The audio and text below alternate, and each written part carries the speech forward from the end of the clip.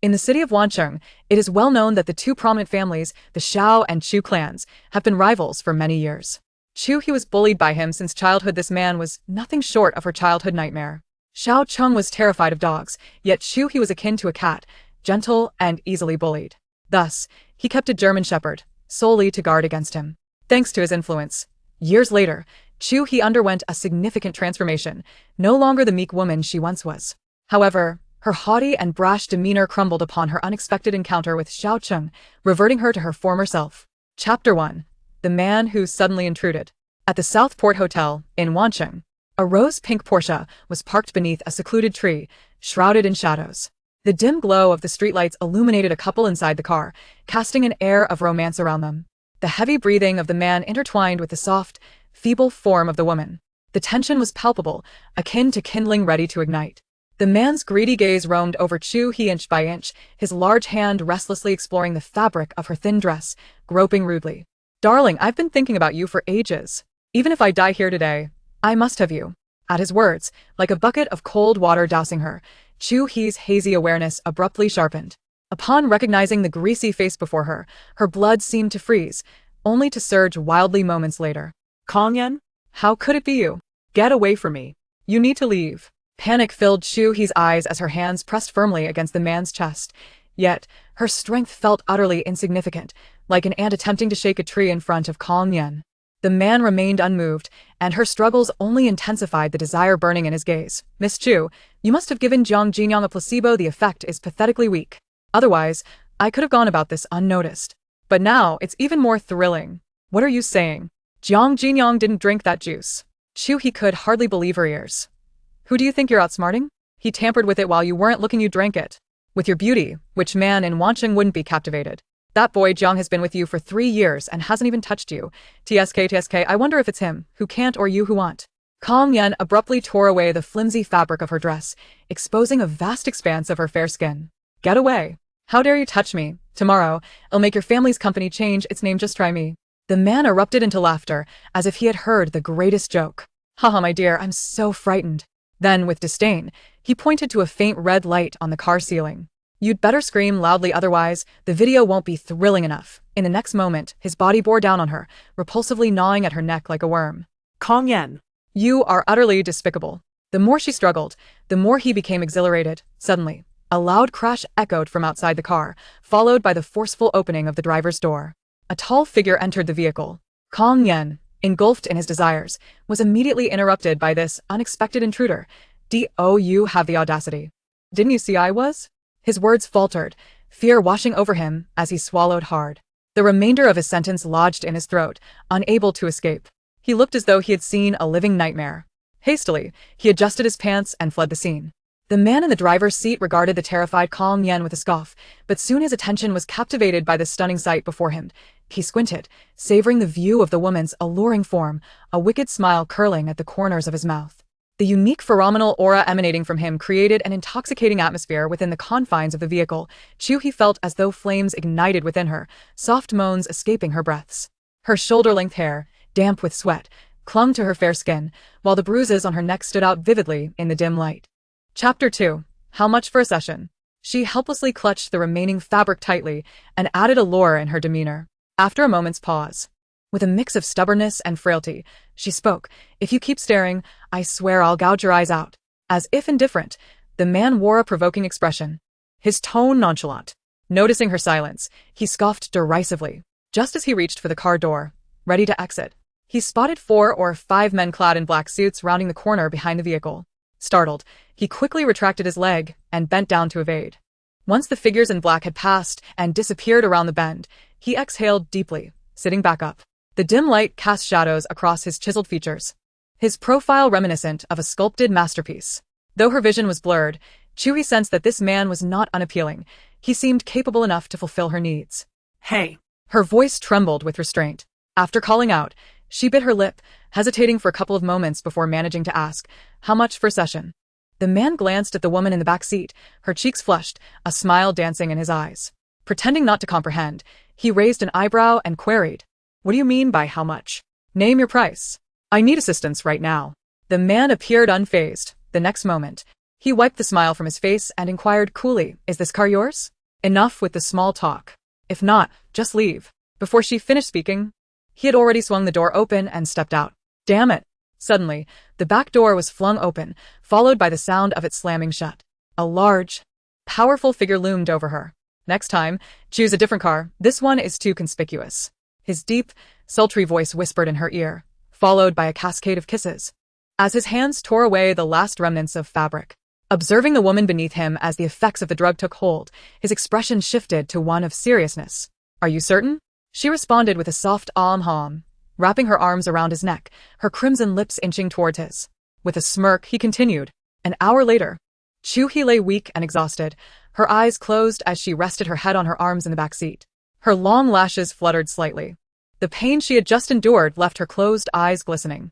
Her small hand fumbled in the crevice of the car door, retrieving her phone. She tossed it to the man beside her, her voice languid as she said, "I didn't bring cash. You can transfer whatever you need." He chuckled softly, seemingly surprised that this was her first experience. "It seems you're quite pleased. I won't be too formal then." He took her thrown phone and deftly pressed a few keys. Shortly thereafter, the ringtone shattered the silence in the car. Chu He struggled to prop herself up. "What are you doing?" "Just leaving a number for future convenience." He produced his own phone, hung up, and casually tossed her phone back. As he lazily adjusted his belt, his deep-set eyes fixated on the woman, unclothed before him, a mischievous smile playing on his lips as he slowly lifted his arm to remove the miniature camera from the ceiling of the car. Startled, Chu He reached out to snatch the item, only to be deftly evaded by the man, who then found her tumbling directly into his embrace. "What? Were you not satisfied just now?" He wore a look of irreverent amusement, unable to resist teasing the woman who was flailing in a frenzy. However, upon uttering these words, he noticed a glimmer of mist rising in her eyes.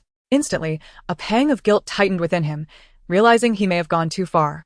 After all, this woman had just experienced intimacy with a stranger for the first time. It was only natural for her to feel unsettled. As a man, he ought to exhibit a degree of magnanimity. Chapter 3. What atrocious attire are you wearing? He cleared his throat, adopting a serious demeanor as he fiddled with the miniature camera in his hands. "I shall keep this for you," he declared. "Feel free to call me whenever you wish." His words carried a double entendre, one that Chu He was not oblivious to. Regret washed over her as she contemplated how she had entangled herself in this predicament. "If you dare take that, I will report you. Of course, you may report me for rape. But this video serves as evidence of mutual consent." "You were clinging to me just moments ago," he retorted. "The police have far too much on their plates to concern themselves with your nocturnal escapades. Rascal, scoundrel." Chu He grit her teeth, her delicate features contorting into a knot of frustration. Internally, she had berated this insufferable, twisted tongue 1,000 times over. He mockingly waved the miniature camera, then opened the car door and stepped out. Just as he was about to depart, he seemed to recall something, pausing to remove his khaki jacket and toss it over to Chu He. "Put it on. Rest up before you drive." In the next moment, he slammed the car door, vanishing into the night. As the blush-pink Porsche rolled through the gates of the villa, it barely came to a halt before the housekeeper, Wancheng, hurried over, her face etched with concern. Furrowing her brow, Chu He glanced down at the jacket draped over her, feeling somewhat uneasy. Lowering the car window, she inquired, "Wancheng, what is it?" "Miss, your father and mother are waiting for you in the living room," Wancheng replied. Chu He glanced at the car's display screen, noting that it was already 4 in the morning. Sighing, she asked, "And my brother?" A pang of jealousy surged within her. Her elder brother, who also roamed the night, seemed to enjoy a vastly different treatment. Observing the worry in Wancheng's eyes, Chu He softly reassured her, "It's all right. I'll freshen up and join them shortly." Wancheng understood that despite Chu He's melancholy, she would never unleash her frustrations upon the servants. Though she had served in this household for over 20 years, she remained merely a servant, powerless to alleviate the young lady's distress over the impending marriage. With a sigh, Wancheng departed. Chu He opened the car's vanity mirror, catching sight of the purplish bruises adorning her neck. To her surprise, she felt a twinge of gratitude towards the man for leaving her an article of clothing. She adjusted the oversized jacket, freeing her hair from its confines, then zipped it up to her chin. Fortunately, the men's clothing was generously sized, adequately covering her thighs. Once composed, she summoned all her strength to swing the car door open and slam it shut. Each step brought a jolt of pain to her legs. She gritted her teeth, enduring the aches throughout her body as she navigated the high heels toward the villa's living room. In the grand villa, the opulent crystal chandelier illuminated the spacious interior as brightly as day. The sharp sound of high heels echoed, causing a middle-aged couple, anxiously perched on the sofa, to glance sideways. In the next moment, their expressions morphed into astonishment and disbelief, frozen upon their faces. Chu He feigned composure, casting a glance down at herself. The oversized men's jacket, combined with her lower half obscured and complemented by a pair of exquisite red high heels, indeed presented an incongruous sight. Fortunately, her parents were oblivious to the unsightly marks adorning her, or they would surely erupt with outrage. After a pause, a stern voice resonated throughout the vast living room. "What on earth are you wearing?" Chapter 4. Do not cause any trouble. Chu Yuanbai, upon seeing his daughter clad in a man's attire, was nearly driven to the brink of apoplexy. Beside him, Liang Qiu, adorned in a sumptuous purple satin nightgown, had lost her usual grace and poise. She leapt from the sofa, her face a mask of disbelief as she gazed at her daughter. "Xiao He, as a young lady, you must exercise some discretion while out in the world." With that, she hurriedly picked up the custom cashmere blanket that had been draped over her lap and rushed forward to wrap it around Chu He's exposed fair thigh. She muttered anxiously, "Where have you been? Why are you dressed in a man's clothing? Luckily, it's not yet dawn. Otherwise, the media would have a field day with this." "Enough. Isn't it all your fault for indulging her? Always gallivanting about recklessly. I want to question how you've behaved before tonight, but from this moment, you are forbidden to leave this house until the wedding with the second son of the Xiao family is concluded. If you continue this waywardness, I shall cut off your card and confine you at home." Chu Yuanbai's words were resolute, indicating that there would be no leniency regarding the impending marriage. "Understood," Chu He replied, offering no retort, merely uttering these 3 words, leaving the couple in the living room somewhat taken aback. Chu Yuanbai awaited her to elaborate, but he was utterly unprepared for her compliance, as she agreed without protest. The scathing words he had prepared were lodged in his throat. Even Liang Qiu was at a loss.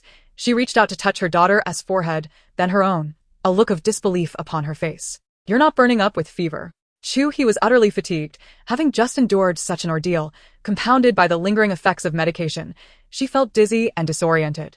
"Mom and Dad, I am so tired. I wish to go upstairs and sleep." Seeing her daughter's exhausted visage, Liang Qiu exchanged a knowing glance with her husband. She gently nudged Chu He and spoke tenderly, "Go on, hurry upstairs and take a shower. You needn't rise early tomorrow. I will have someone bring meals to your room." Noticing that Chu He remained stationary, Chu Yuanbai cleared his throat, softening his tone as he encouraged, "Go on, go." Having received her parents' permission, Chu He promptly ascended the stairs in her high heels with alacrity. The elderly couple could scarcely believe their eyes. Was this truly their headstrong and rebellious daughter? Just that morning, she had declared vehemently that she would never marry into the Xiao family, and now, merely a day later, she seemed transformed. Chu Yuanbai felt a pang of unease as he observed his daughter's previously obedient demeanor. He stretched his neck and shouted up the stairs, "Remember what you just said. Be good these days and refrain from causing any trouble." Glancing back to ensure no one was present, he immediately deflated. Leaning against the wall like a deflated balloon, Chu He gazed at her reflection in the mirror. Her shoulder-length hair, dark and disheveled from perspiration, was entangled and appeared quite chaotic. Beneath her coat, she was nearly bare, and although the marks on her body were completely concealed by the men's jacket, it was evident that she was in a disheveled state. If it weren't the early hours of the morning, her current appearance would likely lead the police to suspect her of driving under the influence or being on drugs. After a refreshing shower, Chu He collapsed onto her soft bed, feeling as if her entire body's aches had considerably subsided. Suddenly, as if struck by a thought, she propped herself up and scanned the room, her gaze landing on the khaki-colored men's jacket she had carelessly discarded at the bathroom door. She couldn't help but feel a sense of relief that the man from earlier had treated her with a semblance of gentleness. Chapter 5. An unquenchable desire, however. The video of her still resided in that man's possession, and she was utterly ignorant of his name or occupation. While the alliance with the Xiao family was of secondary importance, her reputation was paramount. If the contents were to be leaked, death would seem a preferable option. Taking out her phone, she scrolled through her contacts until she found the unfamiliar number lacking any notes, and without a moment's hesitation, she dialed it. Yet, the call went unanswered. With each tone of the busy signal, her heart raced faster, until it finally transitioned to a series of beeps. In a fit of frustration, Chu He raked her fingers through her hair, and just as she was about to hurl the phone away, the ring echoed. It was indeed that same mysterious number. She hastily pressed the answer button, unable to contain her anger as she spat, "You bastard! Give me back the video." As soon as she uttered those words, she began calculating how she would negotiate the price with him. Yet, half a minute passed with no response. The silence, so profound that it felt as if she could only hear the man's heartbeat on the other end. Then, the sound of a yawn broke the stillness, followed by the man's languid, raspy voice.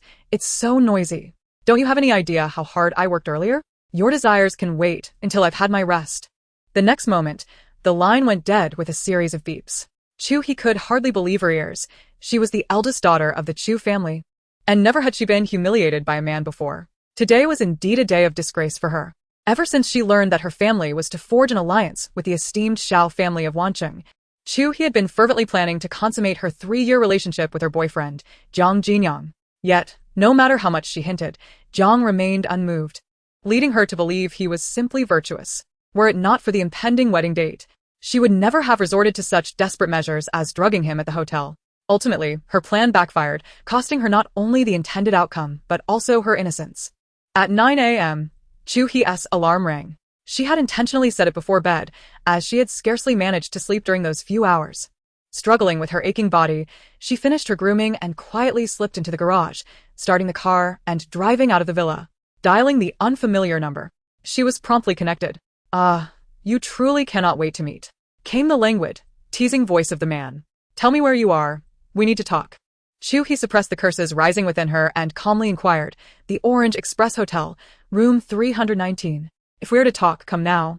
If you're late, I cannot guarantee I'll still be here." After hanging up, she swiftly turned the car around and headed towards the hotel where the man awaited. Inside the hotel room, Xiao Cheng had just finished a shower, wrapped in a pristine white towel. Rubbing his disheveled hair with one hand, he surveyed the modest room, internally cursing the shabby establishment. The bed was so hard it nearly broke his back. Out of the corner of his eye, he caught sight of the phone on the bed, pondering that the woman should be arriving soon, a smirk involuntarily forming on his lips.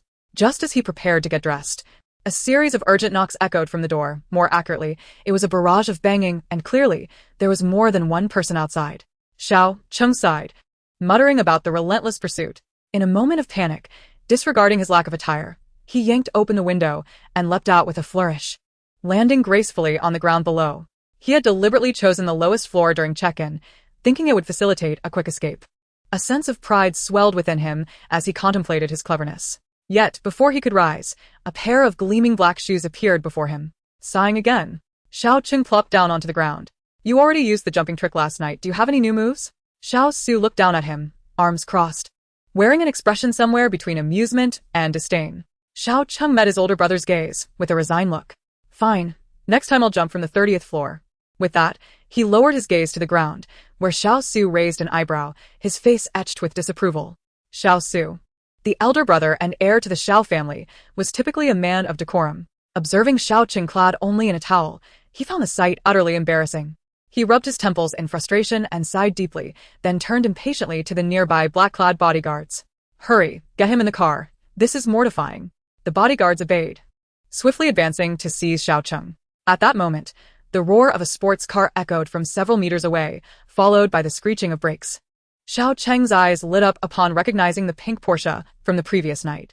With remarkable agility, he evaded the grasp of the bodyguards, leaping over the greenery-esque railing and sprinting towards the car, all while clutching the scant towel around him. "Damn it, Xiao Su, you traitor. Just wait," he yelled as he ran. "Has nobody eaten? Hurry up and catch him." Xiao Su shouted at the bodyguards, astonished that his reckless brother, even in slippers, could truly run. Meanwhile, Xiao Cheng, pursued relentlessly by the bodyguards, wore an unmistakable look of exhilaration. Meanwhile, Chu He had just parked her car. As she was about to exit the vehicle, an unexpected white figure abruptly flung open the door, vaulting into the passenger seat beside her. Chu He was momentarily taken aback, her gaze fixed upon the intruder. And in the next instant, her eyes widened in disbelief. A naked man? The man was gasping for breath, his brow slightly furrowed, a smug smile playing on his lips. "Drive." What? Was he demanding her to drive? This was utterly outrageous. Chu He was somewhat stunned. Raising her voice, she shouted, "Where did this pervert come from? Get out of the car. Did you hear me? Get lost." As she spoke, she began to strike him with her handbag. Xiao Cheng, irritated by her flailing, seized her wrist in frustration. "I asked you to drive. Do you want to lose that video?" Chu He froze momentarily. Then it dawned on her that this man was the same one she had spent the night with. Regaining her composure, she swiftly started the car. With the roar of the engine, they sped away. As she glanced in the rearview mirror, she saw the black-clad bodyguards gradually falling behind. Xiao Cheng exhaled in relief, bursting into laughter. After driving a few kilometers, Chu He finally pulled over to a more secluded stretch of road. Noticing the absence of onlookers, she relaxed her guard. Furrowing her brow, she scrutinized the man in the passenger seat with a look of disdain. The dim lighting of the car the previous night had only revealed that he was tall with a commendable profile. Now, in the bright daylight, he was not merely commendable but strikingly handsome. His chiseled features were reminiscent of a sculpture, his eyes as deep as obsidian, his tousled hair and exposed torso, showcasing his muscular chest and abs, were nothing short of breathtaking. Chu He squinted, unconsciously swallowing hard. The sight was so captivating that she found it difficult to maintain eye contact. Attempting to feign calmness, she questioned him sharply. "Who on earth are you? Why are those people pursuing you?" Xiao Cheng lowered his gaze, adjusting the scant covering around his lower body. Upon hearing his response, Chu He rolled her eyes in disbelief, recognizing the absurdity of his excuse, and swiftly moved to the crux of the matter. "What about the video? In the hotel?" "What?" Chu He's eyes widened in shock, nearly exclaiming aloud. He had left something so crucial at the hotel? Did he not realize that in such budget accommodations, guests often inexplicably lost their belongings? This man was utterly infuriating. Xiao Cheng, amused by her agitation, chuckled nonchalantly. "I left it in the room in my haste. What are you worried about? The video doesn't just feature you. Don't worry, if it's embarrassing, I'll share the shame with you. Who wants your company? What's your face worth?" Chu He was nearly seething with rage, lamenting that her precious first time had been with such a rogue. This man, who appeared to be decent-looking, was proving to be a scoundrel. She reached into the back seat, retrieving a woman's jacket and tossing it to him. "Don't turn away. I can't bear to look at you. Put this on, you pervert." However, he firmly grasped the steering wheel, refusing to comply. The smile on Xiao Cheng's face faded, his expression darkening instantly. He reached for Chu He's phone on the central console and deftly dialed a series of numbers. Chu He had never encountered a man treating her with such brazen dominance, and her anger flared. "What do you intend to do?" Chapter 7. The Police Station. Chu He attempted to break free, but his long arms stretched out, wrapping around her neck and pulling her into his embrace. No sooner had he spoken than a sharp pain shot through her shoulder. Xiao Cheng's features contorted, and the car was filled with a howl reminiscent of a slaughtered pig. Freeing herself from his grip, Chu He grasped her bag once more, adopting a defensive stance. "I warn you, if you lay a hand on me, I will call the police," she declared, her finger brushing her lips in defiance. She was taken aback that the woman had indeed bitten him. "You have some audacity," she thought, the words left unspoken as her expression momentarily froze, instinctively tightening her grip on the towel around her body. "What did you just say?" Chu He asked, inching closer to the man. Just moments ago, she had activated the voice recorder on her phone. This time, even if she couldn't accuse him of assault, she would certainly charge him with harassment. With her delicate fingers, Chu He caressed the handsome contours of the man's face, trailing down to his Adam's apple, finally resting on his muscular chest. She feigned sophistication as she toyed with him. However, Xiao Cheng found her attempts clumsy, unaware that this was the extent of her capabilities. In her mind, she muttered, "You perverse fiend, as long as you speak, that will be evidence." The man watched the inexperienced woman before him with keen interest, taunting. "Don't stop. Continue." He appeared to be both accommodating and thoroughly enjoying himself. Chu He was taken aback. How could this lecherous man deviate from the expected script? Wasn't he supposed to say something like, "You smell delightful. This feels wonderful. Your hands are so soft." Xiao Cheng raised an eyebrow, a provocative look in his eyes as he regarded the woman who was so boldly touching him. Chu He was nearly incensed. How could a man be so shameless? Unable to restrain herself, she lifted her hand to slap him, but before her palm could land, he seized her wrist with his powerful grip. Frowning, she cursed under her breath, her other hand reaching for her bag to strike him again. "You are quite fierce, aren't you? I wonder what your boyfriend sees in you. But then again, with a scoundrel like Kong Yen, your fiery temper is certainly sufficient." Chu He felt exasperated. How could that disgusting Kong Yen be her boyfriend? "Let me go. If you don't release me, I will truly call the police," she warned. "Oh, I'm terrified of that," Xiao Cheng replied with a triumphant grin, holding both of her hands firmly, relishing the thought of how she would manage to call for help. "Hey, Siri," she exclaimed in frustration. Just as she spoke, there was a gentle rap on the car window. They turned to see a uniformed police officer. 30 minutes later, at the police station. Inside the office, several on-duty officers whispered among themselves about the man and woman who had just been brought in, occasionally breaking into laughter. "Chu He, at 24, found herself in a police station for the first time, and to make matters worse, she was there with an exhibitionist. Just the thought of it filled her with humiliation. She never anticipated encountering a traffic officer on such a secluded roadside, and ironically, neither of them carried identification. Perched on a bench in the corridor, she was in a state of agitation, consumed by the fear that her video might be leaked by the hotel staff. Chu He slapped her forehead. During her statement earlier, she had elaborated on the events in a rather embellished manner to the police. And now persuading them to release that deranged individual seemed to pose a considerable challenge. Meanwhile, Xiao Cheng found himself handcuffed to a chair in the interrogation room, languidly toying with a cigarette in his hand. "Hey, officer, could I trouble you for a light?"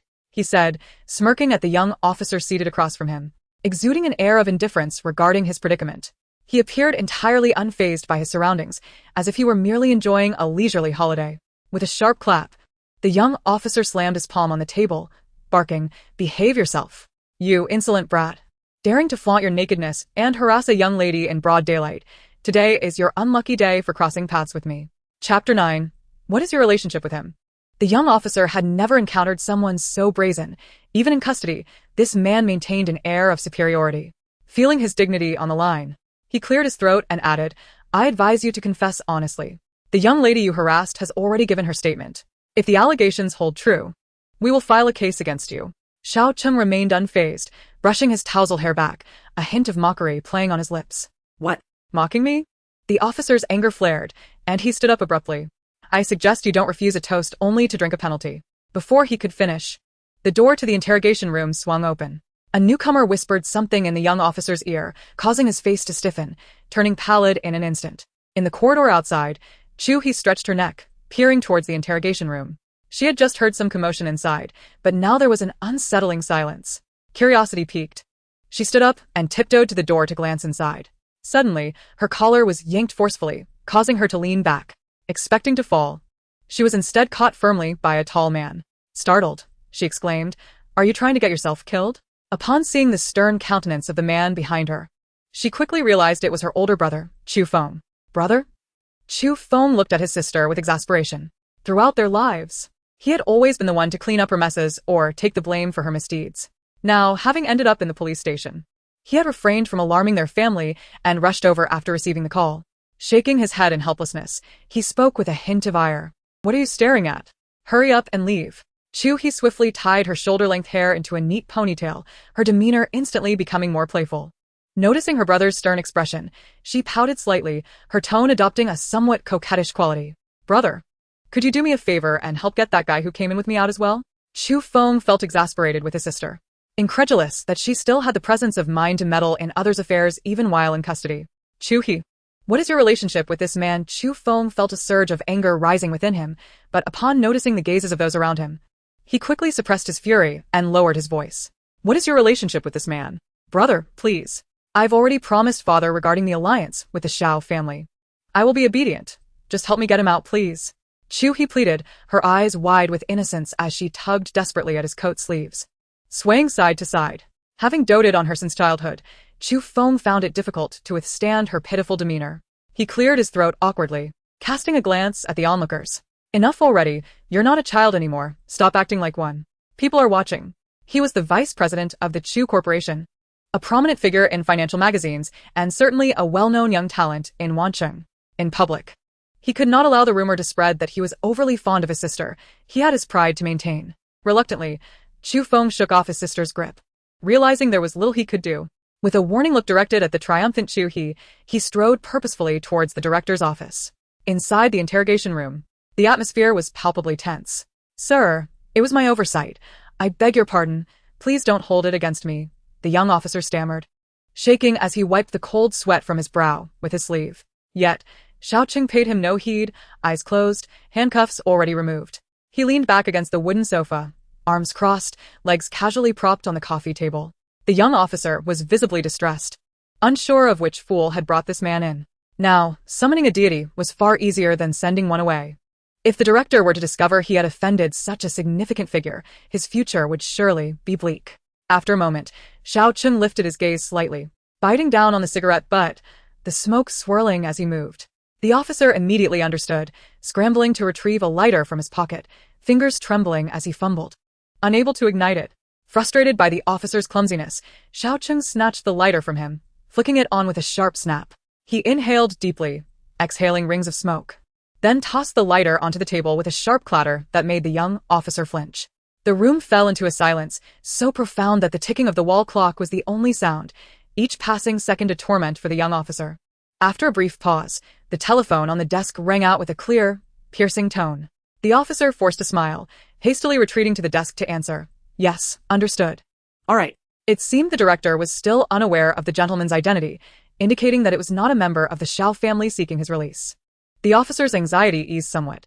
Had he not checked Xiao Cheng's identification number, he would have remained oblivious to the man's esteemed status. As he pondered how to navigate the situation, his peripheral vision caught sight of a woman peering through the window. He quickly stepped outside, clearing his throat as he called to Chu He. Miss, your boyfriend is free to go. Boyfriend? Chu He was momentarily taken aback, but it mattered little. The priority was to hasten his exit. She briskly entered the room, and what caught her eye was the man's casual posture, reclining with his eyes closed and arms crossed. Chu He frowned, expressing her disdain as she urged him to leave and quickly accompany her to collect her belongings. Upon hearing her voice, Xiao Cheng gradually opened his eyes, shifted his position, yet showed no intention of rising, continuing instead to feign sleep. Hey, did you hear that? I told you to go. The man opened his eyes fully, squinting at Chu He, his tone laced with sarcasm. Because of you, I've been subjected to a lengthy interrogation for hours. Do you have any idea how precious my time is? Do you know how much I lose in just 1 hour? Chu He was momentarily taken aback.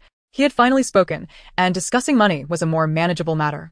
A smile brightened her face as she stepped forward and pulled Xiao Cheng up from the sofa. How much do you earn in an hour? I'll compensate you. She dragged him toward the interrogation room's exit, and upon seeing the pair leave, the young officer finally breathed a sigh of relief. As Chu Feng descended the staircase from the director's office, he was startled to see his sister tugging along a half-clothed man, his eyes widening in disbelief. He hurriedly followed, lowering his voice while running. Chu He, stop right there. But Chu He was too preoccupied with ushering the man into the car to hear her brother calling her from behind. In a flurry, she opened the car door and shoved the man into the passenger seat. Just as she slammed the door shut, Chu Feng seized her arm. Chu He. Who is this man? His face was a mask of anger as he scrutinized the man in the passenger seat. In the next moment, his expression shifted to one of complexity as he recognized Xiao Cheng. After all, both were young masters from the elite circle of one city. And being a few years older, Chu Feng had a better memory than his sister. Xiao Cheng raised his gaze, the smile vanishing the instant he laid eyes on Chu Feng. This was Chu Feng, the young master of the Chu family. And this woman must be the eldest daughter of the Chu family, his fiancée. Moreover, she was the same girl from years ago. Unaware of the tension between the two men, Chu He quickly interjected, Yes, just a friend. I need his help with something, so I must leave. Tentatively releasing Chu Feng's grip, she noticed he did not obstruct her further and hurried to get into the car. Brother, can I borrow your coat?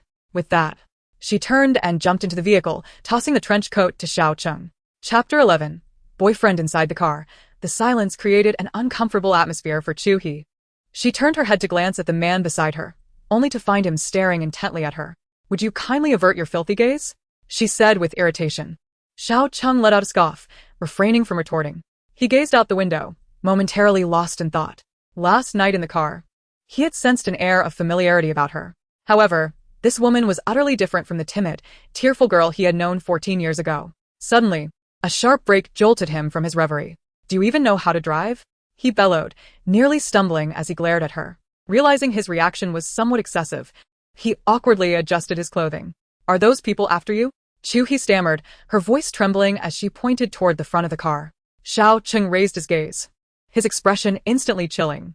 2 black sedans were parked diagonally in front of Chu He's vehicle, clearly having forced her to a halt moments ago. From the foremost black car emerged 4 or 5 men clad in dark suits, an attire suggestive of either gangsters or bodyguards. As these men approached their car, Chu He instinctively tightened her grip on Xiao Cheng's arm. The scene bore an uncanny resemblance to a traumatic incident from her childhood. Xiao Cheng's eyes remained fixed on the men outside, yet sensing Chu He's anxiety, he gently patted her hand. Stay in the car, he said with a light chuckle, simultaneously opening the door and stepping out with long strides. Hey. Chu He reached out, but her hand grasped nothing but air. Worry etched across her face as she watched the man who had exited the vehicle. The man's expression was grave as he exchanged words with the approaching men, who then entered their car and drove away. Chu He's countenance stiffened. Those words were eerily familiar. She had indeed experienced a kidnapping. And had it not been for her brother's timely rescue, she might have perished. That brother had uttered the same phrase. Her expression grew somber as she started the car and continued towards the hotel. All you do is talk nonsense. Don't you have a shred of paternal authority? Liang Qiu shot a glance at Chu Yuanbai, showing him no courtesy, before returning her attention to the fashion magazine in her hands, ignoring him entirely. And you? It's your indulgence that has emboldened him, she added, although the only disputes arose regarding matters concerning Chu He. As Chu Feng entered the living room, he was met with the sound of his parents arguing. Feeling somewhat guilty, he attempted to diminish his presence, calling out Mom, Dad, before preparing to ascend the stairs. Behind him, Chu Yuan's deep voice resonated. Wait a moment. Where were you last night? I called for you to look for your sister, and you didn't answer. You're both going to drive me to madness. With that, Liang Qiu glanced at Chu Feng, signaling him to head upstairs. Chu Feng, concerned for his parents, felt a pang of sympathy and stepped forward to assist Liang Qiu into a seat on the sofa. Though hesitating, he finally said, Mom, Dad, please don't worry. Is Xiao He with your future son-in-law? Chapter 12. The marriage alliance is with the second son of the Xiao family. Both Chu Yuanbai and Liang Qiu spoke almost simultaneously. What? Their faces reflected shock, as if struck by thunder, their expressions frozen for several seconds. After exchanging glances, Chu Yuanbai, fearing he had misheard, inquired, Is it the one from the Xiao family's marriage alliance? Chu Feng confirmed, Indeed, it is the second son of the Xiao family. This girl has always been disobedient. I fear she might cause trouble before her engagement. However, upon hearing his son's words, Chu Yuanbai let out a long sigh of relief. His anxious heart finally at ease. He settled into the sofa, reached out to pat his wife's hand, and his tone softened considerably. Ah, dear. Let us not concern ourselves with how they came to know each other. As long as Xiao He gets along well with him, we can rest easy. With that, he turned back to Chu Feng, his smile vanishing as he sternly inquired, What were you up to yesterday? Don't tell me it was work. You may deceive your mother, but you cannot fool me. Your sister is about to get engaged, and you are not exactly a child anymore. It is high time you found yourself a girlfriend. As the conversation shifted back to himself, Chu Feng rubbed his forehead and offered a resigned smile to his mother. Father, why must Xiao He marry that scoundrel Xiao Cheng when the eldest of the Xiao family, Xiao Su, is still unmarried? Chu Feng inquired, Purple. He truly could not comprehend it. Xiao Su was the rightful heir of the Xiao family, whereas Xiao Cheng was nothing more than a debauched playboy, notorious for his reckless behavior. 14 years ago, when Xiao Cheng was merely 12, he was already implicated in 3 deaths. Since then, he had lived abroad. Yet, he remained an enigmatic figure within the elite circles of Wancheng. Chu Yuanbai sighed deeply. The Xiao family was vast and affluent, leading to intense internal strife and conflict. Your sister is innocent and straightforward. Should she marry Xiao Su, she would undoubtedly become entangled in the power struggles of the Xiao family. If she chooses the second son, at least she can live a life of peace, without worry. Regardless of her choice, it would be beneficial for our Chu family. Chu Feng's gaze turned contemplative, however. This Xiao Cheng did not seem as simple as he appeared. His parents acted out of concern for his sister, so he refrained from further discussion. In room 319 of the Orange Budget Hotel, the retro decor suggested it had not been renovated in quite some time. Is this even worthy of being called a hotel? Chu He murmured, pinching her nose against the musty odor as she glanced around, grimacing. Typically, it was couples without means who sought refuge in such places. With that thought, she rose from the white bed, brushing off her dress in disdain. Hey, are you done in there? Hurry up, she called impatiently toward the bathroom. Before her words had fully dissipated, the bathroom door swung open, and a man peeked out. Hey, pass me my clothes, including my underwear. Reluctantly, Chu He retrieved the pants from the rack by the door and, as if they were tainted with germs, pinched the deep blue pair of men's underwear with 2 fingers before tossing them to him, shooting him a scornful glare. Shortly thereafter, the bathroom door opened again, releasing a cloud of white mist that framed the man's tall, muscular physique beautifully. Xiao Cheng emerged clad only in pants, his upper body bare. With broad shoulders and a narrow waist, he epitomized the perfect V-shape, his chest and abdominal muscles distinctly defined and well-proportioned. This was undeniably tantalizing. Chapter 13. Come with me to tear apart the scum. Chu He found herself momentarily entranced, swallowing hard. The man flashed a devilish smile, halting his motion of drying his hair. You've been staring all day. Haven't you had enough? You really are insatiable, he teased, tossing a towel over her face. Suppressing her urge to curse, Chu He took a deep breath and yanked the towel from her face, flinging it onto the bed. Xiao Cheng approached the bedside, retrieving the miniature camera from beneath the pillow from the previous night and tossed it to Chu He. Oh, was it really that bad? Weren't you the one shouting quite loudly last night? Xiao Cheng stood with one hand in his pocket, the other mockingly pretending to clean his ears. How infuriating! Chu He thought, striding forward to grab a pillow from the bed and hurl it at the man whose face was adorned with a mischievous grin. All right. Didn't they mention at the police station that they would compensate me for my losses? How much are they planning to offer? Now that the video is in hand, it's time to confront Jiang Jinyang. Taking on a scoundrel alone may lead to unfavorable consequences. This man is not unattractive, and his physique surpasses that of Jiang Jinyang. Bringing him along could certainly provoke that fellow. With this thought, Chu He spoke. Consider the money settled. I've purchased your time for tonight. In a moment, you shall assist me in resolving a matter. Once this task is completed, we shall settle the bill together. Upon finishing her words, she noticed that the man had already donned a shirt. Hey, I still don't know your name? Xiao Cheng paused momentarily while putting on his shoes. A fleeting shadow of melancholy flickering across his downcast eyes. A Cheng. After leaving the hotel, Chu He made a few calls to friends and subsequently posted a missing person announcement in several groups. As anticipated, it proved effective. Her phone swiftly buzzed with several new messages. Jiang Jinyang is in box 304 at the Twilight Bar. Young Master Jiang is at Twilight with friends. Head to Twilight. Young Master Jiang is over there. Turning off the screen, Chu He observed Xiao Cheng leaning against the car, engrossed in his phone. She couldn't help but click her tongue in admiration. Though his exterior was appealing, his words were sharp. However, if his sharp tongue could aid her in dealing with the scoundrel, bringing her solace, she was willing to endure a little annoyance. Xiao Cheng caught a glimpse of Chu He emerging from the mall, and a look of astonishment crossed his eyes. This woman truly had exquisite taste in attire. She appeared to have just styled her hair, with shoulder-length curls that added a playful touch to her already fair complexion. A light makeup enhanced her fresh and charming appearance. The color of her lips was no longer the alluring hue from the previous night. Instead, it resembled a juicy peach, inviting and delectable. The dress she wore was newly acquired, a red strapless gown that accentuated her perfect curves, making it difficult to look away. She was indeed stunning, a stark contrast to her seductive appearance the night before. As she approached him, her high heels clicked confidently against the pavement, radiating an air of poise and authority. She tossed a few shopping bags in Xiao Cheng's direction. In a bit, find a place to change and join me in confronting the scoundrel. Refine that sharp tongue of yours. If the confrontation turns out satisfying, the payment is yours to determine. But if it goes awry, I shall not pay a single cent. Xiao Cheng raised an eyebrow, a playful expression gracing his features as he peered at her. He glanced at the price tags from the bags, chuckling softly. 98,000, 126,000. You really don't hold back on spending. You wouldn't understand. This is battle attire. You drive. With that, she tossed the car keys towards him and headed straight for the passenger seat. Chapter 14. A satisfying slap. Twilight Bar.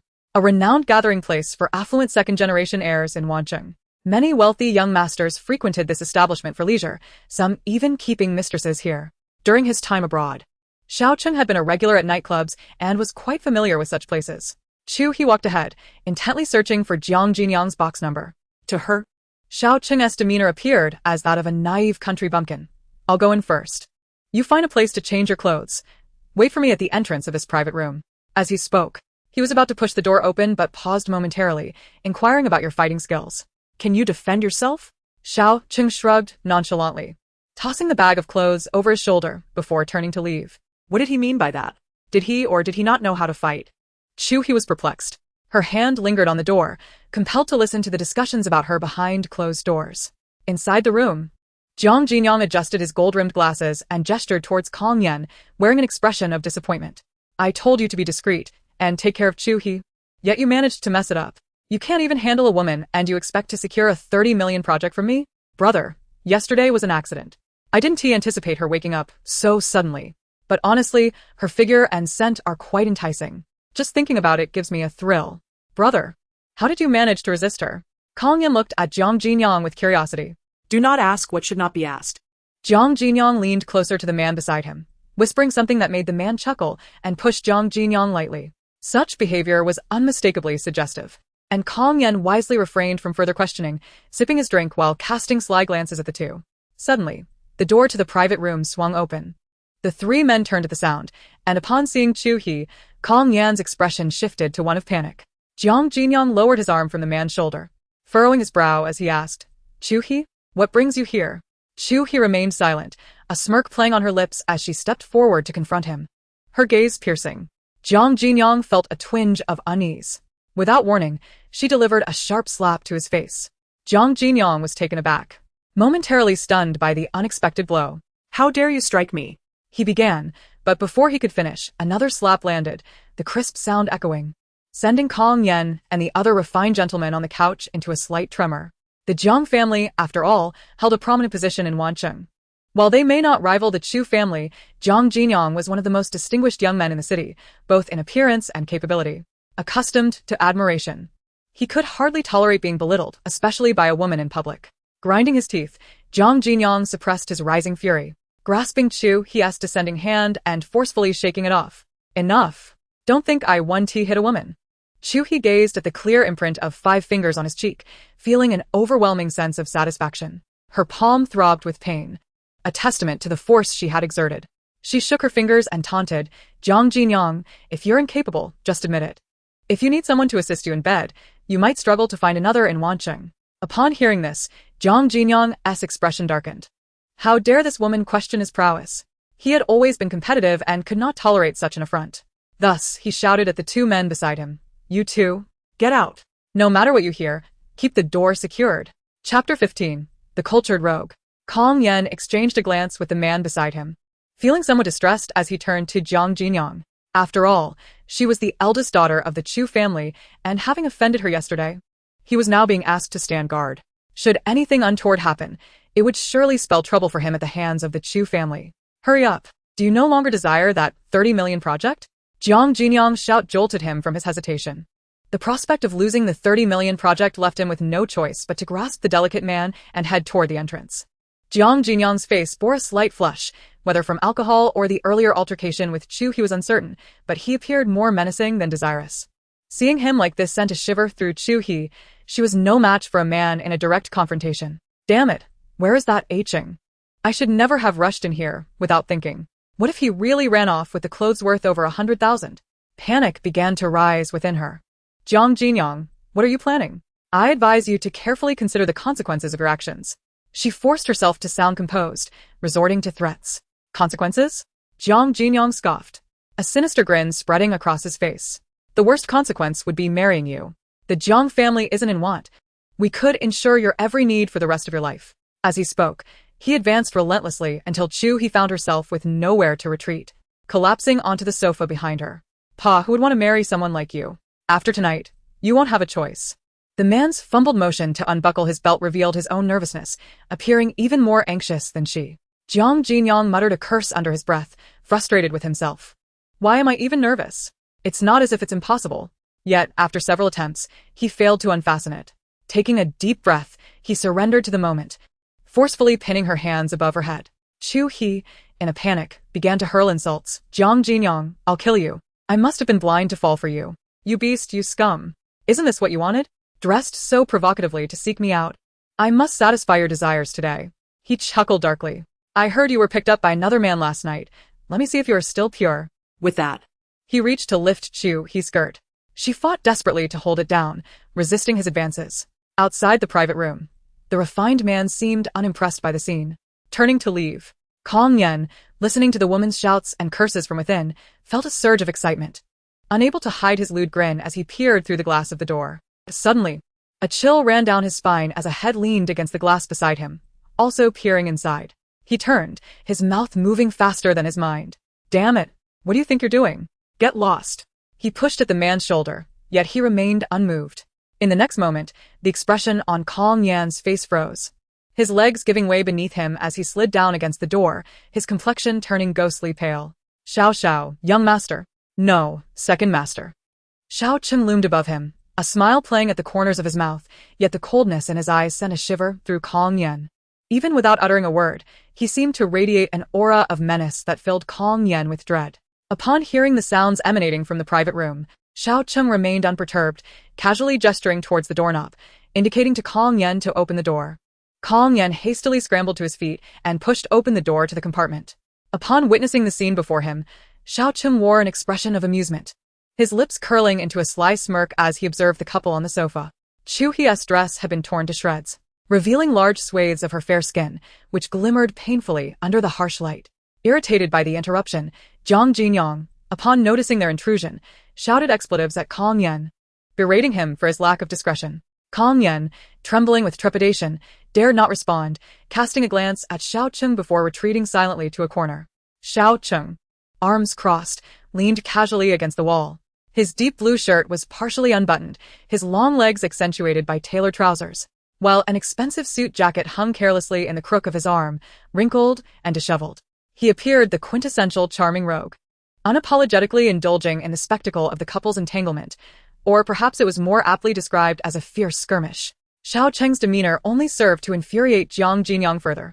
Rising from his position atop Chu He, he pointed an accusatory finger at Xiao Cheng, bellowing insults, demanding to know who he was and insisting that he vacate the premises.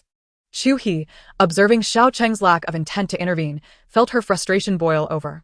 Adding to her agitation, having just endured a tumultuous struggle, her throat was hoarse. "Could you stop staring? What are you even doing here?" She clumsily sprang from the sofa, unable to contain her outburst. Having been forced to consume copious amounts of alcohol by Jiang Jinyang, her head spun, and her stomach burned uncomfortably. Xiao Cheng narrowed his eyes, scrutinizing the disheveled state of the woman before him, finding amusement rather than concern in her condition. Aside from her tattered clothing, it appeared she had suffered no significant harm, merely a few unwelcome advances from the man. Turning his gaze to Jiang Jinyang, he noted the evident fingerprints on his face and several glaring crimson scratches, seeping with blood. Raising an eyebrow, he let out a soft click of his tongue, his smile fading. Stepping closer, he seized Jiang Jinyang's finger, which was pointed threateningly at him, and without hesitation, he grabbed a bottle from the table and brought it crashing down onto Jiang Jinyang's head. Blood began to trickle down Jiang Jinyang's face as he collapsed to the floor. Unmoving, Kong Yen, witnessing this scene, trembled in fear and attempted to flee, only to be halted by Xiao Cheng's voice laced with mockery. "Wait, take this fellow with you." All right, we're leaving right now." His eyes betrayed his mounting terror. As for Kong Yen, Xiao Cheng held a deep-seated disdain for him. Born into affluence and sent to elite schools by his parents, he had ingratiated himself with wealthy heirs, engaging in numerous unscrupulous acts to aid them in their pursuits of women. The reason Kong Yen feared him so profoundly stemmed from past experiences. Years ago, after assisting a wealthy young man in the assault of a girl, he had suffered a brutal beating from Xiao Cheng, spending months in the hospital, nearly incapacitated. Consequently, even after years abroad, Xiao Cheng's appearance might have changed, but Kong Yen would still recognize him without fail. As Chu He observed Kong Yen carrying Jiang Jinyang out of the private room, she found herself momentarily speechless. It must be said that Jiang Jinyang had not truly gained any advantage, whether it was due to his restraint or his inability. He had not engaged in the typical actions expected of a man. Their encounter had merely devolved into a struggle. Surely, he couldn't have met a dire fate? Would there be a tragic outcome? Anxiety gnawed at Chu He, causing her words to stumble. In contrast, Xiao Cheng appeared remarkably composed, tauntingly remarking, "What's this? Feeling sympathy? My apologies for intervening too soon. Had I known, I would have let you two indulge longer." Seated on the sofa, Chu He glared at Xiao Cheng. Their gazes locked in a tense standoff. The perpetual smirk on his face ignited her anger. That suit he wore was a needless indulgence. Unable to contain herself, she impulsively pinched his arm with considerable force. Ouch. "You truly are ungrateful," he nearly shouted, rubbing the spot she had grasped. Chu He adjusted her somewhat tattered dress, feeling self-conscious. She couldn't possibly leave like this, as remaining here might lead to further unsavory intentions from this man. Just then, Xiao Cheng tossed his suit jacket onto the sofa. Seeing this, Chu He moved to retrieve it, thinking, well, at least you have a conscience. However, as her fingers brushed the fabric, he pressed his knee against her hand, kneeling beside her and effortlessly pushing her back onto the sofa. Chapter 17. Once used. I shall deny all responsibility. Fury surged within Chu He. Before she could utter a curse, his icy lips silenced her. Damn it. He was attempting to take advantage of her again. She struggled fiercely, striking at him, but her efforts were in vain, as her hands were firmly confined above her head. She had experienced his prowess before, and it was evident that he was far superior to Jiang Jinyang, who was all show and no substance. Dodging his descending lips, she hastily warned, "If you continue like this, I won't pay you." Upon hearing her words, he paused, amusement flickering in his gaze as he regarded the flustered woman beneath him. "This service is complimentary," he declared softly, his warm breath brushing against her cheek, sending shivers coursing through her body. Just as he was about to proceed, the door to the private room swung open. It was those several men in black suits. They were taken aback by the scene before them, exchanging bewildered glances, unsure of how to react. Upon noticing their entrance, Xiao Cheng swiftly seized the jacket and draped it over her. He turned to face the intruders, a chilling menace radiating from him. Get out! He bellowed, causing the men at the door to flinch, hastily retreating and closing the door behind them. What a buzzkill. Being interrupted at such a pivotal moment was indeed a most unwelcome experience. A tinge of sympathy for Jiang Jinyang and Kong Yen crept into his thoughts. Chu He, startled by his furious shout, instinctively shrank deeper into Xiao Cheng's embrace, frozen in place, fearful of exposing her disheveled appearance. Xiao Cheng sighed, glancing down at the woman nestled in his arms, too timid to move, and couldn't he help but chuckle. The earlier excitement gradually faded, and he casually removed the jacket from her shoulders. Only then did she notice the bruises on the woman's body, which could be considered as mutual assault. As he tugged at her, Chu He gasped in surprise. Realizing that those individuals might still be nearby, she lowered her voice and inquired, "Who have you provoked? Why are they pursuing you?"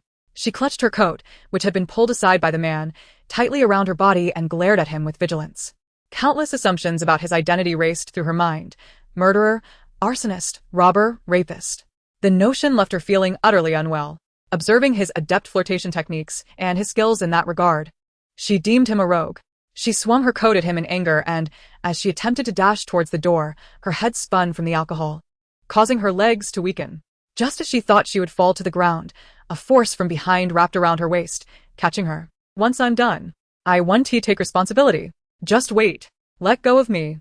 Hey, what do you intend to do?" she shouted, while Xiao Cheng hastily draped his suit jacket over her. He then yanked off his tie and bound her wrists with it. After his swift actions, disregarding her protests, he hoisted her over his shoulder and swaggered out of the private room. "Do you know who I am? Put me down at once. You will regret this." Chu He's struggles were evidently futile, only attracting the attention of passers-by.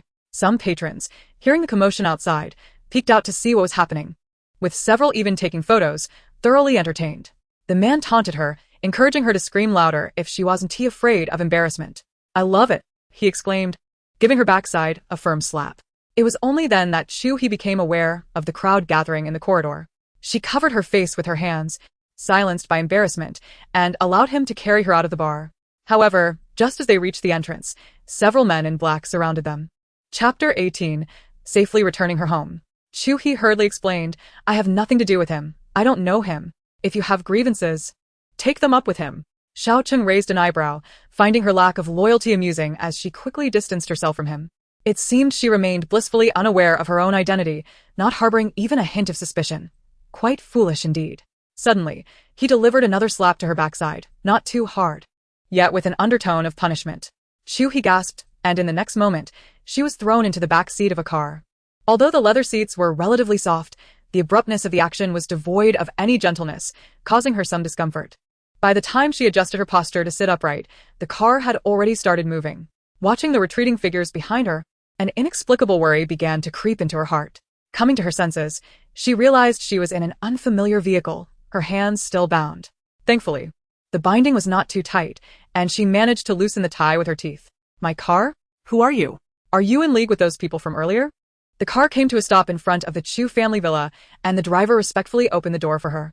Subsequently, she got back into the car, which vanished into the night. Chu He gazed at the receding vehicle, realizing it was a Rolls-Royce Phantom worth nearly 10 million. Confusion enveloped her mind. Upon regaining her senses, she noticed her own disheveled appearance. Glancing down at her suit jacket, she recognized it was yet another garment left for her by that man. A bitter smile crossed her lips as she tugged at the collar. However, the suit's collar was not high enough, and her hair only reached her shoulders. Just as she hesitated on whether to enter, a piercing car horn echoed behind her, followed by headlights approaching. A black Maserati came to a halt beside her. The window slowly descended, revealing Chu Feng with a stern expression, scrutinizing his sister with an odd gaze. He furrowed his brow but refrained from excessive reproach. "Have you spent the entire day with that lad from the police station?" he inquired, yanking at the car door, only to find it locked. Chu Feng was well aware of her little schemes, knowing he would have to cover for her once again. "Not a chance. This time, you'll explain yourself to our parents." With that, he pressed the accelerator, driving straight through the villa's gates. Chu He pouted and, with reluctance, followed the exhaust fumes into the house. Chu Feng entered the living room first, while she tiptoed behind him. Strangely, only a few wall lamps illuminated the spacious area. She scanned the room warily, relieved to find no one present. Clearly, their parents had not been waiting to confront her for sneaking out at night. She caught Chu Feng just as he was about to ascend the stairs and tentatively asked, "Do Mom and Dad know I went out?" Nodding in response, she pressed further. "Did they find out about the police station?" Chu Feng, growing impatient, flicked her forehead with his fingers, retorting, "Do you think I can withstand interrogation like you? Just because I promised to keep it a secret doesn't mean I want to expose you." Rubbing her forehead, she quickly adopted a grateful expression, her small hand extending towards Chu Feng with a thumbs up. He chuckled softly, shaking his head as he headed upstairs. Chu He hurriedly followed, and as they passed their parents' room, she decided to remove her high heels, holding them in her hand. Stealthily, like a thief, she tread lightly, fearful of disturbing anyone inside. Crouching low, she had just reached the doorway when the master bedroom door suddenly swung open. Chapter 19. Return to Lan Yuan. Chu Yuanbai yawned, as if just awakening from slumber. Upon seeing Chu He in her peculiar attire, he paused in surprise. After scanning her from head to toe, his eyes narrowed, landing on the men's suit jacket she wore. The fabric and craftsmanship of the jacket suggested a high cost, certainly in the realm of several $100,000. Having worn suits for decades, he could tell at a glance. A sense of satisfaction swelled within him, realizing she had indeed been out with that boy from the Xiao family. However, the next moment his expression darkened. Oh. "It won't happen again," Chu He replied, though inwardly she mused. "Dad, what are you trying to say?" Chu Yuanbai was momentarily stunned. "What? That's not what I meant." He intended to convey his approval of her spending the night with the young man from the Xiao family. "If I could embrace my grandson in advance, wouldn't this marriage be a foregone conclusion?"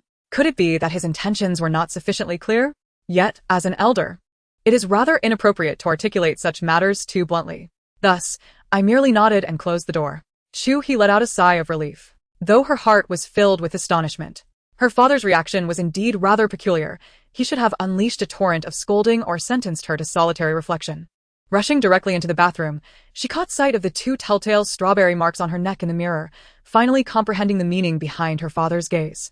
At that moment, she cursed that man's ancestors thoroughly in her mind. Meanwhile, a black Rolls-Royce was approaching the Xiao family estate, lawn garden. Xiao Cheng leaned back comfortably in the rear seat, his lips pressed tightly together, unable to conceal the triumphant gleam in his eyes. The driver, Jilin, stole a few glances at the person in the back seat. Wasn't he the young master averse to arranged marriages? This time, he not only stayed but also willingly revealed his location. Curiosity bubbled within Jilin. Was the young master in high spirits? Had he heard that Miss Chu had become quite beautiful? Indeed, she was lovely. The scrawny, frail little girl of their youth had blossomed into a striking beauty. However, her personality had become rather too bold. He distinctly remembered how timid and shy Chu He had been as a child. Xiao Cheng raised an eyebrow, casting a meaningful glance at Jilin in the rearview mirror, and retorted, "Beautiful, is she?" Having followed Xiao Cheng for many years, Jilin had developed a robust physique. Yet his emotional intelligence left much to be desired. He failed to detect the sarcasm in Xiao Cheng's tone. Embarrassed, he scratched his head, his eyes betraying a shy smile. "Yes, quite lovely indeed." Noticing Jilin lost in his own musings, Xiao Cheng narrowed his eyes and delivered a sharp kick to the back of the driver's seat. "You little rascal, do you wish to lose your job?" Jilin, taken aback by the sudden kick, hurriedly offered a contrite smile. "Young master, please spare me. I was mistaken. She is not beautiful at all. Not in the slightest." Another kick landed on his back, and Xiao Cheng's voice rose in pitch. "Not beautiful? Are you sure?" He raised his hand and gave himself a symbolic slap, cursing his own loose tongue for provoking the young master. Yet, he couldn't help but murmur skeptically, "Not beautiful, huh?" Throughout the ride, Jilin dared not speak further until the car entered lawn garden. His demeanor shifted to one of vigilance. As Xiao Cheng's bodyguard, his duty was to ensure the young master's safety at all times, especially within the Xiao residence. Chapter 20. Welcome home, young master. At the entrance of lawn garden, a line of subordinates clad in black suits stood in orderly fashion, their expressions solemn. As the vehicle drove through the gates, the ranks respectfully followed suit, forming a corridor until the car came to a halt. Once stationary, they stood at attention beside the car doors. Jilin exited and opened the rear door. Xiao Cheng stepped out slowly, his tall frame coming to a halt. With his hands tucked into his pockets, his expression turned somewhat colder. His gaze swept the surroundings like a hawk, and he scoffed, "Such a grand display. Is the old man afraid I might run away?" A sweet, Delicate voice echoed from a distance. A woman, adorned in high heels, approached Xiao Cheng with delicate, measured steps. Furrowing his brow, he inquired, "Who are you?" The girl, slightly disheartened, pouted and responded, "Brother Cheng, it's me, Yue. Don't you remember?" Xiao Cheng lowered his gaze, scrutinizing the girl before him.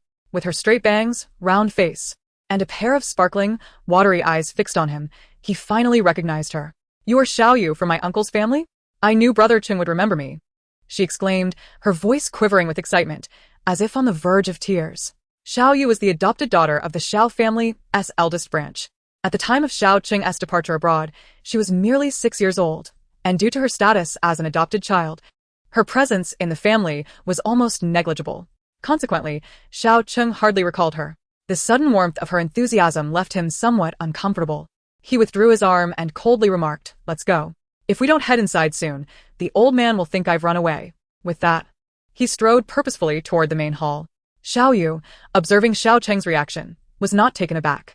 She had long been prepared for his difficult demeanor, having remembered how he had been in their childhood.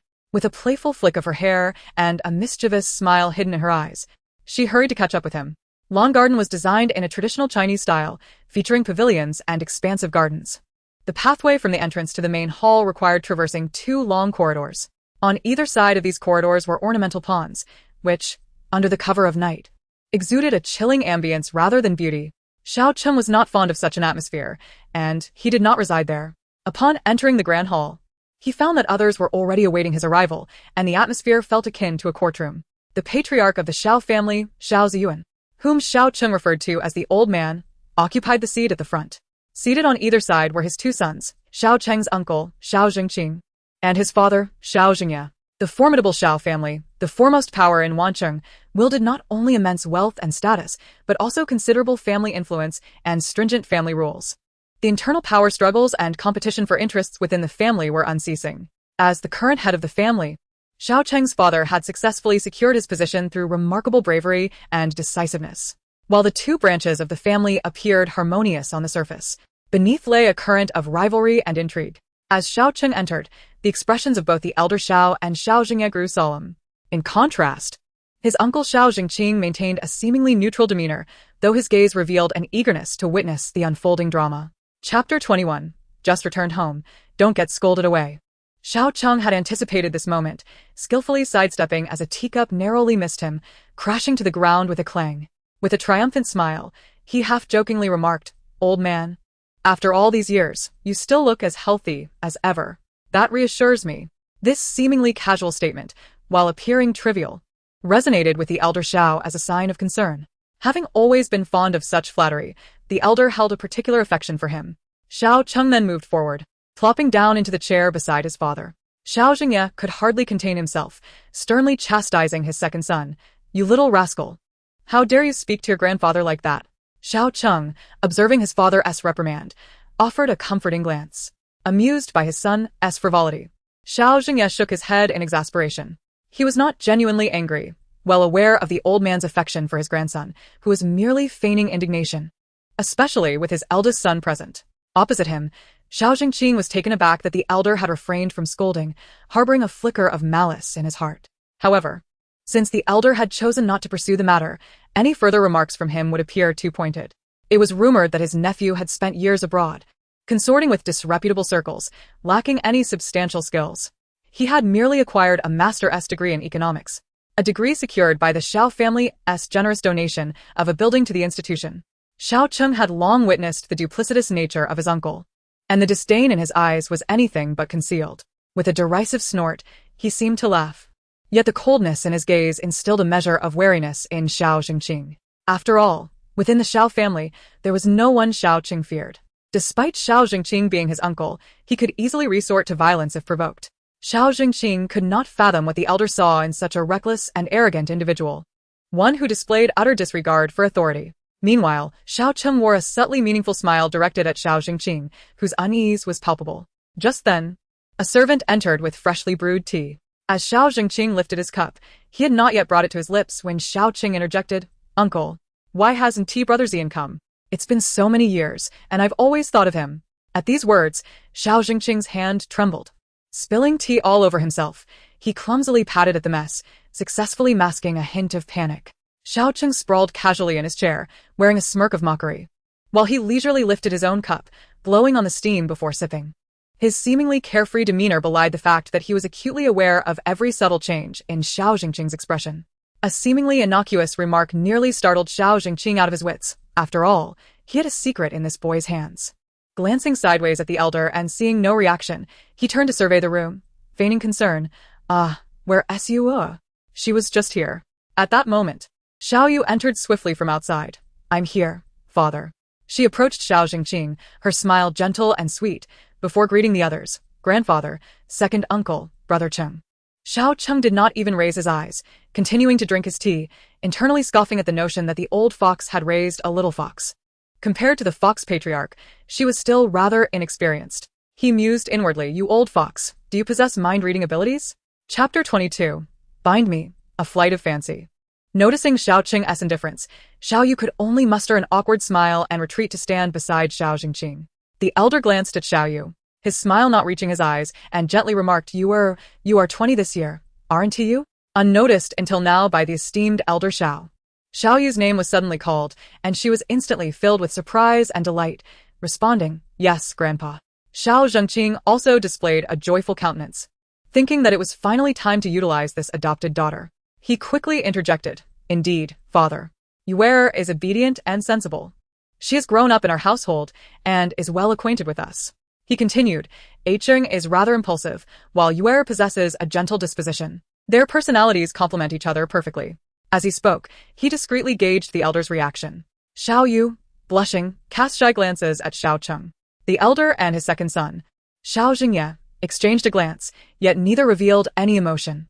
Xiao Cheng, appearing nonchalant, did not rush to speak, casually toying with his cup, as if the matter did not concern him. It seemed that Xiao Jingqing was oblivious to the impending marriage alliance with the Xiao Chu family and naively believed he could bind Xiao Cheng with an adopted daughter, a fanciful notion indeed. Observing a lack of opposition from the others, Xiao Jingqing felt a surge of relief. After the incident 14 years prior, he had lived in trepidation for so long. If he could tether Xiao Cheng to his side, he would have no fear of loose talk. Just as he was about to seize the moment to say something, the elder interrupted, Cheng, what do you mean by this? A simple question was cast upon his grandson.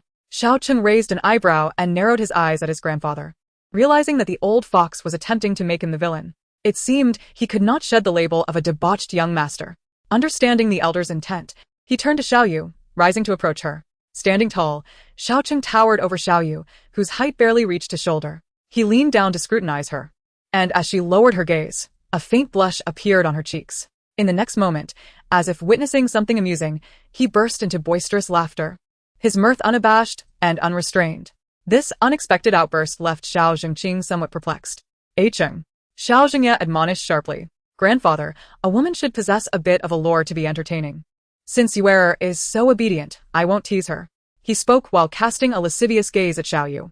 Observing the suppressed anger on his elder brother's face, Xiao Jingye feared that his son's indiscreet remarks might lead to embarrassment for everyone.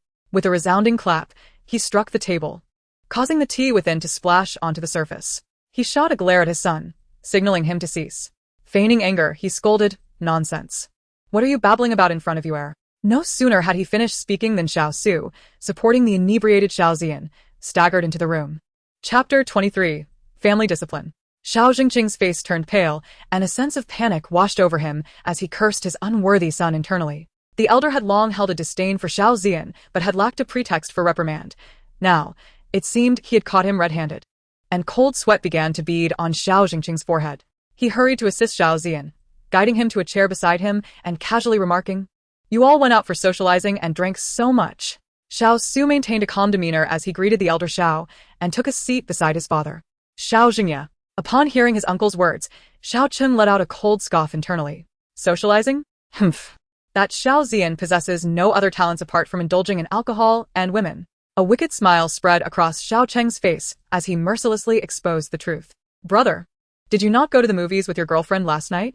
Just then, the deep, resonant voice of the elder Xiao rang out. Today, we shall leave this disappointing fellow here. Tomorrow, when he is sobered up from his drunken stupor, you will personally execute the family rules. Should I discover any favoritism on your part, you shall be punished as well. Xiao Jingqing felt a tremor of apprehension and replied, Understood, father. As the words lingered in the air, the housekeeper, old Shen, presented the elder's walking stick, assisting him to rise. He then pointed the pearwood cane at Xiao Cheng, saying, "You, come with me to the study." A few minutes later, in the study of the main residence of Lanyuan, Xiao Cheng lounged lazily on the wooden sofa, fiddling with his phone while a smile lingered on his lips. There is no room for negotiation regarding the marriage alliance, Xiao Ziyuan asserted firmly. His fingers entwined with prayer beads. Xiao Cheng merely responded with a nonchalant still engrossed in the screen before him. The elder Xiao paused, seemingly taken aback. Upon returning to learn that he was to be wed to a girl from the Chu family, this young man had simply vanished. How was it that he now appeared so readily agreeable? Another perfunctory escaped his lips. "Hey, you rascal." The elder Xiao felt as though Xiao Cheng was toying with him once more and turned to leave in frustration. Xiao Cheng did not lift his gaze. Remaining fixated on his phone, a peculiar smile still playing on his face, the elder Xiao raised his cane and tapped it against Xiao Cheng's leg, attempting to sneak a glance at the screen. Quick as a flash, Xiao Cheng shielded his phone against his chest. "Hey, I say, you old man. Why is your curiosity so insatiable?" Clearing his throat, the elder Xiao warned, "Behave yourself for the next few days. If you continue to act out, the family rules will be enforced." Got it. "I'm leaving now." The engagement banquet disguised as a welcome feast is truly sly. However, you and my father performed admirably today. If my uncle finds out that you two are playing him, he might just explode. Having said this, he was already at the door, leaving the elder Xiao with little time to respond in anger. As the grand wooden door closed, the curses from behind faded into silence. Long fingers pressed the buttons on the phone, capturing a screenshot with a satisfying click.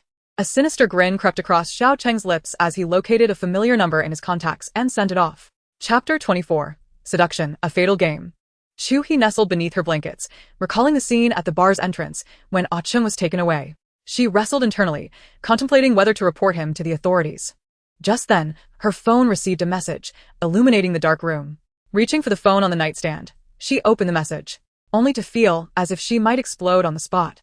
The screen displayed an undeniable image of that night, depicting her and him engaged in unspeakable acts within the car. Moreover, the camera captured the scene from above, obscuring the man's face entirely. Another message popped up. "Darling, I suspect you haven't seen this yet. Here's a screenshot for you to enjoy while snuggled under your covers. Oh, by the way, this expression is quite delightful. It could serve as a splendid background for our chat history." Chu He was on the brink of madness, cursing under her breath. "Damn it, you scoundrel. I will kill you." She leapt from the bed, her entire being ignited with an intense fury. Meanwhile, Xiao Cheng sat on a bench in the courtyard, the corners of his mouth curling upward after sending his last message. Suddenly, the bushes by the arch stirred, producing a rustling sound. Xiao Cheng rose, his smile evaporating, replaced by a frigid demeanor as his gaze sharpened like a blade. His voice was terse and icy. "Come out." Moments later, from behind the foliage, a figure clad in white emerged slowly. "Brother Cheng, it's me." Xiao Yu stood there, shivering in a low-cut white slip dress. Xiao Cheng narrowed his eyes, a mocking glint dancing in them. Indeed, she had gone to great lengths. It was precisely because of Xiao Cheng's earlier remark, "A little flirtation makes it more fun," that Xiao Yu had deliberately donned a provocative dress to seek him out. Had she known he preferred the bold and audacious, she would not have feigned innocence all these days. Xiao Yu advanced, gazing up at Xiao Cheng, her eyes sparkling with mischief. With her vibrant makeup and sultry waves, she exuded an air of allure. Xiao Cheng looked down from his height, observing as she pressed herself against him. Noticing his lack of resistance, Xiao Yu felt a surge of joy and grew bolder, pressing her curves against him, her petite hands exploring the contours of his muscular chest. Her voice, sweet and sultry, flowed from her crimson lips, enticing anyone who heard it. Xiao Cheng lifted his hand, gently covering hers. Just as Xiao Yu believed she had captured his attention, a cold laugh emanated from above her. In the next moment, he pinched her wrist with 2 fingers, pulling her down as if in disdain. An act both gentle and deeply humiliating. "Brother Cheng, what are you?" Xiao Yu looked up, disbelief etched on her face. What did he mean? She had even changed her lipstick shade. Was it not enough to be seductive? "Sister, when I say flirtation, I mean something playful. Play with you? To the death." The last 2 words, though whispered, sent a chill down Xiao Yu's spine. "Brother Cheng, what do you mean?" "Literally," he replied coolly, then scoffed, adding with a knowing smile. "How could Brother Cheng want your life? We are family after all. By the way, do send my regards to Uncle." Xiao Yu sensed the underlying menace in his words. Realizing that Xiao Cheng was far more complex than he appeared, She retreated several steps, turning on her heels to flee the courtyard. Chapter 25. Securing him. Upon entering the living room, Xiao Yu's anxiety morphed into fury. Having just been humiliated by Xiao Cheng, she relayed the events to her elder brother in a state of anger. Did he truly say that? Xiao Zhengqing's muscles twitched as a glint of ruthlessness flickered in his eyes. Could it be that this young man had been playing the fool all these years? I don't care what methods you employ. You must bring him down for me. As the raw rice transforms into a delectable dish. I cannot fathom that the old man would refuse, especially for the sake of the Xiao family's reputation. Xiao Zhengqing gazed upon his foster daughter, his previous sternness instantly melting into a gentle warmth. My dear daughter, he continued, your elder brother is not dependable. Your father is relying on you. Should you succeed, you shall rightfully become the second lady of the Xiao family. Dad, I don't understand. Wouldn't securing Xiao Su be more beneficial for you? Why must we stubbornly pursue that second son? Xiao Su? Do you think you can manage that? He is the heir of the Xiao family. And even if you were to bear his child, the old man would never consent to your marriage. Hearing his words, Xiao Yu felt a twinge of reluctance. Yet, deep down, she recognized the truth in his statement. Little did she know. Xiao Zhengqing's insistence on her capturing Xiao Cheng stemmed from a fear of an old secret from over a decade ago resurfacing. Xiao Cheng was the linchpin of that matter. His existence akin to a ticking time bomb that had plagued Xiao Zhengqing for years. However, recalling Xiao Cheng's words from that evening left her feeling uncertain. Dad. What if I cannot handle him? Xiao Yu ventured cautiously. Xiao Zhengqing shot her a fierce glare, causing her heart to quiver, and she promptly fell silent. In the next moment, a glimmer of murderous intent flickered in his eyes. 2 days later, the Xiao family arranged a welcoming banquet at a luxurious 5-star resort by the sea. As night fell, the pool and beach, accompanied by the refreshing sea breeze, exuded an extraordinary romantic ambience in the early autumn. The bright overhead lights in the makeup room illuminated every corner as if it were daylight. Chu He, clad in a champagne-colored satin strapless mermaid gown, sat at the vanity, dozing off while the makeup artist applied her cosmetics. Since receiving the photographs that evening, Chu He had not enjoyed a single good night's sleep. Unable to seek assistance from her elder brother regarding the video incident, she was left to pursue that elusive Wancheng, who had vanished without a trace since that day, ignoring her calls. The door creaked open, revealing her mother, Liang Qiao, elegantly attired in a custom-made Chinese qipao, exuding an air of grace at the threshold. Make haste with the preparations, dear makeup artist. The guests will arrive shortly. Though her words were a gentle nudge, Liang Qiao's tone was calm and unhurried, embodying the poise of a refined lady of high society. As she spoke, Liang Qiao had already departed, presumably to accompany her husband, Chu Yuanbai, for social engagements. The commotion jolted Chu He awake, and she stifled a yawn while covering her mouth. Picking up her phone from the vanity, she discovered hundreds of unread messages in her friend's group chat. Curiously, she clicked in and found them discussing the Jiang family. Have you heard? The Jiang Group's market value has evaporated by 500 million in just 2 days. Indeed, I invested heavily and have since divested. This is clearly a deliberate attack. In our city, only the Xiao and Chu families possess such power. Who do you think is behind this? Impossible. I heard through the grapevine that it was orchestrated by foreign investment firms. Moreover, the Jiang family's overseas projects have been acquired by someone. Is the Jiang family heading for bankruptcy? Surely not. A lean camel is still larger than a horse. Besides, isn't Chu He the girlfriend of Jiang Jinyang? The Chu family would assist him, right? What? The Jiang family is facing bankruptcy? Chapter 26.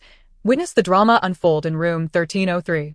For the past few days, her thoughts have been consumed by matters concerning the video, leaving no room for thoughts of revenge against Jiang Jinyang. After all, if it is not her doing, who else could the Jiang family have offended? Never mind. Regardless of who it is, it can be considered as enacting justice on behalf of the heavens. With a fierce tap of her finger against the screen, Chu He decisively typed a few words and sent them to the group chat. We broke up long ago. The moment the message was sent, the group erupted in chaos. At that moment, the makeup artist rose and retrieved an exquisite wooden box from the safe, placing it upon the vanity. Miss Chu, this set was sent over by the old master of the Xiao family. I heard it was purchased at an auction for 200 million. Chu He remained unfazed. 200 million was merely a numerical concept to her. However, it seemed that the old master of the Xiao family held a considerable regard for his grandson. After all, a mere engagement warranted such an extravagant expenditure. If it were a wedding, one could only imagine. Rumor had it that the second young master of the Xiao family was a debauched playboy, surely not lacking in female company. The makeup artist carefully handed the wooden box to Chu He and gently opened it. With just a glance, she could discern that the necklace set was worthy of a museum, a true collector's piece. The necklace comprised 28 golden spherical beads, each adorned with 10 tiny diamonds, sparkling brilliantly under the light. Each bead was intricately handcrafted, exquisite in every detail. 200 million.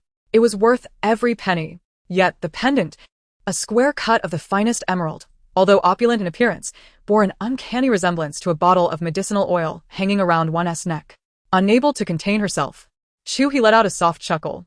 The makeup artist, startled, nearly dropped the necklace as her hand trembled. What is it, Miss Chu? Nothing, nothing. Chu He suppressed her laughter and replied, that should be enough. Rising from her seat, she stood before the mirror to assess her appearance. Miss Chu, you look absolutely stunning. The makeup artist exclaimed in admiration. Just then, a new message arrived on her phone. Go to 1303 now, there's a surprise. Another message from an unrecognized number. Chu He muttered under her breath. Damn that man. What does he want? She located the string of numbers in her contacts and dialed. To her surprise, the call was answered quickly. The man on the other end spoke in a teasing tone. Hello, darling. No need to rush. There's a surprise for you shortly. Without a moment's hesitation, Chu He retorted, you despicable, shameless scoundrel. We want 1303, huh? Just wait. After hanging up, she opened the door to the makeup room, only to be stopped by a bodyguard. Miss, you can't go in. What are you stopping me for? Move aside, she said, pushing the bodyguard's arm away. Realizing she had acted too impulsively and fearing suspicion, she softened her tone. I'm going to find the second young master of the Xiao family. You needn't follow me. Seeing the bodyguard no longer obstruct her, she nearly ran to 1303. The outdoor banquet venue was lavishly decorated, exuding an air of sophistication and luxury. Xiao Cheng had just taken a glass of wine from a server's tray. If that woman were to discover that her fiancé was none other than himself, it would surely be quite amusing. Taking a sip of the drink in her hand, Her phone rang. Xiao Cheng frowned. Moments earlier, he had merely jested over the phone, yet the woman unleashed a torrent of curses upon him. As she ended the call, Xiao Cheng gleaned a crucial piece of information. Room 1303? What could she possibly want in that room? His expression darkened instantly, and he downed the remaining contents of his glass before hastening into the interior. Chapter 27. The scene within the room was indeed explosive. Outside room 1303, a do not disturb sign was prominently displayed. However, what raised suspicion was that the door was not locked, revealing a small crack. Chu He cautiously nudged the door open with her fingers. Peering inside, she found no sign of life in the suite's sitting area. At that moment, a series of muffled, unbearable sounds emanated from within the bedroom. Chu He's heart skipped a beat, and she instinctively covered her mouth in disbelief. That voice, it was Jiang Jinyang. It was all because of that wretched Chu He. I've nearly suffocated these past few days. Upon hearing Jiang Jinyang curse her, Chu He's fury surged from the depths of her being. She was determined to see what kind of woman could possibly be more alluring than herself. With a sudden force, she pushed the door open. Jiang Xiao, are you aware that your family is on the brink of bankruptcy? Yet you still have the leisure to indulge in. Before she could finish her sentence, she was greeted by the shocking sight of a man beneath Jiang Jinyang. The scene before her was enough to leave her utterly stunned. Jiang Jinyang, bare-chested, had his belt undone halfway, his trousers precariously hanging at his hips, revealing a glimpse of white underwear. Upon noticing her entrance, the man hurriedly pulled up his pants. It took a moment for Chu He to realize that the exquisite man lying on the bed was the same one she had encountered in the private room at the bar. Chu He, how did you get in? You must listen to me. We were just playing around. Really just playing. I love you, Chu He. I truly love you. Caught red-handed, Jiang Jinyang stuttered incoherently. Chu He wore a smile that barely concealed her disdain, fully aware that his words were nothing but fabrications. He loves her? How absurd. His declarations were not out of concern for her feelings, but rather a fear that she might expose his preference for men. The distinguished young master of the Jiang family had always been the object of desire for countless women. This was a carefully crafted persona he had maintained for years. The Jiang family's business was in film and investment. If word got out that the heiress' sexual orientation was questionable, it would not only tarnish the Jiang family's reputation but also lead to the collapse of their cinematic empire. Beyond her shock, Chu He was engulfed in rage. This was the very reason he had consistently avoided her.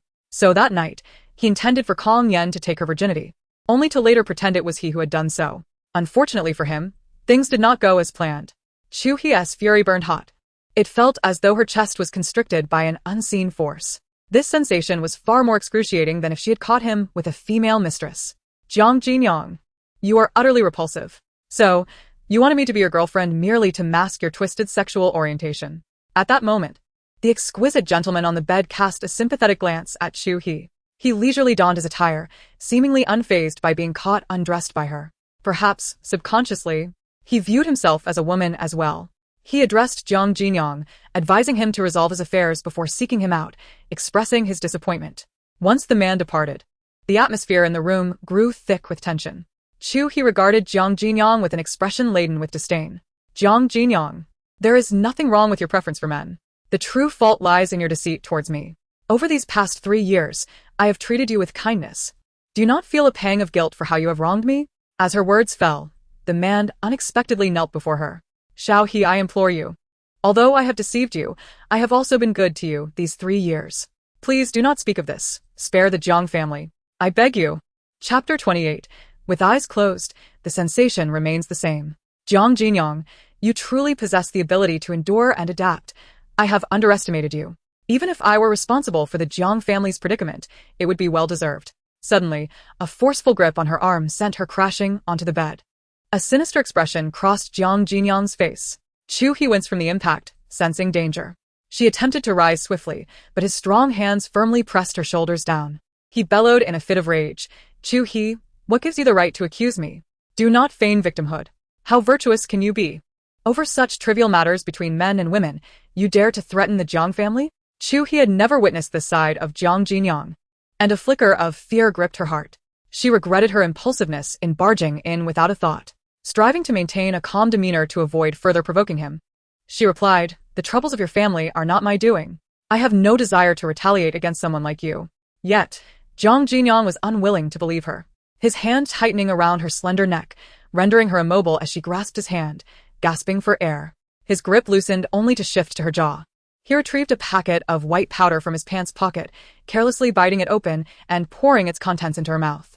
The powder, expelled with her breath, filled her nostrils, igniting a burning sensation in her throat. A violent coughing fit ensued, nearly suffocating her. Jiang Jinyang's eyes narrowed in triumph as he relaxed his grip. Chu He, in terror, gazed at the man before her, resembling a devil. Coughing and struggling for breath, she managed to utter, "What have you made me consume? Do not fear, it is merely a little stimulant. Since you have disrupted my plans, you shall compensate." Fear filled Chu He's eyes as she felt lightheaded, her body floating. One hand pressed against her forehead while the other clenched into a fist, her nails digging into her flesh, drawing blood. She sought to use this fleeting pain to remain alert. Jiang Jinyang, I am the fiancé of the second young master of the Xiao family. If you dare to lay a hand on me, neither the Xiao family nor the Chu family will spare you. Though her words carried a hint of menace, her voice was feeble, failing to instill any sense of intimidation in Jiang Jinyang's ears. In an instant, maniacal laughter filled the room. He could not believe it. He simply could not believe it. Indeed, the matter of the alliance would only be announced to the outside world tonight. Yet, at this very moment, Jiang Jinyang remained blissfully unaware. Chu He furrowed her brows, straining to support her body as she desperately attempted to retreat. The Xiao and Chu families had been bitter rivals for decades. How could she possibly suggest an alliance? Were you trying to deceive a ghost? Jiang Jinyang, do you not prefer men? If you favor men, there is no need to force yourself. The moment those words escaped her lips, Chu He felt a profound sense of foolishness. All men possess a sense of pride. Would her words not strike at his very core? In a flurry, she hurried to clarify, I did not mean it that way. I meant to follow your true inner desires. Evidently, Jiang Jinyang was ignited by Chu He's remarks.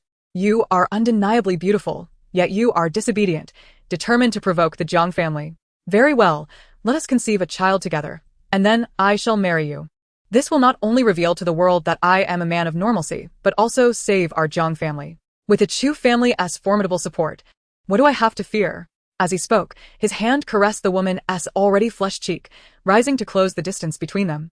His gaze held no hint of desire. Instead, it was laced with malice and cruelty. Get away, you repulsive creature.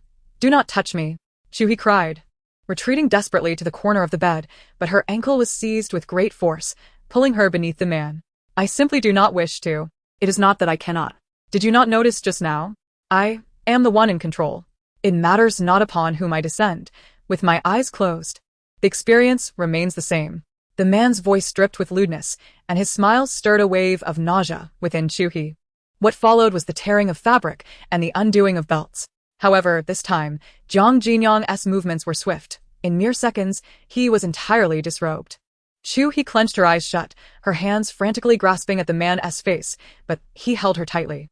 A wave of helplessness enveloped her, rendering her incapable of escape. Never before had she felt such fear. Aside from the abduction she endured 14 years prior. This scene plunged her back into the depths of terror. Desperate, Chu He closed her eyes, silent tears cascading down her cheeks. Just as she believed her fate was sealed, a resounding crash echoed as the door was forcefully kicked open. A muffled grunt followed, and the man was sent sprawling onto the carpet, hitting the floor with a dull thud. Then came the sounds of fists striking flesh and the sickening crack of bones. Chu He's body felt as limp as a puddle of mud, the dizziness in her head preventing her from lifting herself. Who could it be? Who would come to her rescue? In her haze, a familiar face emerged, now sharp and then fading, as if she were adrift upon the ocean, swaying gently, while the figure beckoned to her, evoking a longing within her. With a dazed gaze, Chu He reached for the man's neck, drawing herself closer, cool and comforting. It quenched her thirst for solace. Xiao Cheng wore a bittersweet smile as he beheld the woman, coiling around him like a water snake. In a desperate attempt, she tugged at the small hands clasped around her neck, yet they would not budge. How had she not realized before that he possessed such strength? Observing the woman's flushed face, her hair dampened by sweat, he couldn't help but feel a chill of apprehension. Had she not made that phone call earlier, she would have undoubtedly been reduced to mere prey, vulnerable and at the mercy of others. He lifted the woman effortlessly, carrying her out of the room. At that moment, a shadow flickered in the dim corner of the corridor.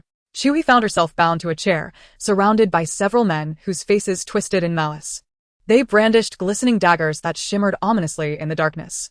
Just as one of the knives lunged toward her, she jolted awake from her nightmare, gasping for breath. Her forehead dotted with beads of sweat. The ache in her body and the intense pain radiating from her lower half jolted her fully to consciousness. This was a hotel room. As she threw off the covers, a wave of anxiety washed over her. She clutched the blanket tightly, her mind a blank slate. She vaguely recalled a man bursting into the room just before she lost consciousness. Had she stumbled from the jaws of a wolf into the clutches of a tiger? Given her previous experience in the car, she could only conclude that she had been violated. A grimace crossed her face as panic enveloped her. With her last encounter with Wancheng, she had tangible memories, something she could see, touch, and feel. But today, she had no recollection, not even of the man's identity. What if he were old? Or worse, diseased? In an instant, her stomach churned violently, and she could no longer suppress the wave of nausea. Chu He swiftly leaped from the bed, her bare feet hitting the floor as she raced into the bathroom, collapsing over the toilet in a fit of retching. Chapter 30, I heard you are getting engaged today. Xiao Cheng entered the room, a paper bag in hand, only to be greeted by the sounds emanating from the bathroom. He tossed the bag onto the nearby sofa and leaned against the doorframe, amused as he observed the woman kneeling on the floor, clinging to the toilet. Half-jokingly, he remarked, "What's this? Did you just finish and find yourself expecting? That would be unfortunate. I wonder if the Xiao family will still want you after this." Startled by his voice behind her, Chu He fell back onto the floor. The cold sensation reminded her that she was still unclothed. She quickly wrapped her arms around herself, too embarrassed to move, yet feeling utterly exposed. In a moment of sheer instinct, she covered her face with her hands, trying to hide like an ostrich.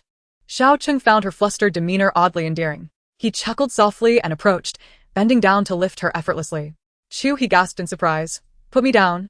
I can walk by myself. What's there to be embarrassed about? I've seen every inch of you. How did you know I was here?"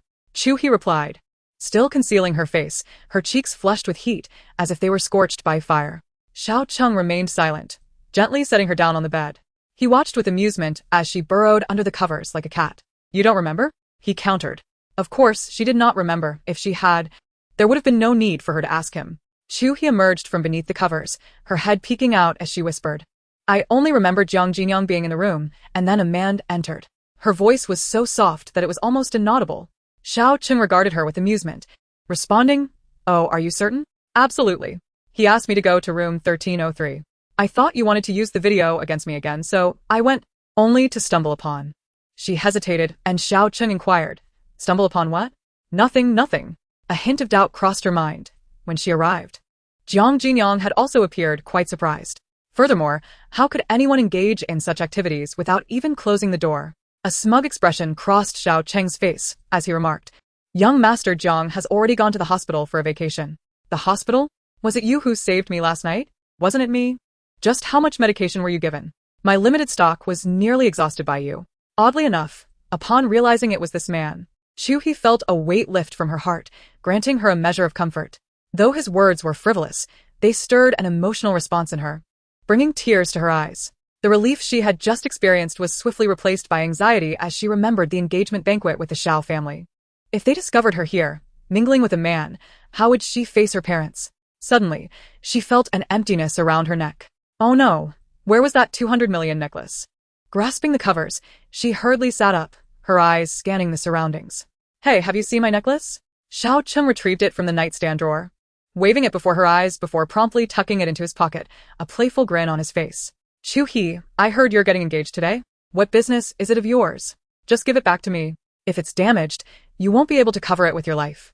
In a panic, she stood to seize it, yet the covers slipped away, leaving her completely exposed.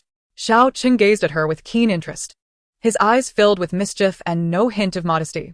Is that so? Is it expensive? Then I must keep it to admire. To her surprise, she leaped at him, clinging to him in an attempt to reclaim her necklace. In the next moment he spoke. Are you trying to seduce me? I wouldn't mind another round. Just as Chu He contemplated jumping down, his strong hand supported her curvy form while his other arm encircled her slender waist. Chapter 31. Why not let you support me? That tickles.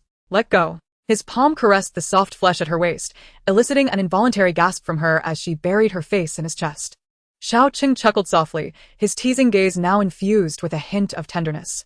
Tell me, does your fiancé know just how large the green hat you've placed upon his head is? Chu He raised her eyes, meeting his gaze as he swallowed, the scent of male hormones igniting her senses. What exactly do you want? I admit you have helped me, but you've not emerged unscathed either. I gave you my first time. What more do you desire? If it's money, you can just say so. Why do you continue to humiliate me with this endless video? His eyes darkened, a wicked smile curling at the corners of his lips. Miss Chu is so affluent. Why not consider keeping me? Yes, you. I shall erase the video. After all, a personal encounter is far more enticing than mere footage, wouldn't you agree? Her parents are resolute in marrying her off to the second heir of the Xiao family. This has become an unalterable fate. Therefore, she must swiftly resolve matters concerning this man, lest it transform into a ticking time bomb after the engagement. Should the Xiao family discover the truth, her own embarrassment would pale in comparison to the disgrace it would bring upon the entire Xiao clan. Chu He released her delicate hand from the man's shoulder, teasingly placing it upon his lips. This proposition is rather appealing. With your looks, you are indeed superior to the average male model. Being your mistress is not out of the question. Yet, the words that followed were laced with resentment, each syllable squeezed out through clenched teeth. However, if I were to trust that you would delete the video again, I would be a fool. Perhaps it would be better to take decisive action and eliminate you altogether. Chu He's gaze, sharp as a dagger, fell upon Xiao Cheng, her fierce intent seemingly capable of slicing him to pieces. Yet, the man appeared unfazed by her threats.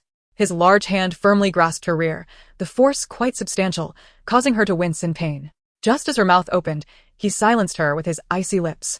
Seizing the moment, his tongue deftly invaded her mouth, burning with fervor, entwining with her own in a passionate dance. Chu He's eyes widened in shock as she pushed against his solid chest with all her might, but he leaned forward, pinning her onto the bed. His kiss was overwhelming, akin to punishment, yet also driven by insatiable desire. Chu He felt a suffocating sensation as if her brain were starved of oxygen, her forehead veins bulging, her petite face turning a deep crimson. In the next instant, a metallic, sweet taste flooded her throat. A moment later, a pained hiss escaped the man's lips as crimson liquid trickled from the corner of his mouth. Xiao Cheng rose, furrowing his brow, a smirk playing at the corners of his mouth as he stared down at the woman beneath him. She gasped for air, her tomato-red face slowly regaining its normal hue. With narrowed eyes, he tasted the faint metallic tang on his tongue, a smile blooming on his lips, utterly disregarding her fierce glare. How mistaken I was. It seems she is not a cat, but a dog. He had always harbored a fear of dogs since childhood, particularly of the German shepherd that Chu He owned, which, despite being a mere puppy, would bark ferociously at him whenever he appeared. Indeed, it was understandable, given that he often bullied Chu He in their youth. Everyone knew that the two prominent families in Wancheng had always been rivals, adhering to the unspoken rule of staying clear of each other as affairs. Yet, Xiao Cheng had never been one to abide by conventions, consistently challenging and disrupting the status quo. Chapter 32. the engagement banquet. While Chu He read beneath a tree, he would climb above and drench her with water. When she visited the library to complete her assignments, he would tear her work apart while she fetched her books. Each time she was tormented, her tears flowed freely. The more she cried, the more delighted he became. In response, Chu He eventually acquired a German shepherd specifically to guard against him. Reflecting on those times, she realized just how much she had once invited trouble. Now, She is no longer that little girl who would cry when bullied. Fortunately, Chu He is unaware that the boy who tormented her was none other than young Master Xiao. Had she known, she would undoubtedly refuse to unite with the Xiao family, even if it meant facing death. Xiao Cheng's gaze was complex, the smile fading from his face as he ruffled the woman's hair and stood up, his expression turning serious. He first straightened his wrinkled shirt, which had been ravaged by her, and glanced at his watch. In a composed tone, he said, "The clothes are on the sofa. Tidy them up yourself. If you act quickly, you might still make it to the engagement banquet." My necklace. Xiao Cheng seemed to disregard her words entirely, striding towards the door until it closed with a definitive sound, leaving Chu He's heart utterly cold. Damn it! What heinous act did she commit in her past life to encounter this person? Outside the hotel, in the garden, people bustled about, while the waves crashed against the shore nearby. Musicians played melodious tunes that danced like a gentle breeze, adding a touch of romance to the evening. Dressed in a long, form-fitting mermaid gown with a cleverly designed off-the-shoulder neckline, Chu He elegantly showcased her collarbones and swan-like neck, rendering her both slender and alluring. Her shoulder-length hair was gathered neatly at the back of her head, exuding grace and sophistication. Her fair complexion, enhanced by subtle makeup, radiated a delicate elegance, captivating the gazes of passers-by. She secretly sighed in relief. This Cheng had exquisite taste, having chosen an outfit that truly resonated with her. As the banquet reached its midpoint, several affluent ladies engaged in conversation within their exclusive circles. It was evident they were discussing either luxury goods or trivial gossip about elite families. Chu He had never been fond of such superficial interactions. Each time she attended these events, it was merely to appease her parents before hastily leaving. Consequently, those within her circle regarded her as the aloof and unapproachable young lady of the Chu family.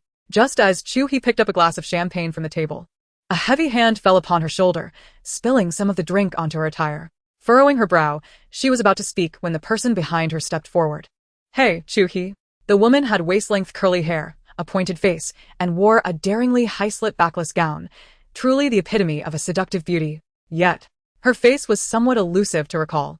Chu He narrowed her eyes, scrutinizing the woman before her, when a glint of recognition flickered in her eyes. "You are Wancheng?"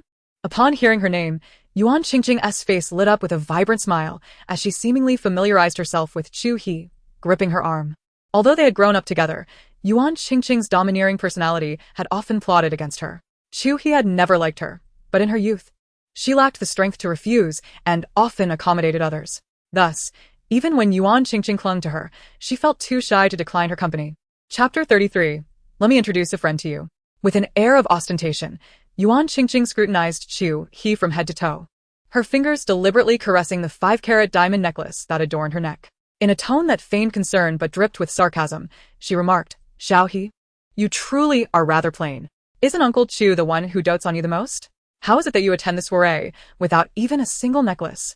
Her loud voice inevitably drew the attention of those around them. Inside, Chu He scoffed, though her expression remained impeccably composed. Wancheng was just as she had always been, simultaneously flattering and attempting to overshadow her. Did she truly believe that Chu He was as naive as she had been in her youth? The current Chu He would not indulge her. In terms of family lineage, the Yuan family was vastly inferior to the Chu family. What right did Wancheng have to adopt such a condescending tone? Chu He's voice was calm, yet tinged with disdain. "Is there anything wrong with being natural? Ching, after knowing each other for so many years, it seems you still do not understand me at all."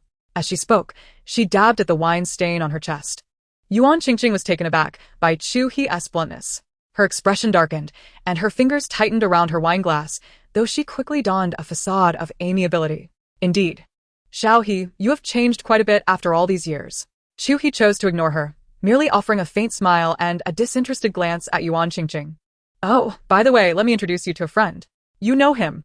Saying this, she took hold of Chu He's arm, half dragging her towards a crescent-shaped sofa in the corner. Chu He frowned, feeling a surge of annoyance as she attempted to shake off Wancheng's grip. However, upon catching sight of the man seated on the sofa, her entire demeanor shifted to one of shock. How did Yuan Qingqing know that she was acquainted with the Cheng? Yet it was too late to retreat.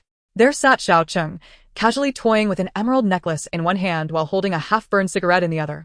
Reclining languidly on the sofa, his chiseled features were unmistakable even in a crowd. The man exuded a rebellious charm that made Chu He hesitant to approach, fearing he might engage in some unpredictable behavior. At that moment, his gaze was fixed on her, clearly anticipating the unfolding drama. Yuan Qingqing released Chu He's arm and instantly adopted a flattering demeanor, deftly taking a seat beside Xiao Cheng. She intertwined her arm with his, nearly pressing her entire body against him, as if to assert her claim. Xiao Cheng did not rebuff Yuan Qingqing. Instead, he allowed her to nestle against him. His deep-set eyes sparkled with amusement as they bore into Chu He, as if he wished to see through her very soul.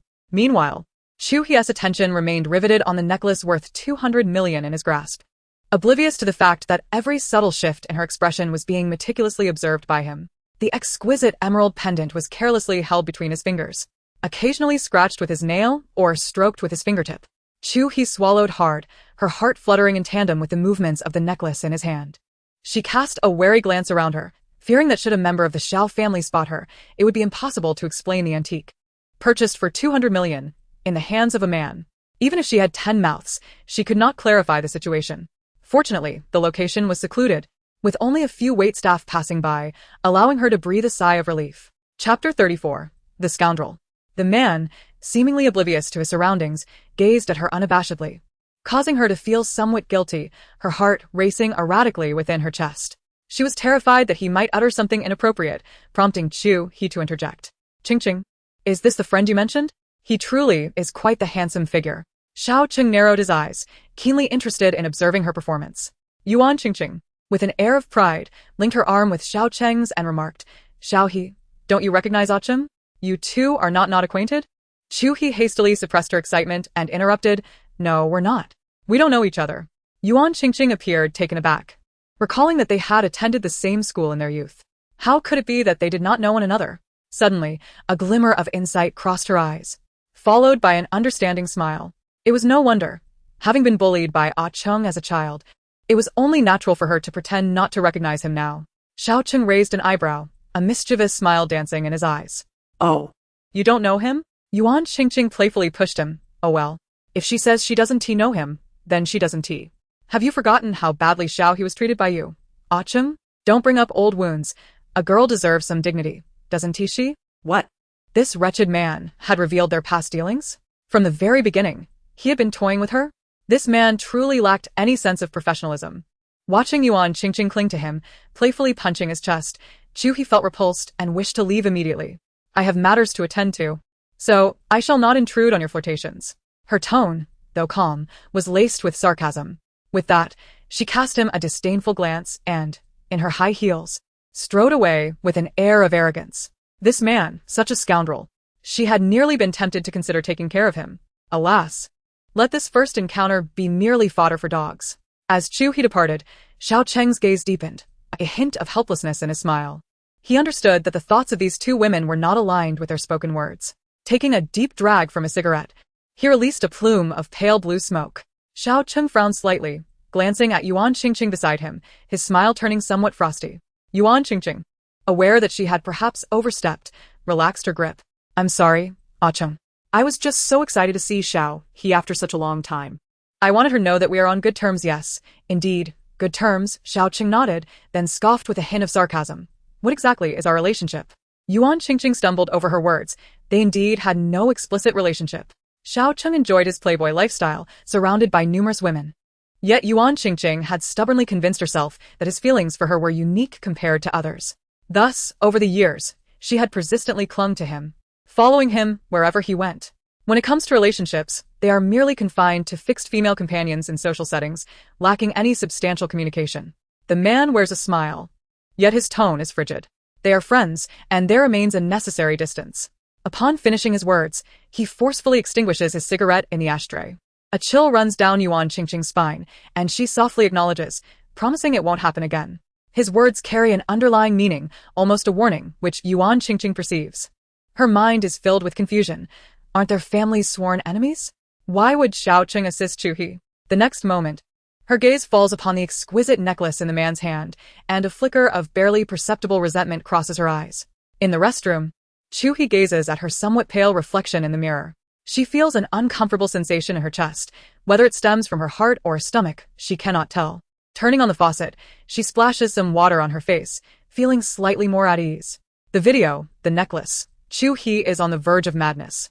Stamping her feet in frustration, the sharp sound of her heels echoing even outside the restroom. Suddenly, a pair of strong arms envelopes her from behind.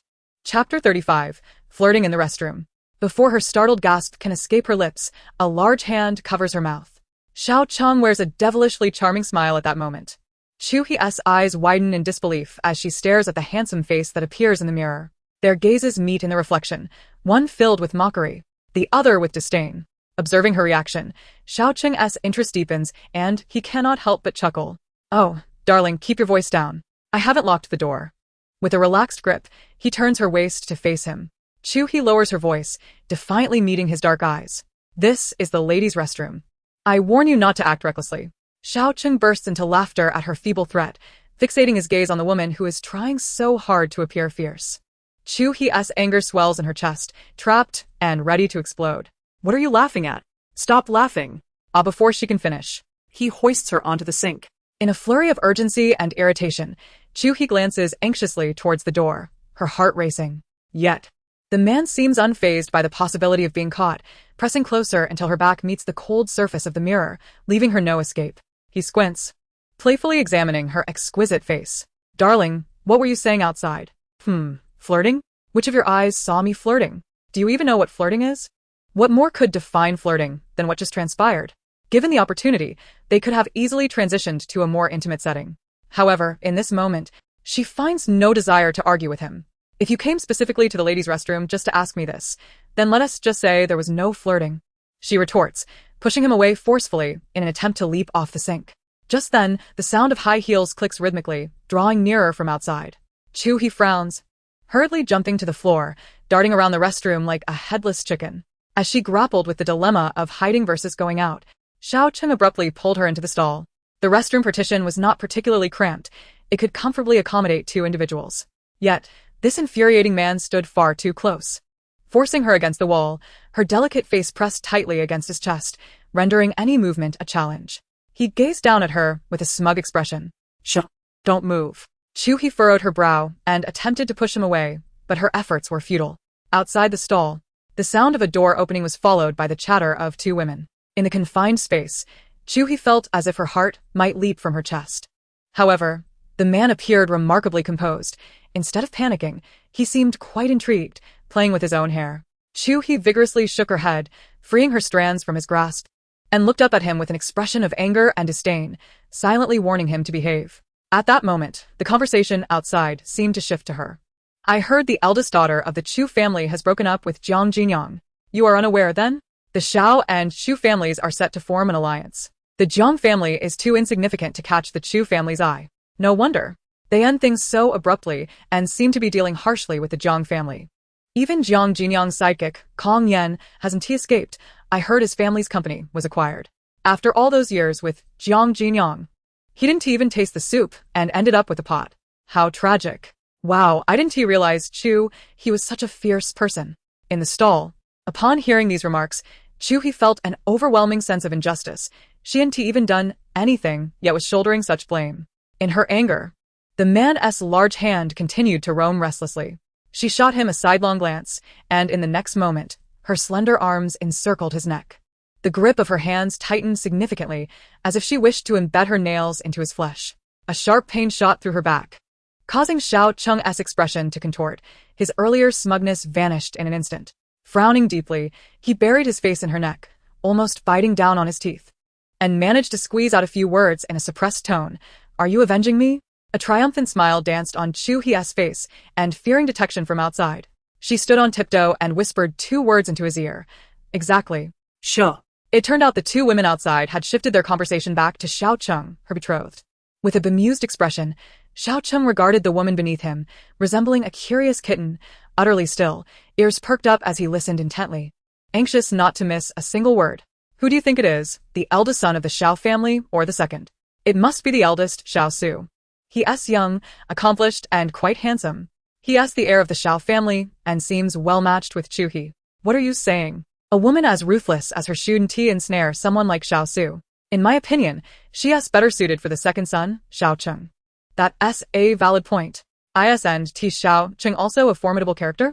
Years ago, he was said to be involved in several fatalities abroad. Speak softly.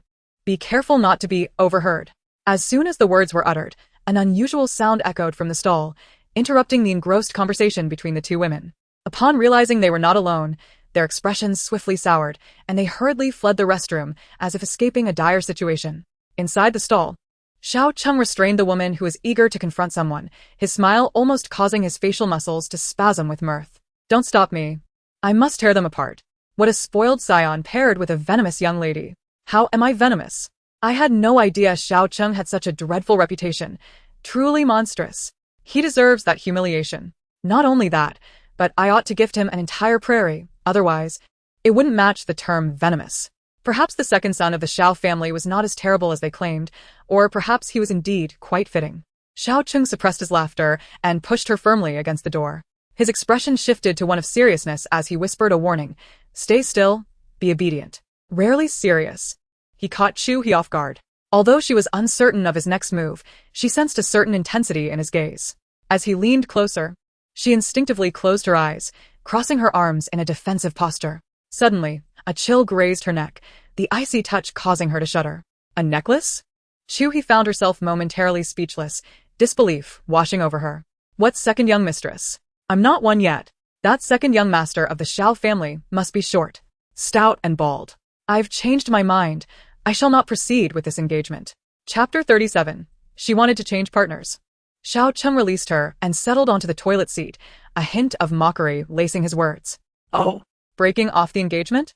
Are you certain the Chu family will concur? The dim yellow light in the stall illuminated his chiseled features, accentuating his devilish charm. He narrowed his eyes, anticipating her response. Had it not been for the incident with Jiang Jinyang, the marriage alliance would never have been agreed upon. She bit her lip tightly, her gaze flickering as if contemplating his recent question. Observing her lost in thought, Xiao Cheng found the situation increasingly intriguing. Firstly, the Chu girl was not his type. Secondly, he was in no rush to marry. Thirdly, he recalled that his elder brother had once been fond of Chu He. But upon discovering her identity, he found it rather amusing. A glimmer of boldness sparked in Chu He's eyes as a daring thought struck her. I need to leave first. Feel free to stay here. With that, she attempted to open the door.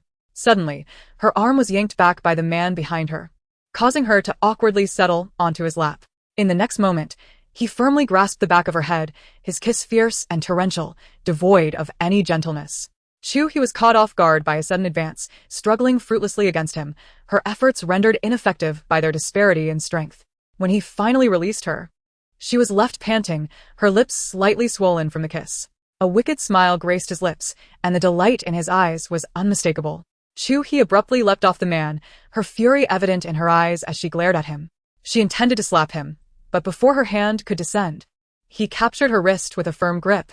This habit of resorting to slapping others needed to be amended. Staring at the man before her, she nearly forgot that this loathsome individual, with his foul mouth, could divulge even the most intimate matters to others without a shred of decorum. In the realm of base talk, this man was indeed a master. Scoundrel. Filth. With a surge of strength, Chu He broke free from his grasp and forcefully pushed open the bathroom door, storming out.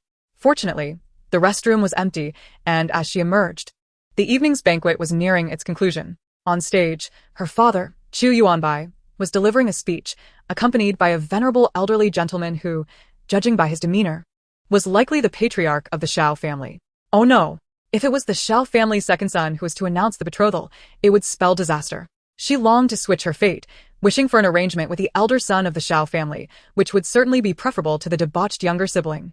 She scanned the surroundings, searching for the identity of the Xiao family's eldest son, Xiao Su. The Xiao family was typically discreet, rarely participating in high society gatherings. So Chu He had never encountered Xiao Su before.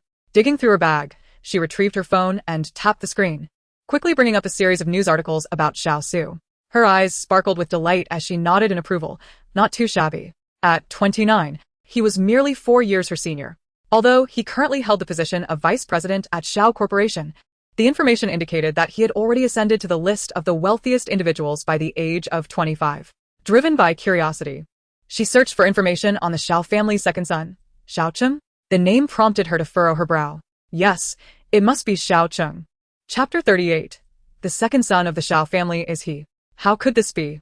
Information on Xiao Cheng was scarce, with the few articles available capturing him in nightclubs or bars, none of which displayed a clear image of his face. As she continued to scroll, her finger suddenly paused on a familiar photograph. The man in the image wore a deep blue shirt, his silhouette striking, with a woman in a red dress slung over his shoulder, her shoulder-length hair styled in soft curls. This was precisely the moment when she had been dragged out from the chaotic scene at the bar, her hands bound by a tie. Now, He reappeared at the Xiao family's banquet today. Coupled with Wancheng's obsequious behavior towards him just moments ago, everything began to make sense. A Cheng, indeed, was Xiao Cheng. He was the second son of the Xiao family. Chu He's mind momentarily short-circuited. In the next instant, the voice of the elder Mr. Xiao rang out like a thunderclap, rousing her from her stupor. The Xiao and Chu families, as the two leading enterprises in Wancheng, share profound ties. Throughout the years, our families have supported one another, akin to kin. Today, I am here to announce a significant event. My grandson Xiao Cheng and the daughter of the Chu family, Chu He, are engaged. The proclamation landed like a bombshell in the Wancheng business community.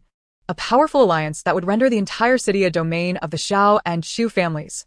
The room fell silent for several seconds before erupting into applause. Initially sparse, but quickly escalating into fervent cheers. In private, the crowd was both astonished and skeptical. Xiao Zhengqing, with a frozen smile on his face, was completely unaware of the impending union between the two families, which underscored how united his father and younger brother were in keeping secrets from him. However, he soon managed to put on a perfunctory smile, though a hint of darkness flickered in his eyes as he whispered something to Xiao Yu, who stood beside him. At that moment, the host took the microphone, elevating the atmosphere to a crescendo. The engagement ceremony was about to commence, and the audience was invited to welcome the couple to the stage. As romantic music filled the air, all eyes turned to the stage, eagerly anticipating the arrival of the newlyweds. Chu He hesitated, crouching behind the champagne tower at the entrance. Just as she contemplated whether to step forward, she was unexpectedly pushed, sending her crashing towards the champagne tower. With a resounding crash, the 10-tiered champagne tower collapsed, and over 200 glasses shattered on the floor. The sudden loss of balance caused her to fall heavily to the ground. The cacophony drew everyone's attention to Chu He. Glass shards littered the floor around her, but fortunately, she had escaped with mere cuts on her hands. Had she fallen just a few centimeters off course, her fate could have been far more dire. The scene quickly spiraled out of control, with a crowd gathering around her, exchanging whispers and pointing fingers. Who is she? Doesn't she know this is a formal engagement party? What a commotion. Is she trying to steal the spotlight? This is the Xiao family's affair. How did she even get in? Wait, doesn't she look like the eldest daughter of the Chu family? The expressions of several women shifted to awkwardness upon hearing her name. Chu He rose to her feet, glancing down at her dress, which was now stained with wine and blood, rendering her a picture of disarray. Taking a deep breath, she suppressed her anger and scanned the crowd. Her gaze suddenly fixed on a woman in a striking red dress, approximately 2 meters away, who was swaying her wine glass with a triumphant smile directed at her. Chapter 39. Intent to murder? Without a moment's hesitation, Chu He strode confidently towards the woman, raised her hand, and delivered a sharp slap across her cheek. The crisp sound of the slap seemed to drown out the music, resonating in the ears of everyone present. The crowd erupted in murmurs as Xiao Yu, the recipient of the slap, screeched, "What are you doing?" "What am I doing?" "Quite obviously, I am addressing you," Chu He replied, her furrowed brow betraying no sign of weakness despite her disheveled appearance. The impact of the slap left several small cuts on the woman's face from the tiny shards embedded in Chu He's palm. Shaking her stinging hand, she demanded, "Apologize to me." "What? You strike me, and then expect me to apologize? How utterly outrageous!" Xiao Yu exclaimed, her face contorted in feigned indignation as tears brimmed in her eyes. "Miss, you initiated the violence. How can you demand an apology?" Someone from the crowd chimed in. "Indeed. How brazen can one be? Who let her in?"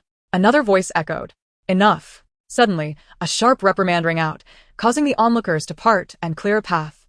There appeared the venerable Mr. Xiao leaning on his cane, slowly making his way through the crowd, closely followed by the Chu couple and Chu Feng. With just a glance, Mr. Xiao recognized the necklace around Chu He's neck. He remained silent, his gaze piercing as he surveyed the chaotic scene before him. Upon seeing Mr. Zhao's arrival, Xiao Yu immediately adopted a victimized demeanor, pointing to her left cheek and complaining, "Grandfather, this woman struck me." The Chu couple, alarmed by their daughter's bloodied hands, hastened to Mr. Xiao's side to inspect her injuries. Xiao He, what happened to you? Liang Qiu's voice trembled as she beheld her daughter in such a state. Her elegance faded, replaced by a fierce protectiveness. Who did this? Despite his concern, Chu Yuanbai maintained a composed exterior, accustomed as he was to the ruthless world of business. Chu He glanced at Xiao Yu, who stood beside Mr. Xiao, perplexed as to why this young lady bore such animosity towards her. Why did you push me? You're talking nonsense. I don't even know you. Why would I push you? That is true, you don't know me. So why? If you deny it, then let us call the police. At the mention of the police, Xiao Yu's eyes flickered, betraying a hint of guilt. You claim I pushed you. Who witnessed it? What evidence do you have? Besides, our engagement banquet has been disrupted because of you calling the police. What will people think of the Xiao family? Chu He let out a derisive laugh, casting her gaze towards a camera hidden in the corner. Evidence lies just above you. From that angle, even a fly's movements would be captured clearly. You just mentioned your Xiao family, which indicates you belong to them. So, what were you plotting against me at your engagement banquet? Was it an intention to harm? Murderous intent? The crowd gasped in astonishment at Chu He's words. Xiao Yu's face paled in an instant. Her intention had merely been to embarrass Chu He, to incite Mr. Zhao's disdain towards her, thereby disrupting the engagement ceremony. How had this spiraled into accusations of murder? Chu He. Chu Yuanbai shot his daughter a warning glance, urging her to cease her words. He then turned to the elder Mr. Xiao, his tone growing colder. Mr. Xiao, Chu He has been spoiled since childhood and cannot bear any grievances. With this commotion, whether it is intentional or accidental, it seems the engagement banquet cannot proceed today.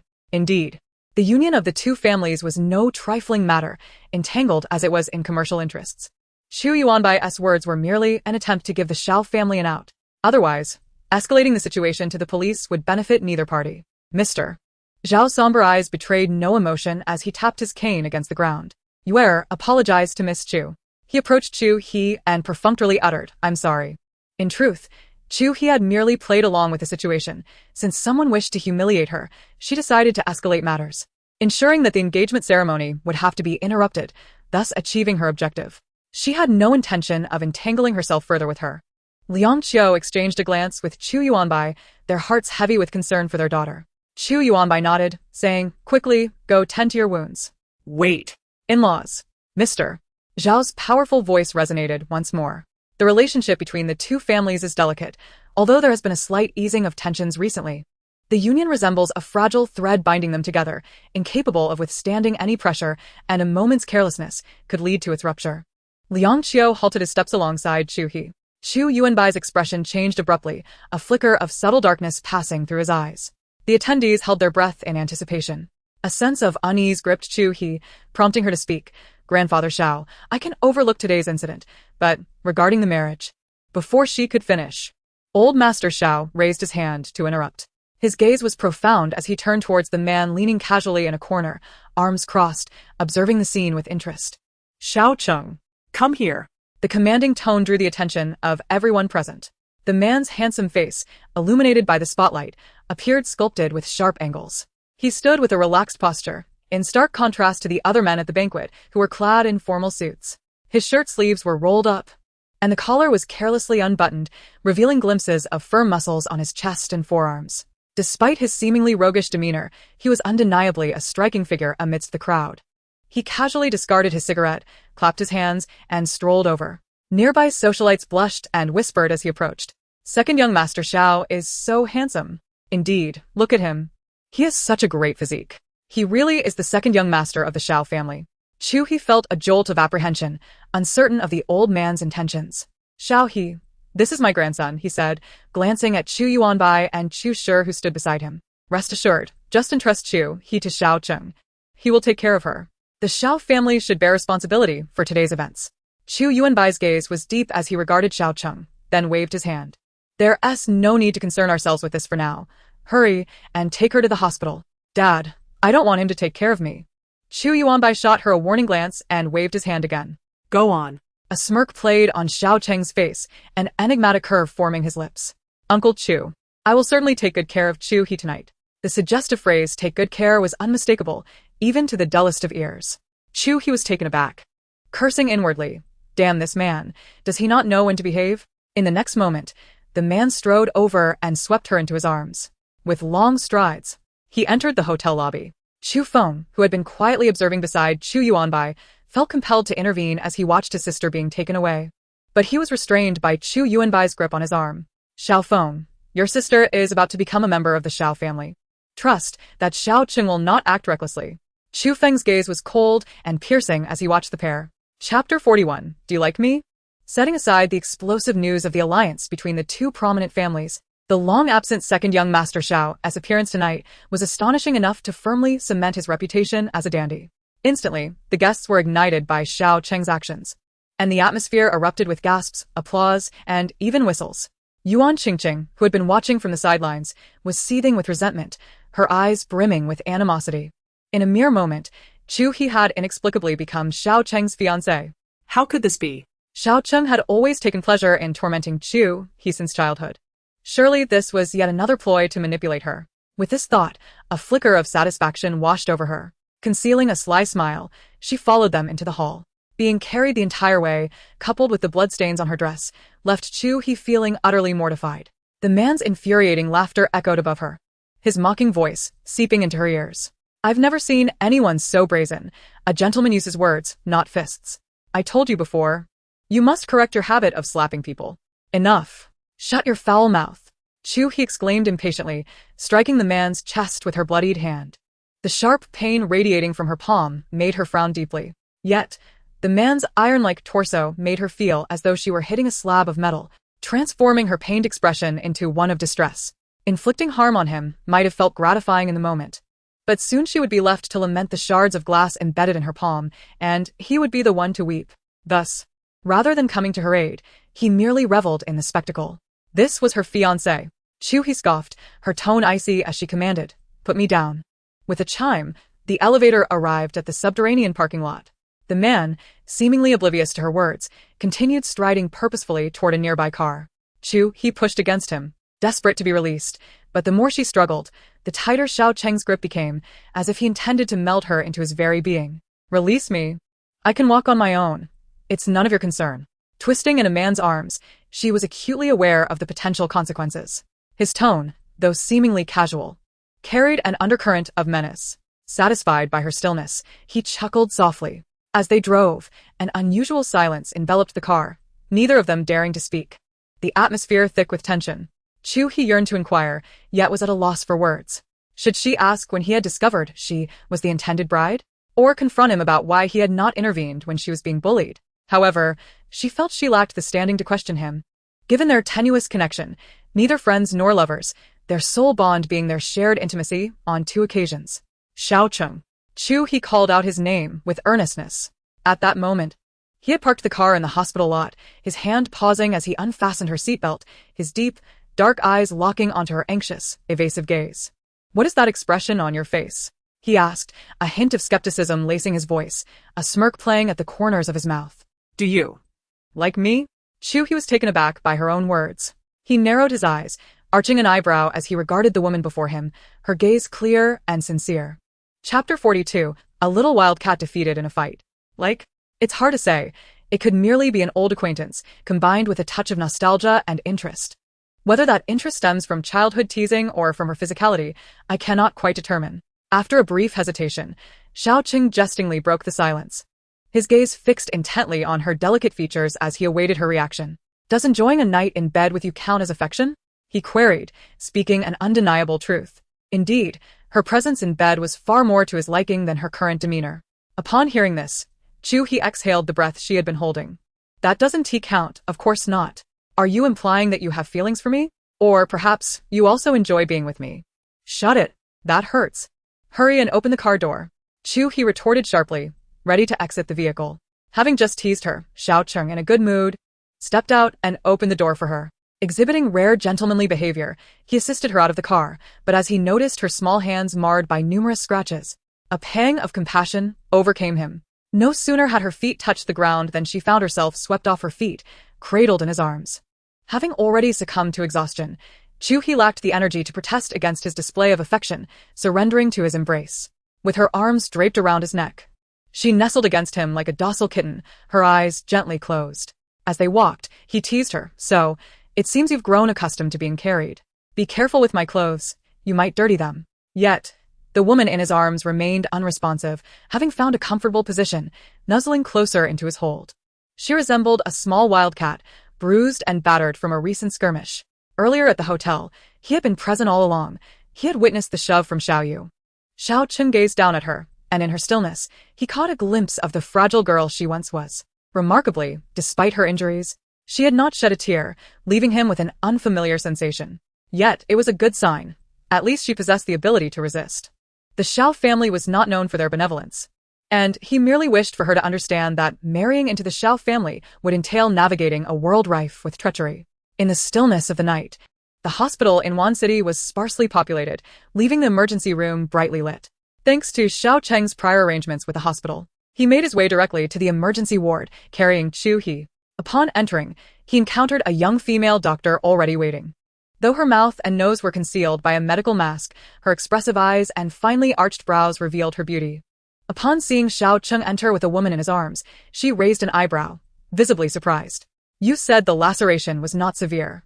How is it that she is unconscious?" "She is merely asleep," Xiao Cheng replied in a subdued tone as he gently laid the woman on the examination bed. The doctor frowned as she assessed Chu He, her voice cold as she instructed, "You may step outside. I'll take it from here."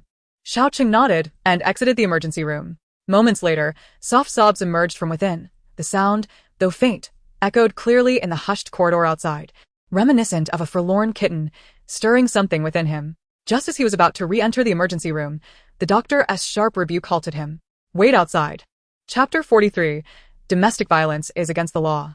On the hospital bed, a woman with tear-filled eyes halted her sobs the moment Xiao Cheng entered. Though her trembling body betrayed her struggle to maintain composure, she did not wish for him to witness her tears. Observing her, a wave of irritation surged within Xiao Cheng. In a brusque tone, he remarked, "If you wish to cry, then cry, why hide? It's pathetic." Though his words were harsh, a glimmer of concern lingered in his gaze. "You can stay outside. I have not forbidden your entry," the female doctor asserted, leaving Chu He momentarily taken aback. Until the wound was meticulously cleaned, Xiao Cheng refrained from re-entering the room. The female doctor focused intently on bandaging Chu He, and as she affixed the final strip of tape, she lifted her eyes to Chu He, her expression infused with genuine concern. "If that young man bullies you again, tell me. I will help you teach him a lesson. Domestic violence can only be 0 or infinite. It must never be tolerated." Chu He, feeling embarrassed, quickly shook her head, insisting, "No, you misunderstand. It's not him." At this moment, the doctor perceived Chu He as shielding him, disregarding her explanation, and called out toward the door. It was only then that Xiao Cheng slowly stepped inside.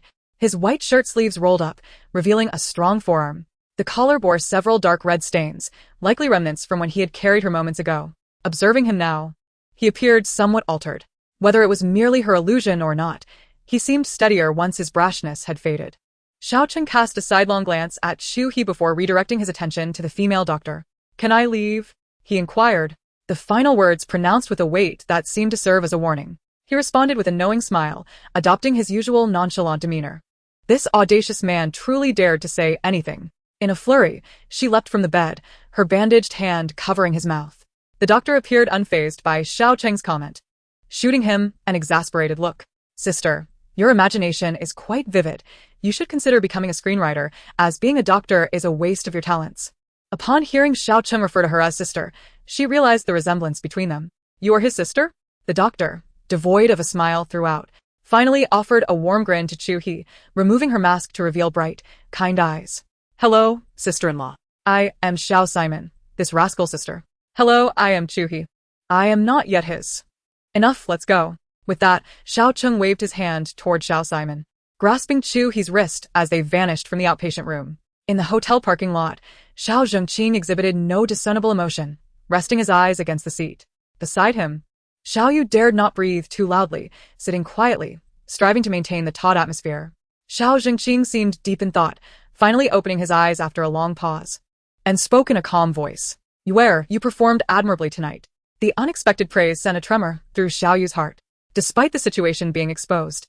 And even though Chu He had embarrassed herself, the elder had not blamed her and had accepted the marriage. "Father, I I did not anticipate that Chu He would be so formidable. I underestimated her. Xiao Yu's voice trembled slightly. The old gentleman has made his decision. Regardless of whether the engagement banquet proceeds smoothly, it will not affect the union. However, tonight's events have revealed that the young lady from the Chu family is not as straightforward as we had presumed. Henceforth, she may become a source of trouble.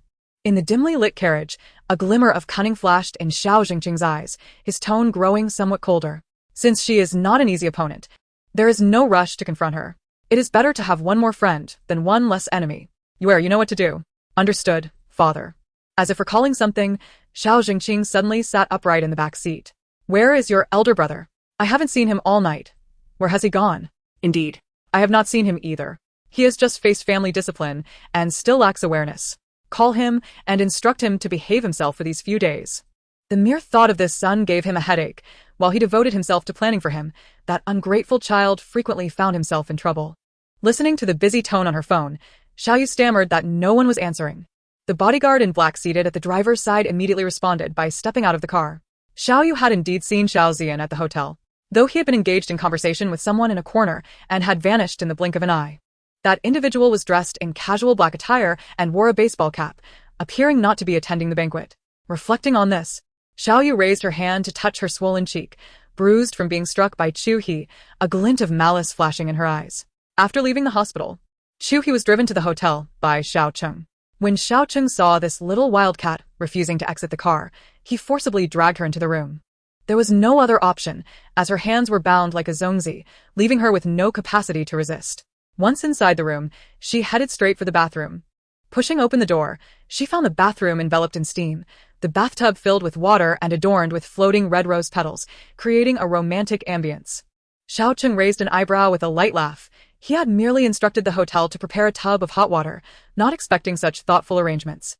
Chu He had no patience for his frivolities and turned to leave the bathroom. In the next moment, a gasp escaped her lips as a muscular arm wrapped around her slender waist, pulling her back inside. He pinned her against the side of the tub, leaving her no room to escape. Now you have two choices. Undress yourself or allow me to assist you. Chu He abruptly lifted her head, incredulity etched across her face. Was this fellow devoid of decency? Hadn't they just been intimate? Chu He's previously pale complexion flushed a deep crimson at his insinuation, leaving her feeling utterly embarrassed. Her entire being aflame with a sense of humiliation. Undress? Are you taking advantage of me? Get away. She pushed him with all her might. But the man stood like an immovable mountain. Enough. Why, be embarrassed. It's not like I haven't seen you before. I promised your grandfather I would take care of you tonight, so hurry up and wash up before bed. Sleep? You must be joking. Chu He was incensed, pushing against him. Yet, the man remained steadfast, and as she slipped, she fell backwards, losing her balance entirely. Chapter 45. Once again bullied. Xiao Cheng, quick-witted, grasped the woman's arm, yet was pulled along by her momentum. At the critical moment, the man made a swift turn, causing both of them to tumble into the bathtub. With their positions reversed, him beneath, her above. She lay fully upon him, her two injured hands securely lifted above the water's surface by a strong grip. Scarlet rose petals scattered abundantly around them, while those remaining in the tub swayed gently with the rippling water. The warm bathwater, enveloped in a veil of steam, created an intoxicating atmosphere throughout the bathroom. Xiao Cheng chuckled softly, casting his gaze down upon the little head nestled against his chest, utterly still. You wish to share a romantic bath with me? What shall we do? The doctor expressly forbade any contact with water. His voice, deeply alluring and slightly husky, resonated from above her. After the initial panic, her heart continued to race uncontrollably. What are you saying? You rogue. Attempting to rise from the tub, she found her wrists firmly grasped by him, held aloft above the water. This position left her body without any points of support, rendering her completely sprawled across him. It hurts, Xiao Cheng. You're hurting me. Her small face contorted in distress. Noticing the grip on her wrists had relaxed slightly, she nonetheless remained unable to stand, and a wave of grievance surged within her, prompting her to abandon her struggles and melt against him. Is it amusing to bully me? Her voice was barely above a whisper, trembling slightly. As her words faded, he released his hold entirely. Suddenly, the constraints around her chest loosened, his large hand pulling the straps away from her back. The soft fabric of the strapless gown clung closely to her form, eliciting a gasp from Chu He, who instinctively raised her hand to cover herself, only to have it captured again by his firm grip. After a moment of silence, he spoke in a rather cold tone. Am I the one bullying you? Who was it before, crying and begging me to continue, moaning wantonly? His blunt words ignited a fiery blush across Chu He's cheeks, causing her to shield her face with her elbow. Xiao Cheng was irritated, accustomed as he was to the sycophantic women who fawned over him. Encountering this adversary, even his scant patience had been worn thin. What gave you the impression that I possess a gentle temperament? Though the water in the tub was pleasantly warm, the chill emanating from Xiao Cheng sent shivers down her spine, leaving her back tingling. This woman was truly a sight to behold. When frightened, her true nature surfaced. Like a mollusk forcibly stripped of its shell, she was left vulnerable and soft. With an exasperated sigh, Xiao Cheng squinted as he assessed her flustered and indignant appearance. He rose, cradling her and positioning her beneath the showerhead, his tone commanding, "Undress." "Fine, I'll do it. It's not as if I'll lose a piece of flesh," she muttered under her breath, a hint of resentment lacing her words. The zipper had already been drawn down. Chu He closed her eyes, hesitating as she lifted her arms. The blood-stained gown had long since become soaked, falling to the ground with a soft thud, revealing her exquisite, delicate curves in full view. In the next moment, the water from the shower cascaded down upon her, flowing like a winding river over her fair and graceful body. Xiao Cheng found it impossible to look away. Despite having been intimate twice before, he remained the antidote to her allure. Engrossed in exertion, he failed to take a moment to truly appreciate the mesmerizing figure before him. Damn it, he found himself stirred once again. Xiao Cheng inhaled deeply, suppressing the turmoil within. In a flurry of motion, he hastily wrapped her in a large towel and placed her gently on the expansive bed in the bedroom. "You, be quiet. I warn you. It is best to remain silent now. Otherwise, I will take you right here." Chapter 46, Playing with People. Was this woman foolish? Could she not discern his rising ire? Chu He wanted to retort, yet the man's words silenced her, leaving the room enveloped in an eerie stillness. Just then, the jarring ringtone of a phone shattered the charged atmosphere. Xiao Cheng picked up the device, glanced at the screen, and answered the call. The voice of Ji Lin resonated from the other end. "Brother Cheng, we have identified the person sending messages to Miss Chu. Good. Take them to Qingshan. I will come over shortly. Ensure the person is well guarded. I intend to savor this." "Understood, Brother Cheng." Chu He regarded Xiao Cheng with disdain, who was unaware that Qingshan was the largest nightclub in Wancheng. This despicable man was brazenly planning to indulge in women at a bar right in front of his fiancée. How repulsive. Once the call ended, Xiao Cheng glanced at the woman who was fixated on him. "Are you scolding me again?" Xiao Cheng resumed his nonchalant demeanor, unapologetically admitting, "Indeed. Would you like me to verbalize it for you?" Without waiting for a response, he continued, "During these days of recuperation, you shall reside here. I will speak to your parents. I trust they will be amenable to your stay with me." His tone, seemingly casual, bore an unmistakable undercurrent of command. "Fine." Xiao Cheng, with a hand on his forehead, tousled his damp hair and nodded. Chu He's eyes sparkled, believing she had swayed him. Yet, her expression quickly fell as Xiao Cheng, with a smirk of triumph, stepped forward and ruffled her wet hair as if he were petting a cat. Waving his phone, he reveled in the sight of her indignant countenance. After he departed, Chu He felt utterly drained, collapsing onto the grand bed. What sin had she committed to deserve such a wretched man as her fiancé? As night fell, Qingshan, the largest nightclub in Wancheng, transformed into a cacophony of revelry, while the rest of the city sank into silence. In the dimly lit basement, a ghastly scene unfolded.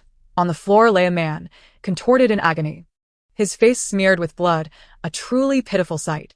With a creak, the iron door swung open, and a tall figure entered, exuding an air of languid indifference that felt starkly out of place in the gloom. He toyed with an unlit cigarette between his fingers, a playful smile gracing his lips. Ji Lin approached and handed a stack of photographs to Xiao Cheng. After casually flipping through a few, his eyes narrowed as he scrutinized the unconscious man sprawled on the ground. The voice carried a hint of mockery, yet the gaze was as frigid as frost. "Have I not even arrived, and yet I am already doomed? Brothers, exercise some restraint." He merely fainted. With a lift of his chin, a subordinate beside him violently splashed a basin of cold water onto the motionless man, reminiscent of a lifeless dog. The man gasped, awakening from his stupor, his body trembling as he found himself bound and unable to move, forced to hunch over while gasping for breath. Chapter 47, Murder. "Who do you think you are? Daring to seize me? Do you have any idea who I belong to?" The man bellowed, seemingly oblivious to the grave peril he was in. Xiao Cheng looked down from his elevated position, wearing a nonchalant expression, yet the chilling glint in his eyes rendered the man below devoid of his earlier bravado. "Oh. Whose man are you?" "Pray tell." "I am my own." The man hesitated, contemplating whether to divulge the truth. If he did, it would implicate his boss, jeopardizing his standing in Wancheng. The words lingered on his lips, but he ultimately chose silence. What's the matter? Afraid to speak. Xiao Cheng smirked disdainfully and continued. Well, considering you've been beaten to a pulp, revealing your allies would only render your suffering in vain. Forget it. I shan't press you further. Jilin. Brother Cheng. Jilin approached Xiao Cheng, awaiting his orders. This fellow is rather obstinate. He has a good dog. Grant him a swift end. With that, he turned to leave. The man on the ground, now truly terrified, realized he had encountered a ruthless adversary. After all, he was merely following orders to stalk a woman and snap a few photographs. Surely, it wouldn't cost him his life. Gripping Xiao Cheng's pant leg with bloodied hands, he trembled and begged for mercy. Boss, spare me. I'll tell you everything. It was the Xiao family's heir, Xiao Zian, who commanded me. Upon hearing the name Xiao Zian, Xiao Cheng was taken aback. Even Xiao Zhengqing was unaware of the alliance between their families. Thus, it was unlikely the matter was directed at him. Xiao Zian, Chu He. How intriguing. A flicker of interest ignited in Xiao Cheng's eyes. Continue. The man swallowed hard, his voice quivering as he spoke. Xiao Zian has long harbored an interest in Miss Chu, desiring to seduce her. Previously, he publicly teased her, only to be reprimanded by her elder brother. Feeling humiliated, he sought to tarnish her reputation by capturing compromising photographs. Having spoken, the man clutched Xiao Cheng's pant leg even tighter, pleading with tears streaming down his face. Brother, I've told you all I know. Please let me go. I have an elderly parent and young children relying on me. Was that text message on Chu He's phone sent by you? The message was sent by Kong Yan. Kong Yan is under Jiang Jinyang's command. After Jiang Jinyang offended the Chu family, the Kong family suffered as well, prompting Kong Yan to exploit Jiang Jinyang's disgrace to target Chu He, deliberately luring her into that room. Xiao Cheng scoffed, realizing he had wasted time in the dead of night, thinking it was part of a grand scheme. In truth, it was merely a gathering of fools orchestrating a rather pathetic plot. Flipping through the photographs in hand, besides the images of Chu He entering the room and myself carrying her out, there were several earlier shots of her at the bar, drinking with men. The angles were deliberately chosen to capture rather ambiguous moments with these gentlemen. What else was captured? The man shook his head repeatedly. Nothing, truly nothing. When I entered the room, I found you, dear brother, in the midst of an altercation, so I dared not intrude. To fulfill my duty, I merely took a few photographs of you upon your exit. Another silence ensued, followed by a sharp sound. The photos were tossed onto the nearby table. The man on the floor was drenched in cold sweat. Observing Xiao Cheng's grim expression, Jilin felt utterly perplexed. Who claimed that the second young master had no affection for Miss Chu? Clearly, it was much more than mere fondness. He was utterly smitten. This individual merely captured a few candid shots of Miss Chu, and now it seemed a death sentence awaited him. Jilin leaned closer to Xiao Cheng and whispered, Brother Cheng, are you truly going to kill him? Chapter 48. The Disruption. Predictably, he received a fierce glare in response. Just as Xiao Cheng was about to unleash a torrent of curses, a sharp pain shot through the corner of his mouth. Damn it, that feeling again. Suppressing his agitation, he let out a low growl. Curse be it. No sooner had the words left his mouth than Jilin seemed to receive an order. Understood, Brother Cheng, he replied, signaling to the subordinates nearby to drag the weeping man out. As they pulled him away, the man had already fainted from terror, a puddle forming beneath him. Xiao Cheng felt a mix of exasperation and amusement. This Jilin, despite his age, had clearly not grown any wiser. No matter what he said, Jilin took it at face value. After all this time following him, he still showed no signs of improvement. He flicked the unlit cigarette from his fingers onto the ground and kicked Jilin in the rear. You are a bodyguard, not an assassin. Do you want me to commit a crime? And do I look like someone who would kill? When working with me, can you not think for once? After imparting this serious lesson to Jilin, Xiao Cheng disdainfully pinched his nose with one hand, while the other gestured to the filth on the floor. It reeks. Get someone to clean this up immediately. Watching Xiao Cheng's retreating figure, Jilin remained in a state of bewilderment. When the second young master of his family became furious, even he felt a twinge of fear. Ascending from the basement, Xiao Cheng made his way directly to the 666 private room, a long-standing venue of Shaoxian at the Qingshan bar. Among the wealthy heirs of Wancheng, Shaoxian was notably infamous. His reputation stemmed from his life of debauchery in the nightlife, earning the title of the most notorious playboy in Wancheng. Despite the unsavory nature of this title, many socialites were drawn to him for the prestige of the Xiao family, eagerly vying for his attention. Inside the private room, The dim lighting added a touch of allure to the ambience, as the guests reveled in the indulgence of wine and pleasure. Suddenly, with a loud bang, the door to the room was kicked open. The unexpected intrusion caught everyone off guard, rendering them momentarily stunned. Xiao Cheng, hands in pockets, exuded an air of mischief, tilting his head slightly, his narrowed gaze sweeping across the room. Within the confines of the private space were 4 men and 4 women. At last, the gaze settled upon the figure of Xiao Zian, who was seated at the center on the sofa. Backlit, the individuals in the room could only perceive a tall silhouette standing at the entrance. Although the face remained obscured, an undeniable aura of pressure emanated from this person. Upon recognizing the newcomer, Xiao Zian exhibited no fear like the others. Instead, he continued to embrace a beauty while sipping his drink. Beside him, a man who appeared as frail as a reed shot a glance at the composed Xiao Zian, instantly bolstered by newfound courage. He rose, pointing a finger at Xiao Cheng, and unleashed a torrent of curses. Do you even know whose territory this is? How dare you cause a ruckus here? Have you lost your mind? Another man, seated perilously close to the entrance, chimed in. Don't you see the young master of the Xiao family is present? You'd best get the hell out of here. Due to his towering height, Xiao Cheng had to lower his head to discern the features of the man near him. This individual was short, stout, and oozed a repulsive aura with his greasy hairstyle.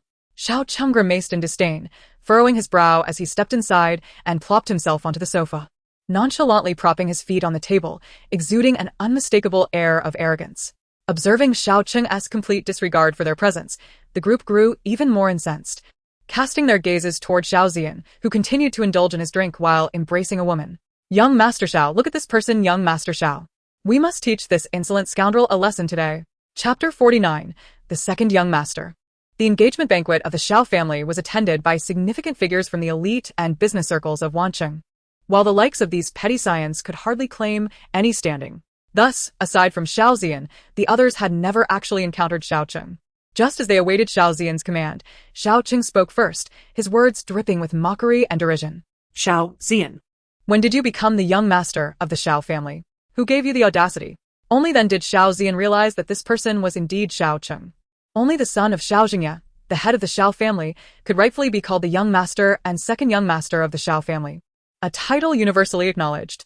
Although Xiao Zian was the eldest son of the main branch of the Xiao family, he was merely entitled to the designation of young master. Having been publicly humiliated by Xiao Cheng, Xiao Zian's lips twitched, his heart seething with resentment. Aware that Xiao Cheng was a reckless individual, he dared not provoke him and could only suppress his emotions, tightening his grip around the wine glass. I thought who it was. Turns out it's A Cheng. What's the matter? Is my brother not allowed to come out and have a little fun? Even if they had never seen Xiao Cheng in person. The mention of the second young master of the Xiao family was well known among them.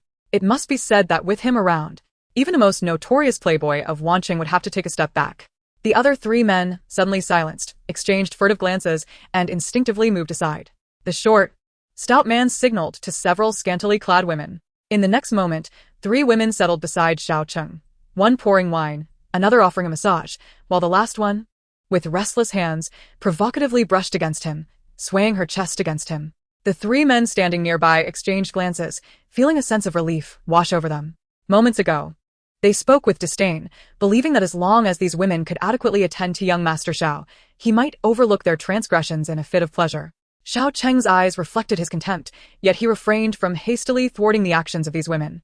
He extended a finger and playfully lifted one woman's chin, who immediately adopted a demeanor of someone anticipating favor. In the blink of an eye, Xiao Cheng tightened his grip on her chin and pushed her back, shattering her hopes.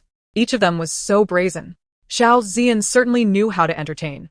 With a look of disdain, Xiao Cheng clapped his hands, his expression growing cold, a hint of ferocity glimmering in his gaze. When it comes to playing with women, one must weigh their own worth. Can one truly afford to play? A flicker of apprehension crossed Xiao Zian's eyes. Even if he had dallied, he had engaged with so many women that he could hardly remember who was who. As he pondered, he dismissed the thought. The men of the Xiao family inherited their ancestors' superior genes. In terms of appearance and demeanor, each was a paragon. Although Xiao Zian's reputation was tarnished, he was not without charm. It was a pity that beneath his attractive facade lay a heart filled with malice. A smirk danced on Xiao Cheng's lips as he scrutinized Xiao Zian, causing a chill to run down his spine, fearing that Xiao Cheng might utter something shocking. To salvage his dignity, he commanded everyone in the room to leave. I have matters to discuss with young master. You all may go. The women hesitated, casting reluctant glances at the exquisite man before them. Get out. Though Xiao Cheng's tone seemed nonchalant, an inherent aura of authority compelled the women to depart without delay. Chapter 50. The most debauched in Wancheng. His unfathomable gaze fell upon the three men standing opposite him. You three remain. The trio, pale and trembling, froze in their tracks. Leaning against the wall, Xiao Zian's expression darkened. He despised being the center of attention. He slammed his wine glass down on the table, his tone suddenly turning malevolent. Xiao Cheng, I am your cousin, the eldest son of the main branch. My deference does not imply fear. As his words echoed, laughter erupted in the room. Xiao Cheng, as though he had heard the greatest joke, could not contain his amusement. Ha ha ha. Xiao Cheng. You. Xiao Zian's words failed to intimidate Xiao Cheng, causing his lips to twitch in frustration. Suddenly, the laughter ceased, and with an icy gaze, Xiao Cheng directed his attention to Xiao Zian. Xiao Zian. I heard you have your sights set on Chu He. Want a better? At this, Xiao Zian's eyes darted away for a moment, dismissively waving his arm. That's not true. Do not slander me. Xiao Cheng let out a cold laugh, sitting upright from the plush sofa. He casually caressed a cigarette box, extracting a cigarette, lighting it, and inhaling deeply. In the dim light, the smoke swirled around him, amplifying the chilling aura he exuded. What is this? The eldest son of the main branch dares not acknowledge his desires? No matter, I just caught a dog tonight. Rumor has it belongs to you, cousin. Fortunately, it hasn't been played to death. Otherwise, we would present it before the old master for a little display. Xiao Zian's gaze flickered, clearly grasping the implications of Xiao Cheng's words. The matter of the marriage alliance between the Xiao and Chu families was something he had only just learned. If the old man were to discover the actions he had taken against the Chu family's young lady, which jeopardized the union, it would not only cost him his shares but leave him with nothing at all. Given the grandfather's advanced age, such trivial matters did not warrant disturbing him. Previously, he had harbored some fondness for Chu He, and considering that the Chu family was their sworn enemy, indulging in a bit of playful mischief seemed harmless. Who would have imagined that a marriage alliance would arise between the two families? Ignorance is bliss, indeed, second brother. Xiao Zian's tone softened noticeably, a mischievous smile gracing his face as he picked up a wine glass from the table, poured a drink, and offered it to Xiao Cheng. The three men standing by observed the duel of wits between the two, exchanging glances, too intimidated to speak. Xiao Cheng did not immediately take the glass. Instead, he held a half-burnt cigarette between his slender fingers, taking a deep drag before forcefully extinguishing it in the ashtray. He then accepted the wine glass, pouring its contents over Xiao Zian's head and smashing the glass against the floor. The glass shattered with a sharp, resonant crash, sending shards flying in all directions. Despite Xiao Zian's tarnished reputation, he was accustomed to being revered and supported outside. He had never endured such humiliation. The wine trickled down Xiao Zian's cheek, and he was utterly enraged, shouting at the top of his lungs. Xiao Cheng, don't mistake my leniency for weakness. What are you so arrogant about? Who do you think you are? Do you truly believe that just because grandfather treats you a bit better, he will entrust the family business to you? You are merely a good-for-nothing, just as inept as I am. If it weren't for Uncle S' influence, do you think I would ever concede to you? He continued. It's just a woman. Even if I were to sleep with Chu He, what could you possibly do to me? Xiao Cheng narrowed his eyes, allowing Xiao Zian's tirade to conclude before he spoke slowly. Xiao Zian, listen well. Chu He is mine. From this day forth, if you dare to covet her, think carefully about whether you can bear the consequences. As his words fell, 7 or 8 men entered from outside, each one imposing in stature and impeccably dressed, exuding the aura of trained professionals. The 3 men nearby, upon witnessing this display, nearly lost control of themselves, hastily apologizing and begging for mercy. Second young master. We were blind to your greatness. Yes, second young master, please don't hold it against us. It has nothing to do with us, second young master. Xiao Cheng cast a disdainful glance at the 3, a smile playing in his eyes as he spoke with a nonchalant tone. It indeed has nothing to do with you. You should not have overheard what you were not supposed to. This debt will rest upon Xiao Zian. Chapter 51. This man is too ambitious. Clearly, it was Xiao Cheng who refused to let them leave, yet they showed no desire to listen. Wasn't he this akin to forcing a bull to drink? The 3 men, their legs giving way, collapsed onto the floor. Seeing that Xiao Cheng was serious, Xiao Zian felt a pang of fear in his heart. Yet he still refused to back down in front of outsiders. Xiao Cheng, what do you intend to do? Dare to lay a finger on me and see what happens. Do you think the Xiao family cannot control you? The leading man in black stepped forward, nodding slightly toward Xiao Cheng. Brother Cheng, don't kill him. Leave him some breath. Humph, they're all just Xiao Zhen's lackeys, cut from the same cloth. With that, he waved his hand and strode out of the private room. As the door closed, anguished cries echoed from within the room. The following day, Chu He awoke to the sound of running water in the bathroom. After a night of slumber, she felt groggy and languid. With her hand wrapped in a bandage, she lazily tugged at the blanket, covering her head. Although she was awake, her eyes remained stubbornly shut. Through the fabric, she heard the water cease, followed by the sound of the bathroom door opening. As Xiao Cheng emerged, he spotted the woman curled up beneath the blankets on the large bed. A wicked smile crept across his lips, believing her still asleep. Barefoot, he approached the bed and gently lifted the covers, slipping in beside her. The sudden influx of light caused Chu He to squint, her disheveled hair cascading over her fair, dewy face, reminiscent of a ripe peach, juicy enough to squeeze. Unable to resist, Xiao Cheng leaned in closer to her lips, only to feel a sudden jolt as her hand grasped his short hair with surprising force. The previously romantic atmosphere was extinguished in an instant. An edge of anger tinged his voice as he remarked, "Chu He, if this had been another woman, she would have been cast out without hesitation." Yet, inexplicably, a playful notion of tough love stirred within him. Chu He propped herself up, eyeing Xiao Cheng warily. She wore a loose-fitting white robe that revealed a glimpse of her fair neck. Beneath the slightly open collar, her alluring curves were subtly apparent. "Are you trying to take advantage of me?" she retorted. "What do you mean take advantage? Who's showing more skin here? I haven't accused you of taking advantage of me, yet you're turning the tables." With that, she tossed aside the blanket, exposing half her body, revealing sculpted chest muscles and well-defined abs. Her waist wrapped only in a white towel. This man, evidently a fitness enthusiast, possessed a stunning physique. It turned out that sensuality was not solely a woman's domain. Men could be just as alluring and provocative. Chu He swallowed hard, her gaze fixated on his abdomen. Seeing her reaction, Xiao Cheng's smile deepened, the anger in his eyes dissipating. He gently took her hand and guided it to his abs. Despite her bandaged hand, the firm, damp texture sent her heart racing. Indeed, it echoed the phrase, "A man's waist is a deadly weapon." How tantalizing!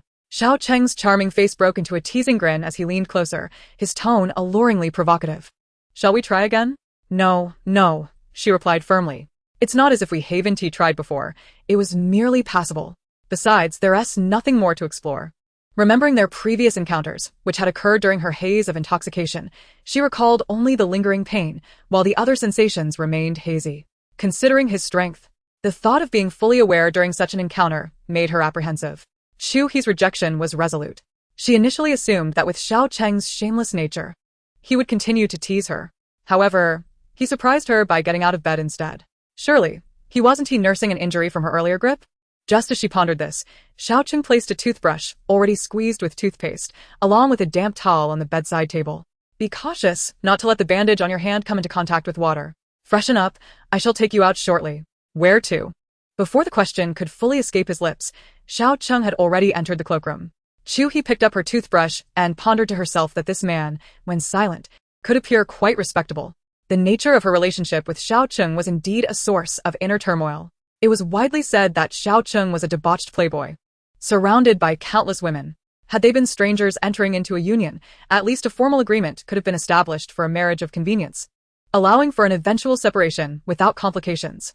Yet, having shared a bed with him, if they were to officially register their marriage, it would solidify their bond. How could she extricate herself from such a predicament? Especially considering that Xiao Cheng was not in want of money, thus monetary compensation could not resolve their entanglement. What a troublesome situation. "Are you ready?"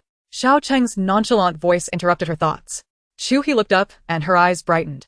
Xiao Cheng had already donned his attire and was standing by the bed. His outfit remained characteristically understated, a loose military green jacket over a plain black t-shirt, paired with light khaki cargo pants and white sneakers. He appeared remarkably vibrant. Although not tailored, there was an undeniable air of sophistication about him. "Freshen up and change your clothes. I will be waiting outside," he said, already stepping out of the bedroom. A few minutes later, after Chu He had changed, she realized the suite was quite spacious. Observing Xiao Cheng preoccupied with something, she stood quietly, taking in her surroundings. The furniture did not reflect a hotel aesthetic but rather seemed to be curated according to personal preference, featuring a sleek black and gray palette that exuded style. Xiao Cheng sat languidly on a sofa by the floor-to-ceiling window, holding a folder, engrossed in a conversation with a blonde foreign woman who spoke in English. Chu He caught snippets of their dialogue, which seemed to revolve around mundane matters, though many specialized terms eluded her understanding. Internally, she scoffed at the absurdity of a playboy attempting to embody the persona of a domineering CEO. After about 15 minutes, noticing that Xiao Cheng and the foreign woman showed no sign of concluding their discussion, Chu He could no longer contain herself. That's enough, Xiao Cheng. Are you going to keep this charade going indefinitely? She expressed her irritation, disregarding the woman's curious gaze. Xiao Cheng furrowed his brows, narrowing his dark eyes as he regarded Chu He with a look of incredulity. What was this woman prattling on about? Was she truly attempting to play the role of a domineering figure? It was laughable. In his 20-plus years of life, he had never pretended to be someone he was not. If he were concerned about others' perceptions, he would not be Xiao Cheng. The female assistant nearby clearly understood Chu He's words and glanced between her and Xiao Cheng, unsure whether to continue speaking. Xiao Cheng closed the folder in his hand. All right, boss, he replied in authentic American English, devoid of any technical jargon, which Chu He easily comprehended. She regarded him with a sharp gaze, filled with skepticism and astonishment. Could he not at least attempt to act more convincingly? Mr. Xiao, Mr. Cheng, and the second master are all quite well. And what about the eldest? Does he think of himself as part of the underworld? Chapter 53. She fears him. Assistant Sophia exited the room, and Xiao Cheng casually tossed the folder in his hand onto the table. He raised his thumb, a smile of exasperation gracing his face. Miss Chu's imagination is indeed more boundless than that of even your grandmother. What do you mean? How could you possibly have met my grandmother? Do you know her? Impossible. She passed away over 20 years ago, and I hardly have any memory of her myself. How could this fellow have met her? Chu He noticed that Xiao Cheng had risen from the sofa, his head bowed as he placed his hands on his hips. The slight tremor of his shoulders clearly indicated he was suppressing laughter. What are you laughing at? Cut the nonsense and clarify your words. Although she did not fully comprehend Xiao Cheng's meaning, Chu He felt an unsettling glimmer in his gaze, a peculiar shade of yellow. Xiao Cheng took a deep breath and stifled his laughter. Of course, I have met her, your Xiao Cheng. You scoundrel. Due to the height difference. A sudden leap sent Xiao Cheng tumbling onto the sofa. The unexpected feeling of weightlessness caused Chu He to fall directly into his embrace, and by sheer coincidence, their lips met. In that moment, time seemed to come to a standstill. Even the air within the room felt thick and still, devoid of any movement, save for the frenzied beating of two hearts separated only by their chests. At some point, Xiao Cheng's large hand found its way to her waist. The warmth of his touch felt akin to a myriad of ants crawling upon her skin, sending shivers coursing through her body. Instinctively, Chu He attempted to leap away from Xiao Cheng, but he seemed to anticipate her move, tightening his hold around her waist. Ah. Chu He furrowed her brow, a low moan escaping her lips as she cursed the man in her heart. Xiao Cheng raised an eyebrow, his expression feigning innocence, embodying the essence of someone who has taken advantage, yet pretends to be the victim. Embracing me? Is this what you're doing? What nonsense! Chu He clenched her jaw tightly, forcing out 3 words. Is this man here to torment her? She gazed at Xiao Cheng, a sense of déjà vu washing over her, unable to fight back or evade. Chu He felt utterly helpless, reminiscent of the days when she had been bullied over a decade ago. Truly, it felt too similar. In an instant, her complexion paled, and a flicker of fear danced in her eyes. Noticing something amiss with Chu He, Xiao Cheng wiped the smile from his face. What's wrong? Is it merely my illusion? Or do I see fear in her eyes? Is she afraid of me? Releasing his grip around her waist, Xiao Cheng gently inquired. Did I hurt you?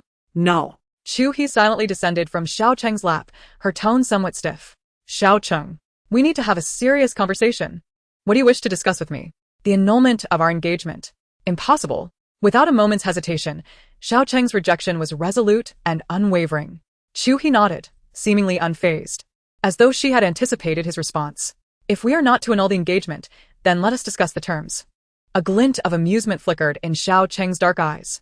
Oh, do share. Since this is a business marriage, it is only natural to safeguard the interests of both families. 2 years from now, once the collaboration between the two families reaches its completion, we shall part ways. Someone like you would hardly desire to be tethered to a single tree, would you? He should likely acquiesce, thought Chu He as she carefully scrutinized Xiao Cheng's expression. Xiao Cheng remained silent, his slender fingers extracting a cigarette from the pack, igniting it and taking a languid puff. After a moment of contemplation, he remarked, What sort of person am I, exactly? Chapter 54. Let us sign an agreement. Chu He paused, then slowly articulated, A libertine in matters of the heart. Though you possess striking good looks, my preferences lean towards the gentle, the affectionate, the devoted, and the cultured. Most importantly, one who loves me. You embody none of these traits. Thus a marriage of convenience would be mutually beneficial. As soon as her words echoed in the air, Xiao Cheng chuckled, the ambiguity of his laughter leaving Chu He feeling uncertain. Others often claimed that Xiao Cheng was a man of rebellious nature. Yet, Every point she had just made stood in stark contrast to his character. She was the true embodiment of rebellion. No, at least one point aligned with reality. What was that? He was handsome and well-built. That much she could not refute. However, whenever they delved into serious discussions, this infuriating man would divert the conversation. Chu He, slightly vexed, insisted. Let us not digress. Do you agree to this sham marriage or not? Xiao Cheng scoffed, then adopted a serious demeanor. We have already crossed that bridge. What precisely do you mean by a sham marriage? Chu He bit her lip. We can marry, but post-nuptial interference in each other's lives, including romantic entanglements, is strictly prohibited. It's quite the trend nowadays, have you not heard? It's called an open marriage. We shall lead our own lives. The thought crossed Xiao Cheng's mind that perhaps this woman despised her own company, or perhaps desired the company of others. His expression grew complex, an unnamed irritation swelling within him. The cigarette quickly burned down, and he took a final deep drag before discarding it into the ashtray. Very well. I shall accommodate your demands. However, we must reside together post-marriage. That is non-negotiable. Chu He felt a surge of indignation, her complexion shifting from pale to crimson as she gazed at him in disbelief. Xiao Cheng, if we are to remain uninvolved, why must we live together? You are exceedingly domineering. Xiao Cheng rose from the sofa. Then forget it. I shall need to reconsider what you just proposed. Chu He hastily grasped the hem of his shirt. Wait. I agree. I will have my lawyer draft the agreement post-haste. Unnecessary. My Wort is my Bund. A verbal promise suffices. He ruthlessly wrenched his shirt away from her grasp. The sudden pain in her hand made her wince, and while she acquiesced verbally, her heart was aflame with curses directed at Xiao Cheng. At that moment, the doorbell rang, and soon after, Jilin entered, clad in a sporty outfit. Upon seeing Chu He, his eyes sparkled. So this is the eldest daughter of the Chu family, truly beautiful. No wonder the second young master had toiled all night for a few photographs. Jilin bashfully called out, sister-in-law, his demeanor awkward and almost unbearable to witness. Chu He felt a twinge of discomfort at the sudden address, offering an awkward smile as she tucked a stray strand of hair behind her ear. Xiao Cheng shot Jilin a disdainful glance, his handsome features as cold as ice. If you have something to say, speak. If not, then be gone. Chu He observed Jilin's demeanor and surmised that it was certainly not a pleasant matter. Understood, she replied. After that, Xiao Cheng wore a nonchalant expression, raising an eyebrow with a smirk. Chu He, you must come along. It would be beneficial for you to witness the intricacies of the first prominent family in one city beforehand. He intended to show her the cunning and stratagems at play within the esteemed household. Chapter 55. Spreading dog food? Chu He was coerced into the car by Xiao Cheng. That infuriating man always found a way to manipulate her. Thus, she maintained a sullen disposition throughout the journey. After approximately half an hour, the vehicle traversed from the city hotel into Lanyuan. Since she was not yet married to Xiao Cheng, his dalliance with other women was of no concern to her. However, once she met her in-laws, marriage would become inevitable. Upon disembarking, Xiao Cheng tugged her along into the garden. The traditional pavilions and water features exuded an ancient elegance. And having grown accustomed to modern architecture, Chu He was genuinely captivated. As they passed through the long corridor, the pools on either side shimmered under the sunlight, casting a golden glow that nearly blinded her. Chu He chattered away, as if on an excursion, her spirits lifted. Xiao Cheng, inwardly amused, noted the lively atmosphere. Every member of the Xiao family, without exception, dared not step into the main hall without their wits about them. With a teasing smile, he remarked, "At least your family is also of noble lineage. Try not to appear so naive." Chu He shot him a glare, followed by a couple of tsks. Although her family, the Chu family, was the second largest in one city, visiting the Xiao family made her acutely aware of the stark disparity between the first and second families. As they continued, they reached the main courtyard, which served as the residence of the elder Xiao. Additionally, there was the eastern courtyard for the second branch of the Xiao family, the western courtyard for the first branch, while the northern courtyard accommodated guests and functional areas. Each courtyard contained numerous smaller enclaves. The overall design of Lanyuan epitomized the classic Jiangnan style, with black tiles and white walls, both exquisite and timeless. Xiao Cheng casually reminded Chu He, "I'll be present shortly. So just keep your silence and observe." This admonition made her anxious. Looking at Xiao Cheng, He maintained his rebellious and aloof demeanor, towering over her with his chin raised, casting a downward gaze. Chu He, tilting her head back, could only discern his jawline, which inexplicably irked her. Their mutual defiance appeared to outsiders as a tender gaze shared between lovers. As expected, in the next moment, a deep voice resonated from Xiao Su. The dog food is being scattered right at the doorstep. Chu He cursed inwardly. How could he interpret this as spreading dog food? When had his vision become so impaired?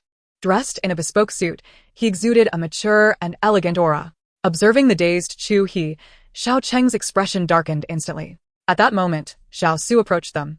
His countenance adorned with a subtle smile, yet his dark eyes concealed any discernible emotion. "Is this your sister-in-law? I am Xiao Su, the elder brother of Xiao Cheng." "Greetings, elder brother." Indeed, Xiao Su was as striking as the rumor suggested, a paragon of grace and charm. Chu He had previously researched the matter. He was a young tycoon who had ascended to the top 5 of the wealth rankings. Why would she forsake such a promising son-in-law? Opting instead to marry the debauched Xiao Cheng? Was her father truly losing his faculties, to the point of questioning whether he was her biological parent? Chapter 56. The Scene of Judgment. Step inside. The old man is waiting to reprimand me. These two regarded him as if he were air. Xiao Cheng sneered disdainfully, carelessly grasping Chu He's arm and pulling her along with a force that made her stagger in his wake. Chu He widened her eyes, perplexed by his erratic behavior. Upon entering the hall, it was not the bustling scene she had anticipated. Only servants were polishing the vintage pearwood furniture. Upon noticing Xiao Cheng, a servant halted his duties and bowed respectfully. "Young master, the elder and the master are awaiting you in the dining room." Xiao Cheng nonchalantly acknowledged him with a dismissive grunt, leading Chu He towards the back. In the dining room, a grand round table was set, surrounded by the Xiao family members, their expressions grave. Despite the sumptuous feast laid out before them, not a single person touched their chopsticks. The elder Xiao sat at the head of the table, his face stern. Upon seeing Chu He enter, his eyes flickered, slowly suppressing his anger. This was Chu He's first encounter with such a scene. She glanced up at Xiao Cheng, who remained irreverent, casually draping his arm over her shoulder in front of the assembled family. He took a seat in the vacant spot beside her, seemingly unfazed by the tension in the air. "Not eating? What is this? Are you all waiting for me? Do I possess such clout?" Xiao Cheng's irreverent banter drew the attention of many burning gazes towards them. Secretly, Chu He tugged at the hem of his garment beneath the table. Xiao Cheng chuckled, calmly winking at her. "It's all right, darling. It's understandable that you're not accustomed to our family yet. Are they waiting to judge me?" He called her darling? Was this man so irreverent even in the presence of his elders? Chu He felt a twinge of embarrassment, reminding herself that the focus of the day was not her, but Xiao Cheng, and thus she silently sat, striving to diminish her presence. As her thoughts settled, she noticed the elder Zhao's eyes narrowing, a simmering anger lurking within their depths. At that moment, 2 servants entered, carrying Xiao Zian on a stretcher. Xiao Zian, having been thoroughly beaten the previous night, bore the appearance of a swollen pig's head, so disfigured that even his own mother would struggle to recognize him. His neck was encased in a brace, and his arms and legs were wrapped in bandages, suggesting he had sustained serious injuries. His subordinates had skillfully ensured he was left in a state that was neither dead nor truly alive. Xiao Cheng's laughter was unabashed and unrestrained, indifferent to the feelings of those around him. Chu He was taken aback by Xiao Zian's condition. Had Xiao Cheng gone to settle accounts with him last night? Thus, he hadn't been cavorting with other women after all. As the current head of the Xiao family, the usually composed Xiao Jingye merely cast a sidelong glance at his son. His father's gaze seemed to demand an explanation, yet Xiao Cheng felt no inclination to clarify. He could not possibly reveal in front of so many that Xiao Zi and had intended to pursue Chu He. Xiao Cheng sat up, his hands resting on the table, wearing an air of indifference. "Well, it's nothing much, just a simple displeasure at his presence. Surely, you must have heard of the despicable deeds he has committed. I consider it a righteous act to teach him a lesson." The expressions of everyone present were filled with astonishment. Chapter 57. A son takes after his mother. Xiao Zian indeed has an impressive track record with young women. Anyone he sets his sights on, he will go to great lengths to possess, even causing several incidents of suicide and jumps from heights in the past. These matters were smoothed over by Xiao Jingqing's financial influence, so very few outside the family are aware. Yet, the members of the Xiao family are well aware of the truth. This is utterly outrageous. Xiao Zhengqing nearly spat blood in frustration. "Look, the old man hasn't even spoken. Uncle, there's no need for such anger. You have only one son. And if he truly develops any issues, you'll have to bear the consequences, considering you have only focused on procreation and neglected his upbringing. Xiao Cheng's words struck at Xiao Jingqing's heart with unrelenting precision. Indeed, he had invested years of plotting solely to secure greater familial benefits for his son. But now, Seeing his son in such a state, how could he possibly swallow his indignation? No matter what, one cannot beat their cousin to such an extent. When did it become your place to dictate matters in this family? Do you not regard us elders at all? How can the Xiao family indulge in such brutality against one another? Father, Xian is also your grandson. This time, you must not protect Xiao Cheng. How dare you call my son a beast? Say that again, if you dare. It's fortunate I arrived, otherwise, my son would have been bullied to death by you. A powerful, resonant female voice rang from outside. The newcomer was Fan Yulan, the wife of Xiao Jingye and also the mother of Xiao Su and Xiao Cheng. Though nearing 50, her exquisite makeup and graceful demeanor made her appear significantly younger than her actual age.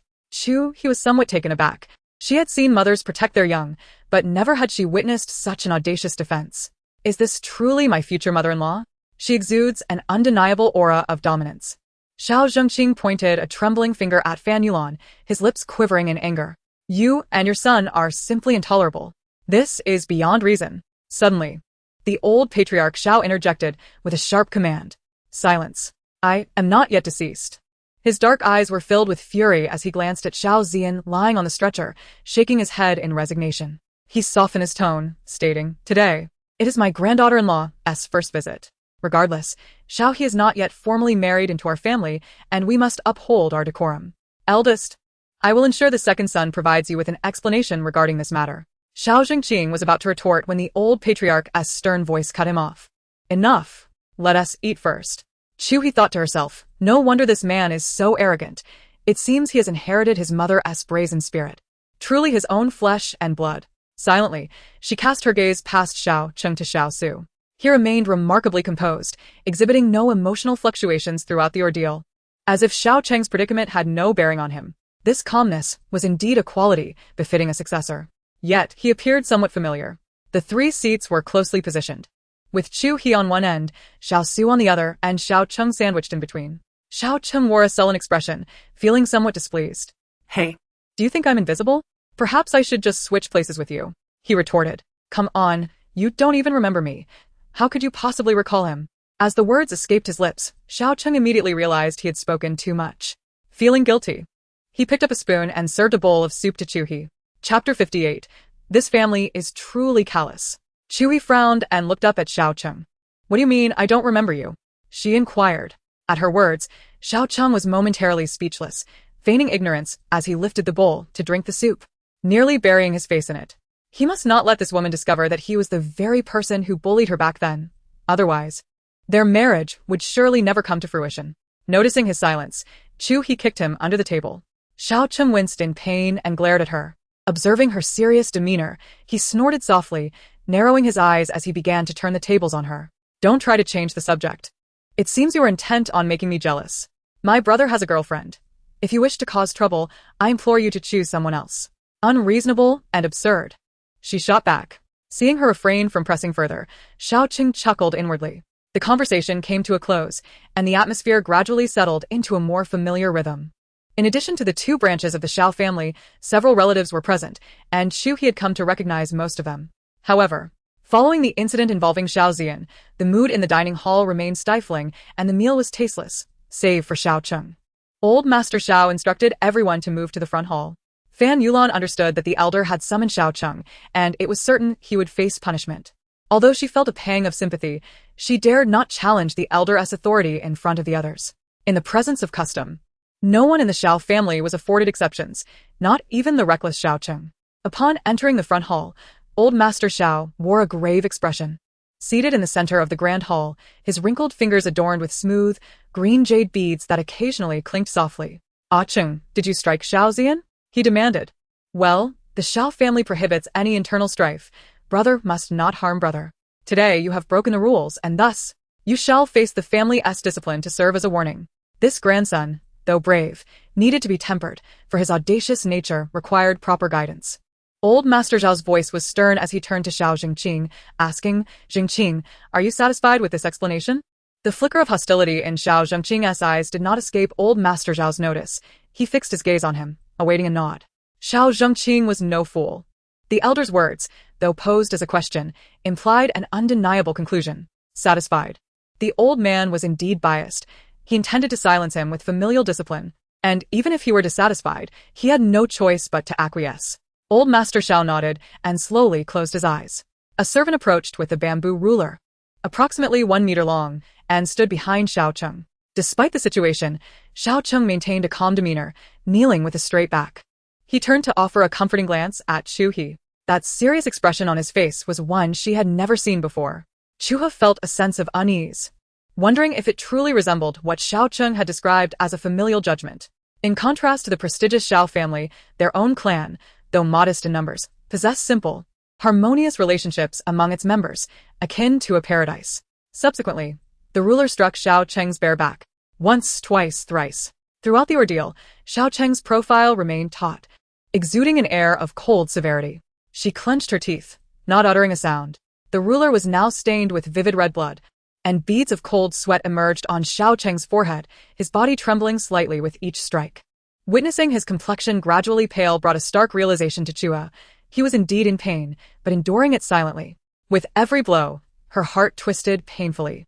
For reasons unknown, she felt an overwhelming discomfort, perhaps unable to bear such a bloody scene.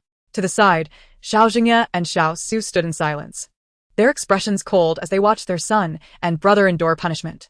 Finally, unable to restrain himself, Xiao grandfather spoke. Enough. Cease this at once. Continuing could lead to tragedy. Yet, the ruler did not relent. How heartless this family was. Chapter 59. Vigilante Justice. He has erred. Let the law administer justice. How can you resort to such private retribution? Xiao Cheng. She called out to him, her voice choked with emotion. Chu He was genuinely frightened, unable to comprehend why someone as fearless as Xiao Cheng did not resist. Silence. Xiao Cheng shot her a warning glance. Xiao Su, who had remained silent, fearing that Chu He might also be implicated, quickly interjected, Grandfather, Chu He has yet to be formally welcomed into our family and is unfamiliar with our customs. Please do not be angered. Seeing that the elder did not cast blame, Xiao Su quietly added, Little He, once the family law is invoked, anyone who pleads for mercy is equally culpable.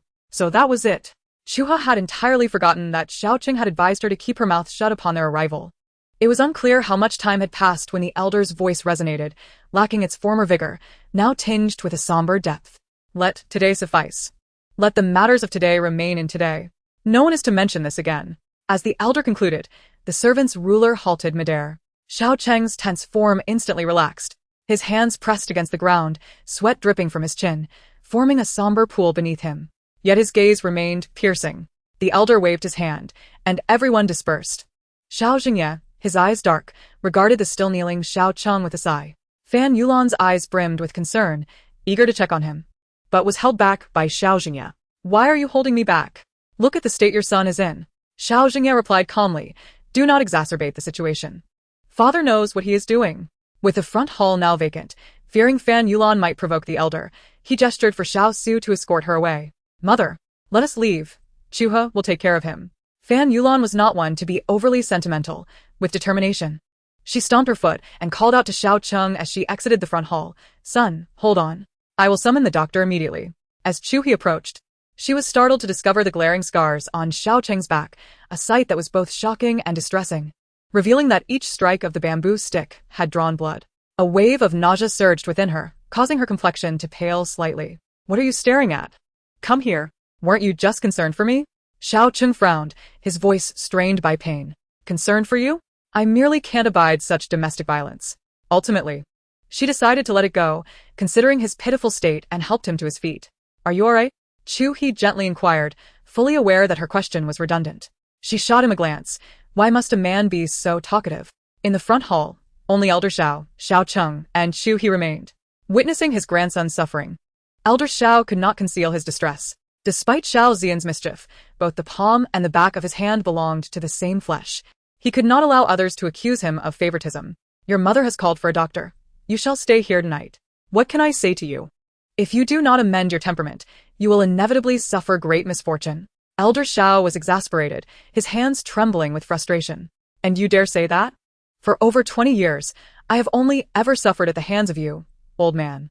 As for this beating, I did it out of respect for you, fearing that you, as the head of the family, would find yourself in a difficult position.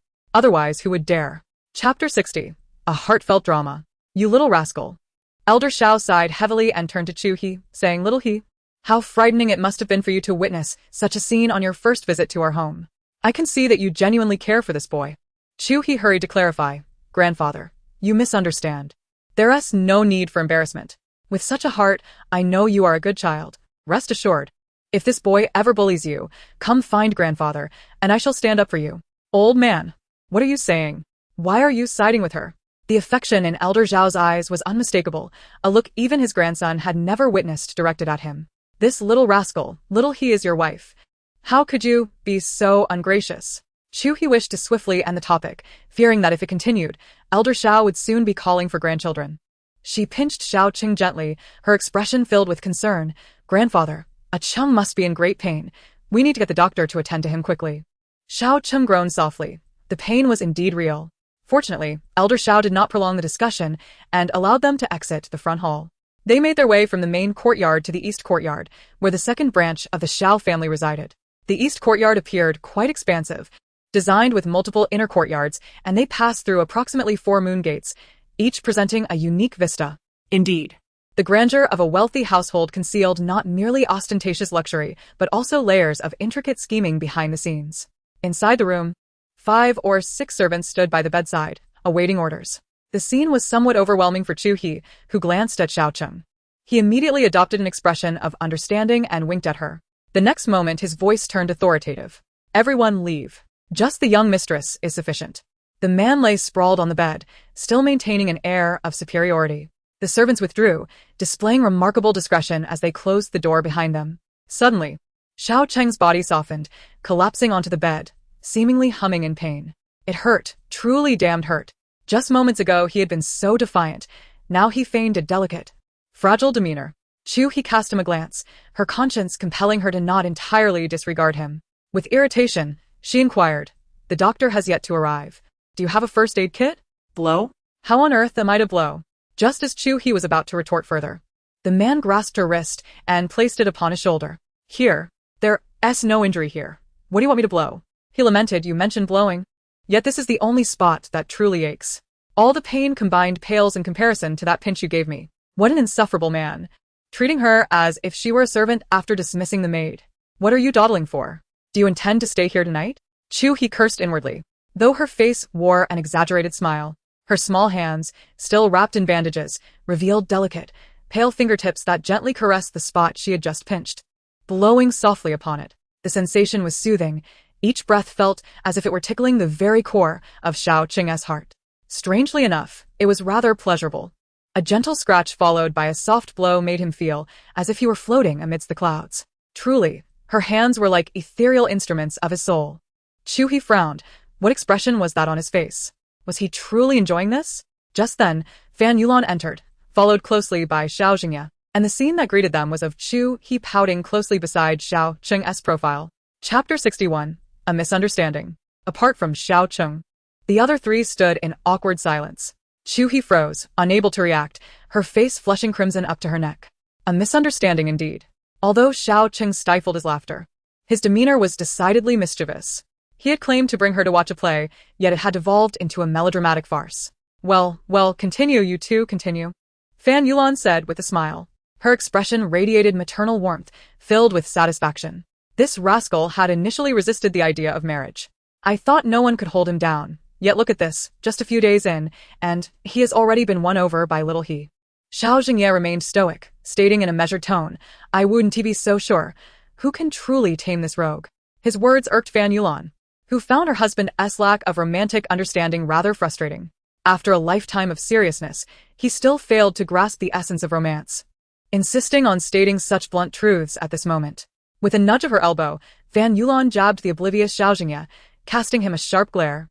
The family doctor, a middle-aged man in his 40s, stood with a bemused smile, unsure whether to enter, merely holding the medical kit behind the 2.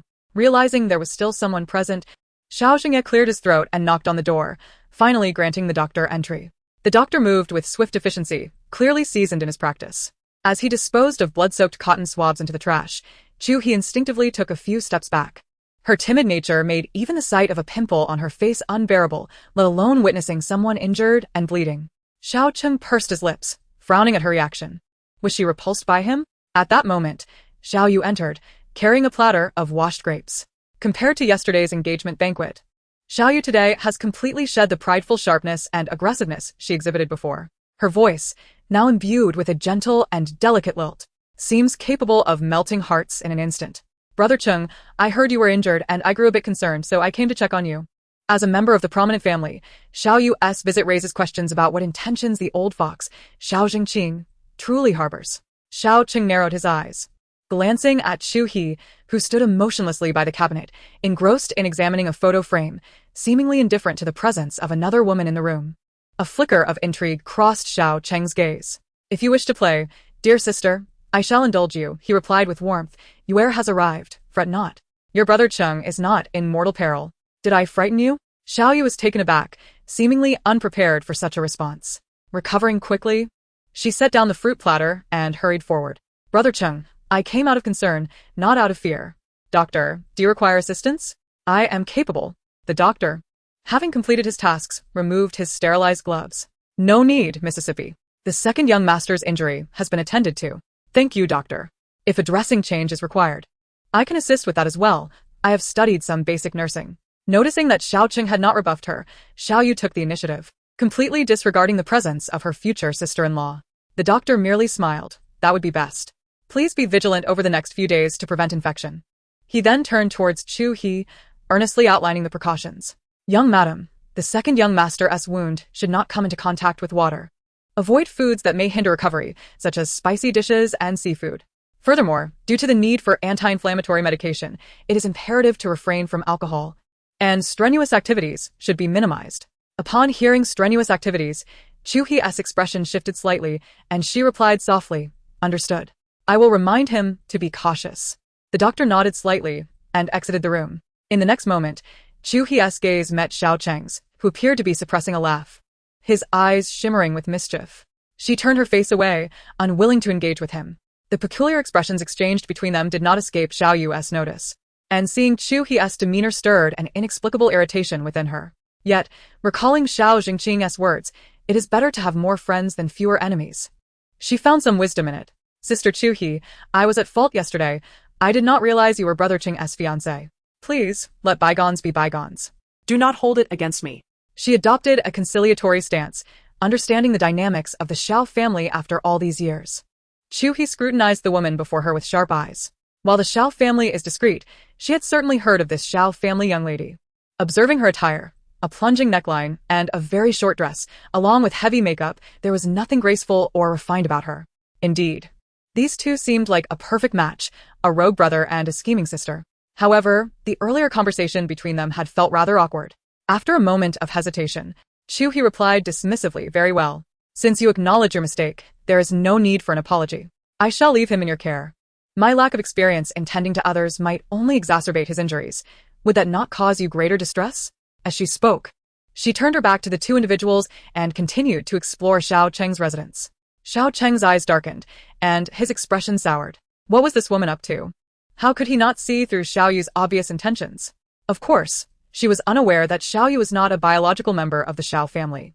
Meanwhile, Xiao Yu wore a smile, delighting in her newfound opportunity to approach Xiao Cheng. All right, Sister Chu He, I will take good care of Brother Cheng. With that, she picked a grape from the fruit platter and eagerly offered it to Xiao Cheng's lips. Brother Cheng, have a grape. It's quite sweet. Sweeter than you, in fact. This outfit suits you perfectly. Xiao Cheng, buoyed by her attention, adopted a deliberately frivolous tone, casting a glance at her ample curves. He spoke while observing Chu He's reaction. But to his disappointment, she remained unperturbed. On the contrary, Xiao Yu felt a twinge of pride. Indeed, Xiao Cheng was fond of flirtation. Chu He felt nauseated. Was there something wrong with her hearing? How could their conversation sound so suggestive? Was it appropriate for a brother and sister to engage in such banter? Chu He continued to wander about the room, her gaze inadvertently drawn to a photograph she had seen earlier. The boy in the photo appeared to be around 12 or 13, tall and slender, with a brilliant smile, cradling a red tin box. Get out! In an instant, the grape in Xiao Yu's hand burst, her complexion paling. It was merely a photograph. What was there to be so troubled about? The more she pondered, the more she resented Chu He for ruining her plans. After Xiao Yu left, the atmosphere in the room grew oppressive. Xiao Cheng thought to himself. Surely she wouldn't recognize him. Impossible. If she had, she wouldn't have reacted in such a manner. Running a hand through his short hair, he remarked, I was rather unattractive as a child, but am I not more handsome now? Chu He stared at him, a sense of familiarity washing over her. Chapter 63. A Beast. Indeed. Wasn't he handsome? His cousin was utterly captivated. It seemed that the grand residence was akin to an imperial harem, where all sorts of peculiarities were commonplace. Chu He couldn't help but click her tongue in derision. She's your cousin. Isn't she? You don't even spare your own sister. This is a breach of moral conduct. You truly are a beast. The mother of a beast has opened the door. And the beast has come home. At her words, Xiao Cheng frowned. Was this woman's tongue sharpened by venom?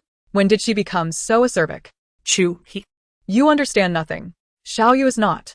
Before he could finish, his phone rang. After a brief conversation, Xiao Cheng slowly propped himself up, the movement causing pain in his back, an expression of discomfort crossing his face that made Chu He wince in sympathy.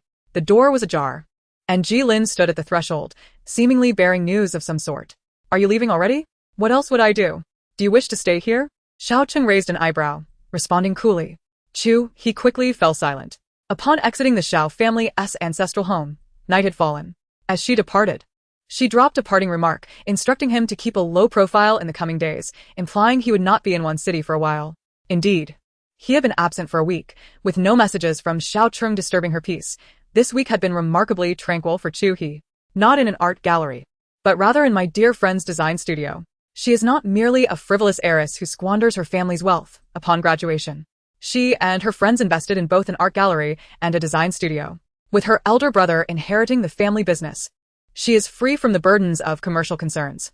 She studied at an esteemed art academy, majoring in oil painting while also delving into art design, allowing her to earn a considerable income through her designs and paintings. In the early hours, the studio of the Natran Gallery remained brightly illuminated. With a click, the overhead lights were extinguished, leaving only a few wall sconces that cast a warm, dim glow. Soon after, my friend Mingqi approached, her high heels clicking against the floor. Observing Chu He, who was adorned with vibrant splashes of paint and a grease-stained apron, her expression tinged with distaste. I knew you would still be here. Stop painting. My dear heiress. I've just secured a collaboration with an international chain hotel that has commissioned 30 of our oil paintings. Their owner is in Wan City and is hosting a night party at Qingshan tonight. Come along with me for some fun. The gallery's signed artists have numerous sought-after works abroad, with customized pieces fetching high prices, starting at several $100,000 for a standard size. Although Chu He had little interest in the party, she was intrigued by the prospect of the 30 oil paintings. She was curious to see the extravagant owner behind this generous commission. Casually tossing her paintbrush onto the palette, she took a hearty sip of coffee, instantly revitalized. Mingqi, you did splendidly this time. I shall commend you. Your bonus will be doubled at the end of the month. As she spoke, she removed her apron. Mingqi, upon hearing about the bonus, beamed with delight. Teasing, with you, do I still need to worry about money? You are marrying into wealth, and the richer you become, the more affluent you grow. However, what is your future husband really like? Is he truly as dreadful as the rumors suggest? After a moment's thought, Mingqi continued, Chu He, do you think the matter of Jiang Jinyang and Kong Yan could somehow involve your future husband? To bring down a conglomerate within days is no small feat. Chu He placed her phone into her bag, hesitated while reaching for her car keys, and shook her head with a wry smile. Chapter 64. A friend's wife must not be wronged. The news of the Jiang family's bankruptcy had spread like wildfire across one city. Their overseas investments suffered catastrophic losses due to a severed financial chain, and their film company was acquired at a bargain price by foreign capital. Even liquidating all their assets would not suffice to repay the enormous debts owed to the stock market. Meanwhile, as had been reported, Kong Yan's family business was also taken over. Indeed, it seemed that Chu He's assertion that the Kong family's company had changed its surname was true. However, Kong Yan's company was merely an ordinary small business. What commercial value could it possess? Then there was Xiao Ziyan. Though Chu He felt he deserved his fate, she couldn't help but harbor some doubts. What animosity could exist between Xiao Cheng and Xiao Ziyan? After all, they were cousins. Could it be that all of this was somehow related to Xiao Cheng? At midnight in the Qingshan bar, the atmosphere was vibrant and bustling. As the venue was reserved for a private party, the waiter, having recognized the friends of Mr. Hua, guided them directly into one of the ballrooms.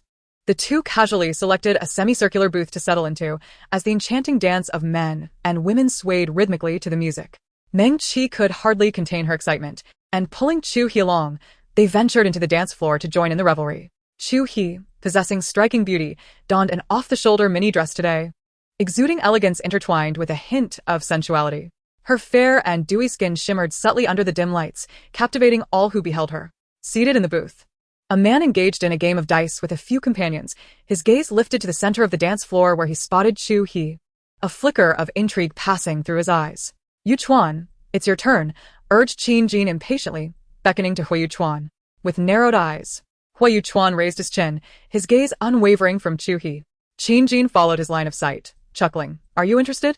It won't matter. She's not just any girl, she has already taken, betrothed to Xiao Cheng. The depth of meaning in Hui Yu Chuan's eyes intensified, a confident smile curling at the corners of his lips. That's precisely what I desire. He lifted his glass from the table and downed its contents in one swift motion. Just as he attempted to rise, Qin Jin blocked him. Listen. She is the daughter of the Chu family, already engaged to Xiao Cheng. A friend's wife is not to be trifled with. It's all fun and games. But don't take it too seriously. Be wary of igniting a fire. Understood, Hui Yu Chuan replied with a light chuckle, casting aside the matter with 2 words. His tall figure rose and strode toward the center of the dance floor. Shortly thereafter, he was seen accompanying Chu He and Meng Qi to another booth. Qin Jin glanced at his watch, incredulous. What? 3 minutes. Hui Yu Chuan, are you really that charming? Inside the booth, Meng Qi ardently introduced Chu He, Mr. Hua. This is Chu He, the owner of our gallery, No Stains. I handle the business side. And any future discussions regarding the artworks will require our boss to liaise with you. Hello, Mr. Hua. It's a pleasure to meet you, Chu He greeted with composure. Hui Yu Chuan maintained a gracious smile, his gaze settling on Chu He. So you are the owner of No Stains Gallery. I truly did not expect, after all these years, that Miss Chu would be even more stunning. Mr. Hua, you flatter me, Chu He replied, only then realizing the implication of his words. Her outstretched hand hesitated in the air, a look of confusion crossing her face. Mr. Hua, have we met?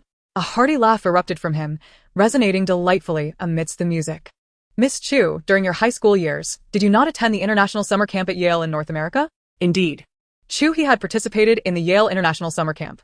That year, in her sophomore year, she was enrolled in an international school, and the Chu family had sponsored the event, which was organized in collaboration with top American universities. Suddenly, as if a memory struck her, her face lit up with surprise. You're Louis. At that time, Chu He and her group of high school students had engaged in outdoor adventures organized by local college students, with Louis serving as their group leader. They encountered a torrential downpour and became separated from their team. Stranded on the mountain for a day and night, they fortunately emerged unscathed. Thanks to Louis's knowledge of the area and his calm demeanor, he successfully guided their group out of the wilderness. Hui Yu Chuan nodded with a smile, affirming, indeed, it is I. Have I changed significantly? Chu He hurriedly waved her hand, insisting, no. It's just that my memory isn't what it used to be.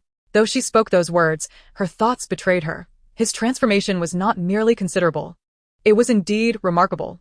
Chu He scrutinized Hui Yu Chuan, finding it difficult to reconcile him with the boy of yesteryear, clad in athletic wear and exuding an air of scholarly charm. The only remnant of that past self was the glimmer of familiarity in his single-lidded eyes, which faintly echoed the essence of Louis. Meng Qi, equally surprised by their acquaintance, promptly interjected, Yes, Mr. Hua. Chu He has always had a poor memory, but her expertise is unrivaled. You can rest assured that your orders are in capable hands. With that, Meng Qi cheerfully raised her glass, proclaiming, to a fruitful collaboration, Mr. Hua. Hui Yu Chuan lifted his own glass from the table, casting a meaningful glance at Chu He as he echoed, to a successful partnership. Meanwhile, on the other side, Qin Jin, growing impatient for Hui Yu Chuan's arrival, curiously approached their booth.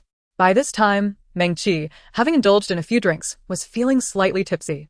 Upon seeing Qin Jin approach with a cheerful demeanor, she seized the opportunity to flirt with him. Ah, another handsome fellow. Come, sit beside me, she exclaimed, pulling Qin Jin down next to her and handing him a drink. Qin Jin frowned, initially perceiving her as a drunken woman, but upon closer inspection, he realized she was quite attractive and his expression softened. These affluent second-generation heirs, accustomed to the bar scene and possessing good looks, were always open to charming faces, as they had little to lose. However, witnessing Meng Qi's flirtatious antics made it almost unbearable. Chu He offered an awkward smile to Hui Yu Chuan, attempting to explain. She's my friend. She's not usually like this. Is that so? He retorted, unable to conceal his disbelief. Only she knew the truth. Her dear friend had a notoriously poor tolerance for alcohol. Had she not been by her side on every occasion, it was likely that the number of men she had encountered would have reached a staggering count. Qin Jin maintained a calm facade, yet internally, he was seething. Hui Yuchuan, are you unaware of whose territory this is? You're treading on dangerous ground, truly. He rolled his eyes and let out a hiss, inwardly cursing. What chaos is this girl stirring? Chapter 66. What you fear will come to pass. The next moment, Meng Qi's words sent Qin Jin's mind reeling, causing him to sputter his drink. Mr. Hua, do you have a girlfriend? She began, only to be interrupted by a hiccup. Undeterred, she continued, what about a girlfriend? Hui Yuchuan raised an eyebrow, his handsome face adorned with a gentle smile that was quite disarming. He took a sip of his drink, and as he lifted his gaze, the mirth in his eyes deepened. Casting a glance at Chu He, he replied nonchalantly, I've been quite busy with work, so I do not currently have a girlfriend. What do you think of Chu He? I must say, her fiancé is nothing but a debauched scion, a frivolous libertine unworthy of her. Mr. Hua, you are a paragon of virtue, and you would make a splendid match with our dear Chu He. As she spoke, Meng Qi tugged at Chu He, the sudden force causing Chu He to collide headfirst into Hui Yuchuan's embrace. Chu He winced, rubbing her forehead as if she had just struck a steel plate. Hui Yuchuan, with a slight smile playing on his lips, leaned down to softly inquire, are you all right? Chu He, massaging her forehead, hastily apologized as she stood up. I'm so sorry, Mr. Hua. Oh no, oh no, oh no. Qin Jin raised a hand to his forehead, instinctively scanning the surroundings. Indeed. It seemed that the more one feared, the more it would come to pass. Xiao Cheng had already approached them, accompanied by a girl dressed in a remarkably fashionable manner. Judging by his expression, it was clear he had witnessed the entire scene. The girl, radiating joy, let go of the hand she had wrapped around Xiao Cheng's arm and seated herself beside Hui Yuchuan. Big brother, we're late. Chu He looked up, locking eyes with Xiao Cheng's dark gaze. Her heart skipped a beat. How had he suddenly appeared? Though he wore a carefree demeanor, the palpable pressure surrounding him was undeniably nerve-wracking. Xiao Cheng casually tossed his jacket onto the sofa and settled into the outermost seat. He tilted his chin upward, maintaining an air of arrogance even while seated. Chengge, let us go dance. The girl's voice was playful, her pink hair pulled back into a high ponytail, exuding vibrancy. I'm tired. You go ahead and enjoy yourself. Oh. The girl, slightly disappointed, bid farewell to Hui Yuchuan before dashing into the dance floor. Xiao Cheng's penetrating gaze remained fixed on Chu He before he turned to Hui Yuchuan. Chu He shot him a warning look. That scoundrel, bringing a girl for amusement, yet still had the audacity to act all cryptic with her. Upon noticing another strikingly handsome man had arrived, Meng Qi instantly straightened up from the sofa, pointing at Xiao Cheng and exclaiming, handsome, you look just like someone. Who is it again? Qin Jin, drenched in cold sweat, hurriedly covered Meng Qi's mouth. Dear lady, you're already drunk. Just refrain from seeking attention.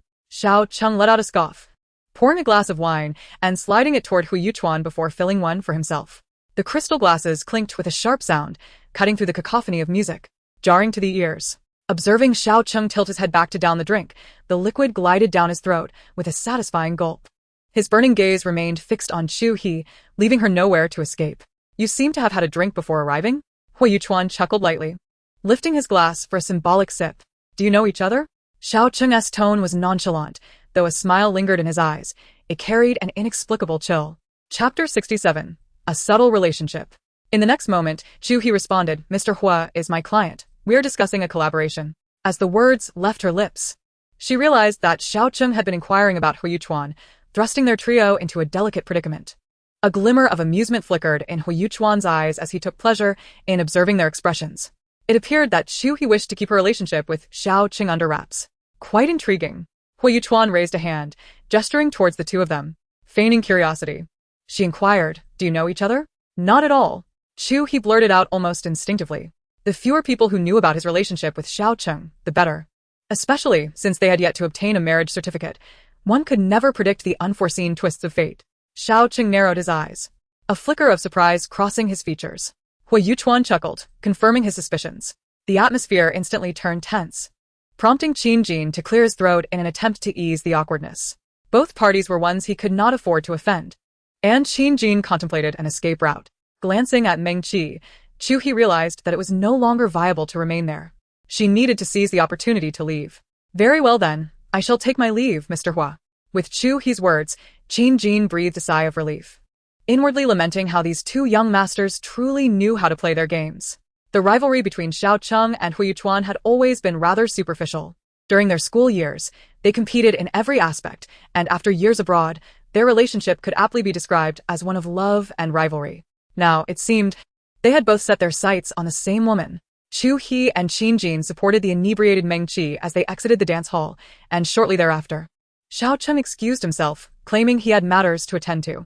Being the scion of the Qin family, Qin Jin naturally arrived at the bar with a driver, as one tends to indulge in drinks at such establishments.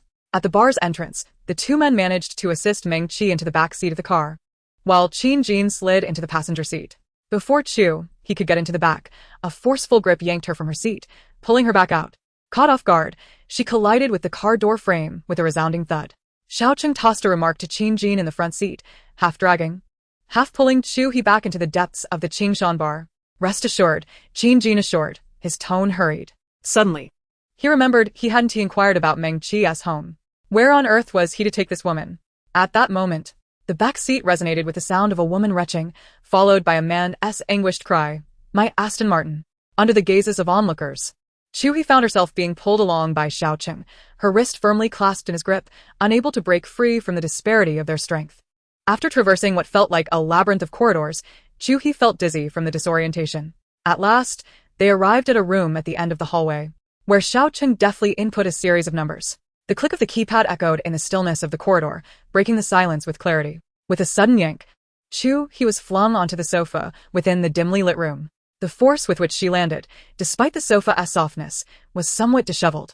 The room was shrouded in darkness, obscuring her view of the surroundings. The scent of tobacco wafted through the air, indicating that this was likely an office space. Chapter 68. Yet another flirtation. Fortunately, the curtains were drawn back, and the faint moonlight streaming through the floor-to-ceiling windows allowed her to discern the rugged silhouette of the man. Xiao Cheng, do not push your luck. In the next moment, his broad frame descended upon the sofa, his chiseled features closing in. Chu He, have you forgotten what I told you? Or do you treat my words as mere nonsense? Xiao Cheng's voice dropped, tinged with a husky undertone that hinted at frustration. What words? I don't recall. Why should I remember? Who do you think you are? You truly are a rebellious one. Xiao Cheng helplessly nodded, momentarily at a loss for words. She was out there flirting with other men, and yet confronted him with such audacity. All right, this reckless spirit certainly matched his own. It was unclear when exactly Xiao Cheng had begun to grow accustomed to her antics. His anger dissipated significantly in that instant, and with a cold scoff, he remarked, I've only been gone for a few days, and you can't wait to betray me. Or, do you believe there is still some uncertainty in this union? Leaving yourself an escape route? Betrayal? Xiao, let us get this straight. Shall we? Are we even a couple? Even if we were engaged, would it hold any legal weight? Let us not forget that I already know Louis. Even if I didn't, you have no right to control me. You can flaunt your affairs in public. Why can't I make friends?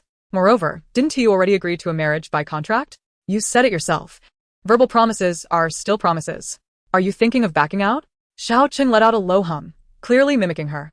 For every word he spoke, she had 10 ready to counter. His tongue was sharper than hers now. I'm far from your equal, Chu He retorted defiantly, tilting her chin upwards. After a few days apart, Xiao Cheng sensed he was losing his hold over her. Frustrated by her defiance, he leaned closer, nearly pressing his entire weight against her. He reached up to tuck a stray strand of hair behind her ear, his touch light, teasing her sensitive skin and sending shivers down her spine. The girl from earlier was Hu Yuchuan's sister. You needn't explain anything to me. Fine, no explanations. So, do you want to? Not at all. Chu He cursed inwardly, frustrated that he was teasing her again. Did this dog of a man have a mind clouded by lust? I hadn't even finished my thought. And you already presume to know my question? Aren't you quite the presumptuous one? Xiao Cheng said with a hint of mockery. Xiao Cheng, you scoundrel! The room fell into a heavy silence, as if acclimating to the darkness within, illuminated only by a faint moonlight that revealed the increasingly hazy depths of his gaze. The air was thick with an unusual tension. Moments later, Chu He's voice pierced through sharply. Xiao Cheng, have you been drinking? Indeed, he had just consumed several glasses of potent whiskey, and he likely had been drinking prior to arriving here. Had he healed so quickly in just a few days? Did the doctor not advise against alcohol? Chu He's tone grew frantic as she gently touched his cheek. Xiao Cheng, are you trying to throw your life away? Have you taken any anti-inflammatory medication? How much have you had? Before she could finish her words, his weight pressed heavily upon her. Xiao Cheng? She tentatively shook his shoulder, but there was no response. Could he be dead? A sudden panic surged within her. Mixing anti-inflammatory medication with whiskey was a sure way to hasten one's demise. Xiao Cheng? Chapter 69. To retreat from the engagement or to replace him. This time, her voice clearly betrayed her anxiety. Yet, the man lay atop her, completely immobile. Thankfully, they hadn't registered their marriage, otherwise, her marital status would have read as a widow. After all, a life was at stake, even if he were a stranger. She could not stand by idly and watch him perish. I am not adept at performing cardiac compressions either. At this moment, she truly feels on the verge of tears, as she lacks any knowledge of first aid. Just as Chu He clasps her hands together and raises them above her head, murmuring, "Do not blame me. If blame is to be assigned, let it be directed towards your own recklessness and ill fortune. This has nothing to do with me." Suddenly, the man beneath her seems to tremble slightly at the shoulders. Is he laughing? "You scoundrel, are you toying with me? Is feigning death truly amusing?" Chu He finds herself overwhelmed with an indescribable emotion as she flails her fists, striking him haphazardly. Xiao Cheng seizes her delicate wrist, his teasing voice ringing in her ears. "What is this? Are you concerned for me? Are you truly so frightened of my demise? You are overthinking it." Chu He pouts, casting him an exasperated glance. After a brief silence, Xiao Cheng releases her and strides towards the floor-to-ceiling window, lazily leaning against an office desk. The flicker of a lighter illuminates the contours of his profile as his fingers clutch a cigarette, igniting a faint crimson glow that flickers in the dimness. Then, Xiao Cheng's unexpectedly serious voice shatters the stillness of the room. "Chu He, allow me to inform you that Xiao Corporation and Chu Corporation have collaborated on a monumental project worth billions in Wancheng. The day after the engagement banquet, this project has officially commenced. Given our family's history, if there were no vested interests involved, do you think the long-standing rivalry between the Xiao and Chu families would suddenly dissolve into harmony?" The red ember in his hand traced an elegant arc through the air as he took a deep drag, exhaling smoke that melded into the shadows. Casting a glance at the woman on the sofa, even in the dim light, he could discern the glimmering spark in her eyes. Noting her silence, he continued, "If there were any alterations to the marriage between the Xiao and Chu families, financial losses would be trivial. However, this project involves governmental ties, and should any issues arise, it would undoubtedly escalate to higher authorities. Even though our families wield significant influence in Wancheng, it pales in comparison to that of the state. To be candid, this marriage isn't a necessity for me. After all, the Xiao family is not limited to just one man. In this union, Xiao Cheng possesses an avenue for retreat, while Chu He does not. Should the engagement be called off, the Xiao family's financial might would certainly allow them to absorb any losses. In terms of connections, the Xiao family boasts a vast network, while the Chu family, despite being the second most affluent in Wancheng, remains at a disadvantage. Since her grandfather's passing, her father has been the sole pillar of support, and the consequences of any misstep may be beyond the Chu family's capacity to bear. Thus, she is bound to choose a partner from the Xiao family. If that individual is not Xiao Cheng, aside from the incapacitated Xiao Zian, it must inevitably be Xiao Su. After a prolonged silence, the room once again succumbed to quietude. Xiao Cheng yearned to take a gamble, wagering that she would choose him. Yet, the glance she had cast upon his elder brother during their last visit to the Xiao residence left him uncertain. What now? Withdraw from the engagement or change partners? The man's icy voice pierced through the stillness once more. Chu He was momentarily taken aback. Was she being forced to make a choice? Yet there was no third option. Withdrawal from the engagement was out of the question. As for changing partners, did she truly wish to do so? Chapter 70. Choose him. During her last visit to the Xiao home, she had witnessed the harsh realities within their family. Xiao Su is the heir of the Xiao family, inevitably entangled in the internal power struggles of his lineage. If Xiao Su were to be chosen, given his temperament, he might not survive even a single episode amidst the intrigues of the grand estate. Did you not mention that your elder brother has a girlfriend? He listens to the family. Xiao Cheng felt a twinge of annoyance. After pondering for so long, it turned out she was contemplating this. Is she really considering choosing Xiao Su? Have you ever thought about contesting the inheritance? Chu He inquired softly, probing. What do you mean? Although I have no interest in the Xiao family's affairs, if you wish, I could contend for it. It may not be beyond my reach. The dimly lit room obscured the man's emotions, yet a hint of excitement lingered in his words. Chu He rolled her eyes.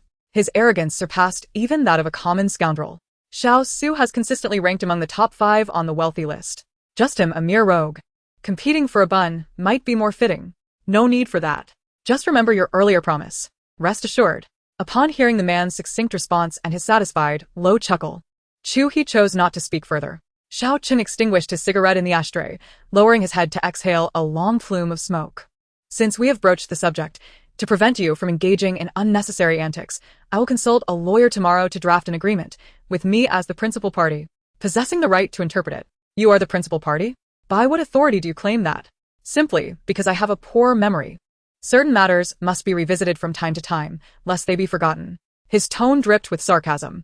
Bastard, he was alluding to the video again. When would he cease? Chu He fell silent, a torrent of expletives surging within her mind, cursing the man thoroughly. Unperturbed, he approached her, his warm palm resting gently on her swollen forehead, caressing it. Instinctively, Chu He sought to retreat, but his large hand held the back of her head firmly. It hurts. Do not move. Yes, you. Should you resort to violence against me again, I shall report you to the Xiao family and have your grandfather discipline you. I'll have you beaten into a pulp. Just like Xiao Zian. Although it was a fierce declaration, uttered in the dim, silent atmosphere, it bore an almost playful undertone. Against you, I can only respond with force. If you wish for gentleness, then behave yourself in the future. This time, I was in the wrong. Allow me to soothe you. Xiao Cheng sighed, his tone softening. As if struck by a thought, Chu He inquired, "Why did you strike Xiao Zian?" Xiao Cheng answered candidly, without reservation. "He attempted to seduce my woman." Chu He clicked her tongue, mockingly exclaiming, "For a woman, you truly are like a turtle consuming a turtle, severing ties with kin. Were you also involved in the affairs of Jiang Jinyang and Kong Yan? No difference, all for a woman. Yet you are far more ruthless. That woman has not followed you in vain." Xiao Cheng chuckled lightly, his final remark affirming her statement. His hands engaged in subtle movements, igniting an unspoken tension. Chu He sensed danger. Could this man be on the verge of another bout of passion? At that moment, the door swung open with a snap, and the room was flooded with light. A sudden beam of light pierced through, causing Chu He to squint her eyes, instinctively raising her hand to shield her face, as if nestled within Xiao Cheng's embrace. Chapter 71. The Weight of a Ghost. Jilin appeared as though he had been frozen in place, his body rigid. As he noticed Xiao Cheng glaring at him with a dark expression, his heart tightening. Surely, Chengge must have been startled. He wondered if he would be all right. Would he be unable to rise to the occasion? This was a disaster, a calamity. Jilin felt a shiver run down his spine, chuckling foolishly. Chengge, sister-in-law. I heard a noise and thought there was a wild cat. Please continue. With that, he swiftly slammed the door shut with a resounding bang. Xiao Cheng narrowed his eyes. Indeed, just a wild cat. The following day, caught between dreams and wakefulness, a 10-year-old Chu He, sporting a high ponytail, sat upon the grass, playing with her cherished Barbie doll. Before her stood a young boy in his teens, clutching a red tin box, smiling at her. His voice was melodious. Do you like this doll? Little Chu He nodded. The boy, grinning, slowly opened the tin box, revealing the dismembered remains of the Barbie doll, stained with blood. Raising her gaze, the boy's smile morphed into something sinister and terrifying. Ha ha ha. At that moment, it felt as if she was engaged in a struggle with the bed itself, yearning to awaken but finding herself utterly immobile. The shrill sound of her phone's ringtone pierced the silence. Chu He, eyes still closed, lazily turned over with a smile. Sleep paralysis. Yet this time, she had triumphed, thanks to that phone call that roused her from her slumber. The light was blinding, forcing her to squint, and she furrowed her brow, shifting under the covers to continue her sleep. Had the call come just a second later, her fist would have struck that villain's face. Alas, what a pity. The villain in her dream had turned out to be Xiao Cheng. Chu He scratched her head, wondering if she had truly lost her mind. She reached out to decline the call, burying her head in her pillows to resume her slumber. Yet the phone rang again. Finally, unable to endure any longer, she activated the speakerphone and placed it beside her pillow. Miss, you truly have no idea of the hardships faced by the working class. Just look at the time. How can you still be asleep? Meng Qi's exuberant voice rang out from the other end, startling Chu He awake, her drowsiness vanishing in an instant. You were up quite late last night. How can you be awake so early? Early? It's already 11 o'clock, miss. Mister. Who has been at the gallery since early morning, waiting for you for over 2 hours. He is our benefactor. While you may not lack for money, I am counting on this commission to make up for my losses. Meng Qi's excitement escalated, as if she wished to reach through the phone and shake her. Got it. I'll get ready and head over right away. Realizing, she then inquired, who am I compensating? What money? No one in particular. Just unfortunate to encounter a miserly Scrooge. Following this, the line went dead with a series of beeps. Glancing at her call log, Chu He chuckled softly, her spirits lifting instantly, stretching luxuriously. This must be what freedom feels like. Since the engagement banquet, her parents have loosened their grip on her, even allowing her to stay out all night without a single phone call. She is not yet married, yet she feels like water spilled from a cup. Last night, Chu He stayed at the Qingshan bar, where Xiao Cheng arranged for her a room, claiming it was too late to go home. The implications of his intentions were as clear as day. Despite her grumbling as she left, she made her way to the door. In Chapter 72, a dinner invitation, Chu He hurriedly showered, neglecting to dry her hair, which she tied up in a half-bun. She donned the same outfit as the day before, her exquisite features, devoid of makeup, did not detract from her natural charisma. Upon opening her door, she was met by two burly men clad in black suits, standing sentinel-like on either side. "Good morning, sister-in-law," they exclaimed in unison. Taken aback, Chu He could only muster a bewildered smile as one of the men, with a buzz cut, spoke up, "Sister-in-law, your room is somewhat isolated, and Brother Chen was concerned you might have trouble finding your way out. He instructed us to escort you." Feeling slightly embarrassed, she thought the situation resembled something out of a gangster film. She nonchalantly acknowledged them and stepped out in her high heels, with the two men hastily leading the way. Having lost track of the winding route she took last night, she realized that if left to her own devices, she would certainly struggle to navigate her way out. The Qingshan bar, closed during the day, was tranquil at this hour. With her slender form accompanied by the two sturdy men, Chu He resembled the matriarch of a criminal syndicate. Occasionally, staff members cleaning the premises would respectfully step aside upon witnessing their procession. Reflecting on Xiao Cheng's familiarity with the bar, as if it were his own backyard, left Chu He somewhat perplexed. Half an hour later, on the second floor of the Nodai Gallery, soft lighting infused the space with a hazy artistic ambience. Hu Yuchuan, impeccably dressed in a tailored suit, held a brochure while standing before a painting, admiring the artwork with a serious demeanor. Upon hearing the sound of her high heels, he turned to look at her, his face adorned with a gentle and courteous smile. "Mr. Hu, I apologize for my tardiness," Chu He said. I should be the one apologizing for not calling beforehand. I merely stopped by to browse, but your exhibits are quite captivating," he replied, his courteous demeanor reminding Chu He of the amiable and humble man she once knew. In contrast, the brutish Xiao Cheng seemed utterly inferior. "Mr. Hu, you are too kind," she remarked, glancing at her watch. "It's getting late. May I treat you to dinner? There's a wonderful restaurant nearby if you have the time." Hu Yuchuan lowered his gaze to check the time on his wristwatch. "Of course," he replied. They proceeded to a renowned private dining establishment situated atop a landmark building in Wancheng. The prices were steep and reservations were mandatory. Occasionally, they would encounter familiar faces from the news or celebrities from the entertainment industry. Upon entering, a server warmly approached to greet them. Chu He, a frequent patron and a member who often reserved a booth, naturally did not require a booking. She proceeded to her usual spot, moving directly towards the window seat alongside Hu Yuchuan. "Miss Chu." The server, clearly flustered, hurriedly followed behind. The favored seat, situated beside the panoramic floor-to-ceiling windows, offered an exquisite view of the city's most vibrant scenery. At that moment, the server, wearing an apologetic expression, said, "Miss Chu, I sincerely apologize. Your seat has been taken."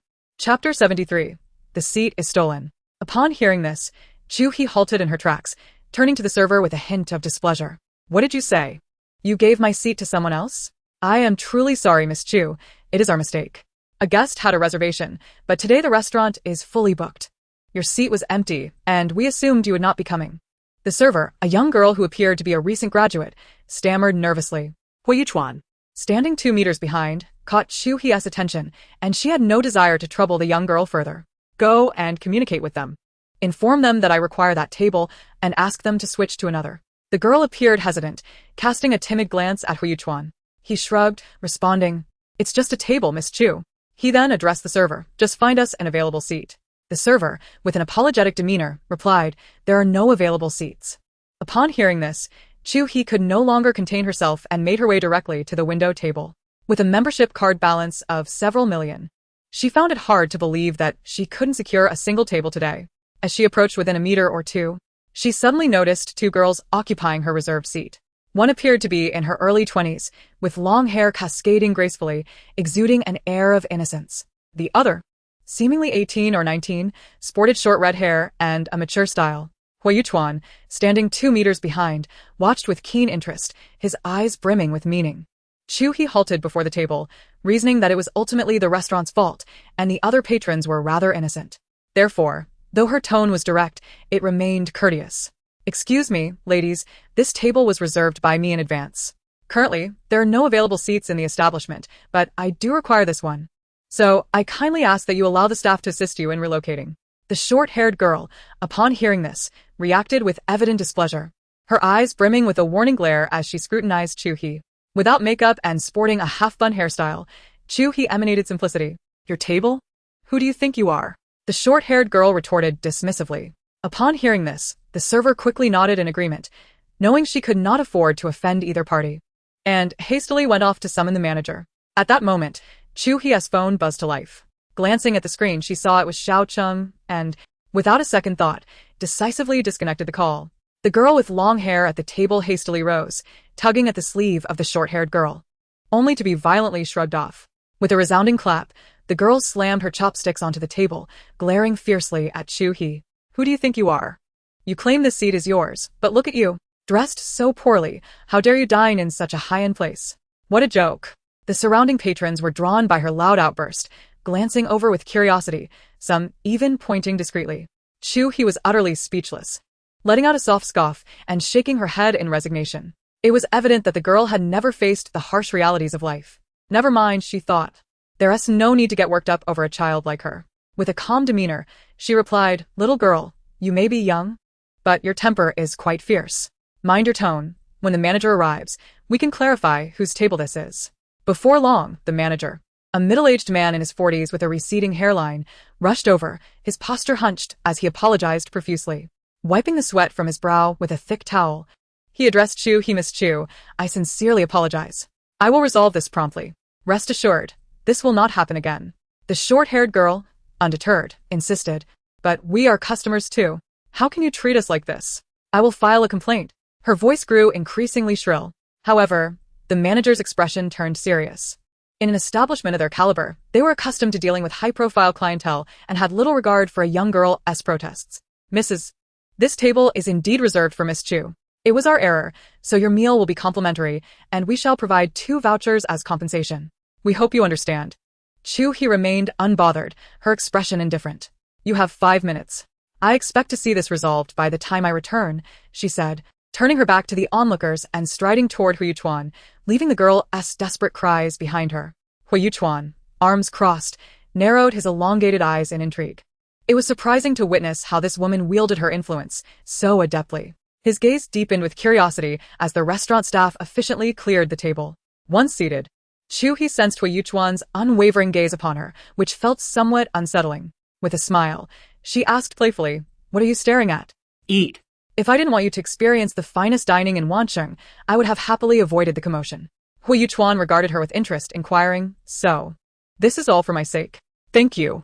Chu He found his tone oddly peculiar but merely smiled politely, using the communal chopsticks to serve him dishes. "By the way, are you quite familiar with the second young master, Xiao Cheng?" she asked tentatively, her eyes flickering with curiosity. She couldn't shake the feeling that there was something unusual about the interaction between Xiao Cheng and Hui Yuchuan at the Qingshan bar the previous day. They seemed to know each other well. Yet there was an underlying awkwardness. Chu He awaited his words, stealing glances at Hui Yuchuan's expression from time to time. At that moment, her phone rang again. Frowning, she realized it was that insufferable man, Xiao Cheng. She picked up the phone from the table and held it to her ear, the languid voice of the man resonating. "Where are you?" Out. "With whom?" Chu He surreptitiously glanced at Hui Yuchuan across from her, relieved to find he was not watching her. She quietly lowered the volume, fearing the other party might overhear. "A client." There was silence on the other end, but she could distinctly hear the man's cold snort before the call ended. "Scoundrel. Perhaps you've donned the green hat a tad too often. Your paranoia is quite pronounced." Moment late, Wuquan shuklat legally, feigning ignorance. "Are you curious about Xiao Cheng?" Well. "A bit, but if you prefer not to divulge, that is perfectly fine. There's nothing to conceal. Xiao Cheng and I were college classmates, both majoring in finance. We later worked together but parted ways due to differing opinions. Nonetheless, we remain good friends and formidable competitors." Hui Yuchuan spoke with an air of ease. Yet Chu He was somewhat taken aback. The food on her chopsticks trembled as she feigned nonchalance and inquired, "Your competitors?" In Chapter 75, the laughter felt rather cheap. Hu Yuchuan was fully aware of his attempt to extract information but chose to remain silent, diverting the conversation. We are, in a sense, old acquaintances. You may call me Louis, and I shall refer to you as Xiao He. How does that sound? Chu He nodded, a smile gracing her lips, her beautiful eyes curving delightfully. At that moment, across the restaurant, a man's piercing gaze fixated on the jovial couple by the window. That woman's laughter is indeed rather cheap. I wonder what she finds amusing. Xiao Cheng, holding a bowl of soup, paused, keeping it at bay for a full 5 minutes. His initial nonchalance gradually morphed into intense focus until his expression darkened like the bottom of a pot. Boss, Mr. Foam from Wancheng Group has arranged a meeting at the hot spring resort. Would you like to bring a female companion? Sophia, his assistant, inquired while munching on her food. Noticing Xiao Cheng's unwavering gaze directed at Chu He, she chuckled and cleared her throat. No response? Shall I wave my hand in front of you, boss? Very well. Should I arrange for a companion? No need for you to arrange anything in the future. Saying this with a mischievous smile, he finished the soup, his eyes never straying from the figure by the window. An hour had passed since their meal concluded, during which Xiao Cheng's incessant text messages had irked Chu He immensely. However, with Hu Yuchuan present, she refrained from calling him to vent her frustration. After their meal, as they stepped into the elevator, they turned to find Xiao Cheng striding in, his long legs accompanied by his foreign secretary, Sophia. Chu He's eyes lit up. Xiao Cheng? What is he doing here? Realizing that he had been nearby all along, she understood why he had been bombarding her phone with trivial messages. Brother Chuan? What a coincidence. Xiao Cheng leaned against the elevator wall, hands tucked into his pockets, entirely disregarding Chu He's piercing gaze. Quite coincidental. As the numbers on the elevator display flickered, Chu He felt a palpable tension in her heart. The air within the elevator was thick with an almost suffocating intensity, as if it were saturated with carbon monoxide.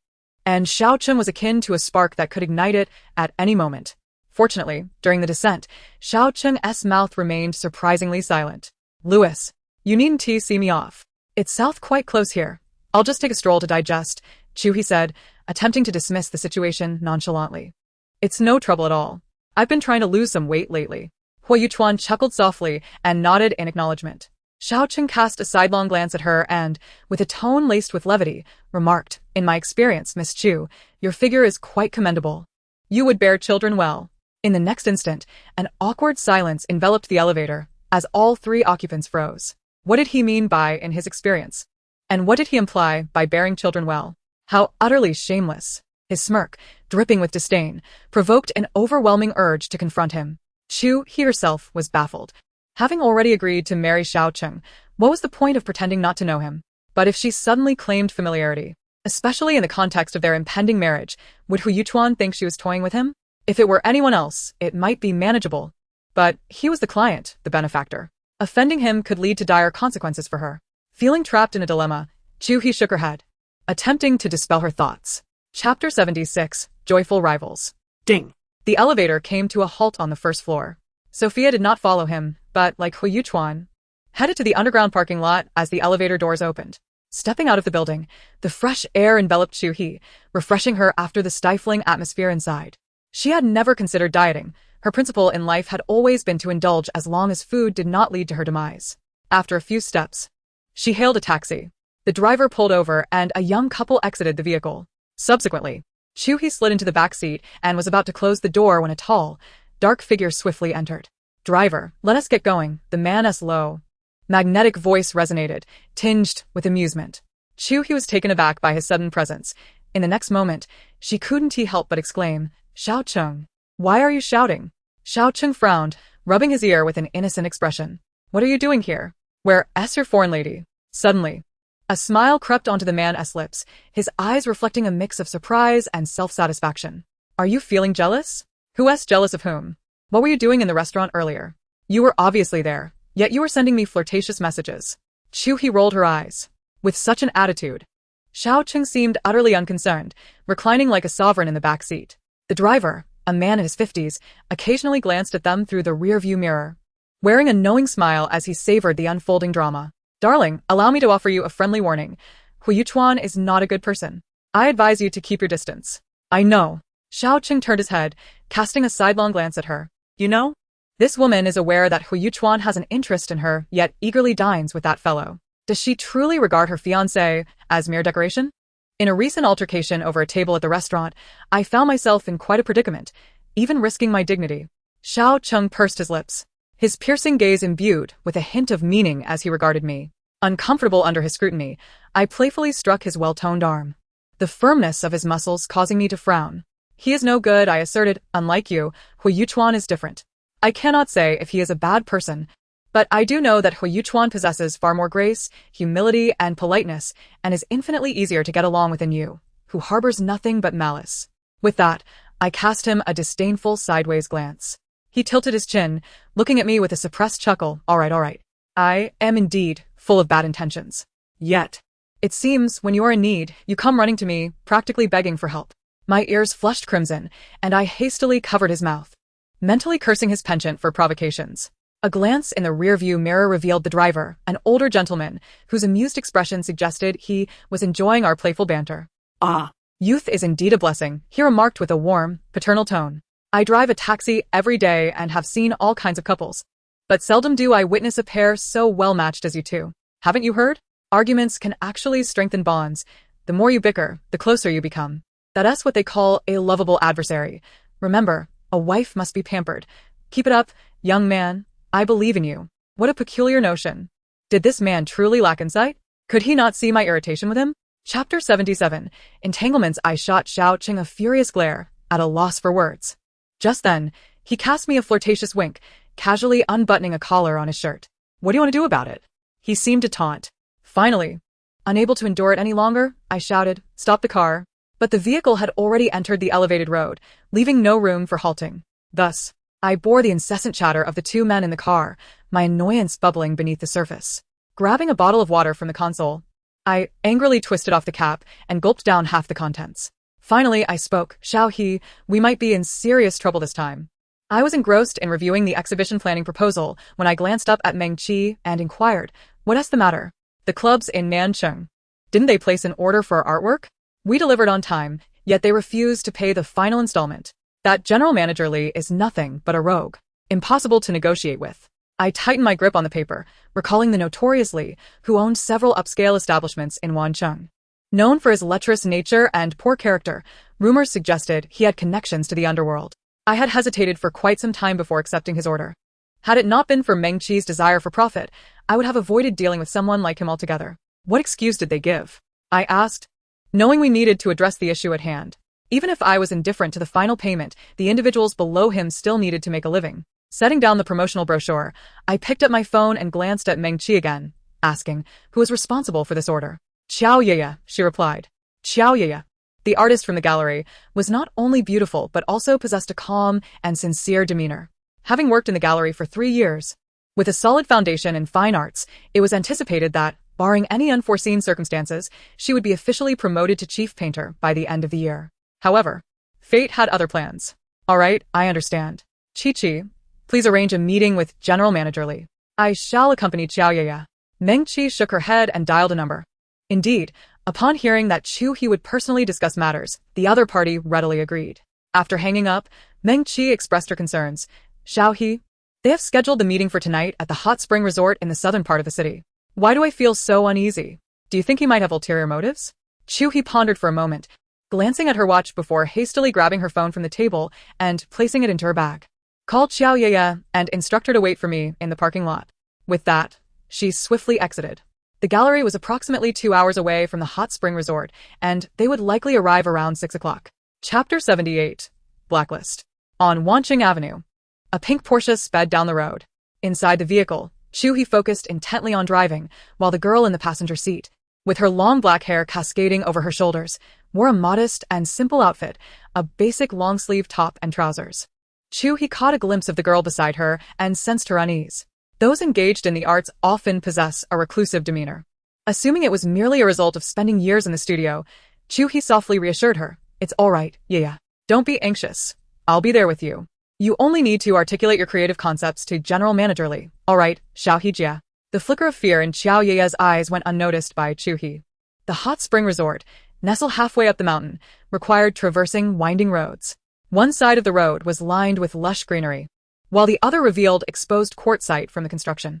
In the golden hue of the setting sun, The rocks shimmered with a warm orange glow. They continued onward until they reached the resort, guided by security personnel into the parking area. As the car came to a halt, Chu He's phone rang.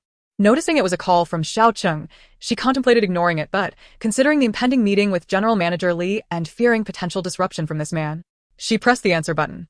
The man's carefree voice resonated through the receiver. "Where are you?" I must admit, his voice is indeed the hallmark of an attractive man. Yet, there was no denying that the owner of that voice was far from likable, every fiber of Chu He's being bristled with disdain for the insufferable man. "I'm occupied with something important. Don't bother me." Without allowing him a moment to respond, she abruptly ended the call. Contemplating the possibility of another call, she swiftly added Xiao Cheng to her blacklist. "Let us go," Chu He declared. Xiao Ye appeared somewhat apprehensive, her movements sluggish as she exited the vehicle. Just past 6 o'clock, the sky had yet to darken entirely, and as the last remnants of the orange sunset lingered on the horizon, a black Maybach glided into the resort. Inside the car, Xiao Cheng hung up the phone with Chu He, his thin lips pressed tightly together. A feeling of displeasure brewing within him. When he dialed again, the voice on the line repeated, "Sorry, the number you have dialed is temporarily unavailable." "Sorry, the number you have dialed." Jilin stole a glance at the rear-view mirror, instinctively shrinking his body into the seat, attempting to diminish his presence. However, no matter how he tried to hide, the seat could not conceal his broad frame. He silently murmured to himself, "Please don't call him. Please don't call him." Yet, as if Xiao Cheng had eyes solely fixed on Jilin, he loudly called out his name. "Jilin?" With a sigh, Jilin bore a look of indifference. "What's the matter, Chengge? You tell me, is temporarily unavailable due to the phone being off or in use?" Although Jilin was earnest, it was evident that Xiao Cheng was in a foul mood, and he dared not speak the truth. Instead, he simply offered a silly smile and shook his head vigorously. He mused inwardly, there's also the possibility of being blocked. Xiao Cheng, perplexed, irritably ran a hand through his short hair, his eyes wandering to the window where, in the distance, a pink Porsche was quietly parked in a corner of the parking lot. In the next moment, his eyes narrowed, familiar scenes surfacing in his mind. He scoffed lightly. Indeed, the car reflects the person. How ostentatious. Meanwhile, on the other side, Chu He, accompanied by Xiao Ye, entered the lobby of the hot spring resort after leaving the parking lot. As they stepped through the revolving door, they found the brightly lit hall nearly deserted. An air of desolation surrounding them. A waiter guided the two to a small conference room, which, despite its name, resembled more of a mini banquet hall. As the large doors swung open, a cacophony of noise and the pungent smell of tobacco assaulted them. Chu He frowned, raising her hand to fan away the thick smoke. Squinting to peer inside, she noticed several tables filled with people drinking and dining, approximately 5 or 6 in total. A group of young men, dressed in various styles with hair dyed in vibrant colors, filled the room. Unfamiliar with such scenes, Chu He swallowed hard, her anxiety rising. Is this a gang? She wondered, taken aback by the bizarre sight. A cluster of men, upon noticing the sudden appearance of 2 beautiful women at the entrance, gazed at them with eager eyes.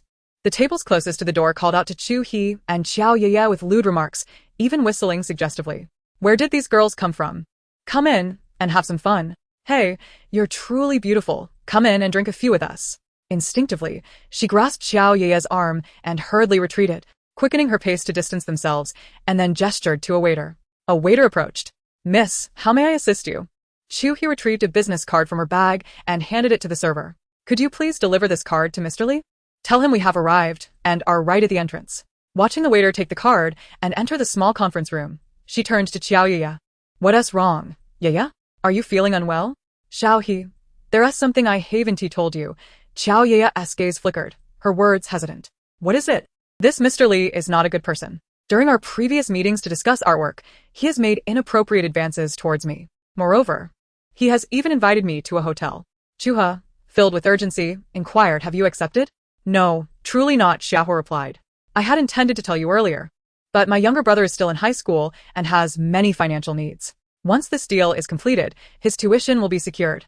Therefore, I cannot refuse." Upon hearing this, Chu He finally understood. No wonder.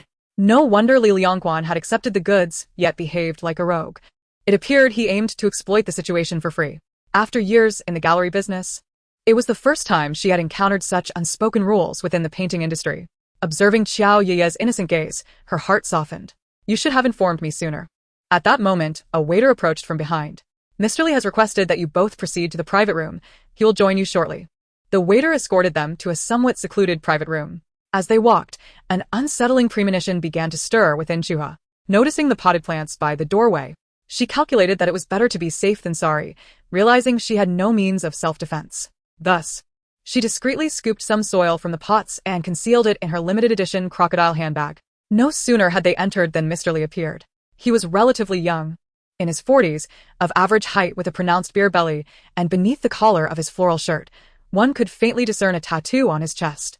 Li Liangquan settled onto a nearby sofa, running his hand through his slicked-back hair, his gaze laden with a mischievous glint as he regarded the two women. Miss Chu He, you are indeed a beauty. No wonder the employees under your supervision all possess such allure. His eyes continued to scrutinize Chu He, and as he spoke, saliva flew from his mouth, making him utterly repugnant. Chu He internally recoiled, finding him to be nothing more than a greasy rag. Though disgusted, she remained acutely aware of her purpose for being there, to secure payment. She quickly donned a smile. Thank you for your kind words, Mr. Li. I have come to inquire about the timeline for our final payment. I understand you manage significant business affairs, and this small sum is but a trifle. Her words were impeccable, yet Li Liangquan was exceedingly slick. When reason was presented to him, he resorted to bullying. Such a person cared little for one's words. What mattered to him was one's actions. As anticipated, before Chu He could finish, Li Liangquan interrupted her. Miss Chu He, spare me the pretentiousness of cultured discourse. If I say your painting is worth something, then it is. If I say it is worthless, then it is nothing at all. Let's be straightforward. Your artworks lack sincerity. Chu He furrowed her brow, inwardly fuming. You lecherous old fool. How utterly shameless. Since soft tactics proved ineffective, it was time for a more forthright approach. Suppressing her emotions, Chu He no longer held back. Mr. Li, how would you suggest we demonstrate our sincerity? Xiao Ye tugged at Chu He's skirt, fearful of offending Li Liangquan. Leaning back on the sofa, Li casually rubbed his greasy chin with his thick fingers, his lascivious gaze unabashedly roving over Xiao Ye. Despite the fact that Chu He is more beautiful than Xiao Ye, Li Liangquan is not foolish. He is well aware of Chu He's background and would not dare to harbor any intentions toward her lightly. In contrast, Xiao Ye is innocent and timid, hailing from a family of modest means, making her a far easier target to manipulate. Even if he were to tire of her, a mere bribe would suffice to dismiss her. Upon hearing Chu He's direct inquiry, Li Liangquan's gaze grew more lascivious. Miss Xiao, please stay and assist me in examining this painting. Miss Chu, you may step outside for a moment. Rest assured, I am quite the gentleman. Once we have appraised the artwork, the payment will be promptly transferred, and you shall be free to leave. The implications of his words were clear. He intended for Miss Xiao to remain, suggesting that without her, they would not be permitted to depart that evening. Indeed, Meng Qi's suspicions had proven accurate. Li Liangquan had ulterior motives. Xiao Ye's face turned pale, her eyes pleadingly fixed on Chu He, yet she felt too intimidated to voice her concerns. In the next moment, Chu He seized her bag from the sofa, her tone icy as she addressed him. Li Liangquan, out of respect for your age, I shall address you as Mr. Li, however. Given your shamelessness, I shall no longer hold my tongue. Have you looked in the mirror to see your own worth? You wish to engage in such unsavory pursuits? I can hardly find words to describe you. Your meager wealth holds no allure for me, and I will never trade my employee for your whims. Since you are a rogue, let us dispense with pretense and settle this in court. With that, she grasped Xiao Ye's hand and strode toward the exit. Behind them, Li Liangquan scoffed. You think you can leave? Let us see if you manage to escape today. As he opened the door, two burly men obstructed their path. A chill ran down Chu He's spine as she realized her oversight. The men who had been drinking and dining with him were indeed his subordinates. It was over. Taking a deep breath, she mustered her courage and turned to face him. Li Liangquan, do you know who I am? His mocking laughter echoed in response. And do you know who I, Li Liangquan, am? The entirety of the southern city is under my command. You think you can waltz into my territory without consequence? There are rules to abide by. We, the Chu family, do not walk the same path, and I have no reason to fear you. Initially, I had no intention of causing you harm, but now I have changed my mind. Today, you will be the one to pay. He advanced, menacingly, his voice as repugnant as his demeanor. Chu He clutched Xiao Ye's hand tightly, shielding her behind her. Tears brimmed in Xiao Ye's eyes as she trembled, pleading, Mr. Li, I will stay. Please let Sister He go. I am willing, just allow her to leave. Li Liangquan's nada. Why would I play with a pearl when I have a fisheye at my disposal? Having already torn the veil of civility, he had nothing left to lose. Furthermore, Chu He was far more alluring than Xiao Ye, and her fiery temperament promised more excitement. What of the Chu family's status? While they possessed wealth, it was derived from legitimate business. In the realm of underhanded tactics, Li Liangquan felt no trepidation towards the Chu family. Chu He tightened her grip on Xiao Ye's hand, signaling her to remain silent. Simultaneously, her mind was incessantly devising strategies. She could not remain passive. Softening her tone, she cooed, "Oh, President Li, I was merely anxious earlier. Young ladies can be quite temperamental. I apologize for my careless words. May I request that your man step aside for a moment? I find myself feeling a bit frightened." Li Liangquan, however, was no naive fool. Having navigated the underworld for many years, he had encountered a myriad of women, and he was not easily deceived by Chu He's little ruse. With a dismissive wave of his hand, he beckoned the person at the door to enter and escort Xiao Ye away. A sudden tension gripped Chu He's heart, prompting her to rush forward in protest, only to be forcefully shoved onto the sofa. "Li Liangquan, what are you planning to do? Where are you taking her?" she demanded. "That woman is merely an inconvenience here. Do not worry. Once you have satisfied me, I shall ensure her safety," he replied, his face alight with excitement as he rubbed his hands together and leaned in closer. Just as his greasy visage loomed over her, Chu He unleashed the handful of sand she had been secretly clutching, flinging it into the man's face. "Stiletto heels. You overgrown pig." D. The sand struck Li Liangquan squarely, followed by a pained scream as he was sent tumbling to the ground. Clutching his legs, he writhed in agony. Blinded by the sand, he could only rub his eyes while desperately calling out for assistance. "Help! Someone, capture that woman." At that moment, Chu He had already dashed out of the private room, racing down the corridor with every ounce of strength she possessed. Her heart pounded violently, nearly bursting from her chest. In her frantic escape, she rummaged through her bag until her fingers finally grasped her mobile phone, discarding the bag entirely. Her fingers seemed to betray her, pressing the wrong buttons repeatedly until she inadvertently accessed her call history. Who should she call? The last number dialed was Xiao Cheng. In that instant, she yearned for the arrival of that rogue, wishing he would come to her rescue. Regret washed over her. Why had she blocked him earlier? She could almost see the exit now. 20 meters, 15 meters, 10 meters. But just then, the footsteps of her pursuers grew increasingly audible behind her. Doubting her senses, she glimpsed a familiar figure at the end of the corridor, but it vanished around the corner in an instant. Xiao Cheng. It was indeed Xiao Cheng. To her, he appeared as a beacon of hope. Her brain barely processed the situation, yet she found herself shouting, "Xiao Cheng." Meanwhile, Xiao Cheng had just rounded the corner. He had distinctly heard a voice calling out, seemingly beckoning him. With his attention focused on his phone, he had dialed 6 or 7 times. Yet Chu He's phone remained unreachable. Frustration mounted within him. Ji Lin furrowed his brows, scrutinizing Xiao Cheng's expression. "Brother Cheng, did you hear someone calling your name just now?" As he spoke, Xiao Cheng took a few steps back, scanning the area for any signs of life. "Are you certain?" "Absolutely." Ji Lin, though not particularly adept in social situations, possessed a heightened sensitivity and vigilance as a bodyguard, and Xiao Cheng had no reason to doubt him. Could it be Chu He? He had just seen her ostentatious car in the parking lot. Yet he decided against pursuing her, after all. She had insisted he give her space. Gripping his phone tightly, he spoke in a soft voice. "Let's go." Within the private room, the melodious sounds of the guqin filled the air, while the teapot on the stove bubbled and hissed, releasing steam. A beauty clad in a qipao gracefully poured tea into Xiao Cheng's cup, filling it to the brim. Across from him, Feng Day exchanged a knowing glance with the woman. Instantly, she shifted her chair closer to Xiao Cheng, her delicate form pressing against his sturdy arm. Xiao Cheng narrowed his eyes, wearing a half-smile, and raised his arm to avoid the physical contact with disdain. Noticing this, the woman bit her lip, her eyes reflecting a hint of reluctance. But she prudently chose to sit a distance away. Xiao Cheng maintained his nonchalant demeanor, resting one hand on the table while lifting the exquisite teacup with the other, draining it in one go. "Mr. Feng, let's discuss serious matters. What do you take me for?" His tone was half-serious, casting a sidelong glance at the woman beside him, which left Feng Day somewhat astonished, pondering the credibility of his words. It was widely known that the second young master of the Xiao family was a playboy, a dandy, and today he had specifically chosen a striking beauty to attend to him. Yet, this young man seemed unresponsive. Feng Day snorted inwardly, thinking of him as pretentious. "Indeed.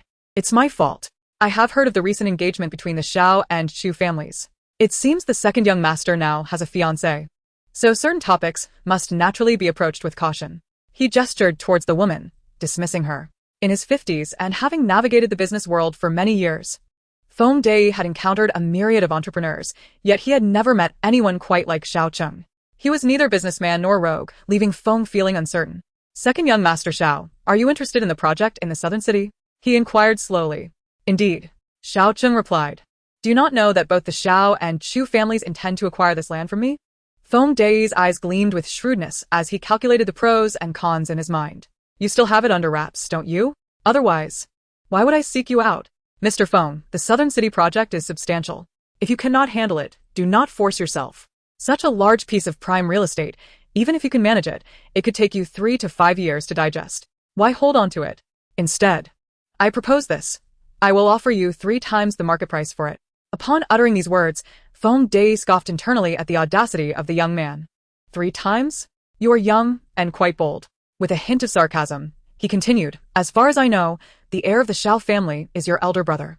You do not hold a position in the Xiao family. Are you representing the Xiao family? I am myself. The Xiao family is the Xiao family.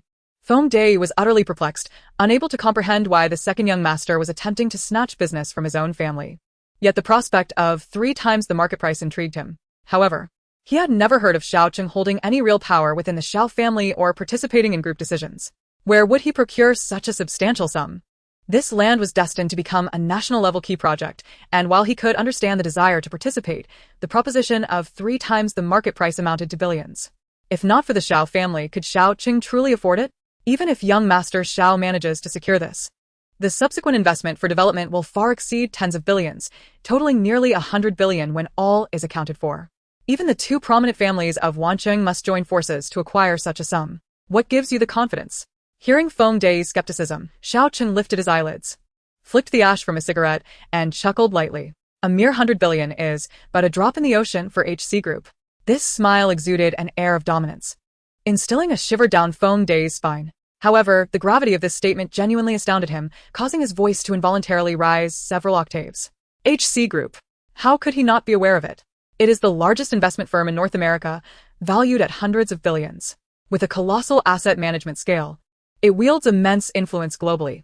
Yet, most of HC Group's ventures lie within investment and financial securities. What interest could they possibly have in manufacturing? Feng Day found it hard to believe, his gaze drifting. In just a brief exchange, the information conveyed was overwhelming. He sought confirmation. You mean the largest investment company in North America? HC Group? Who are you?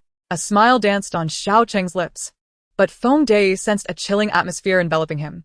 The cigarette in his hand was nearly burnt down. He took a final drag before extinguishing it in the ashtray. I advise you, Director Feng, to contemplate carefully.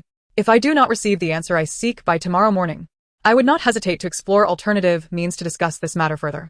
As his words fell, a flicker of danger surged in Xiao Cheng's eyes, leaving Feng Day momentarily breathless. If Xiao Cheng were indeed the president of HC, he sighed. A realization dawned upon him. He might not be able to retain the land in the south of the city after all. At that moment, the phone on the table began to vibrate incessantly. Xiao Cheng narrowed his sharp gaze, feeling a surge of elation. A glance revealed an unfamiliar number, eliciting a hint of disappointment. He hung up, yet it rang again. Noticing Xiao Cheng's cold countenance, Feng Day cautiously sipped his tea. Impatience crept over Xiao Cheng as he pressed the answer button. Just as the phone reached his ear, a frantic female voice burst through. Hello, is this Xiao Cheng? I am a friend of Chu He. Your wife is in trouble. You must hurry to the hot spring resort in the southern city. The call was from Meng Qi. At that moment, belief hung by a thread. She did not know Xiao Cheng well enough to ascertain whether he would rush to her aid. Yet, in this critical moment, Chu He had insisted on contacting Xiao Cheng. Silence loomed on the other end as Meng Qi's hand trembled around her phone, praying that Xiao Cheng would not falter when it mattered most. After a pause, the man's cold voice responded. Understood. Thank you. Xiao Cheng rose swiftly, exiting the private room with purpose. Jilin had been waiting outside and, sensing Xiao Cheng's tension, quickly followed suit. Brother Cheng, what happened? To the surveillance room. Now. Call for reinforcements and seal off the resort. Understood, Brother Cheng. Chapter 84. Do not kill. The manager brought people to the surveillance room. Jilin, alerted by someone calling his name, had just seen Chu He's figure on the monitor 20 minutes prior. In the footage, Chu He burst from a private room, a throng of pursuers hot on her heels. At almost the same moment, Xiao Cheng and Jilin vanished around the corner at the end of the corridor. A mere 2 seconds passed, and had she acted 2 seconds earlier, she might have avoided this calamity. Finally, Chu He disappeared from the surveillance footage, a blind spot. Xiao Cheng's gaze was sharp, fixed intently on the monitor. His handsome visage, illuminated by the lights, exuded an intimidating aura. 20 minutes had elapsed. Ample time for numerous events to unfold. The more he pondered, the heavier his heart grew. 20 minutes earlier, Xiao Cheng. Behind him, Li Liangquan's men were still in pursuit.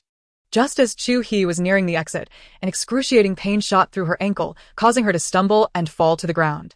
The pain was unbearable.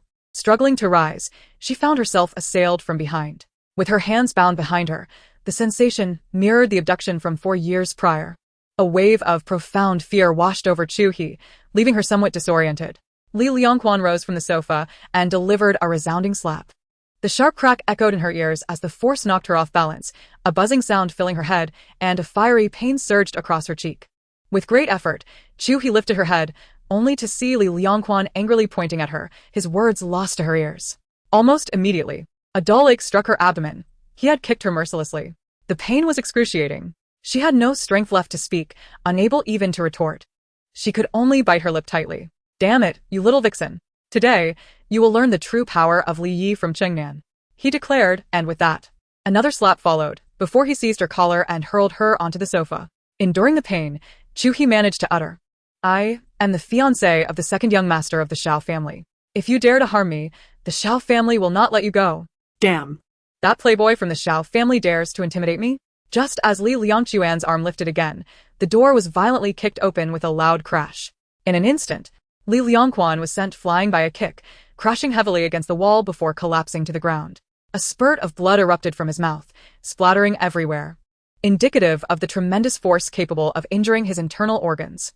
Who the hell are you? A bewildered Li Liangquan was met with another punishing kick, eliciting a muffled groan. He shouted, someone help. Yet another heavy kick landed on his abdomen. The buzzing in Chu He's ears gradually subsided as she struggled to rise from the sofa. Xiao Cheng.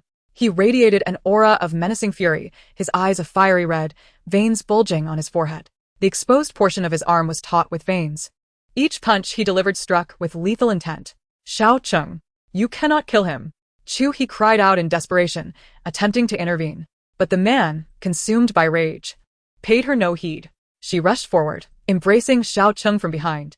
Xiao Cheng, do not kill him.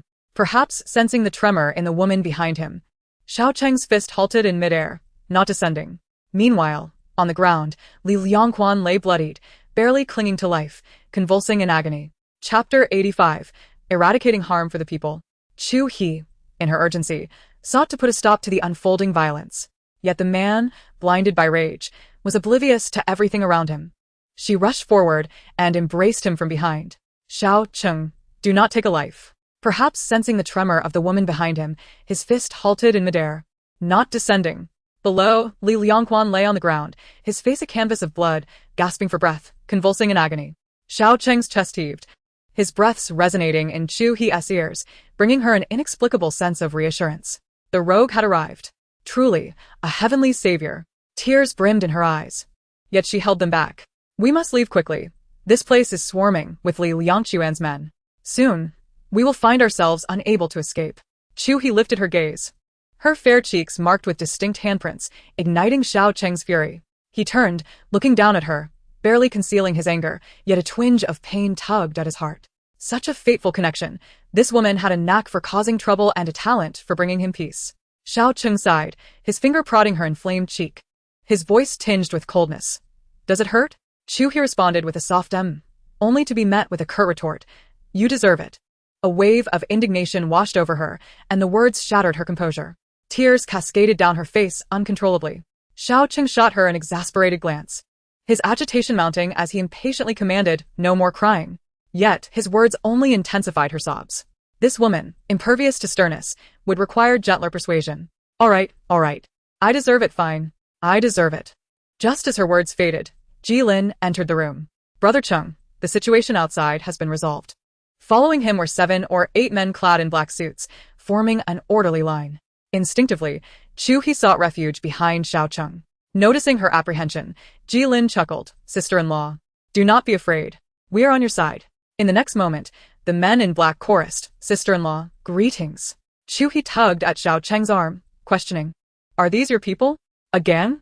As she spoke, her chin was lifted, her gaze meeting his eyes, and a sinister laugh erupted from him. You called me a rogue. Consider this confirmation.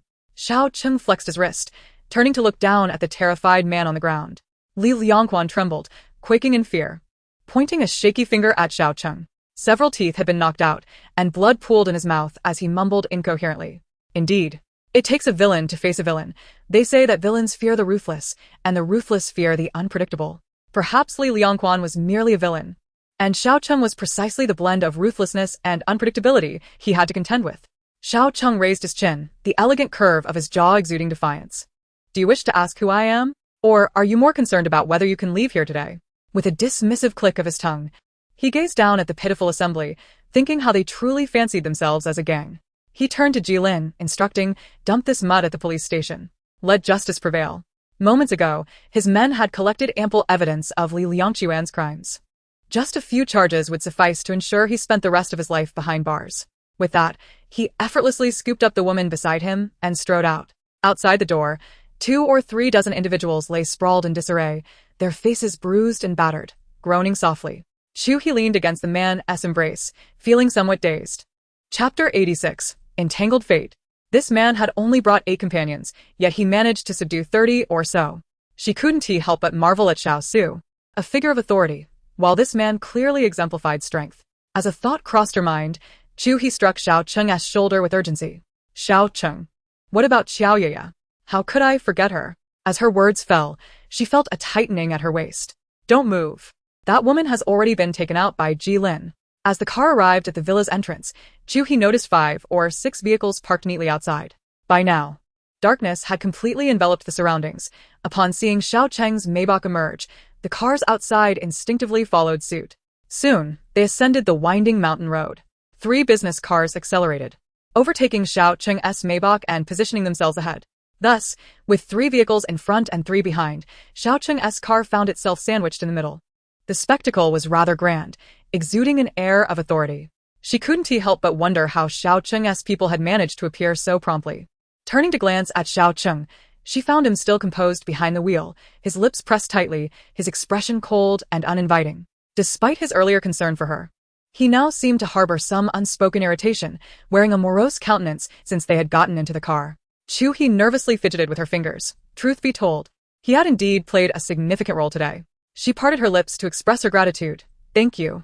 Xiao Cheng did not respond, retrieving a pack of cigarettes from the storage compartment, placing one delicately between his lips. As he struck a lighter, its flame illuminated his handsome features.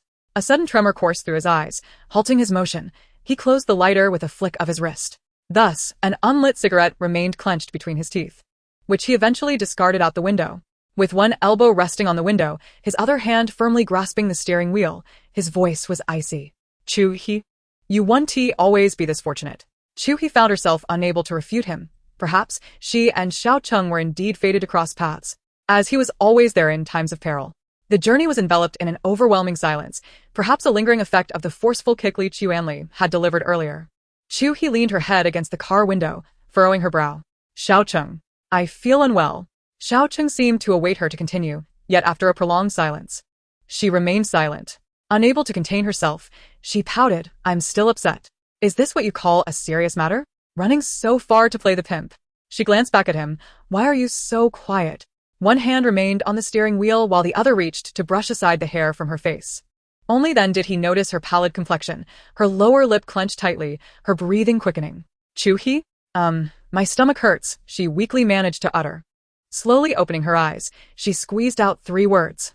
The car had transitioned from the winding mountain road to Wancheng Avenue, where the road widened. Fortunately, the evening rush hour had passed, and traffic was sparse. She raised her hand to dial Jilin's number on the car's console. It connected swiftly. I'm heading to the hospital now. You don't need to follow. Understood, Chengge. Upon concluding the call, the 3 business vehicles ahead dutifully veered to the right. The Maybach surged past with remarkable speed. Chapter 87. The Great Misunderstanding. En route to the hospital, Xiao Cheng made 2 calls, one to prepare the hospital, and the other to reach out to Chu Feng. It was just past 9 in the evening, and the roads were clear, the scenery outside blurred as they sped along. Chu He clutched Xiao Cheng's arm tightly, her nails nearly digging into his flesh. Xiao Cheng frowned, letting out a hiss of discomfort. After rescuing her, This was her way of repaying him? Chu He, eyes closed, lacked the strength to engage in banter. Weakly, she murmured, "Don't move. I need a sense of security." Suddenly opening her eyes with a serious expression, she declared, "Xiao Cheng, you are not a wastrel." "Then what am I?" he asked lightly. "A great misunderstanding." Xiao Cheng silently cursed. This woman truly exemplified ingratitude. Having just saved her from peril, she turned around and insulted him. What a mistake it was to save her. Noticing the dark expression on his face, a faint smile appeared on her otherwise pale visage. Her skin was naturally fair, and in the dim light of the car, her profile appeared ghostly, with the swelling on her cheeks strikingly visible. The sight of her in such a state irked Xiao Cheng. He shot her a sidelong glance and muttered, "Deserved it." Turning away, though his tone was cool, a tightness gripped his heart. He cursed inwardly at this wretched feeling of fragility. At the hospital, Xiao Cheng's car seamlessly approached the emergency entrance, where medical personnel awaited to assist. 4 or 5 staff members transferred Chu He onto a stretcher and wheeled her inside. Yet, she clung tightly to Xiao Cheng's arm, unwilling to let go. With no choice, he jogged alongside her into the emergency room. "Let go."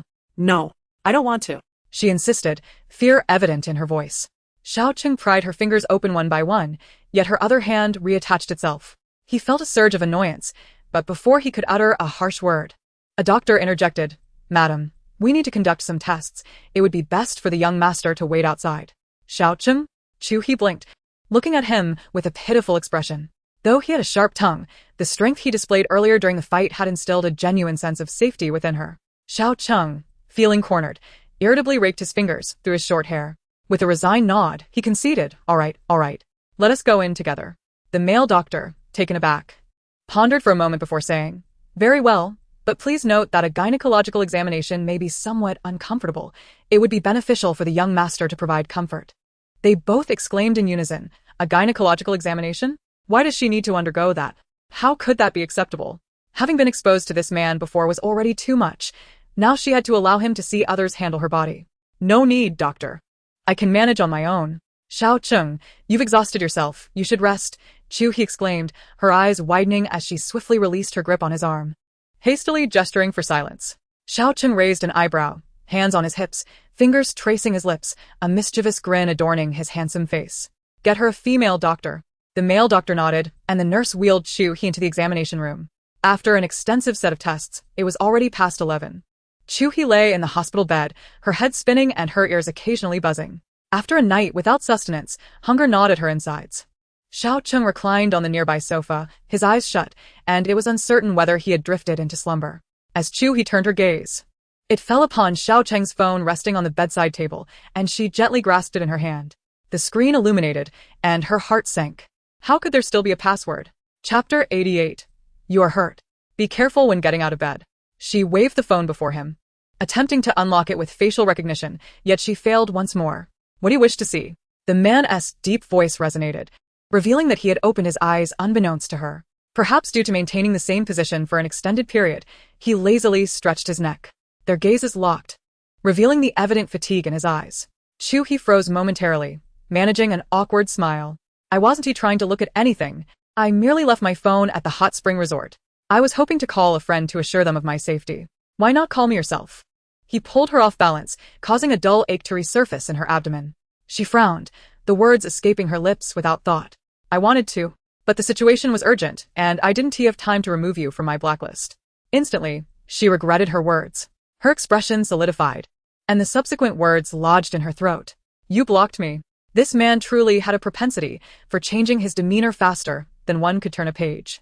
Lifting her gaze, she met Xiao Cheng's cold stare. Chu He chuckled, her laughter tinged with insecurity. Xiao Cheng squinted, scrutinizing her from head to toe. This woman had never smiled at him before.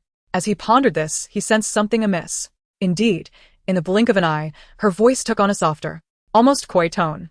"Oh dear, look at you, working so hard." Which family member calls incessantly. "Perhaps you should reflect on your own behavior. We aren't even married yet you watch me so closely. Did you suffer from a previous indiscretion?" She spoke with an air of curiosity. Xiao Cheng was left momentarily speechless. Very well. This woman's ability to turn the tables has certainly improved. Realization dawned. She must think he had been stalking her, leading her to the hot spring resort. Xiao Cheng turned his head, their gazes colliding, the atmosphere growing uncomfortably tense. He tugged at the collar of his shirt, his expression clearly displeased. The journey from the city center to the south takes 2 hours. You could have been taken advantage of, or worse. If I hadn't happened to be at the hot spring resort, do you think I would have arrived so swiftly? Next time, or the time after that. You won't always be so fortunate. You dare to engage with someone like Li Liangquan? I ask you to apply some common sense in your endeavors. And yet you block me. Truly remarkable. Thus, he was not stalking her. He had merely been fortuitously present. The dim yellow light from the bedside lamp cast a glow on the man's face, showcasing his impeccable features. Chu He's gaze lingered on his furrowed brow, stirring a sense of grievance within her. Her pitiful appearance only served to heighten Xiao Cheng's agitation. Chu He spoke weakly. Who told you to be such a fool? Are you scolding me? No, I'm complimenting you. Praising your luck for always being my scapegoat. Xiao Cheng sighed, tilting his chin as he adjusted the collar of his shirt. Chu He gasped, then grasped Xiao Cheng's hand, glancing around anxiously. Xiao Cheng, feeling impatient, attempted to withdraw his hand, but was held firmly. What is wrong with you? Don't move, you're injured. Chu He thought to herself, contemplating the damage. A few punches might leave him severely hurt, if not worse. In Chapter 89, titled Misunderstanding, Xiao Cheng found himself momentarily lost in thought, surprised by the tenderness directed towards him. Blow on it for me, he requested. Chu He furrowed her brow in response. I'm the one in the hospital. I'm the patient, you know? A smile crept across Xiao Cheng's lips as he leaned closer. You're right. So, allow me to blow on it. At that moment, a soft cough echoed from the doorway. Chu He looked on in astonishment. Brother. Chu Feng, impeccably dressed in a suit with a trench coat draped over his arm, entered carrying a pink 3-tier lunchbox. His handsome face bore no expression as he strode in purposefully, placing the lunchbox heavily on the table. He took a few steps closer, scrutinizing the swollen side of Chu He's face, his demeanor turning icy. Without addressing Chu He, he directed his inquiry at Xiao Cheng. Young Master Xiao, do you have anything to explain? On the phone, Xiao Cheng had merely mentioned that Chu He was in the hospital, without elaborating on her condition. Chu Feng's gaze fell upon the back of Xiao Cheng's hand, where fresh bloodstains still lingered. Domestic violence, confirmed. A flicker of surprise crossed Xiao Cheng's eyes as he raised an eyebrow at Chu Feng, who remained standing, with the injured hand still grasped by Chu He. With a defiant tilt of his head, he challenged, Explain what? This nonchalant attitude utterly infuriated Chu Feng, who advanced to grab Xiao Cheng by the collar, only to be halted by Chu He's firm grip. Brother, you mustn't lay a hand on him. Chu Feng internally cursed, bewildered by his sister's sudden infatuation. Little He, don't be afraid. Your big brother is here. I won't let this scoundrel bully you again. Chu He, somewhat dazed, realized that Xiao Cheng had, in fact, saved her earlier and quickly positioned herself protectively behind him. What are you saying, brother? Have you misunderstood? Misunderstood what? I just spoke with the doctor. You've been beaten. He continued, previously, this scoundrel bullied you while I was away from Wan City. Now he dares to strike you, brother. What are you talking about? He didn't hit me. Xiao Cheng had intended to interject, but seeing Chu He defend him so fiercely, he couldn't help but feel a sense of satisfaction. This man truly thrived on chaos. Xiao Cheng. Are you mute? Chu He shouted in frustration. Finally, the insufferable man stood up. All right, dear brother-in-law. I called you here to check on her, not to see me. You two can talk. I'll take my leave. As he spoke, he adjusted his shirt collar and winked mischievously at Chu He, casually strolling away. In the corridor, Jilin approached from the other end, carrying 2 lunchboxes. The small containers in his hands created a charming contrast. Having just purchased the last 2 servings of fried rice from Fu Xiangju, he was in high spirits until he spotted Xiao Cheng emerging from the hospital room, appearing rather pleased. Chengge, why are you out here? Come on.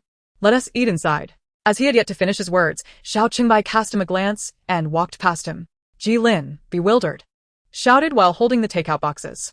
Brother Cheng, ISNT sister hungry? I bought 2 portions. You should eat as well.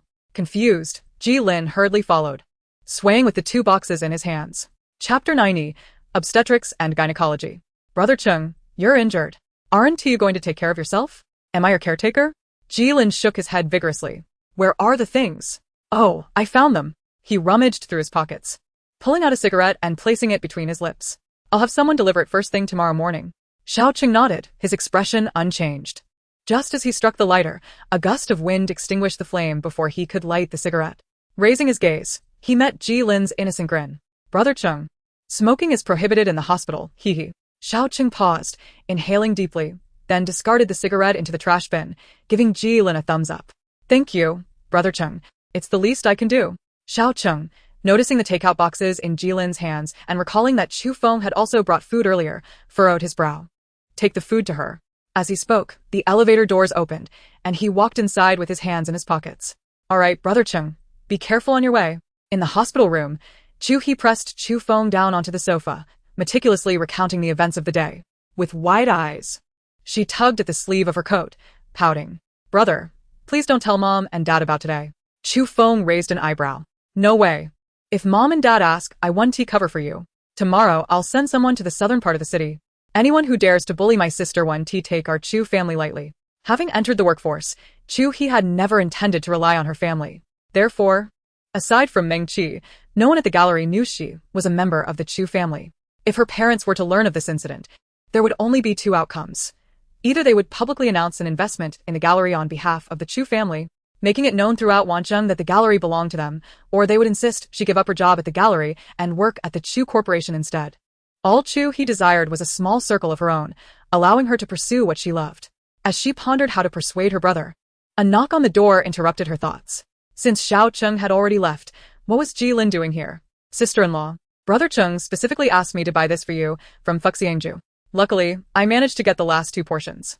With a cheerful smile, he placed the two exquisite takeout boxes on the table, right next to Chu Feng's pink box.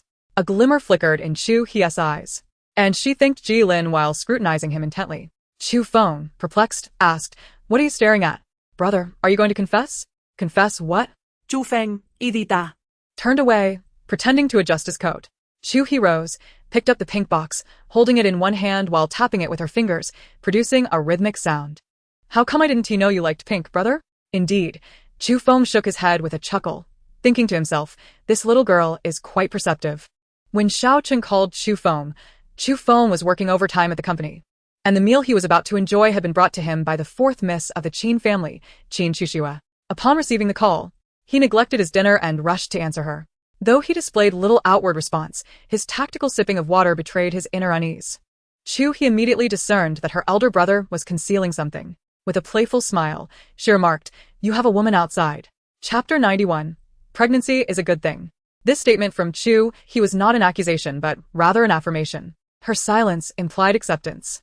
It seemed she had indeed hit the nail on the head.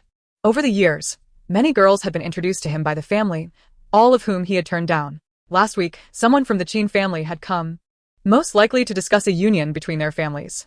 How could it be that someone suddenly appeared? Mind your own business, Chu Feng retorted. But Chu He thought to herself that she was indifferent to his matters. Unexpectedly, Chu Feng lifted his chin, squinting his eyes and looking at her with a knowing expression that suggested he suspected she was hiding something. Why are you staying in the obstetrics ward? He inquired. Indeed. Why am I in obstetrics? She mused. You're not pregnant, are you? No. Of course not. How could I be? That's impossible. Perhaps there were no rooms available in other departments. At that moment, she felt a surge of anxiety. Xiao Cheng, that fellow, was notorious for his lack of fidelity and surrounded by many women. If she truly decided to marry him, a pregnancy might not be such a blessing after all. When it came to having children, one must not allow another woman to seize the opportunity first. Realizing how the conversation had veered toward children, she hastily shifted the topic, seeking to ingratiate herself and form an alliance. I know you mean well for me. I'm aware of my situation. I 1T tell Mom and Dad about your affairs. It absolutely 1T impact your union with the eldest Miss Qin. And please, don't mention my matters in front of them, alright? We're in this together. Chu Feng's expression turned cold. Who told you I was to marry the eldest Miss Qin? Isn't it so? She is quite a decent person from what I've seen. If your woman outside is merely a fling, it's better to cut ties. It's not that simple. Chu He hesitated and added, if it's not simple, then resolutely refuse the marriage proposal. I will certainly help you as much as I can. Don't worry, brother. Chu Feng felt a warmth in his heart, accompanied by a twinge of guilt. When Chu He had her union with the Xiao family arranged, he, as her elder brother, had not been able to assist her in any significant way. Moreover, his own situation was exceedingly complicated. He chuckled lightly and sighed. I concede. I 1T mentioned today as events to the family, but should there be a next time, please do call me yourself. With that, he turned to look at Chu He, who had already opened the lunchbox. It had 3 layers. The top was white rice. The middle contained a simple assortment of 2 kinds of vegetables, and the bottom was a bowl of egg soup. Although it was merely a home-cooked meal, it was evident that it had been prepared with care, exuding warmth and homeliness. As she lifted her chopsticks, she noticed 2 slices of carrot shaped like hearts atop the rice.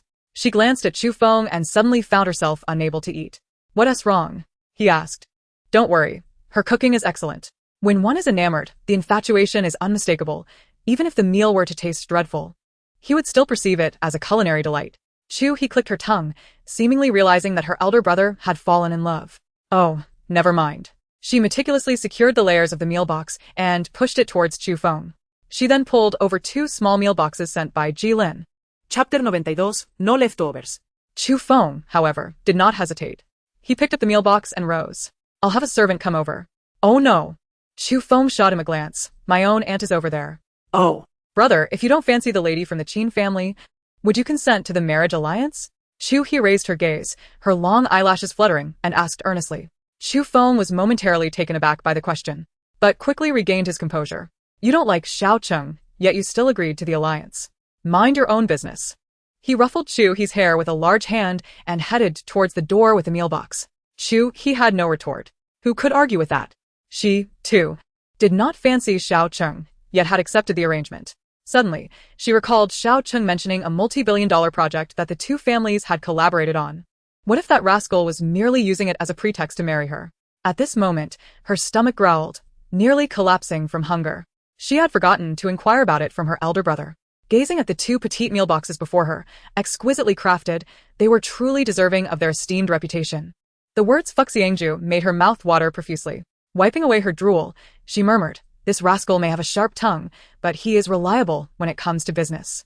Opening the lid, Chu He scoffed. "Cold? Fried rice?" Regarding Xiao Cheng, Chu He now regarded him with trepidation. Would he genuinely be so kind as to buy her lunch? Especially from Fuxiangju? What did this imply? "If you find it cold, then don't eat it." At the door, the man's chilling voice startled Chu He. "Aren't you leaving?" This man was truly insufferable. He couldn't grasp a compliment, but heard every word of reproach. "Why wouldn't I eat? Not only will I eat, but I will finish both portions." Xiao Cheng gazed at her as if she were a fool while she opened the lids of the 2 meal boxes. Just as she was about to pick up a spoon to dig in, the man swept both boxes towards himself with a casual flick of his hand. "What are you doing?" Chu He bit her lip, glaring fiercely. The man did not even glance at her, maintaining an air of nonchalance as he picked up a spoon and scooped from the left, then the right, bringing the food to his mouth. Back and forth he repeated this action, creating a hollow in both boxes of fried rice. Xiao Cheng was solely focused on his meal, completely indifferent to her furious glares or whether she would starve. The man licked his lips and continued to chew slowly, his expression a picture of refined elegance. Under normal circumstances, such a devastatingly handsome face, paired with his composed demeanor, would have compelled her to steal a few more glances. Yet at this moment, Chu He found his demeanor utterly insufferable, devoid of humanity and cruelly indifferent. With so many weapons to practice, why did he insist on wielding a sword? Chu He pouted, her stomach growling audibly. She smacked her lips. The visibly diminishing portions of fried rice finally pushed her over the edge. "Are you not a considerate man?" Xiao Cheng looked up, feigning indifference. "What? 2 portions. You're hogging both? How shameless." Jilin did mention it was meant for me. "I am hungry." Lifting my gaze, I met her scrunched-up little face, my tone indifferent. "Well," Jilin didn't specify who made the purchase. "Do you wish to eat? You must pay first." Chu He was rendered speechless. Cold-hearted, truly cold-hearted. Just when I had begun to warm up to him, mere hours later, he had reverted to his previous behavior. Taking a deep breath, I silently chanted, "An open heart can embrace the sea. An open heart can embrace the sea." At least today, he performed a heroic rescue, earning some merit. Chapter 93. If you're pregnant, we shall get the certificate tomorrow. After teasing the little wildcat, Xiao Cheng inexplicably felt a wave of relief wash over him. With a slight smile, he pushed a box of food in front of Chu He and lightly tapped the table. Observing the man who always seemed to look down at others, I felt irritation rise within me. Pouting, I turned my face away. "I won't eat leftovers." Ah. Our eyes met for a moment, and I instinctively shielded the fried rice in front of me. "You're not much better than leftovers." I choose the latter. This man could hardly maintain seriousness for more than 3 seconds. After some contemplation, given that I had yet to fully grasp his boundaries, or perhaps he had none, I resolved to refrain from provoking this rogue in public. Chu He's face was petite and delicate, the small lunch box capable of completely concealing it. Xiao Cheng set down his spoon, took a napkin from the table to wipe his mouth, and lazily leaned back against the sofa. With a smile tugging at his lips, He watched with interest as Chu He buried her face in the lunchbox, devouring her meal. After a while, a muffled voice emerged from the box. Did you take precautions before? Chu He's voice was barely audible. Xiao Cheng, unable to catch her words, asked casually what? Chu He looked up, pausing her chewing. Did he hear me, or was he pretending not to? His gaze fell on the napkin he was fiddling with, twisting it into a ball, then flattening it. In the next moment, the balled-up napkin soared through the air, landing atop Chu He's head. What are you looking at? Not eating the leftovers anymore? Want to eat me instead? It didn't hurt, but the feeling of being toyed with left Chu He dissatisfied. She shot him a glare, and decided to clarify. I want to ask you, regarding our previous encounter, did you take precautions? Xiao Cheng raised an eyebrow, gazing at her with a meaningful expression. Which one? In an instant, Chu He stood up from her chair, towering over him, glaring fiercely. The silence lingered for 2 seconds. Xiao Cheng, languidly, replied, both times were to extinguish the flames. With no foreplay, how could there be time for precautions? As his words settled, a weight sank in Chu He's heart, and she felt utterly disheartened. Gritting her teeth, she thought, a man like him should be able to navigate the world of women without leaving a trace. Besides, although he wasn't the heir, given the elder Xiao's favoritism, wealth and shares were certainly not lacking. How could he allow a woman to become pregnant so easily? Unless, of course, he already knew I was to be his marital partner. Shouldn't you carry such things with you? I see you did it on purpose, taking advantage of my inebriation. Only caring for your own pleasure. Once she finished speaking, Xiao Cheng stood from the sofa, his expression noticeably darkening. His height gave him an imposing presence, exuding an air of coldness as he tossed the crumpled paper on the ground. Why did he carry such a thing with him? What did she take him for? This was sheer conspiracy theory. In that moment, who was truly at an advantage? Besides, I have no fondness for that item either. If I were to conceive, I would acknowledge it without hesitation. Chu He was taken aback. If he claimed he did not prefer it, did that not imply a certain level of uncleanliness? The disdain in her eyes seemed to pierce through him, prompting Xiao Cheng to hastily clarify, stumbling over his words. No. What I meant was that I am not accustomed to carrying it. I have my own cleanliness standards which differ from others, but with you, it is acceptable. Do you understand? Chapter 94. Safety. Previously, his words often struck at sensitive points, deliberately voicing what was unwelcome, not due to a lack of tact, but rather intentionality. Strangely, in this moment of subtlety, he found himself somewhat unaccustomed. Their gazes locked, both pondering why he could not with others, but could with her. Yet, the man's cold demeanor invariably exuded a commanding pressure. He felt akin to dumplings boiling in a teapot, unable to articulate his thoughts. A torrent of words swelled within him, yet he remained at a loss for expression. Chu He instinctively swallowed, taking a step back, her aura diminishing. Mistaking her retreat for timidity, Xiao Cheng sighed, running his hand through his short hair in frustration. If it happens, it happens. It's not a monumental issue. We'll simply go and obtain the certificate tomorrow. One shocking revelation followed another, leading to the mention of acquiring a marriage certificate.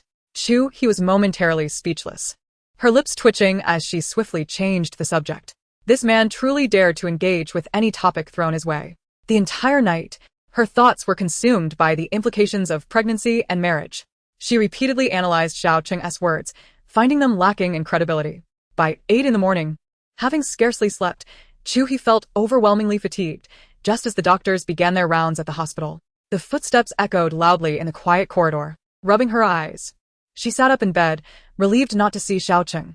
At least she wasn't ready to rush into marriage just yet. Outside the door, a throng of doctors and nurses gathered around the ward. Inside, the director explained her condition to Chu He, stating that she could be discharged today. In essence, it was merely localized muscle pain and soft tissue bruising caused by external force. Ultimately, she was not pregnant. What a false alarm. Unknown to her, at 6 o'clock that morning, the hospital had promptly sent the examination report to Xiao Cheng's phone. She contemplated borrowing a phone from the doctor to inform Xiao Cheng of the news, but then realized she did not even remember his number, so she abandoned the idea. Just then, the door swung open. Upon seeing Chu He's still slightly swollen face, Meng Qi gasped. How are you? Let me see, where are you hurt? She rushed in, tossing her bag onto the bed. Without further ado, she approached and cupped Chu He's face in her hands, examining her from side to side, her concern palpable. Chu He frowned, unable to tolerate the woman's dramatics. She recoiled slightly, but it was in vain. Oh, it's nothing. I lost my phone and couldn't contact you, so I was worried sick. Meng Qi waved her hand, saying, Your future husband has already confirmed his safety with me. Noticing Chu He's momentary surprise, she continued, Xiao He, your prospective husband is quite remarkable. Just yesterday, he performed a heroic act to save a damsel in distress. Are you not moved? If it were me, I would immediately rush to the registry office to secure the marriage license and firmly place that husband label upon him. Chu He, observing Meng Qi's unabashed praise for Xiao Cheng, couldn't help but roll her eyes. She hadn't even begun to develop anything with Xiao Cheng, and her best friend had already defected. How superficial. With an enthusiastic expression, Meng Qi urged, Sister, quickly turn that raw rice into cooked rice and win Xiao Cheng over. Once you two have a child, I'll gladly be the godmother. A godmother is still a mother, and since you both possess such wealth, what difference does it make to raise one more? I wish to stop striving. Chu He responded with a dismissive eye roll. Look at your aspirations. You could simply be a biological mother, provided Xiao Cheng is amenable. I have no objections. What are you saying? You really don't hold back, promoting your own husband. Just as those words left her lips, a knock echoed from the door. Chapter 95. 1 minute for you. Qin Jin, with a cheerful demeanor, peeked in through the doorway. Chu He muttered, Chi. I can't shake the feeling that this handsome fellow looks quite familiar. Meng Qi turned her head, furrowing her brow, her eyes wide with surprise. Qin Jin completely disregarded Meng Qi's scrutinizing gaze. With a light cough, he playfully waved the paper bag he held in front of Chu He. Dressed casually in a simple denim shirt and relaxed pants, he appeared fresh and clean-cut. A stark contrast to the dissolute figure he had portrayed that night at the Qingshan bar. Upon recognizing Qin Jin, Chu He felt a flicker of surprise. She glanced at Meng Qi, a smile creeping onto her lips, instantly understanding. Meng Qi sighed. I told you to wait downstairs. What are you doing up here? In that moment, Chu He grasped the key point. Did these two share a story? Setting the bag down on the sofa, she plopped down beside it. I just ran into Xiao Cheng in the parking lot. He asked me to give this to you. Chu He's gaze fixated on the bag that Qin Jin had brought, her curiosity piqued. Did Xiao Cheng leave just now? Qin Jin, unperturbed by their previous encounter, appeared quite at ease. He flashed a smile at the two women and added, just a guess. Qin Jin was also an extroverted and cheerful individual. Although he carried an air of privilege and charm, he was entirely different from Xiao Cheng's domineering and arrogant demeanor. Did you two come together? Chu He squinted, scrutinizing Meng Qi. Meng Qi rubbed her neck and casually remarked, debt collector, the creditor. Qin Jin, sitting comfortably, did not shy away from treating himself as part of the group, unabashedly devouring the bread rolls on the table, consuming one after another. Chu He stifled a laugh, casting a discreet glance at Qin Jin. The last time you mentioned owing someone money, it wouldn't be him, would it? Chu He inquired, her expression indicating she understood. Casually, she asked, what car does he drive? Perhaps, maybe. I think he mentioned something like Aladdin? Something along those lines? Oh. It's just a car with 4 wheels. Chu He spoke in a nonchalant tone. An Aston Martin. I saw it that night. It's not too pricey. Just in the 7 figures, I believe. I told you, it's merely in the 7 figures. As she spoke, Meng Qi's gesture of counting her fingers came to an abrupt halt. Her voice dwindled to a whisper, eventually culminating in a soft scream. Chu He stifled a laugh, covering her mouth. At that moment, the sound of a phone ringing emanated from the paper bag on the sofa. Chu He's eyes widened in surprise. It was her phone. Qin Jin hastily crammed the last bite of his sandwich into his mouth, wiped his hands with a napkin, and handed the bag to Chu He. The incoming call displayed an unfamiliar number. Upon answering, a low, raspy voice resonated from the other end. It was Xiao Cheng. His voice was melodious, yet tinged with a hint of fatigue, likely due to having spent the night on the sofa, without proper rest. I'll give you a minute to remove my number from your blacklist. Chu He responded with a nonchalant even through the screen. She could envision the insufferable expression on Xiao Cheng's face. Chapter 96. You're his nemesis. I'll have Jilin pick you up from the hospital. No need. My friend will take me, she replied. A few seconds of silence ensued on Xiao Cheng's end. His tone grew somber, and though his emotions were indiscernible, she sensed he was not in the best of moods. Indeed, he slowly spoke again. Should I have my mother come to pick you up? Chu He thought to herself. This infuriating man truly had her under his thumb. No need. Jilin will suffice. There was silence on the other end, prompting Chu He to inquire, where are you? A light chuckle came through the phone. If you require me to report my whereabouts. No, forget it. I'll hang up now. Who needed his updates? He could go wherever he pleased.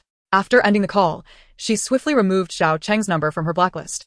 Only then realizing that Meng Qi and Qin Jin were staring at her with keen curiosity. What are you looking at? How peculiar. Qin Jin raised an eyebrow, arms crossed, and stared at Chu He for an extended moment. After a thorough analysis, he finally spoke. Was that a call from Wancheng? Chu He, you are his nemesis. Meng Qi interjected. What are you talking about? She playfully kicked him, her high heels delivering a surprisingly painful blow, causing Qin Jin to grimace and hop in place. You were about to curse, but quickly changed your words. Since you're beautiful, I shall forgive you. Meng Qi shot him a glance, theatrically tossing her hair. Pretty people can be fierce. I advise you to choose your words carefully. Rubbing his sore calf, Qin Jin settled beside Chu He's hospital bed and continued his previous thought. I was saying, don't be misled by Cheng's seemingly carefree demeanor. Deep down, he's both cold and proud. No one can truly hold him. Yet he took the initiative to call a woman, and you are the second. He gestured towards the bag beside Chu He. That bag contains clothes, right? With a flourish, he clapped his hands. See? I was right. Second? You underestimate it. Chu He retorted, unwilling to believe his words. Hey, you doubt me? We'll discuss this later. The corners of Chu He's mouth twitched in response to their excitement. Meng Qi nodded vigorously, her face alight with admiration. Qin Jin, your reasoning is sound. Truly, hearing you speak is more enlightening than attending a lecture. Xiao Cheng cares for Chu He. There is no doubt about it. Right? Qin Jin beamed, with pride. Is it truly impossible for anyone to hold on to him? If only we had Qin Jin, that brilliant strategist, by our side, we could devise plans to counter Xiao Cheng, making our lives significantly easier. With a sudden chime, the phone screen illuminated, and all three pairs of eyes sparkled with anticipation. Meng Qi and Qin Jin appeared particularly exhilarated, speaking in unison. Who? Chu He gestured for them to calm down. Upon opening the message, she noticed it was from an unfamiliar number. Mobile banking, deposit information. Chu He was taken aback. Who would transfer money to her without reason? Wow. Both Qin Jin and Meng Qi leaned closer to the phone screen, gasping in astonishment. After counting the zeros, Chu He found it hard to believe, thinking she must still be dreaming. Counting once more, the figure remained unchanged, exactly 1 million. Almost immediately, another message arrived. The dead in the South City has been cleared. Chu He glanced at the screen. The message was concise and devoid of punctuation. It could only be Xiao Cheng. Chapter 97. Paid Services. Meng Qi clicked her tongue, envy evident in her eyes. Chu He felt something was off. How could Xiao Cheng be so benevolent? Qin Jin's eyes sparkled with a thought. Xiao Cheng's method of pursuing women was indeed pragmatic. Imitating him, he turned to Meng Qi with a grand gesture. Sister Meng, you don't need to reimburse the 50,000. Meng Qi, taken aback, turned her face sharply to him. Who are you calling sister? Do I appear old to you? Suddenly realizing, she inquired, what did you just say? Not old, almost made a fool of myself. Having repaid the money, what excuse would he have to follow Meng Qi daily? At that moment, the phone chimed again. It was another message, paid services. As Chu He had surmised, while others perform good deeds anonymously, he not only attached his name to his good deeds but also sought to profit from them. In the back seat of the car, Xiao Cheng finished typing the last message on his phone and rubbed his brow. His bloodshot eyes throbbed painfully. Tossing his phone aside, he closed his eyes to rest, murmuring, "Boss?" The man in the back seat lazily responded with a grunt. You could have developed that piece of land in the South City yourself with all the money you spent. Why involve the Chu family? Though Xiao Cheng kept his eyes shut, a cryptic smile played on his lips. Sophia was rendered speechless. He considered this mere pocket change. However, how would the Xiao Corporation proceed? Whether it was 1 cow or 2, one could just manage them together. This project was originally intended to be jointly acquired by the Xiao and Chu families. Now that Xiao Cheng had intercepted it, any collaboration with the Chu family would undoubtedly raise suspicions within the Xiao group about their dealings with HC Group. Creating discord was not his intention. And Xiao Cheng was never one to act treacherously or undermine his own. Now that he had secured the land, he certainly wouldn't undermine his father's authority. Otherwise, Xiao Jingqing and the insurgents beneath him would seize the opportunity to stir trouble. Lost in thought, his phone rang again. Xiao Cheng, disinclined to move, lazily lifted his eyelids to glance at it. Upon answering, he heard Xiao Simon's sharp voice, Cheng, I need a favor. Xiao Simon rarely sought him out without reason. If she did, it was clear she had something specific in mind. With a furrowed brow, Xiao Cheng instinctively pulled his phone away, massaging his temples with his thumb. The drowsiness that had enveloped him was now disrupted, and his tone bore a hint of impatience. I'm busy. What is it? Big sister. Spare me your theatrics.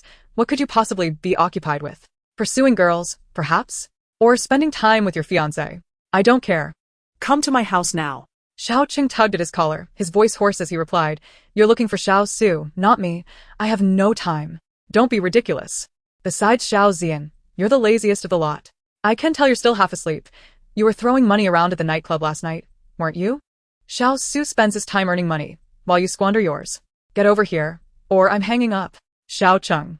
In the living room on the sofa, two figures, one large and one small, locked eyes in a stalemate. Leaning back on the couch, Xiao Cheng wore a tense expression. His sharp gaze fixed on the little boy before him. The young boy, plump and cherubic, appeared to be around 4 or 5 years old. His large, glistening black eyes blinked playfully, a cheerful smile directed at Xiao Cheng. His round head resembled a glutinous rice ball, and his fair, tender face evoked an irresistible desire to pinch his cheeks. Xiao Cheng, lacking the patience for children, opted for a straightforward and blunt approach. Where's your mother? On a business trip. And your father? Also on a business trip. The nanny must be around at least? Xiao Cheng scoffed and nodded, his molars grinding audibly. Xiao Simon had once again treated him as a mere substitute caretaker. No wonder the entire Xiao family perceived him as a frivolous spendthrift, wealthy yet idle. Did your mother send you to call me? The boy shrank his neck and nodded vigorously, covering his mouth with tiny hands while giggling. Xiao Cheng pretended to threaten him, but the boy showed no fear. Instead, his grin widened. With a sigh, Xiao Cheng's tense posture relaxed as he slumped into the sofa. I knew it. Strangely enough, despite his lack of kindness towards the child, the boy remained attached to him. Cheng, I've missed you. It's been ages since you visited. If you don't come soon, I won't recognize you anymore. Xiao Cheng raised an eyebrow, correcting him. What do you call me? Call me little uncle. Show some respect. I want to call you Cheng. I want you to be my brother. The little boy pouted, uttering the most assertive words in his sweet voice. A child as small as you wants to be a brother? Have you been watching too many American films? Xiao Cheng couldn't help but chuckle, ruffling the boy's hair playfully. All right then, let's go, brother. Okay, wait for me. I have another brother to bring along. The little one hopped up, skipping to open the sliding door of the living room and bounding into the garden. Moments later, a tiny black, furry bundle scampered in, nestled under his arm. Xiao Cheng, seated on the sofa and engrossed in his phone, looked up at the sound, his eyes wide in surprise.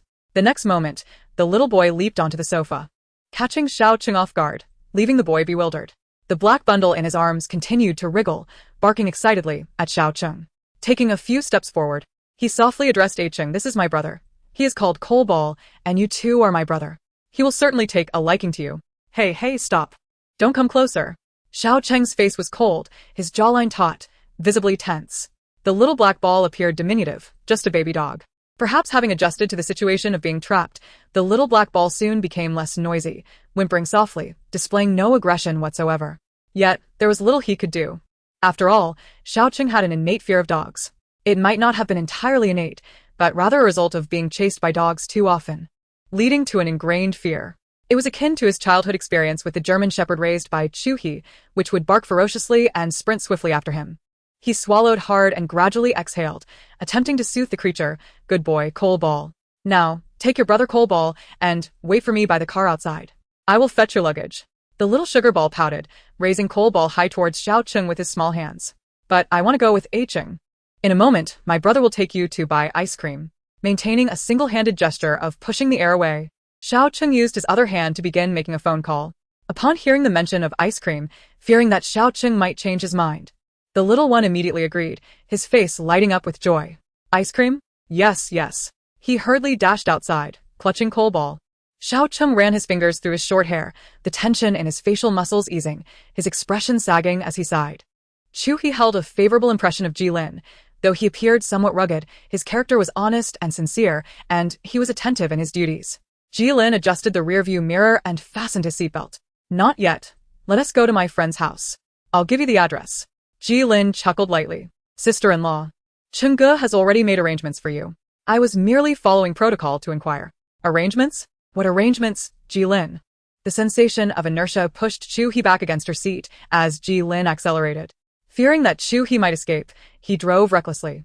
Chu He felt as though her insides were being jumbled, inwardly cursing Jilin, who was as erratic as his boss. The car arrived at the underground parking lot of Dingyuan. Jilin exited and opened the door for Chu He, who looked utterly bewildered. What are you bringing me here for? As she stepped out of the vehicle, she noticed 6 luxury cars parked side by side.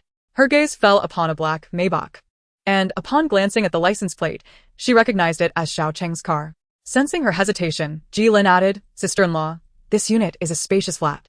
Although it is just over 600 square meters, it is the largest in the entire community. Cheng mentioned that such high-rise neighborhoods attract a lot of people. Please go upstairs and take a look. If you do not like it, he has also purchased a villa over in Hongting, so you could move there instead.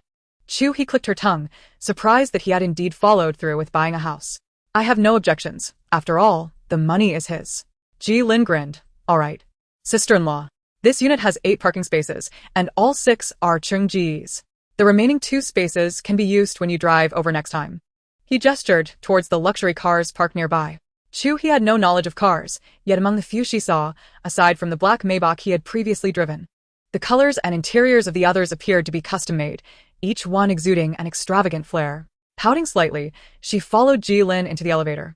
Upon reaching the first floor, they stepped directly into the residence. Before her lay an expansive, lofty flat, adorned in a minimalist black, white, and gray design. Indeed, the ambience was distinctly different from that of a villa. The open view was refreshing and inviting. The living room was vast, illuminated brightly as if in broad daylight. In the next instant, a small black furry creature began to nuzzle at her feet with soft whimpers. Following closely was a little boy, clad only in a pair of shorts, standing before Chu He with an innocent gaze. His hair was damp, and his fair little face with rosy cheeks suggested he had just emerged from a bath. Chapter 100. Does he have a son? Who are you? He inquired in an adorably sweet voice that could melt anyone's heart. His question left Chu He momentarily bewildered. After a brief pause, she scrutinized the child, noticing a resemblance to Xiao Cheng in his features. Could he possibly be Xiao Cheng's son? Chu He reciprocated with a question, and who might you be? I am Tang Qiu, he replied. Tang Qiu? Chu He echoed, amused. She made her way into the living room, approaching the sofa, and noticed the little black furry creature still trailing her, eagerly rubbing against her legs. Tang Qiu, with a cheerful demeanor, hopped along behind her, his eyes sparkling with curiosity. Observing the furry creature's playful antics, Tang Qiu exclaimed, Sister, it seems that Coal Ball likes you. Chu He glanced down at the black fluff, then back at the little boy, chuckling softly and pouting her lips. The peculiar name was indeed quite fitting. Her gaze swept around the expansive living room, which was strikingly bare, devoid of any warmth or signs of life. Raising an eyebrow, she bit her lip and tentatively inquired, Little one, where is your father? Tang Qiu, missing the crux of her question, earnestly corrected her, Don't call me little one. My name is Tang Qiu. A Cheng calls me Qiuer. You can call me Qiuer too. With the spirit of a mischievous child, he grinned broadly at the beautiful woman before him. After a moment of playful exhaustion, he leaped onto the sofa, standing upright with palpable excitement on his cherubic face. It seemed he had not registered Chu He's earlier question. Sister, you are so beautiful. Are you here to find a Cheng? Are you his girlfriend? At this, Chu He felt a mixture of surprise and amusement within her heart. The little one's sweet words were quite charming, and she was relieved he had not inherited Xiao Cheng's demeanor. Tang Qiu, being well-behaved and rather endearing, elicited a soft spot in Chu He. She found herself wanting to pinch his chubby cheeks, yet the thought that he was Xiao Cheng's son quickly dulled her interest. I am not his girlfriend. Upon hearing this, Tang Qiu's little face fell, a hint of disappointment shadowing his features as he pouted. But I think you are prettier than Nana. I don't like Nana. Chu He was taken aback for a moment, and then her previously indifferent expression transformed into one of intrigue. Nana, who might that be? Nana, with hair of such length, ears so large, and a nose that appears as if it has been kissed by a pig, certainly does not compare to your beauty, and I find her unappealing. Upon hearing the description from Tang Qiu, Chu He stifled a laugh. Is Xiao Cheng's perspective truly so unique? Tang Qiu leaned against the back of the sofa, blinking with curiosity, and asked, Mama said a Cheng will soon have a wife, and I should keep an eye on him to prevent him from playing outside. Sister, is his wife you? Chu He frowned, wondering why this little rascal had so many questions. Could this child's mother possibly be Xiao Cheng's ex? She absent-mindedly stroked the coal ball in her arms, responding in a nonchalant tone, yes. Is he at home? Tang Qiu's face lit up with surprise, her chubby little hand exaggeratedly covering her mouth. A Cheng is taking a shower. Chu He found it somewhat amusing and glanced at Tang Qiu, then looked down to see the little black ball still leaping toward her legs. A smile tugged at her lips as she bent down to scoop up the coal ball. The sound seemed to originate from a distant place, yet resonated clearly in her ears. You're here? Chapter 101. Teasing her. Turning around, Xiao Cheng had leisurely approached the wine cabinet, casually pouring himself a glass of wine, which he held languidly in his hand. He was bare from the waist up, with well-defined, muscular lines, firm and robust, devoid of any excess fat. Below his waist, he was carelessly wrapped in a bath towel, reclining at the table with his legs crossed in a relaxed manner. His short hair appeared still damp, and his skin seemed to glisten with a thin layer of moisture, reflecting a soft sheen under the spotlight. Most captivating was his face, adorned with an enticing smile. Their eyes met for a few seconds, his gaze intense, as if he could see right through her thoughts. Swallowing hard, she became aware of her distraction and quickly turned away. This man truly had an irresistible charm, regardless of the situation. Yet, the scene was undeniably tantalizing. Whenever she lost her focus, memories of her fingers brushing against Xiao Cheng's abs flooded her mind. The sensation still vivid. Could he not wear proper clothing? A low chuckle emanated from behind her. Don't tell me you don't enjoy the view. If you're tempted, just admit it. I wouldn't laugh at you.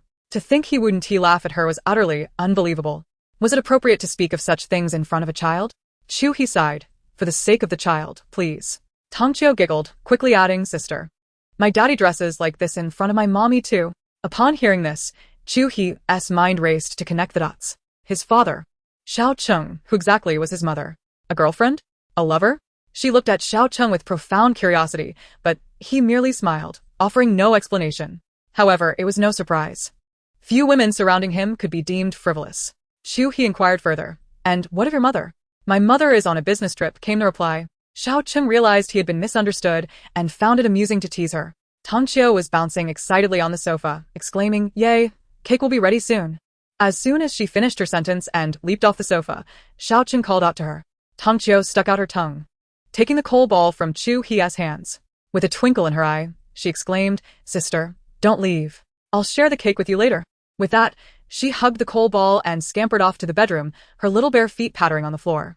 When Xiao Cheng emerged from the bathroom, the coal ball remained nestled in Chu He's embrace. Instinctively distancing herself, she stood before the wine cabinet for an extended period, her legs beginning to feel numb. Only when she saw Tang Qiu leading away that dark, foolish dog did she finally relax a bit. Shaking the wine glass in her hand, she discreetly exhaled and shifted to a more comfortable stance. Chu He pointed towards the direction of the bedroom and inquired, Your son? Xiao Cheng took a sip of his drink, shrugged, and smiled enigmatically. What does that mean? A tacit acknowledgement?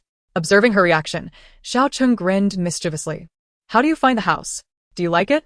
The topic shifted far too abruptly for her liking. Was it intentional? Chu He chose to ignore him. Her voice cold as she declared, I'm thirsty. She wandered around the living room, only to discover that aside from the sofa and dining table, there were scarcely any decent pieces of furniture. Raising an eyebrow, Xiao Cheng set his wineglass on the table and strode over to her with long strides. Well, you've moved in. Tomorrow, you should consider adding some furnishings. I'm hungry, Chu He replied flatly. Xiao Cheng chuckled lightly. Chapter 102, A Drop of Kindness Deserves a Life in Return. Xiao Cheng furrowed his brow. Was she pretending to be naive? He licked his lips, suppressing a laugh, and cleared his throat. This conversation has lost its charm. Chu He huffed, scrutinizing the man before her with suspicion. You're the one who is truly amusing. You called me here to take care of your child? As she spoke, she had already stepped in front of Chu He, a wicked smile curling at his lips, towering over her with an imposing presence. Chu He scolded herself for her lack of courage. What was there to fear? Yet, she instinctively took a few steps back, her voice dwindling. My status isn't quite suitable for this, is it? An unmarried fiancé caring for her fiancé's child? If that were to get out, it would be utterly humiliating. Xiao Cheng raised a hand to his forehead, feigning contemplation. I don't wish to care for the child. However, if you're inclined to explore an alternative, it wouldn't be out of the question. Almost as if in a reflexive response, she knew that whenever this man proposed a negotiation, pitfalls awaited her. Sure enough, before Chu He could react, his large hand tugged her waist, his arm tightening around her like a vice. It was too sudden, she gasped. What was it they said? A drop of kindness deserves a life in return. Nonsense. Was that truly how it was said? She lifted her gaze, fury and disbelief freezing her expression on the prominent Adam's apple of the man before her. The scent of body wash mixed with alcohol wafted around her heart racing like a drum, yet she dared not move. Was it that easy to succumb to desire at the slightest disagreement? How could anyone withstand such pressure? Listen, Xiao Cheng, your son is still in the house. If you dare to act recklessly, I will scream. Don't blame me for not giving you face. Her stammering voice carried a hint of threat, betraying her evident fluster. Xiao Cheng licked his lips, his eyes narrowing with a wicked smile. His arm loosened slightly, but still held her firmly. Shall we test it? His voice was low and enticing, not a question but a challenge. Chu He cursed inwardly. What kind of creature was this man? Was he utterly shameless? Hand him a pole, and he would climb as high as he could. With her eyes closed, she resolved that being both soft and hard would not suffice. Taking a deep breath, she decided to accept the challenge. Let us see just how high he could climb. Come on, let us see. Xiao Cheng raised an eyebrow. A flicker of surprise darting through his eyes, seemingly unprepared for her retort. His smile deepened, revealing a hint of intrigue. Indeed, magic conquers magic. He released his grip and stepped back, granting her a modicum of space, yet the proximity remained palpable. The fragrance of body lotion mingling with the scent of red wine lingering in the air. Lifting his gaze, it felt as though he could almost breathe upon her face. With the advantage of height, Xiao Cheng loomed over her, his large hand brushing through his short hair, his captivating eyes narrowing. He fixed his gaze firmly upon Chu He, his voice turning colder. Fine, I see it now. All your skills are directed at me, while you allow yourself to be bullied outside. You should really keep quiet. Do you not have any awareness of your own conduct? Your reputation is utterly abysmal. Instead of reflecting on your own shortcomings, you dare to chastise me. The audacity of this man, who, having not tasted victory, turned on her with the swiftness of a page being turned, brought fire to Chu He's spirit. Xiao Cheng fell silent, marveling at her adeptness in shifting blame, truly a waste not to be a chef. He opened his mouth, finally speaking. So, you expect me to reflect while you're being mistreated outside? Chapter 103. The Three Rules. Chu He raised her hand, pointing at Xiao Cheng, each word laced with venom. Upon hearing her declaration, Xiao Cheng momentarily froze, pondering the implication that in times of peril, this woman would think of him first, suggesting he held significance in her life. Having worn the mantle of a dandy for too long, he had grown accustomed to it. Yet, with a reputation so fractured, he found himself unable to shield even his own woman. This was indeed a troublesome predicament. He shook his head again, his expression inscrutable, leaving Chu He somewhat bewildered. Never mind, she thought, turning away to evade his gaze, her arm tense once more. Xiao Cheng tugged her toward the sofa, kicking aside an orange carrot plush toy that lay on the floor. With a firm hand on her shoulder, he pushed her down onto the sofa. Chu He frowned, displeased, crossing her arms as she awaited his next words. To her surprise, the man was softening. Next time you have an issue, call me in advance. This time, consider it on me. I won't demand anything in return. Chu He scoffed, rolling her eyes, bracing herself for the inevitable trap he had likely set for her. Noticing her disdainful expression, Xiao Cheng remained unfazed. He circled behind her, striding toward a sliding door at the corner of the living room. Moment latte. He emerged with an A4 sheet in hand. Standing before Chu He, he towered over her, extending the paper toward her. Here is what you requested. Open it and see. Chu He looked up, stealing a glance at him before accepting the sheets from his hand. Blinking in disbelief, she questioned her own vision. What on earth? With a raised eyebrow, she regarded him incredulously. Xiao Cheng replied, You cannot guarantee that this agreement won't leak. What if someone finds out? Do you think I'm a fool? Can such a document even hold legal weight? He feigned astonishment, revealing a surprising awareness of legal matters. Then, with a tilt of his chin, he urged her to examine it further. 1. After marriage, without special circumstances, one must not spend the night away from home. In case of unforeseen factors, prior notification is required. 2. After marriage, one must not unjustly block the other party. 3. After marriage, one must maintain respect for the other in public, regardless of right or wrong. Cold wars are unacceptable. This. Prenuptial agreements are supposed to clarify matters of property, debt, children, and fidelity, are they not? Surely you jest? Chu He gazed at him in disbelief. The first clause seemed reasonable, but the second and third. Xiao Cheng chuckled. I'm just being cautious because of your past. What he had previously referred to as a draft contract was merely a jest. Last night in the hospital, recalling being blocked and envisioning his interaction with Gu Yuchuan at the restaurant, alongside the cold demeanor she had shown him in the taxi, prompted him to hastily pen these 3 stipulations. Chu He was dissatisfied. It was clearly an unequal treaty. Not a single essential clause was mentioned, while the trivialities abounded. Xiao Cheng scoffed, his tongue playfully touching his lip as he bent down to retrieve a cigarette from the box on the coffee table. He replied, Consider whether you have any skeletons in your closet before negotiating terms with me. He placed the cigarette between his lips, gently biting down on it, and continued, You need not concern yourself with property and debts. No matter how extravagant you, Miss Chu, may be, my finances can sustain you. As for your previous verbal promises, they remain valid, so there's no need for any broken agreements. And do not forget, I have no intention of engaging in a simple marriage. You should prepare yourself for that. Chapter 104. Bullying the Weak. Chu He gritted her teeth in frustration but had to concede that the video was still in his possession. In truth, she had no intention of spending her life with Xiao Cheng as long as she could live comfortably during the duration of their family's business dealings. That was sufficient. Once our marriage is formalized, those incriminating details will cease to hold power. I am unafraid of your threats regarding that video. If it were to be leaked, you and your entire Xiao family would become the laughingstock of the entire city of Wan. If we are to be humiliated, let it be together. Upon hearing this, Xiao Cheng raised an eyebrow slightly. I have no desire for mutual destruction. However, for your simple-mindedness to lead you to this conclusion shows some progress. Chu He shot him a glare. You're the simpleton. Your entire family is made up of simpletons. This dog of a man, who does he look down upon? His bravado belied the capabilities of the Xiao family, though Xiao Zian, that waste, was an exception. Compliments are lost on you, clearly unable to discern praise from criticism. In the next moment, Xiao Cheng lit the cigarette in his hand, inhaling deeply before exhaling a plume of smoke, his gaze penetrating as it fixed upon Chu He.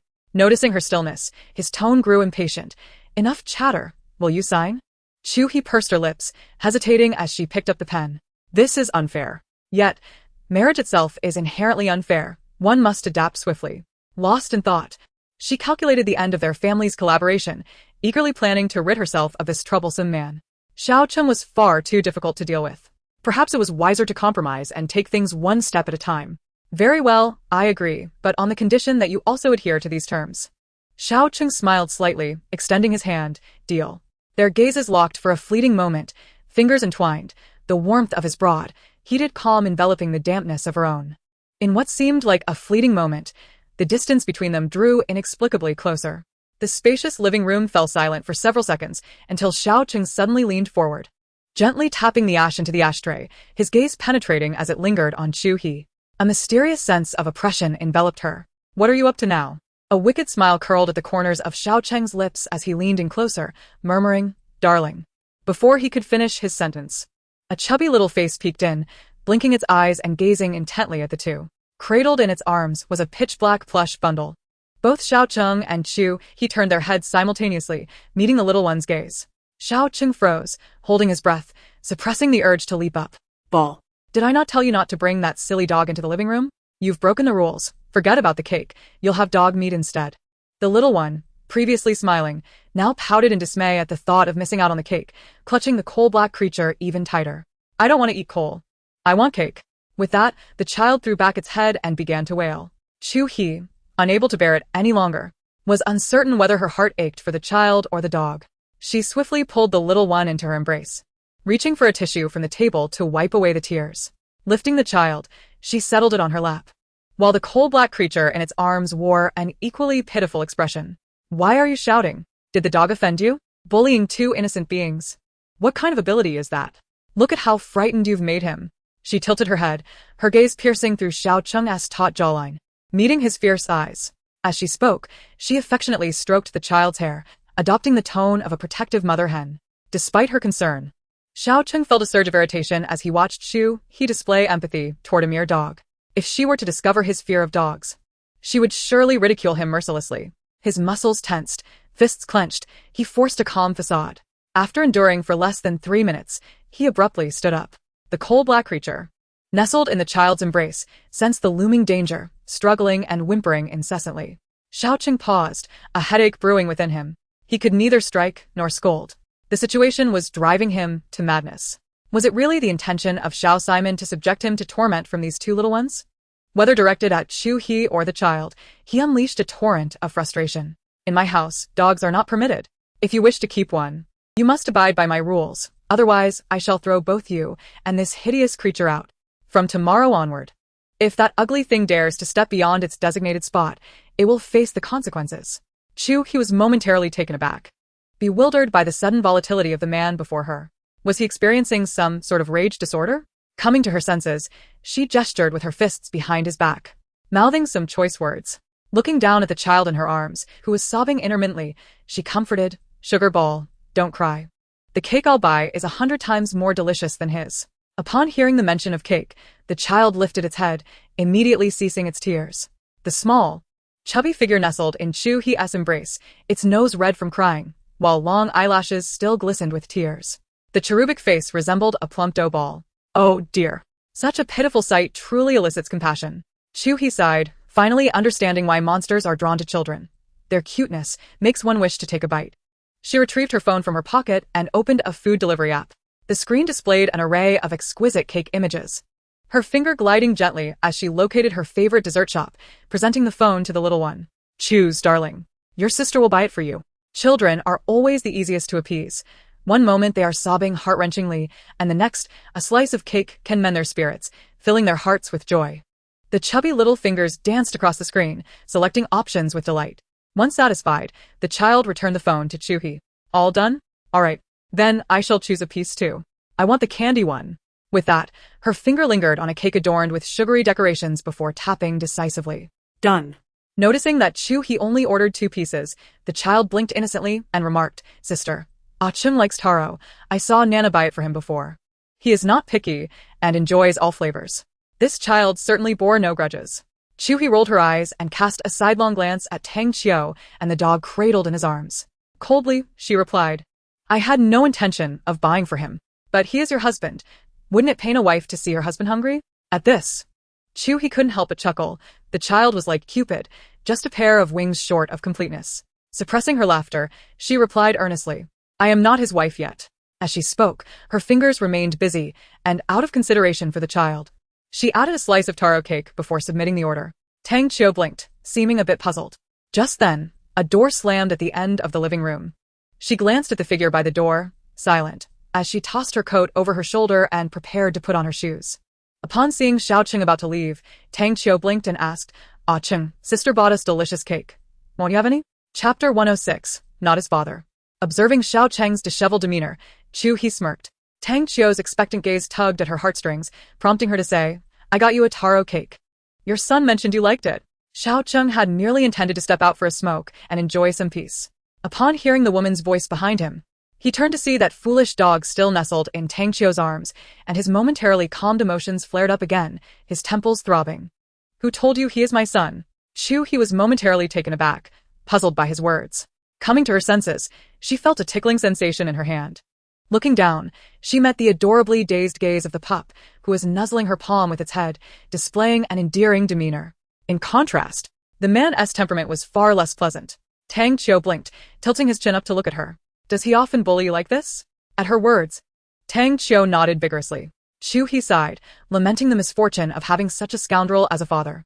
With sympathetic eyes, she reached out to pat the little head, murmuring, What a poor thing, to be saddled with such a father. He is not my dad.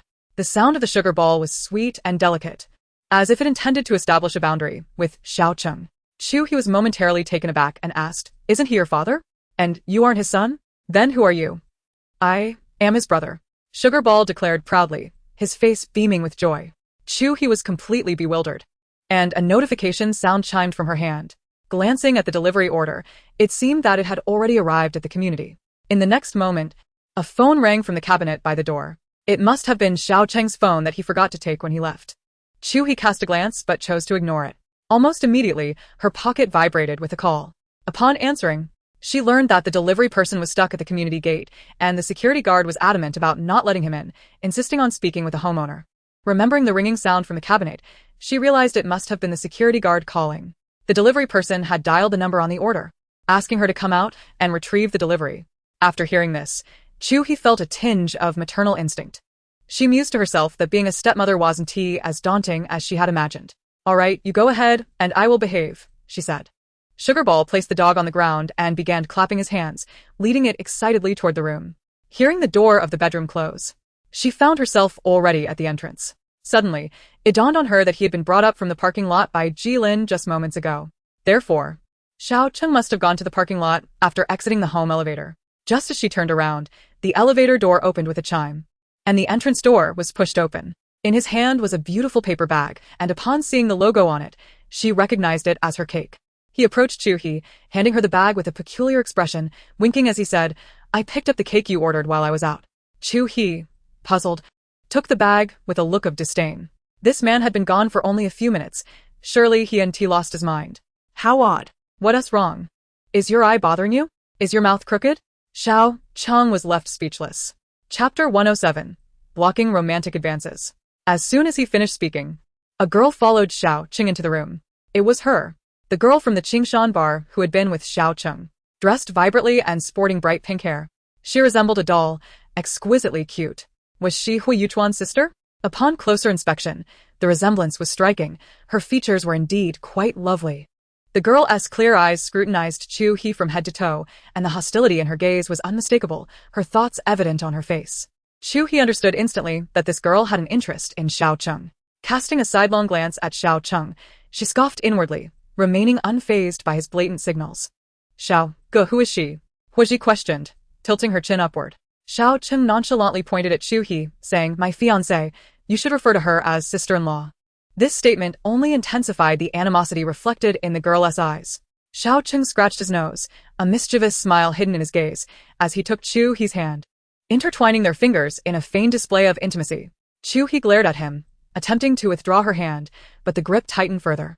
The girl, witnessing the intimate gestures between the two individuals, felt her delicate face swell with indignation. Chu He, masked in amusement, inwardly scoffed, thinking that the scoundrel was attempting to enlist her aid in warding off romantic pursuits. Xiao Cheng, bearing a strikingly infuriatingly handsome visage, tilted his chin and lazily urged, "What are you dawdling for? Call her over." The girl, visibly displeased, reluctantly uttered the word sister-in-law. Having seen the person, was it not time to depart? With a dismissive gesture towards the doorway, she inquired. Despite her youth, Hui Ji possessed an exceptional psychological resilience and an innate optimism, her emotions readily displayed on her countenance. In foreign lands, she had trailed behind Xiao Cheng, and now she had followed him back home. This little persistent nuisance truly exasperated him. Why should I care? So, what if she asks my fiancé? We are not yet wed. Believe it or not, it's your choice. Still watching? Why don't you leave? Chu He, taken aback, felt a twinge of sympathy for the girl. Sounds emanated from the nearby bedroom, prompting all three to turn their heads simultaneously. Time for cake. Tang Qiu dashed towards them from the direction of the bedroom, with the foolish dog nowhere in sight, much to Xiao Cheng's relief. Hui Ji's eyes widened in disbelief as she pointed at Tang Qiu. Whose child is this? You can't possibly have a child already. Xiao Cheng nodded, his gaze sweeping over to the little one who had run up and was now being scooped up in his arms, while his other hand encircled Chu He's waist, presenting a picture of familial bliss. Xiao Cheng chuckled softly, leaning in to whisper a warning in her ear. Play along, or the evening will not be peaceful. Chu He shot him a glare, but remained silent. I'll buy you a bag. It cures all ailments. Chu He snorted dismissively, ignoring him. How about jewelry? Choose whatever you like. Chu He scoffed, rolling her eyes at him. As Miss Chu, she had seen her fair share of fine things. Attempting to dazzle her with such trivialities? She internally scoffed. She was not in need of such trifles. Xiao Cheng cursed her for being difficult to please, but soon rationalized that being hard to manage was preferable to being a nuisance. Consider this a debt owed to you. A knowing glance passed between them. Their faces were close, their view obstructed by Tang Qiu's cherubic countenance, creating an illusion of intimacy. Hui Ji, unable to bear it any longer, interjected, "What are you two whispering about?" In the next moment, she seized the role of a dramatist, wrapping her arms around the man's neck and planting a kiss on the child nestled in his embrace. Tang Qiu, adeptly observant, remained silent, merely gazing down at the cake in Chu He's hands. In a syrupy sweet tone, she exclaimed, "Excuse me, sister. Cheng, who is this little sister? Aren't you going to introduce us?" At this, the young girl bristled, nearly jumping in agitation. Little sister? I'm 19. I'm an adult. Xiao Cheng, his head buzzing from the commotion, casually introduced, Hui Ji, sister of Hui Yuchuan. A glimmer of understanding flickered in Chu He's theatrical eyes. "Oh, Ji, since you're here, come in and sit with us. I've bought Cheng's favorite taro cake. Let us indulge together." Hui Ji furrowed her brow, taken aback by the revelation that Xiao Cheng had a penchant for cake, particularly the taro flavor. She felt wronged, her heart brimming with indignation. Chen Yi. Weren't you averse to desserts? Have your taste changed? Xiao Cheng released his hold on Chu He's waist, forcefully pushing her in front of Hui Ji. His demeanor was nonchalant, yet he masterfully embodied the adage of better a dead friend than a living foe. Chu He had hardly begun her own performance when Xiao Cheng's mere words ignited her emotions. She wore a forced smile, locking eyes with Hui Ji's fierce gaze, which seemed to harbor lethal intent. Internally, she cursed Xiao Cheng, "You scoundrel." Chu He fixated on Hui Ji's clenched fists, fearing that any moment might herald a slap to her face. Xiao Cheng, devoid of consideration for others, had to choose a despicable man for her affections. Yet, the man beside her continued to speak, each word piercing her heart. Fortunately, He merely raised her fist, fiercely pointing at Xiao Cheng's face. Gritting her teeth, she declared, "Xiao Cheng, you dare to flaunt your flimsy connection with my brother? I may have liked you, but what I loathe most in my life are homewreckers. I shall no longer pursue you." With a huff, she turned on her heel, leaving behind a resounding goodbye. The door slammed shut with a forceful bang, echoing her abrupt departure. After a moment, Xiao Cheng shrugged and remarked casually, "That child truly lacks decorum." Chu He blinked, belatedly following suit. "You are quite harsh. She is, after all, just a young girl. Don't worry, she is resilient. Tomorrow, she will have forgotten all about it." Each person received a piece of cake, savoring the sugary delight while joyfully exclaiming it to be the most delectable food in existence. Chu He, lost in thought, absent-mindedly poked at her cake with a spoon, occasionally indulging in a bite. Xiao Cheng, however, remained still, his arms crossed, his gaze deeply fixed upon Chu He, exuding a relaxed demeanor. Upon sensing his eyes upon her, Chu He looked up, meeting his dark gaze unwaveringly. A sense of unease washed over her. They weren't even married yet, and both a child and a woman had appeared on the same day, leaving her momentarily unsettled. Considering Xiao Cheng's character, she couldn't help but wonder how many other women were out there. The thought of a scenario where a mistress would brazenly taunt a legitimate wife on a recurring basis was utterly exhausting. Chapter 109. Bias. The sugary treats had been devoured with great enthusiasm, and now, satisfied, she looked at Xiao Cheng and asked, Cheng, did sister buy this for you?" Chu He affectionately ruffled the little one's hair, retorting, "I only did it for your sake. With such a sharp tongue, you ought to enjoy something sweet." Upon hearing this, a glint of mischief flickered in Xiao Cheng's eyes. Indeed, someone is feeling sour and could use a little sweetness. His voice was low, laced with a hint of teasing. Chu He maintained her stoic expression and muttered quietly, "One moment a son, the next an admirer. You are quite busy," as she continued to focus on her cake. Xiao Cheng licked his lips, lazily sitting up and extending his long arm to push his piece of cake towards Chu He. Chu He was momentarily taken aback, her mind swirling with thoughts. Just moments ago, she had played along in front of He, and the man had claimed he owed her a favor. Did he intend to repay this with the cake she had purchased for him? Xiao Cheng said, "Here, have a piece." Chu He retorted, "Is this an attempt to curry favor?" Xiao Cheng replied, unappreciative. Tang Qiu, observing the cake being pushed towards Chu He, wiped the cream from the corners of her mouth with her little hand. Pouting, she exclaimed, Cheng, you are biased. Once you have a wife, you will be even more so. Speak more seriously in front of your son. I am not your wife yet." The woman was quite quick to immerse herself in the role, genuinely believing herself to be a stepmother. Xiao Cheng raised an eyebrow and asked Tang Qiu, "What do you call me?" Tang Qiu blinked and replied, Cheng. Xiao Cheng winced slightly, causing the little one to retract her head and immediately change her address to uncle. "Uncle? You call him your uncle?" Chu He stretched her neck, doubting her hearing. She cast a sideways glance at Xiao Cheng, her expression one of astonishment. Xiao Cheng, catching her gaze, shrugged and sarcastically remarked, "I never claimed he was my son. Next time you ponder something, perhaps shake your brain a bit first." The little one looked at Chu He, her chubby hand covering her mouth as she giggled. Chu He pressed her lips together tightly, her back teeth grinding in irritation. She lifted her head, ready to retort, but was met with the teasing glint in Xiao Cheng's eyes. Frustrated, she stabbed her spoon into the cake, reducing it to a mushy mess, and shoved a mouthful into her mouth. Xiao Cheng chuckled softly and gently patted her head, saying, "Good girl, finish eating and then go to bed. Tomorrow, there will be a surprise for you." Early the next morning, as she heard noises from the living room, she stumbled into the area with her tousled hair. Clad in a robe, Jilin was bent over, tidying up the remnants of cake and wrappers from the coffee table, while two other servants were busy preparing breakfast in the kitchen. Chu He blinked, noticing a servant watering the lawn in the garden, and saw Tang Qiu swinging and playing with a dog. Yet, there was no sign of Xiao Cheng. Upon spotting Chu He, Jilin immediately flashed a bright smile, revealing a row of pearly whites. "Sister-in-law, Chenggu asked me to give you this." He produced a black card from his suit pocket and handed it to her, along with a set of car keys from his pants pocket. "What?" Chu He was momentarily stunned, a sense of unease creeping in as she instinctively braced herself. "Okay, sister-in-law." Jilin, still grinning, instantly switched to a serious demeanor at her words. Indeed, quite professional.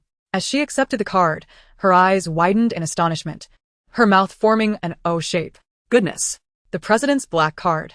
Such a card requires an exceptionally high standard regarding the holder's profession and background, typically reserved for the world's elite, wealthy, and powerful. She had seen black cards before, but for Xiao Cheng, a second-generation heir reliant on his family's wealth, to possess such a globally recognized unlimited black card, rumored to have the power to turn planes around, was utterly astounding. Was this the surprise Xiao Cheng had mentioned last night?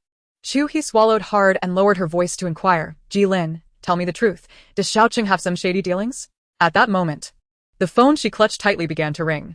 Glancing at the screen, it was Xiao Cheng. She swiped to answer, and his languid voice emerged. Are you awake? Chu He responded with a soft He then promptly got to the point. I have some matters to attend to in the next few days. Please take care of Tang Qiu. Chu He was momentarily taken aback, still groggy from sleep. She absent-mindedly replied, before suddenly realizing. What did you just say? It seemed she could hear honking from the other end, and she frowned, irritably scratching her face, with the black card in her hand. Aren't you at home? Yes. I have a 10 o'clock flight, and I'm almost at the airport now. Chu He felt dazed, glancing at the black card again, her irritation growing as she fanned her cheek with the card. In the garden, Tang Qiu, through the floor-to-ceiling glass, saw Chu He in the living room, her tiny hands waving frantically above her head.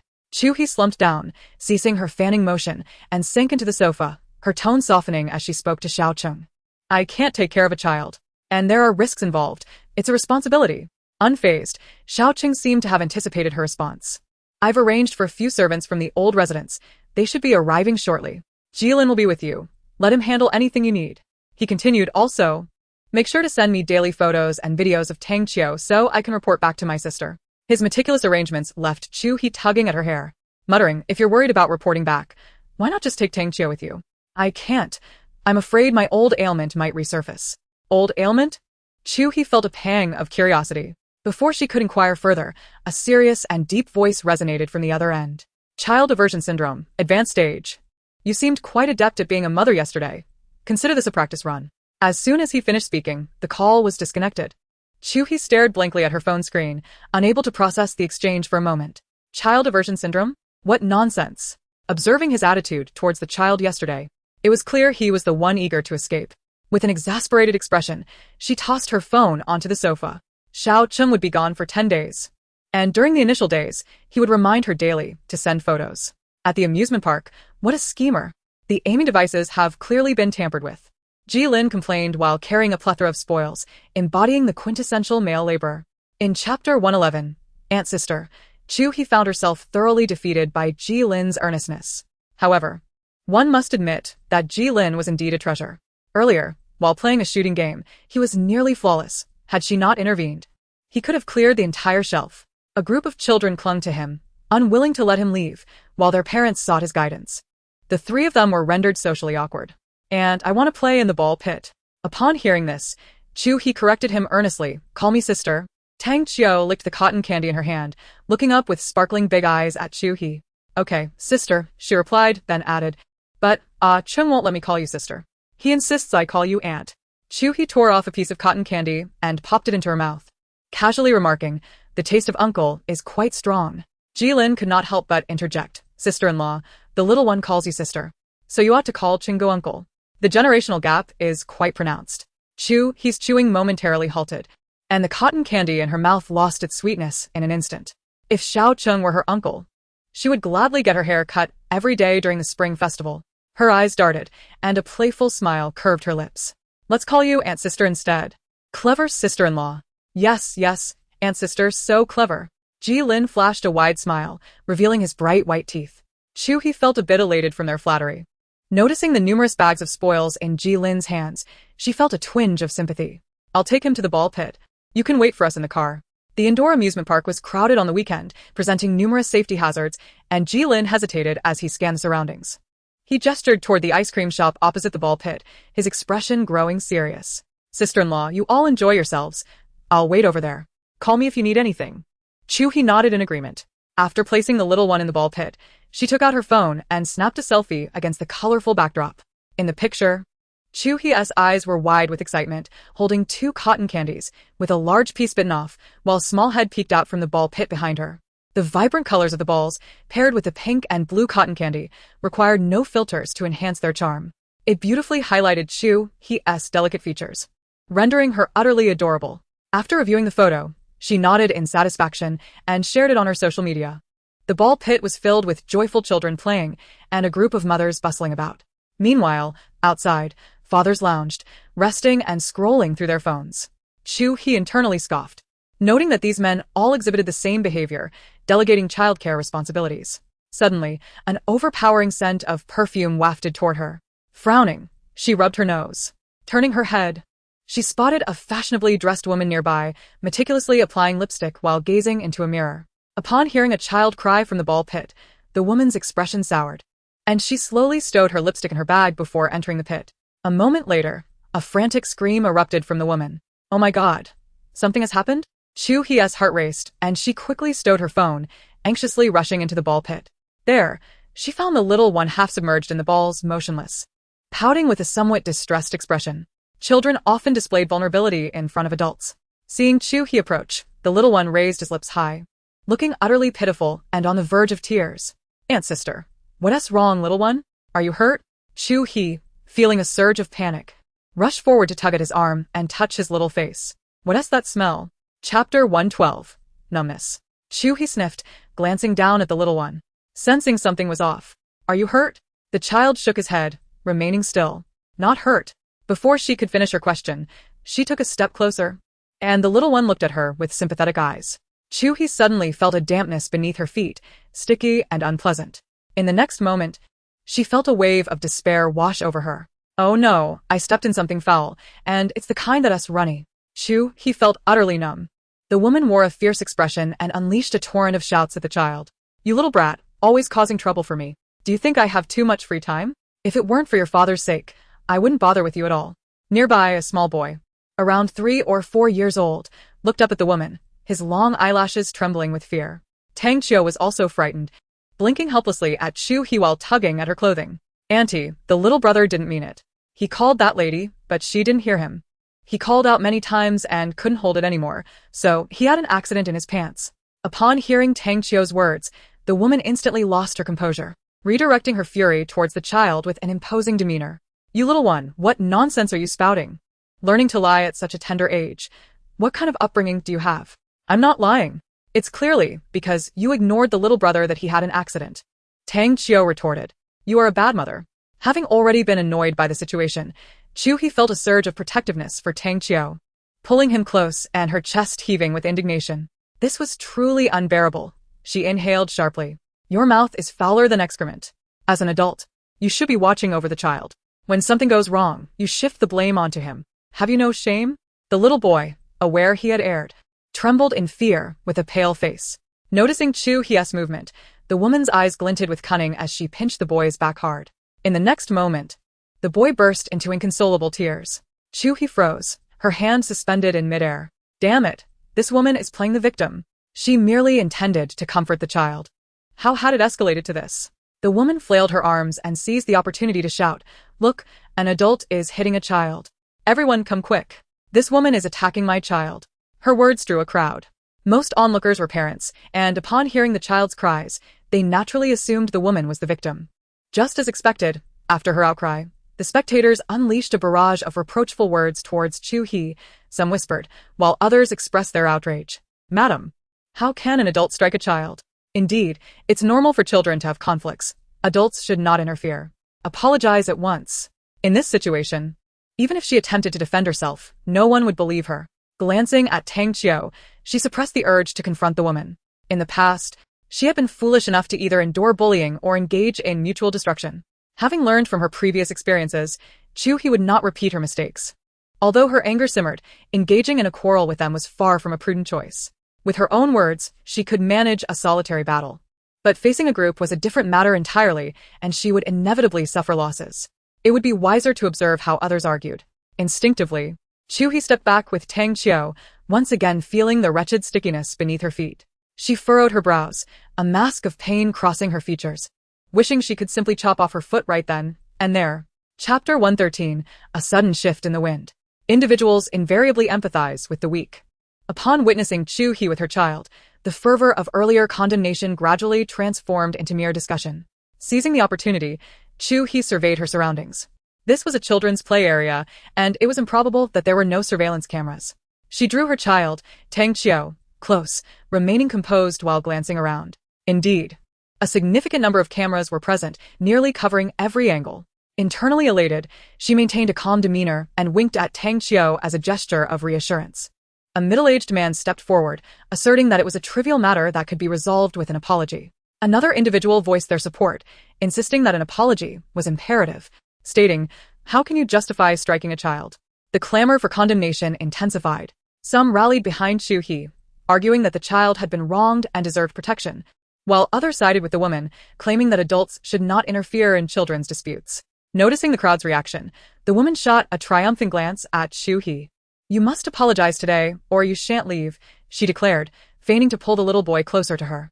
Seemingly oblivious to the child's filth, she suddenly recoiled in disgust, pushing him away and pinching her nose. "Ugh, stay away from me." The boy stumbled backward, landing in a sea of balls and crying even more vehemently. Chu He was taken aback, while several grandmothers present could no longer contain themselves and began to vociferously berate the woman. After all, they had not witnessed the alleged assault. Instead, it was the woman's behavior toward the child that was evidently appalling. The exchange of words escalated, causing the woman's complexion to oscillate between shades of anger and embarrassment. Chu He tightened her hold on Tang Qiu, unable to bear the sight of the little boy's pitiful state. "There are cameras everywhere. Let us remain rational. We too are victims here." Before she could finish her thought, a sudden shriek erupted from one of the grandmothers. "Oh my, what did I step on?" Ugh. This triggered a chain reaction of retching. Seeing this, the woman attempted to flee with her child, only to be encircled by the crowd. "Madam, how could you allow your child to defecate in the ball pit?" Someone exclaimed. "Indeed, it reeks. How can our children play here?" The complaints flowed in a torrent, as onlookers condemned the woman, who realized her culpability and anxiously reached for her phone to call for assistance. Tang Qiu looked up, his bright eyes shimmering, and after exchanging a glance with Chu He nodded and approached the little boy, offering comfort. "Don't be afraid, little brother. You're just a child. Adults won't blame you for making mistakes." The woman's lips curled in irritation, her voice sharpening. "You little brat, mind your own business." With that, she yanked Tang Qiu's hand away from the boys, causing Tang Qiu to stumble backward. Chu He promptly steadied him. Infuriated, Chu He declared, "Step back, and let the chips fall where they may. If anyone wishes to retreat, they may do so." The dormant tiger in her awakened, and as if summoned, 3 men suddenly charged in from outside the ball pit. A group of burly men has just entered the scene, and it appears that the woman I spotted earlier was indeed making calls for assistance. As soon as she saw her reinforcements arrive, her arrogance returned in full force. Chu He furrowed her brow, glancing around at the crowd, her eyes darting as she resolved to take the initiative. She bent down to whisper a few words to Tang Qiu, who, surprisingly, took the cue and began to wail dramatically, crying as if her heart were broken. "Goodness. She's crying before any confrontation has even begun. What are you looking at? Go teach them a lesson." The woman continued to incite the chaos. Seizing the opportunity, Chu He pulled Tang Qiu back while shouting, "Bullying a child. Everyone come and see this." After all, the onlookers relish a spectacle, and the more, the merrier. At that moment, the crowd, eager to witness the unfolding drama, rallied. The fathers, who had been casually scrolling through their phones, quickly joined the fray, encircling the burly men and the arrogant woman. With the situation stabilized, it dawned on Chu He that Xiao Cheng had left someone behind for him. Wasn't it merely calling for help? Surely anyone could do that. He retrieved his phone and dialed Jilin, but there was no answer. Instinctively, he glanced across the ball pit towards the ice cream shop's glass window, but it was empty. Scanning the crowd, he spotted Jilin, who towered above the rest. Chu He was taken aback. What was Jilin up to? Suddenly, several security guards stormed into the crowd, declaring, "This is a public space. You're disturbing the peace." What had nearly escalated into a free-for-all at the amusement park was punctuated by the cheerful cheers of children, and someone even counted down from the sidelines. Chu He, gripping Tang Qiu's small hand, hurriedly retreated. However, the resistance from the ocean balls caused her to lose her footing, and she felt herself teetering backward. Just as Chu He and Tang Qiu were about to fall, a powerful hand steadied them. Turning around, Chu He froze, locking eyes with the concerned gaze of Hui Yuchuan. "Are you all right?" he asked. Oh, this was mortifying. Amidst the cacophony of the ball pit, Chu He felt as though the air had thickened into a suffocating silence. She and Tang Qiu were still fuming. Regaining her composure, she hurriedly reassured, "It's fine, it's fine." Outside the ball pit, Jilin was thoroughly entertained, holding his phone aloft as he observed the lively scene on the screen. Suddenly, his hand trembled, Oh no, it's President Hua with his wife. His eyes widened as he shifted his gaze from the phone screen to the ball pit, where Chu He and Hui Yuchuan were situated. This is bad. Instinctively glancing at the screen, he quickly averted the camera from Chu He. Yet. He could not escape the keen gaze of the man on the other end of the video call. The next moment, a cold and somewhat menacing voice emanated from the phone, belonging to Xiao Cheng. Jilin closed his eyes, sighed, and hastily redirected the camera to the target individuals. As he beheld the image of the man and woman in the video, Xiao Cheng's expression darkened, resembling the bottom of a pot. In the following instant, the call was abruptly terminated. Jilin muttered to himself, if only I had let someone in sooner, why did I have to insist on filming? A few minutes ago, Xiao Cheng had seen a post from Chu He on social media, prompting Jilin to conduct a live video call for him. To his dismay, what was intended as mere entertainment turned out to be an emotional burden. Chapter 115. She revels in her freedom, while he toils day and night. In the conference room of HC Group's headquarters in New York, Xiao Cheng's eyes were bloodshot, his shirt slightly wrinkled. With 2 buttons of his collar casually undone and his sleeves rolled up haphazardly, clearly exhibiting signs of fatigue. He glanced at the video call he had just ended, and a sharp throb pulsed at his temples. Great. He had endured several sleepless nights, working tirelessly, while this woman seemed to be enjoying herself, even with a child in tow. And that Hui Yuchuan, seizing the opportunity while he was away from Wancheng, appeared intent on encroaching upon his territory and pilfering his home. Damn it! When did this woman begin to affect his mood? The thought stirred a deep restlessness within him. In the next moment, with a resounding slap, he forcefully placed his phone on the table. A shiver ran through the executives present, and the air in the conference room grew instantly tense. The meeting, which had been in progress, was abruptly interrupted due to their president's sudden video call. What had once been a charming smile on his handsome face was now as cold as ice. The room fell into a profound silence, and no one dared to breach Xiao Cheng's furrowed brow. Although the executives seated on either side were foreign nationals, their prolonged association with Xiao Cheng had taught them to read his mood. They seemed to have silently conspired, instinctively reaching for their water glasses. As they raised their cups in unison, they couldn't help but steal glances at Xiao Cheng. However, before the cups could reach their lips, Xiao Cheng's piercing gaze swept across the room, his voice icy. Continue. The executives froze mid-motion, awkward laughter escaping them as they quietly set their cups down, resuming the meeting. Meanwhile, at the amusement park, Chu He had just endured a chaotic ordeal, leaving her feeling quite unsettled. Hui Yuchuan had booked a hotel room at the park for her and Tang Qiu, cleaning the dirt from her feet. As they exited the hotel room, night had already fallen. Jilin, cradling the sleeping child, headed toward the parking lot first. Hui Yuchuan, dressed casually instead of his usual sharp suit, followed closely beside Chu He. The two entered the elevator, and a silence enveloped them for several seconds, the atmosphere growing awkward. Hui Yuchuan turned to face Chu He, wearing an enigmatic smile. Reminded of the earlier confrontation in the ball pit, which Hui Yuchuan had witnessed, she felt a wave of embarrassment wash over her. Nevertheless, she felt a sense of gratitude for his assistance in retrieving her and Tang Qiu from the ball pit earlier. Thank you for today. I'm truly sorry for you having to witness such a scene. We are old acquaintances, so there's no need for such formality, Hui Yuchuan replied, his smile fading slightly as he regarded her with a more serious demeanor. Chu He felt uncomfortable under his gaze and, forcing a smile, shifted positions, casually leaning against the elevator wall. Noticing the man's gaze lingering upon her, Chu He raised her head to glance at Hui Yuchuan, inadvertently locking eyes with his deep, dark orbs. She casually inquired, "What brings you to the amusement park? Surely, you are not here for mere amusement? I find that hard to believe." Indeed. "I am not here for leisure," Hui Yuchuan replied, feigning contemplation. "Then what brings you here? Your company primarily operates overseas in the realms of chain hotels and real estate, does it not? Could it be that there is a partnership with the amusement park?" Chu He's curiosity was genuine. She was aware that Hui Yuchuan had studied finance during his university days. During her time at a Yale summer camp, he had represented the university as an exemplary student, delivering a speech to high school attendees in the grand auditorium. It was only after the recent collaboration between the Unruly Gallery and Hui Yuchuan that she learned more about him from Meng Qi. With that, Hui Yuchuan turned his face slightly, his eyes narrowing. "You are quite informed. Are you interested in me? As my client, it is only prudent to gather some insights. After all, if I can cater to your preferences, it may encourage you to part with your funds more readily, wouldn't you agree?" Chu He replied with a playful smirk, her words refreshingly candid. Upon hearing this, Hui Yuchuan threw his head back in laughter, his fair complexion illuminated by the elevator lights, exuding a warmth akin to jade. In contrast to Xiao Cheng's rugged demeanor, Hui Yuchuan possessed a refined, scholarly air. Chu He pouted, chiding herself for being so captivated. Why was she comparing Hui Yuchuan to Xiao Cheng? Suddenly, she recalled a particularly embarrassing moment when Jilin had captured her on his phone. And she was convinced that it was Xiao Cheng's mischievous influence behind it. A wave of irritation surged within her, compelling her to dial him up and unleash a tirade of reprimands.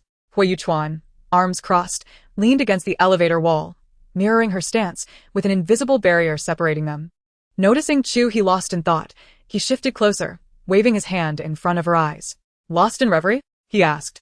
No, I just had some thoughts, she blinked, instinctively shifting a step away. Hui Yuchuan, towering over her, angled his head to observe the playful little bun atop her head, which appeared charmingly disheveled.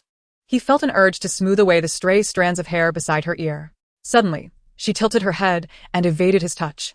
In the following moment, their eyes met, and a brief silence enveloped them.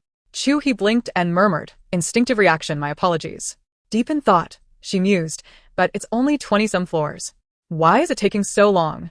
Was her evasion a reflex, or did she truly dislike his touch? Hui Yuchuan felt an inexplicable vexation. Qin Jin had cautioned him earlier that Chu He was betrothed to Xiao Cheng. Yet, if their relationship was merely a business arrangement devoid of genuine affection, perhaps. The thought struck him as ridiculous. Chu He nodded, signaling her attentiveness. Hui Yuchuan tilted his head slightly closer, whispering, the amusement park is mine. You own an amusement park? It is hard to discern your interest in amusement parks. Hui Yuchuan chuckled softly, a glimmer of playful mischief dancing in his eyes as he gestured towards the ground beneath them. In truth, the amusement park merely serves as an adjunct to the hotel. I have seldom visited, yet by serendipity, I find myself here today and fortuitously encounter you. Are you implying that we are fated to meet? Although the notion of fate may seem rather cliché, I must credit you for today. Hui Yuchuan raised an eyebrow gently, his gaze scrutinizing her with a teasing intensity. Cliché? Alternatively, one might say it is destiny. Chu He, disregarding his fervent gaze, chuckled lightly, deeming it to be quite old-fashioned. She turned her attention to the elevator's floor indicator.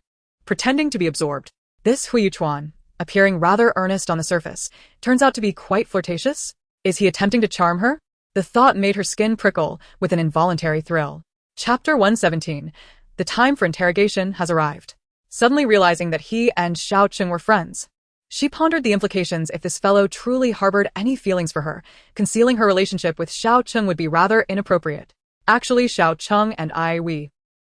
The remainder of her sentence was cut short as the elevator doors slid open on the first floor. Outside the elevator, a throng of parents with children entered, creating a crowded atmosphere. The interior of the elevator quickly became boisterous, causing Hui Yuchuan to frown slightly. Instinctively, he raised his arm to shield Chu He, creating a barrier between her and the bustling crowd. After a considerable struggle to exit the elevator, Chu He became aware that she had been enveloped in Hui Yuchuan's protective embrace. Once outside, they both instinctively took a step back. Chu He, feeling somewhat awkward, touched her nose and stole a glance at Hui Yuchuan, only to find him gazing back at her. Hui Yuchuan maintained a calm demeanor, seemingly having anticipated her intentions in the elevator, yet he offered her no opportunity to speak. As they walked towards the lobby, he suggested, how about treating me to a meal another day? Chu He chuckled softly, agreeing that it would serve as a token of gratitude for his gallant rescue today. The choice of restaurant is yours. As she finished speaking, they arrived at the hotel entrance. A Rolls-Royce was parked beside Hui Yuchuan, and they exchanged smiles before entering the rear seat. It wasn't until the car had departed that Jilin arrived to drive. As soon as Chu He settled into the vehicle, Jilin pressed the accelerator, propelling them forward with a jolt that left Chu He feeling dizzy. She shouted, Jilin. Realizing only then that the little sugar ball was sound asleep in the back seat, her small face scrunched up, evidently disturbed by her exclamation.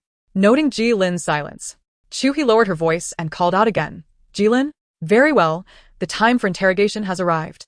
Jilin sighed in resignation, casting a glance at Chu He through the rearview mirror, his tone weary as he replied, Sister-in-law. Speak? Chu He retorted coldly.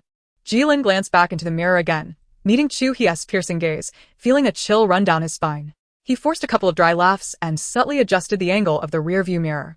Swallowing hard, he wrestled with the choice of confessing or withholding information for several seconds before ultimately deciding to divulge. Sister-in-law, do not overthink it. It was Cheng Ge who asked me to film you, and it is not merely because. Because what?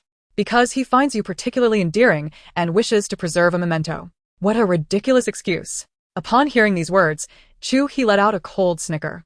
Jilin, You may not have learned much from Xiao Cheng, but you've certainly mastered the art of glibness and fabricating nonsense. Jilin felt a pang of distress. Sister-in-law, I. Just as he was about to explain himself again, he noticed the red light ahead and quickly slammed on the brakes, coming to a halt at the intersection. Letting out a sigh of relief, he wore a pained expression and continued, Sister-in-law, I truly have no choice. He is my boss, so please try to understand. Don't be angry. The security personnel at the amusement park were arranged by Chenggu at my behest. Chu He nodded knowingly at the first part of his statement. Why don't you come be my bodyguard? I assure you, I will compensate you more generously than he does. It would save you from being exploited by that unscrupulous fellow. Jilin exaggeratedly gasped in surprise. Chu He's face fell. This guy actually took it seriously. Subsequently, she shook her head helplessly and let out a deep sigh. Glancing at Chu He through the rearview mirror, Jilin noticed that she didn't truly seem angry, which allowed him to breathe a sigh of relief. I'm not quite sure when Chenggu will return. As you know, he is quite enigmatic and always shrouded in mystery. Before he could finish his sentence, Chu He's phone suddenly rang, the screen displaying the name Xiao Cheng. Chapter 118. His peculiar habit. Chu He shot Jilin an annoyed glare before answering the call. Xiao Cheng, you better have something of importance to discuss. On the other end, Xiao Cheng's deep, hoarse voice resonated. Where are you? You're not still at the amusement park, are you? Chu He took a deep breath, striving to suppress her burgeoning fury. If you're calling to mock me at this hour, I suggest you spare yourself the trouble. Mock you? Ha! I have better things to do. Chu He gripped her phone tightly, teeth clenched. Is there something urgent or not? If not, then hang up.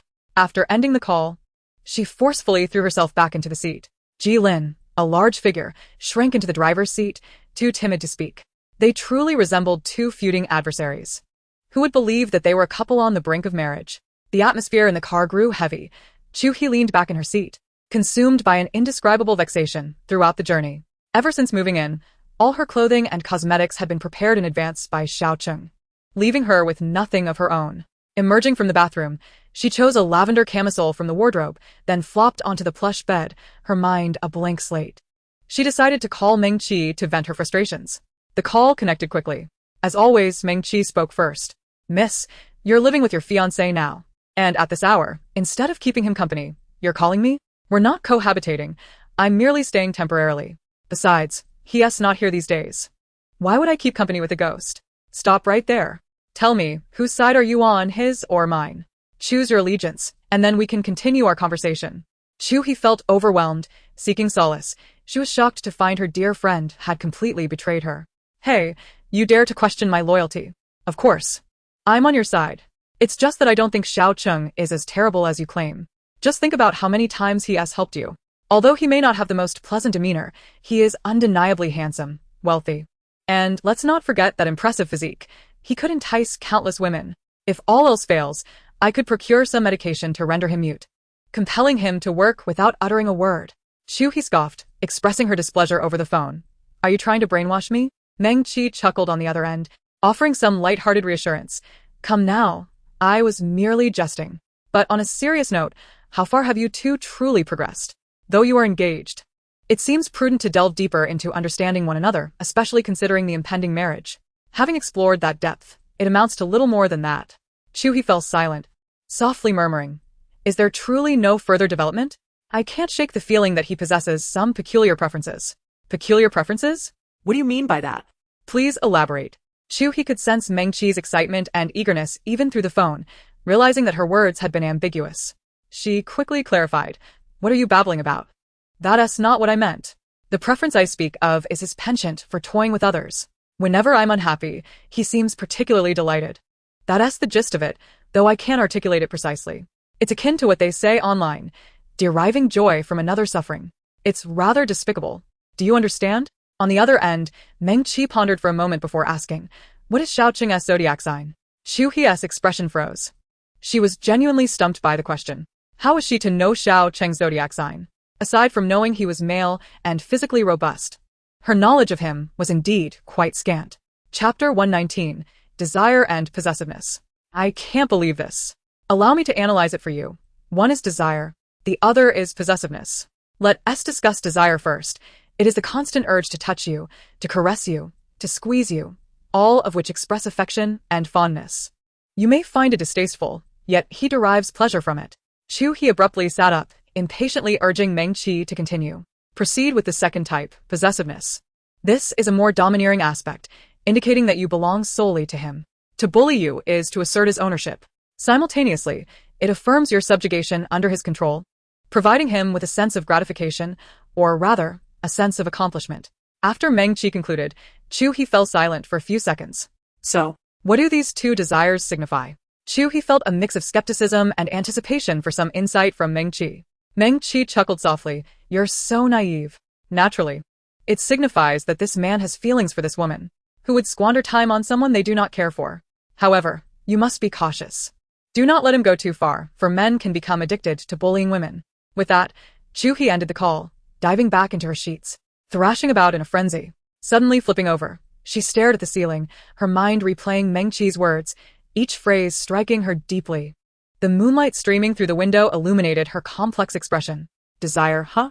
Possessiveness, huh? I refuse to believe it. She does not believe that Xiao Cheng has feelings for her. Chu He picked up her phone, searching for Xiao Cheng's number, hesitating on whether to validate Meng Qi's assertions. But if she called, what would she say? Ask that rogue if he liked her? Yet she had already posed that question once, and he had replied that he enjoyed sleeping with her. The thought sent a shiver down her spine. To ask again? Unless she had lost her mind. Otherwise, with that ruffian's character, he would undoubtedly trample her dignity beneath his feet. She too has her pride, does she not? Casually tossing her phone aside, she turned over once more, shutting her eyes in a futile attempt to force herself into slumber. The following day, at the Chu Corporation, in the president's office, Chu Feng sat before an expansive desk, his expression dark as thunder. His fingers incessantly glided across the screen of his phone, his brow furrowing with palpable discontent. Early that morning, a slew of negative news regarding Chu He had simultaneously erupted, swiftly ascending the trending charts. Within mere hours, the click-through rates were astonishing, dominating the front pages of various websites. Chu Corporation's young mistress bullying others at amusement park. Chu Corporation's young mistress caught in hotel tryst with mysterious man. Chu Corporation's young mistress exposed for secret marriage and child with mysterious man. Each news article was accompanied by a series of candid photographs, taken from angles that evoked a strong sense of involvement. The narratives were crafted with a discernible flair, further igniting heated discussions among netizens, predominantly leaning towards negative commentary. Outside, an assistant hurriedly entered, clutching a stack of documents. President, there has been a notable fluctuation in the stock price today. Observing Chu Feng's grave demeanor, the assistant hesitated before continuing. The young mistress has been trending for 2 hours now. Should we not have the PR department address this promptly? Chu Feng raised his hand to interrupt, rubbing his temples. There's no rush. It's merely a minor fluctuation. Chu He does not hold a position within the company, so it shouldn't significantly impact the stock price. Besides, they are already engaged, and she should learn to exercise caution in public. Understood, President. The assistant mentally counted 1, 2, 3. Chapter 120. He has returned. Has the president changed? Does he not realize the power of keyboard warriors to inflict damage? Just then, Chu Feng, expressionless, closed his eyes, continuing to massage his forehead. The assistant had reached the door when he heard Chu Feng's voice, his eyes lighting up. He paused, turning back to await further instructions. He had always believed that the president was akin to a protective elder brother, quite the doting sibling. Whenever the young mistress caused trouble, it was invariably the president who intervened. Chu Feng dimmed his phone screen, leaning forward to place it on the desk, his gaze placid. He understood that while his sister could be somewhat demanding, she was sensible when it mattered. While she may bully others, the notion of her renting a room with a man and bearing an illegitimate child was utterly absurd. It was evident that these news stories were orchestrated against the Chu family. Someone was undoubtedly pulling the strings. Given that Chu He was currently Xiao Cheng's fiancé, it was implausible that there were no mentions of the Xiao family. The assistant appeared perplexed. Is the president truly so composed? Can deleting a few negative comments resolve this? The heat of the trending topic showed no signs of abating. Even if the stock price could withstand the turbulence, the young mistress's reputation could not endure such scrutiny. Should we notify the Xiao family? The assistant inquired. After all, the young mistress is the fiancée of the second young master of the Xiao family. Not yet. The control over the project in the southern city no longer lies with the Xiao family, and they are not legally married. So there is no need for us to rush into explanations. Moreover, given Xiao Cheng's character, one can only imagine how many green hats he has placed upon my sister's head, and yet she has only adorned him with one. A mere bargain for him.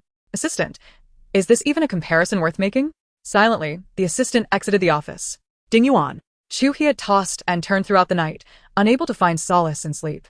Though the sun had risen high in the sky, the curtains blocked out the light so effectively that the visibility in the room remained low, leaving her feeling overwhelmingly drowsy even at noon, unable to keep her eyes open. In a state of half-sleep, she sensed something heavy crawling over her waist, pressing down so forcefully that she struggled to breathe. Could it be another episode of sleep paralysis? With this thought in mind, she turned over with a forceful motion, only to find her forehead pressed against a solid wall of flesh. Suddenly, she opened her eyes, her mind still sluggish. Blurrily, she discerned that it was a man. Without a moment to clarify his features, her instinct kicked in as she pushed against his chest with both hands, letting out a startled gasp. In the next instant, a cold hand covered her mouth, and she was pulled into his embrace. "Be quiet. Let me sleep for a while." His voice was low and hoarse, instantly rousing Chu He from her stupor. She blinked, her eyelids lifting, vaguely recognizing his familiar scent. "Xiao Cheng?" He responded with a drawn-out weariness saturated his tone. "Quiet." Xiao Cheng rubbed his chin against the crown of her head, tightening his hold around her waist, effectively enclosing her in his arms. Chu He squirmed like a slippery eel in his embrace, but to no avail. Deflated, she resorted to kicking him with her feet. However, despite his eyes being closed, he effortlessly anticipated her movements, pinning her slender legs against the bed with his long limbs. Their legs intertwined, tightly entangled. "What are you doing? Let go of me. Hurry." "I'll say it again. Be quiet and don't move. I'm exhausted." Chu He felt a surge of frustration, her delicate brows furrowing with anger. She lifted her gaze to glare at him, but all she could see was the chiseled line of his jaw. Seeing him in such a weak state, a thought struck her.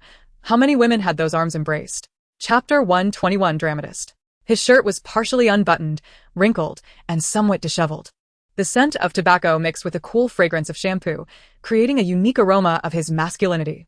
The sound of his heartbeat resonated through his muscular chest. And Chu He found herself swallowing hard, her cheeks flushing with warmth. Suddenly, Xiao Cheng inhaled deeply, his chest rising and falling, a feeble voice emanating from above her. "Did you go to a hotel with Hu Yuchuan yesterday?" "Yes, we did."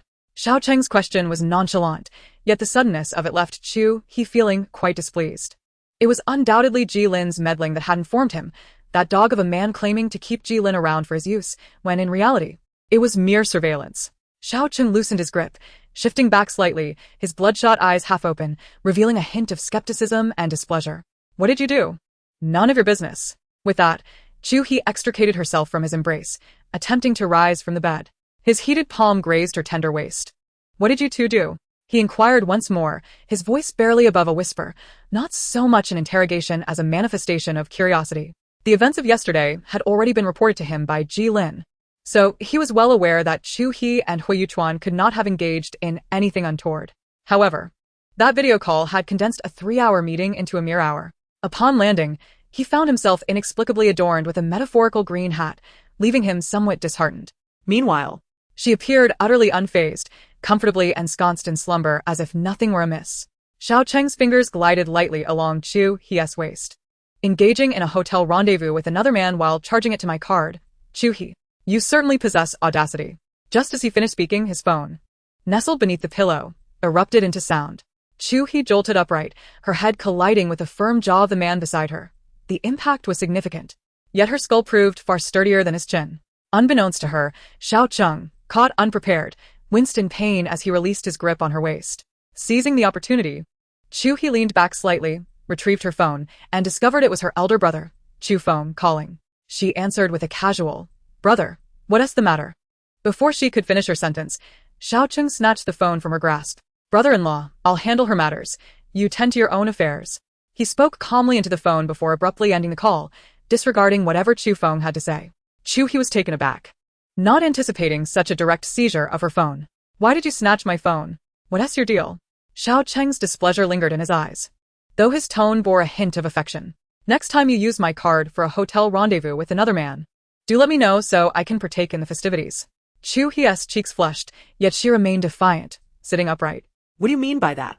"When have I ever shared a hotel room with a man? Wasn't he there an unexpected incident yesterday? You saw it all in the video. Why the insinuations?" In truth, she had indeed used Xiao Cheng's black card. The expenditures of the past few days were accounted for by him, as he had stated. Moreover, given the circumstances of yesterday, she had no reason to expect Hu Yuchuan to pay. Their gazes locked, and Xiao Cheng remained unperturbed.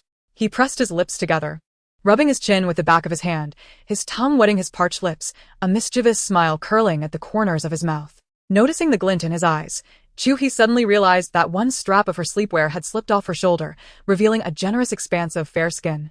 Half of her rounded form tantalizingly exposed. Her face flushed with heat as she hastily pulled the covers over herself. Xiao Cheng lounged casually against the headboard, his voice laced with mockery as he asked, "How delightful is this fruit? Or is it a series of them? Quite intriguing." With that, he reached for his phone on the bedside table, tapped a few times, and tossed it towards Chu He. "Take a look for yourself." Chapter 122.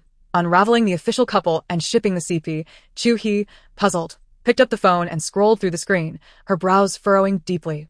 Her eyes widened in astonishment, her fingers paused, and her expression shifted from surprise to fury. Trending? She was trending? The images displayed were of her and Hu Yuchuan at an amusement park, each one exuding an air of intimacy. Hu Yuchuan embraced her from behind, holding a cotton candy, his gaze tender. They appeared to be a family of three. Were they bullying her? Were they secretly married with a child? Were they clandestinely meeting at a hotel? As Chu He scrolled through the comments, she was struck by a wave of disbelief. Where were the comments? Why was it all just an array of emojis, devoid of any substantial text? This was truly astonishing. She raised her phone before Xiao Cheng, nearly pressing it against his face. Xiao Cheng shrugged and scoffed softly, remarking that deleting comments was a tedious task he had no time for. In a moment of haste, Chu He nearly slapped the phone against his face. Frowning, Xiao Cheng pushed her phone away, turning to glare at her, his narrowed eyes gazing deeply into hers, exuding an unexpected tenderness. Suddenly, a chuckle escaped his throat. At this, Chu He shot him a sharp glare, realizing that the man could not maintain a serious demeanor for even 3 seconds. Did he need to tease her to feel satisfied? It was unnecessary. She hadn't he asked for his help. With a sense of righteousness, she thought, let them continue to dig. The deeper they go, the more amusing it would be to see what they uncover. After all, her nephew was still her nephew, and Hu Yuchuan was not her boyfriend. Although she had stepped into a mess, it was others who had made it. With a slight smirk and a playful arch of her eyebrows, she tossed her phone onto the bed, using a hair tie to gather her tousled hair atop her head. As she arranged her hair, she grimaced, vowing never to perm her hair into unruly curls again. Every morning required a few eye rolls before she could face the day. With a frown, she fashioned a bun on top of her head, her movements fluid and graceful. Unbeknownst to her, Xiao Cheng was observing her every action with raised eyebrows. Bemused by her antics, he ran his hand through his short hair, pondering whether she regarded him as a man or if she simply did not see herself as a woman. Did she truly have no sense of decorum in front of him? Was she completely oblivious to her own image? Here he was, eager to assist her with her troubles. Yet she showed no gratitude. Lost in thought, he pressed his lips together, feeling an inexplicable restlessness. Xiao Cheng let out a self-deprecating laugh. You don't want my help? Just wait until those online dissect Hu Yuchuan's life, and then you'll be wishing for a ship to sail. He had just landed from a flight that morning when he saw the headlines online, filled with vitriolic posts and an avalanche of comments. Most of them were slandering Chu He, calling her a venomous woman who jilted the young master of the Jiang family merely to rekindle her relationship with Hu Yuchuan, flaunting her family's influence and bullying others. The netizens' ability to dig up old photographs of Chu He and Hu Yuchuan from their Yale days was quite impressive. Her elder brother, Chu Feng, was swift to act, but he was only concerned with his sister's image, seemingly indifferent to his own reputation. He managed to delete all negative comments across various platforms, leaving behind only a handful of mindless positive remarks that supported the couple, which stung his heart. The fans of the couple were quite fervent, readily shipping Chu He and Hu Yuchuan as if they were a harmonious family of three. Chapter 123. Did you cry? Unable to bear it any longer, Xiao Cheng decided to take matters into his own hands and instructed someone to block all text-laden posts. The finger that had been sliding downward suddenly halted. Damn, it was utterly unexpected. Beneath the trending topics, textual comments had vanished, replaced entirely by an array of romantic pink bubble images that exacerbated the discomfort in his already sore eyes. The talent behind these photographs was truly remarkable. I must find this person someday and request a few snapshots for myself. Chu He averted her gaze and shot him a glare, only to discover the whites of his eyes were tinged with red, glimmering under the dim indoor light.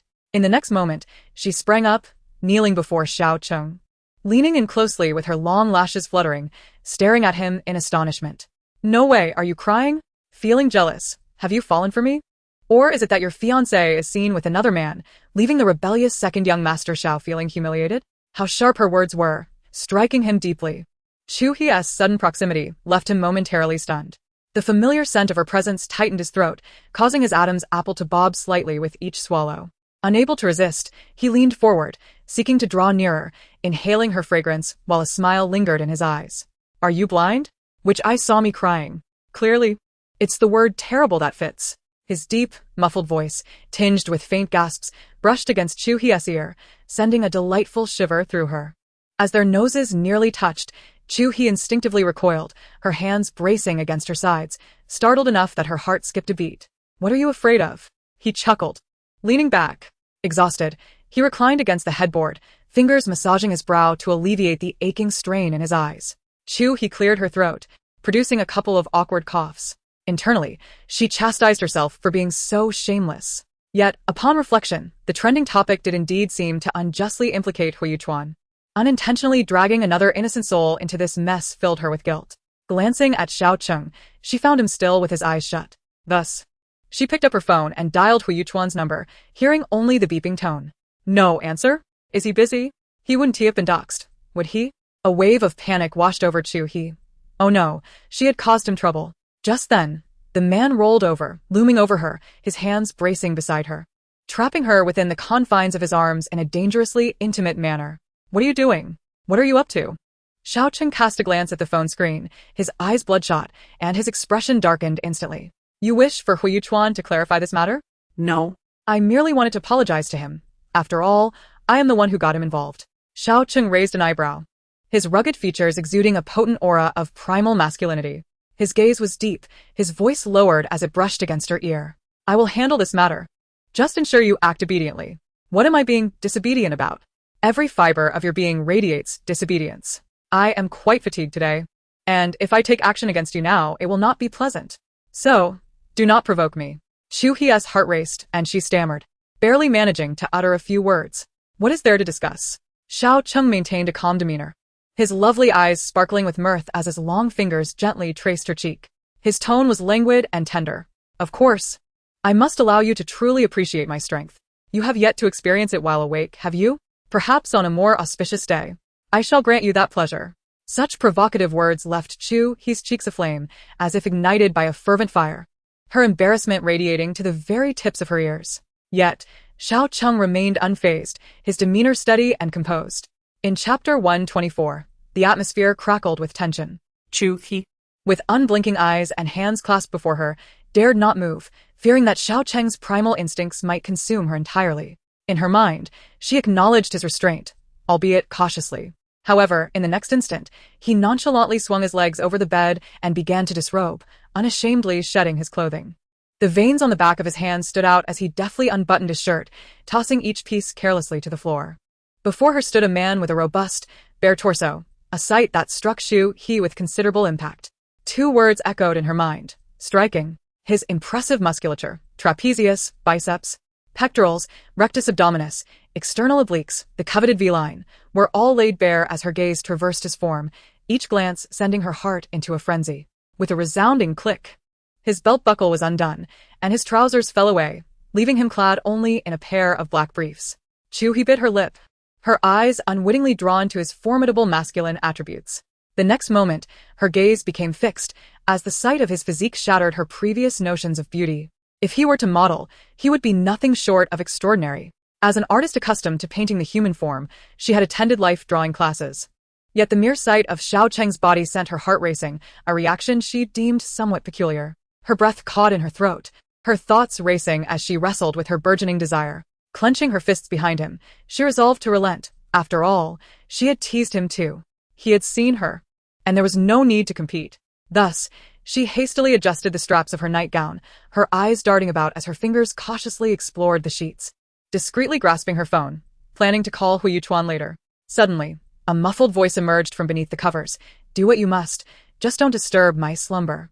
It sounded almost obedient, albeit gruff, as he tugged at the blanket, cocooning himself within. Chu He swallowed hard, cautiously rising from the bed. Just as her feet touched the floor, her phone rang. The man on the bed, irked, threw off the covers. His brow furrowed as he propped himself up with his arms. Xiao Cheng chose to ignore her, his expression darkening. After a brief pause, he slowly opened his eyes, seemingly struggling to contain his emotions. With a relaxed brow, he exhaled and descended from the bed. Chu He had anticipated he would step outside, but instead, he circled around to her front. Towering over her, he extended a powerful arm, his broad palm facing upwards as he beckoned her with a finger. Chu He regarded him with a hint of skepticism, tilting her head in inquiry. What do you want? As the latent intensity within Xiao Cheng threatened to surge, she quickly added, You sleep, and I'll go get it. Bring it to me. The man spoke each word with deliberate clarity, his tone leaving no room for doubt. His expression cold, starkly contrasting the gentleness he had displayed while teasing her earlier. I am here to pick you up. Pick him up? Who was he to her? Chu He furrowed her brow, pouting as she shook her head. Yet, her phone continued to ring insistently. She silenced it, but the buzzing resonated clearly in the quiet bedroom. It was maddeningly grating. Xiao Cheng placed one hand on his hip, snatched the phone from her grasp, and tilted his chin down, gazing at her with an intense focus. He pressed the answer button and effortlessly switched to speaker mode. In the next moment, Meng Qi's voice burst forth from the receiver, brimming with excitement. Sister, how did you manage this? You've become famous, didn't you know? Chapter 125. Are you jealous? Chu He was utterly bewildered. I was cyberbullied. Why are you so happy about it? No, you see, a video of you at the amusement park was posted online, and that woman clarified the situation in her video. Moreover, the kindergarten teacher of that little one also came forward to clarify, stating that the child's parents are abroad and that you were merely looking after them. And Hui Yuchuan, he also released a statement to help clarify things. Our gallery is now swarming with fans shipping you two, urging for a wedding right on the spot. This turn of events is explosive, isn't it? What did you say? Chu He felt slightly dazed, glancing at Xiao Cheng, who was staring at her intently. Feeling somewhat uneasy, she attempted to retrieve the phone from his grip, but his hold was too firm. They remained in that position, one standing and the other sitting, with him holding the phone aloft before her. Upon hearing Hui Yuchuan's name, the relaxation in her features lasted only a fleeting moment before tension crept back in. Noticing him clenching his jaw, Chu He felt her cheeks flush slightly. She hastily snatched the phone from Xiao Cheng's hand, and on the other end, the excitement continued. Meng Qi enthusiastically exclaimed, For next month's art exhibition, why not seize this momentum and hold it earlier? Hui Yuchuan is really something. He is quite generous. You must express your gratitude to him properly sometime. Who knows, you might even secure a long-term contract. Chu He hadn't anticipated such a swift reversal. In her elation, she momentarily forgot the jealous man standing beside her. Turning to face Xiao Cheng, she found his gaze dark and brooding. She noted the slight tilt of his head, his chin raised as he looked down at her. A sense of danger tinged her instincts, and her smile vanished instantaneously, replaced by a shiver of apprehension. All right. We'll discuss it when we meet. I'll hang up now. She quickly ended the call, forced a couple of awkward laughs, and seized the opportunity to grip her phone tightly and dash off. His chin lifted slightly, his bloodshot eyes slowly lowering. Where are you running off to? Running? No. I'm just going to check on the candy ball. Chu He's heart raced as their gazes locked, her head held high. She blinked innocently. Surely, this man couldn't be jealous. Why else would he look so displeased at the mention of Hui Yuchuan? A sardonic smile crept across Xiao Cheng's lips. Chu He, perhaps you should look in the mirror. Each time you mention Hui Yuchuan, your face lights up with infatuation. With that, he lifted her as if she were a child. Carrying her directly into the bathroom, he set Chu He down, firmly pressing her shoulders against the bathroom wall.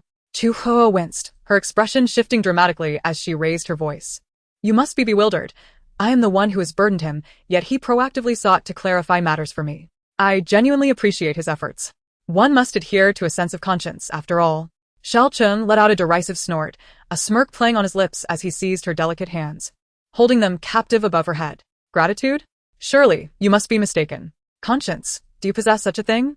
Chu He glared defiantly, her eyes ablaze. Speak plainly if you have something to say. Do not obscure your intent with sarcasm. The tension between them thickened, their breaths mingling in the charged atmosphere. Neither was willing to concede, driven by a relentless desire for victory. After a moment of stalemate, her thoughts drifted back to Meng Qi's words from the previous night. Desire? Possessiveness. Which one is Aucheng? Who would waste time on someone they do not like? Before she could contemplate further, Chu He blurted out, Are you jealous? At her words, Xiao Cheng paused, a flicker of surprise crossing his features. He lowered his gaze in contemplation, then raised an eyebrow at her, his tone half teasing, half serious. Perhaps it's possible. Chu He was taken aback for a moment, her immediate reaction being, "Damn it, is he playing with me again?" She cast him a sidelong glance, huffing in frustration, tugging at her wrists, but to no avail. With her face tilted upward, she frowned and glared at him. Chapter 126. He lost control. Xiao Cheng leaned down, his strong, defined hands wrapping around her slender wrists, pulling them to encircle his waist. The warmth of their skin touching sent a rush of color to her cheeks, her heart racing uncontrollably. Yet, suddenly, Xiao's smile vanished, his voice devoid of tenderness. "Control your gaze. What are you trying to do? With you? There's no way to have a proper conversation." Seeing her cease her resistance, he deftly seized her chin with one hand, playfully pinching her cheek. Without granting her a moment to process, he captured her lips in a forceful kiss. This man was imposing his will upon her. There was no trace of tenderness, only punishment and torment. The pain from his kiss surged through her, igniting a wave of humiliation deep within her. "Stop kissing me. Stop it!" Panic surged through her heart, anger flaring. But his icy grip on her chin rendered her immobile. In a sudden burst of defiance, she bit down on his lip with fierce intensity. The metallic taste of blood flooded her mouth, a testament to the force of her bite. Xiao Cheng frowned, tightening his hold on her chin, his kiss becoming more dominating and invasive. Yet, when his crimson gaze met her misty eyes, an inexplicable force tugged at his heart. He withdrew, licking his lower lip, his thumb grazing over the bloodied flesh, as if he felt no pain. This provocation ignited a deeper desire within him to conquer this rebellious woman. As his rationality slipped away, Xiao Cheng found himself losing control. Breathing heavily, he fought to suppress his body as primal urges, releasing her and shoving her out of the bathroom. His lips still tingling from the heat of their encounter, he felt an inexplicable sadness wash over him. Rubbing his lips with the back of his hand, he stormed out of the bedroom in a huff. He collapsed onto the sofa in the living room, his mind still in a haze. After a flurry of frustrated punches into the cushions, he pulled a throw pillow over his head. Outside, in the garden, the little one was building with blocks beneath the sunshade, while a servant fed her noodles, one bite at a time. Upon seeing Chu He on the sofa, Tang Qiu abandoned her meal and scampered into the living room. Calling out Auntie Jie with exuberance, she instantly roused Chu He from her thoughts. Yet, she felt disinclined to move, her mood decidedly sour, as she perceived her lips to be swollen like sausages, hot and tingling. Was such affection truly necessary? She was not one for pretense. Nor would she indulge in coyness, or the art of reluctant acceptance. "Auntie Jie, Uncle Ji will take me to find my mother soon, so I won't be able to play with you anymore." Hearing Tang Qiu's announcement of departure, Chu He poked her head out from behind the cushion, feeling a twinge of reluctance. To her surprise, the clever little one immediately spotted her lips, crimson, as if they could bleed. With her tiny finger pointing at Chu He's mouth, she proclaimed loudly, "Auntie Jie, you stole food." With a start, Chu He sprang up from the sofa, swiftly covering the child's mouth.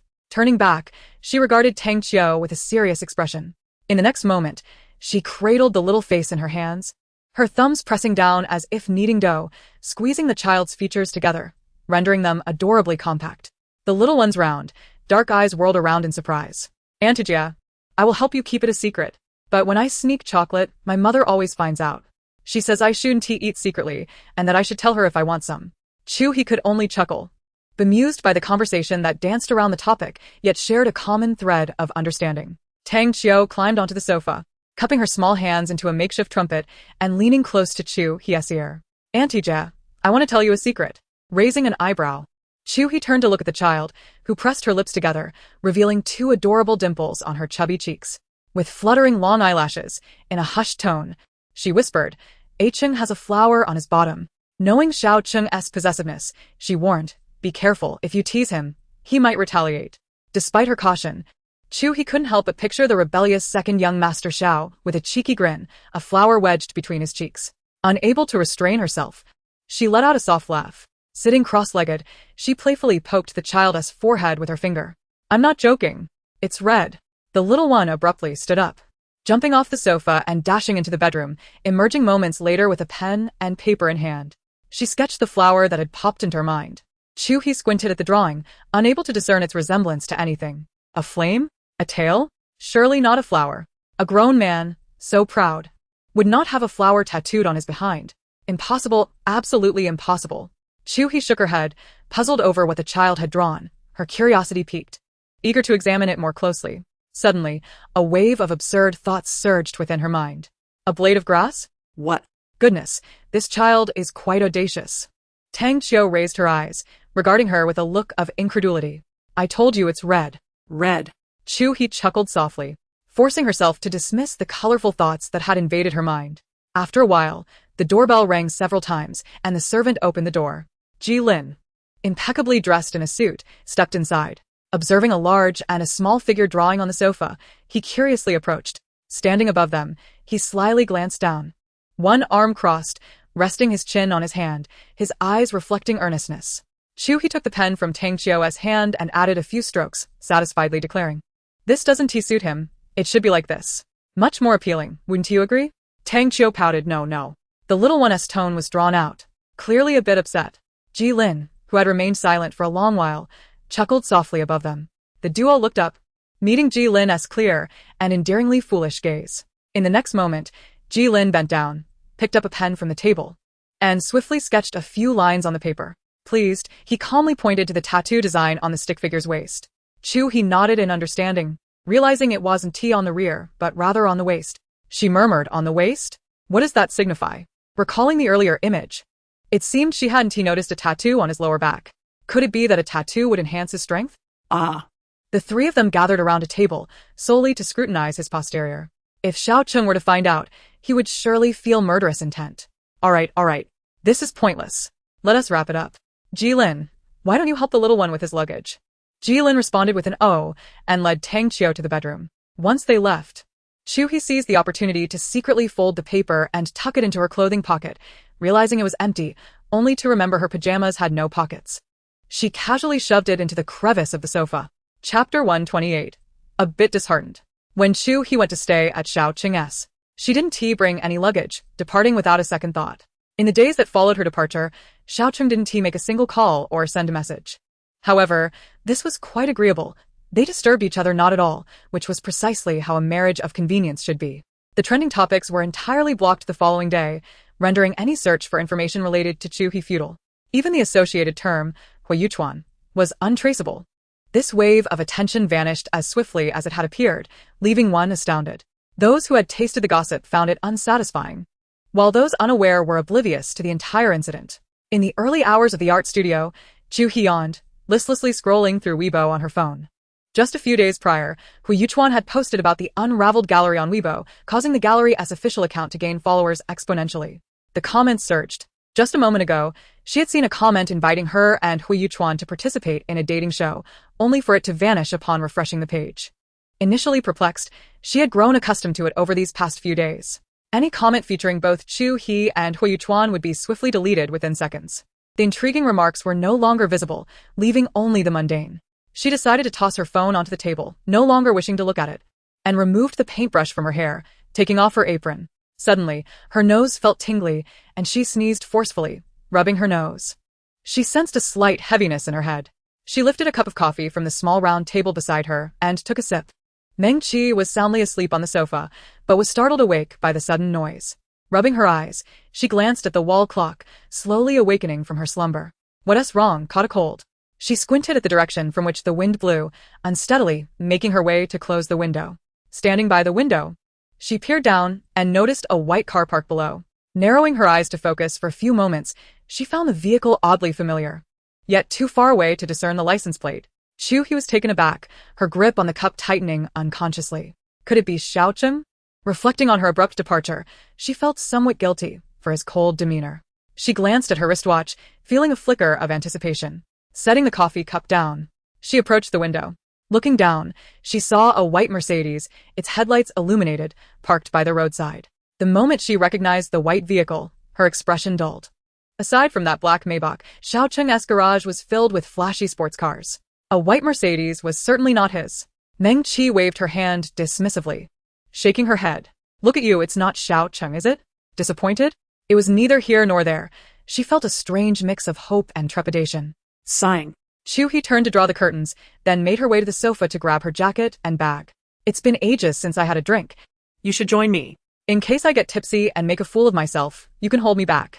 Meng Qi, both inexperienced and fond of drinking, perked up at the mention of alcohol and hurried to follow her. As they descended the stairs and exited the lobby, they spotted a man standing at the entrance. The lobby was dimly lit, with only a few warm lights illuminating the space. It wasn't he until they approached that they realized it was Qin Jin. "What brings you here at this hour?" Meng Qi questioned, her tone less than cordial. Given his opportunistic behavior regarding debt collection, she found him quite untrustworthy. Qin Jin crossed his arms, propping himself up on his elbows, and covered his mouth with one hand. As Chu He and Meng Qi drew near, he quickly greeted them. "Hello, beautiful ladies. Not so late. I've been waiting long enough for my flowers to wilt." Chu He couldn't help but smile at Qin Jin, who had maintained a pose of exaggerated confidence for several minutes. Unable to restrain herself, she chimed in, "Qin Jin, that's enough already. Aren't your arms tired? Put them down." Chapter 129. Drink to excess. Meng Qi also wore a look of disdain, reaching out to swat his hand away. As she pulled down one arm, he instinctively shielded it with the other. Meng Qi shot him a sidelong glance, feeling amused by his antics. Determined to teach him a lesson about his pretentious behavior, she declared, "Oh, you're getting bolder, aren't you?" With that, she shoved her bag into Chu He's hands and yanked at Qin Jin. Seeing that she wouldn't relent, he quickly begged for mercy. All right, your highness." Lowering his hand from his mouth revealed a dark bruise at the corner, stained with a hint of blood. Both women froze momentarily. Meng Qi pointed at his mouth, her exaggerated expression reflecting her delight in the drama. "Did you get hit? Caught in the act?" Out of respect, Chu He refrained from joining in the teasing. Upon hearing Meng Qi's words, I couldn't help but laugh out loud. Qin Jin furrowed his brow in exasperation, licked his lips, and let out a few awkward chuckles. "Please, do not unjustly tarnish my reputation," he protested. Simultaneously, both women cast disdainful glances at Qin Jin. A man like him, shrewd and self-preserving, undoubtedly fit the mold of someone who would fight when he could win and flee when he could not. Meng Qi inquired, "Surely, it cannot be an act of bravery." "Well, it's somewhat close," came the reply. Noticing his reluctance to elaborate, Chu He and Meng Qi decided against pressing further. After bidding farewell, the two women bypassed the man and continued on their way. Qin Jin sighed and hurriedly followed after them. Half an hour later, within the confines of the Qingshan bar, the trio settled into a corner of the bar. With Qin Jin's presence, Chu He felt liberated to indulge in her drinks. After all, Meng Qi, being a notorious drinker, had a tendency to lose her inhibitions, leading to excessive consumption, which often culminated in her playfully teasing men. Thus, each outing with her to drink never truly satisfied. The bartender gently shook the shaker in his hands, and soon, 3 glasses filled with vibrantly colored cocktails were presented before them. The bartender, a handsome young man with captivating fox-like eyes, spoke in a warm, mellifluous voice, announcing the names of the drinks with striking enthusiasm. He pushed the 3 glasses toward the trio, the legendary 7 Steps to Madness, the Negroni, and the third, the Irish Mist. Chu He gazed at the drinks, clicking her tongue in appreciation. In her experience, cocktails were generally delightful. She had tasted a variety at previous gatherings. With a mischievous grin, Meng Qi pointed at the 3 glasses, urging her to choose first. After a moment of consideration, she recognized that the brighter the color, the stronger the drink typically was. 7 Steps to Madness looked appealing but sounded intimidating. The Negroni, which she was familiar with, was a drink that could make one question their existence. Quite suitable for Qin Jin. She pushed the glass of reddish-brown liquid toward him, then selected the gentlest-looking Irish Mist for herself. "I shall take this one," she declared. Qin Jin chuckled to himself. Meng Qi pouted, then reached for the blue 7 Steps to Madness. "All right, it's settled. Just so you know, if you both end up tipsy, I will be recording it. Don't hold a grudge when you sober up," he warned with a mischievous grin that made Chu He's heart flutter. It seemed all of Xiao Cheng's friends shared his mischievous nature. Chu He took a sip, her expression visibly contorting until the sweet yet spicy liquid settled in her stomach, allowing her to exhale deeply. "So spicy," she exclaimed, her hand frozen midair as Qin Jin raised an eyebrow at her.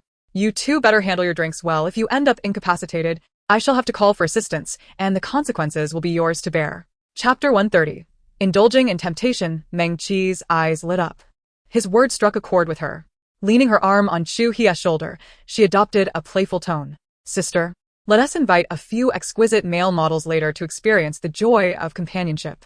Chu He, feeling slightly tipsy from her rapid consumption, pointed toward the bartender. "I think he is quite charming, gentle in demeanor, and speaks softly, definitely my type."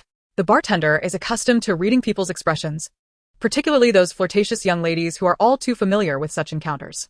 Unfazed by the teasing, she smiled coyly, pouring the carefully crafted drink into a glass and sliding it towards the two women. They possessed discerning tastes, however. There are even finer delights to be found here at Qingshan, and should they be interested, I could certainly make introductions. The two women nodded eagerly, their faces alight with excitement. Qin Jin cleared his throat softly, casting a meaningful glance at the young man, signaling him to refrain from further commentary. Internally, he cursed the lad's audacity. Did he not realize who he was attempting to entice? The beauty of these two women was undeniable, especially in a bar setting where they drew attention effortlessly. Qin Jin scanned the surroundings, wary of losing control over the two enchanting women beside him. Choosing not to engage in their conversation, he settled for quietly nursing his drink while eavesdropping. Before the glass even reached his lips, a dull ache tugged at the corners of his mouth. What had he done to deserve this? He had gone to the boxing gym in high spirits, only to run into Xiao Cheng, who, for reasons unknown, was hellbent on sparring with him. There was no escape, and he found himself unable to match the boy's relentless blows. Had he not been somewhat resilient, he might have been left in ruins by now. Turning his attention back, he noticed the two women had already emptied 4 or 5 glasses. Their conversation had grown more animated. Meng Qi remarked, "You ran away from home, and Xiao Cheng didn't even come looking for you. He's probably off somewhere else. Sister, heed my words. If you wish to part ways, confront him directly.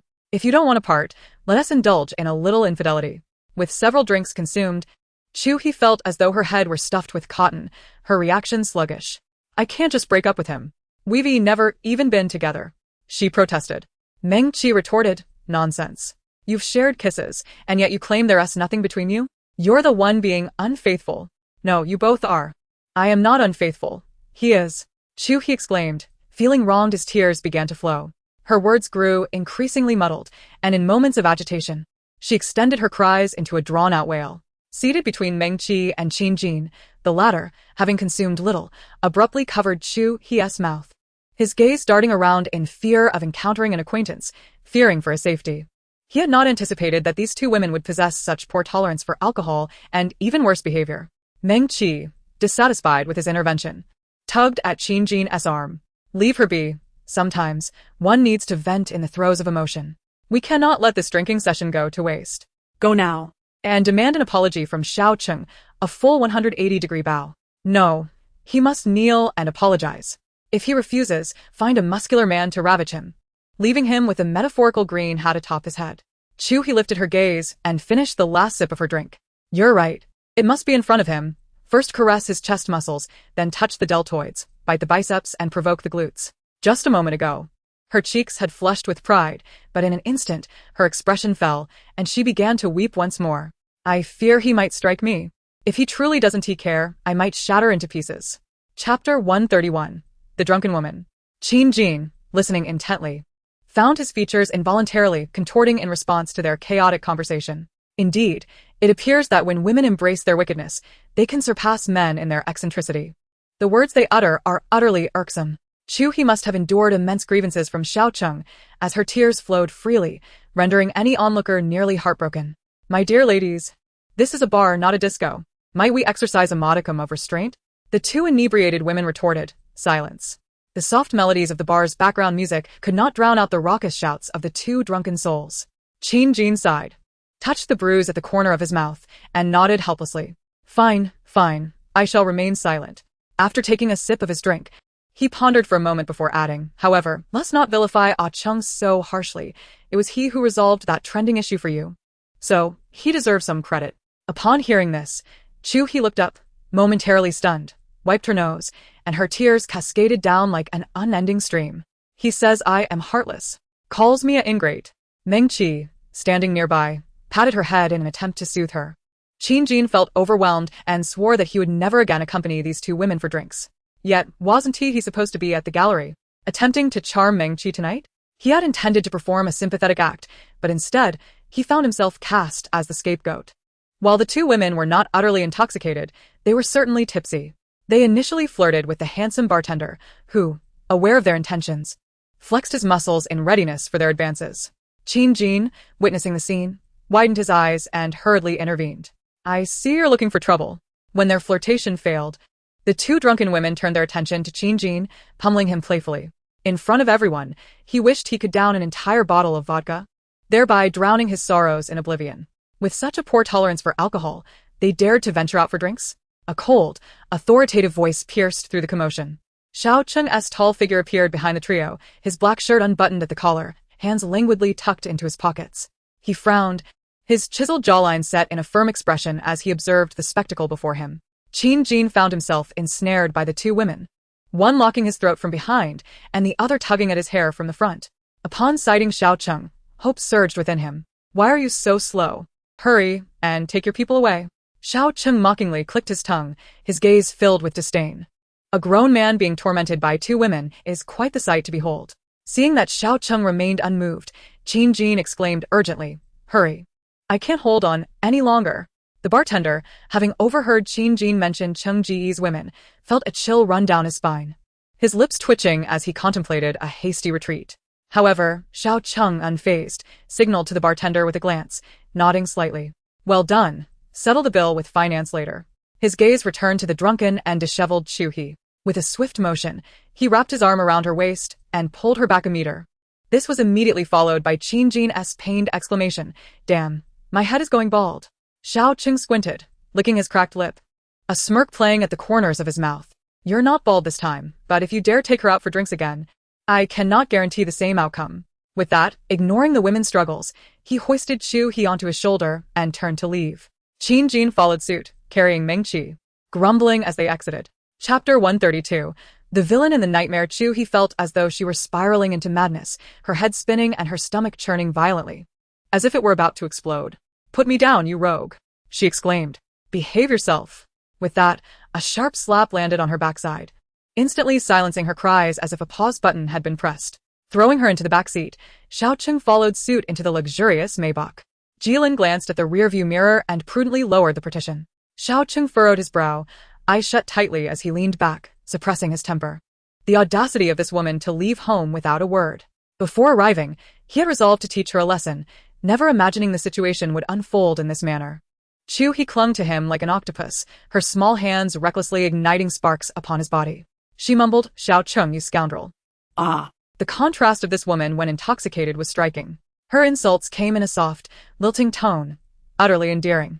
Xiao Cheng maintained a stoic facade, stifling his irritation.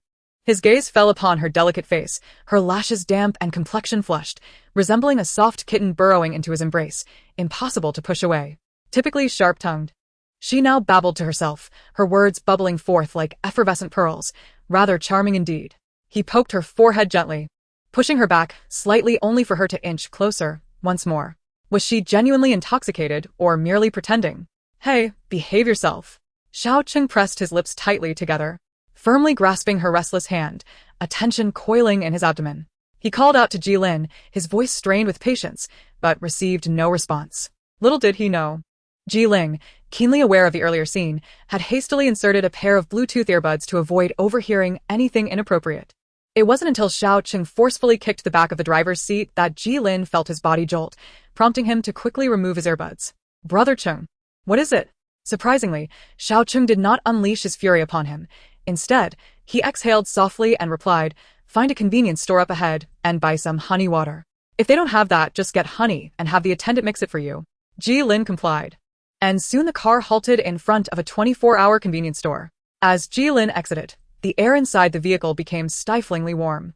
Xiao Cheng's arm restrained the restless woman in his embrace, while his other hand firmly held hers to prevent further movement. Chu He tilted her head back, gazing at the man with a silly grin, her dreamy eyes shimmering with unshed tears, her nose reddened as if she had just wept. Xiao Cheng, you scoundrel. You always appear in my dreams, she lamented, followed by another bout of sobbing, tears cascading down her flushed cheeks, even her neck and ears flushed with color. Her shoulder-length, tousled curls accentuated her fragile demeanor, evoking an irresistible urge to cradle her close. Xiao Cheng swallowed hard, turning his head away to gaze out the window, desperately suppressing the impulse to kiss her, his mind lingering on her earlier words. In dreams? Her thoughts lingered by day, and her dreams echoed by night. Could it be that she had long harbored feelings for herself, merely keeping them unspoken? As these contemplations swirled in her mind, a soft slap landed on her face. The force was not substantial, yet the sensation was undeniably real. Chu He, enough. The unexpected strike left Xiao Cheng momentarily stunned. Before he could gently push her away, she began to babble incoherently once more. Go away. I don't want to have nightmares anymore. You're a bad person. You are a villain. Nightmares? A jolt of alarm surged through Xiao Cheng. Had she recalled something? He withdrew a large hand to cradle her chin, firmly gripping her jaw to compel her gaze toward him. Chu He, who am I? Chapter 133. Handsome guy, you are truly attractive.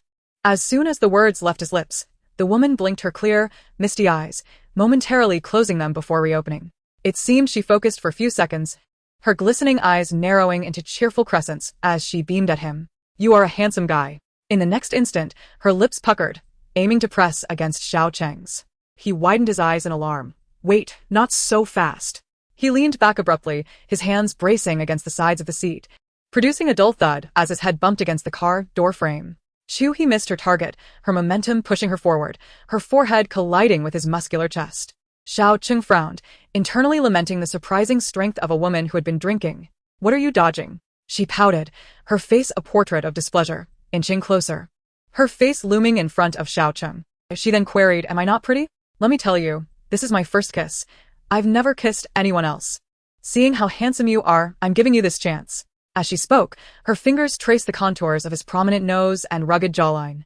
Xiao Cheng scoffed at the notion of it being her first kiss. What about their prior encounters? What a fickle woman. He had even considered her feelings, worried that when she awakened the next day, she might feel embarrassed about what transpired between them.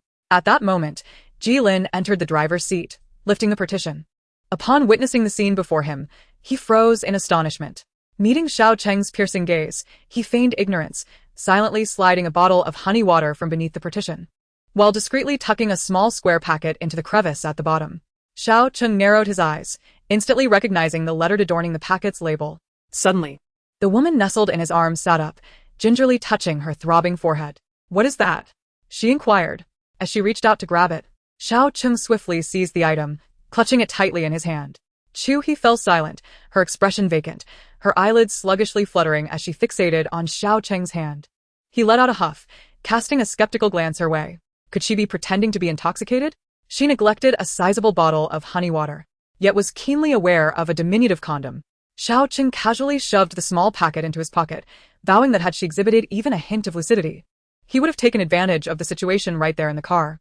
With those thoughts swirling in his mind, he irritably raked a hand through his short hair, pulling the woman upright and lifting a cup to her lips, his arm encircling her head. Get up, drink some honey water. Unwilling to drink, she expressed her discomfort, her head nuzzling against his neck incessantly. Xiao Cheng sighed, exercising patience as he mimicked her gentle tone. Be good, listen, drink. Chu He looked up, tilting her head to gaze at him. You are truly handsome. You are gentler than that scoundrel Xiao Cheng, who only bullies me and knows nothing. He can't even kiss. Xiao Cheng's pupils constricted, 3 dark lines appearing on his forehead.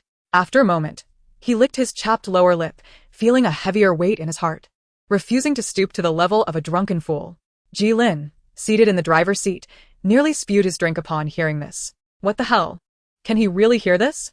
He hastily donned his headphones again. Xiao Cheng urged Jilin to drive quickly, fearing he might lose his composure and reprimand her. In the Dingyuan, the sound of running water from the bathroom reached Chu He's ears. Half drunk and half awake, the sound made her feel parched. She rarely experienced blackouts from drinking, but now, aside from a dizzying heaviness in her head, she couldn't remember how she had exited the bar. Rubbing her eyes with the back of her hand, she squinted at her surroundings. The room appeared somewhat familiar. Glancing down, she noticed her attire had been changed to a lace camisole.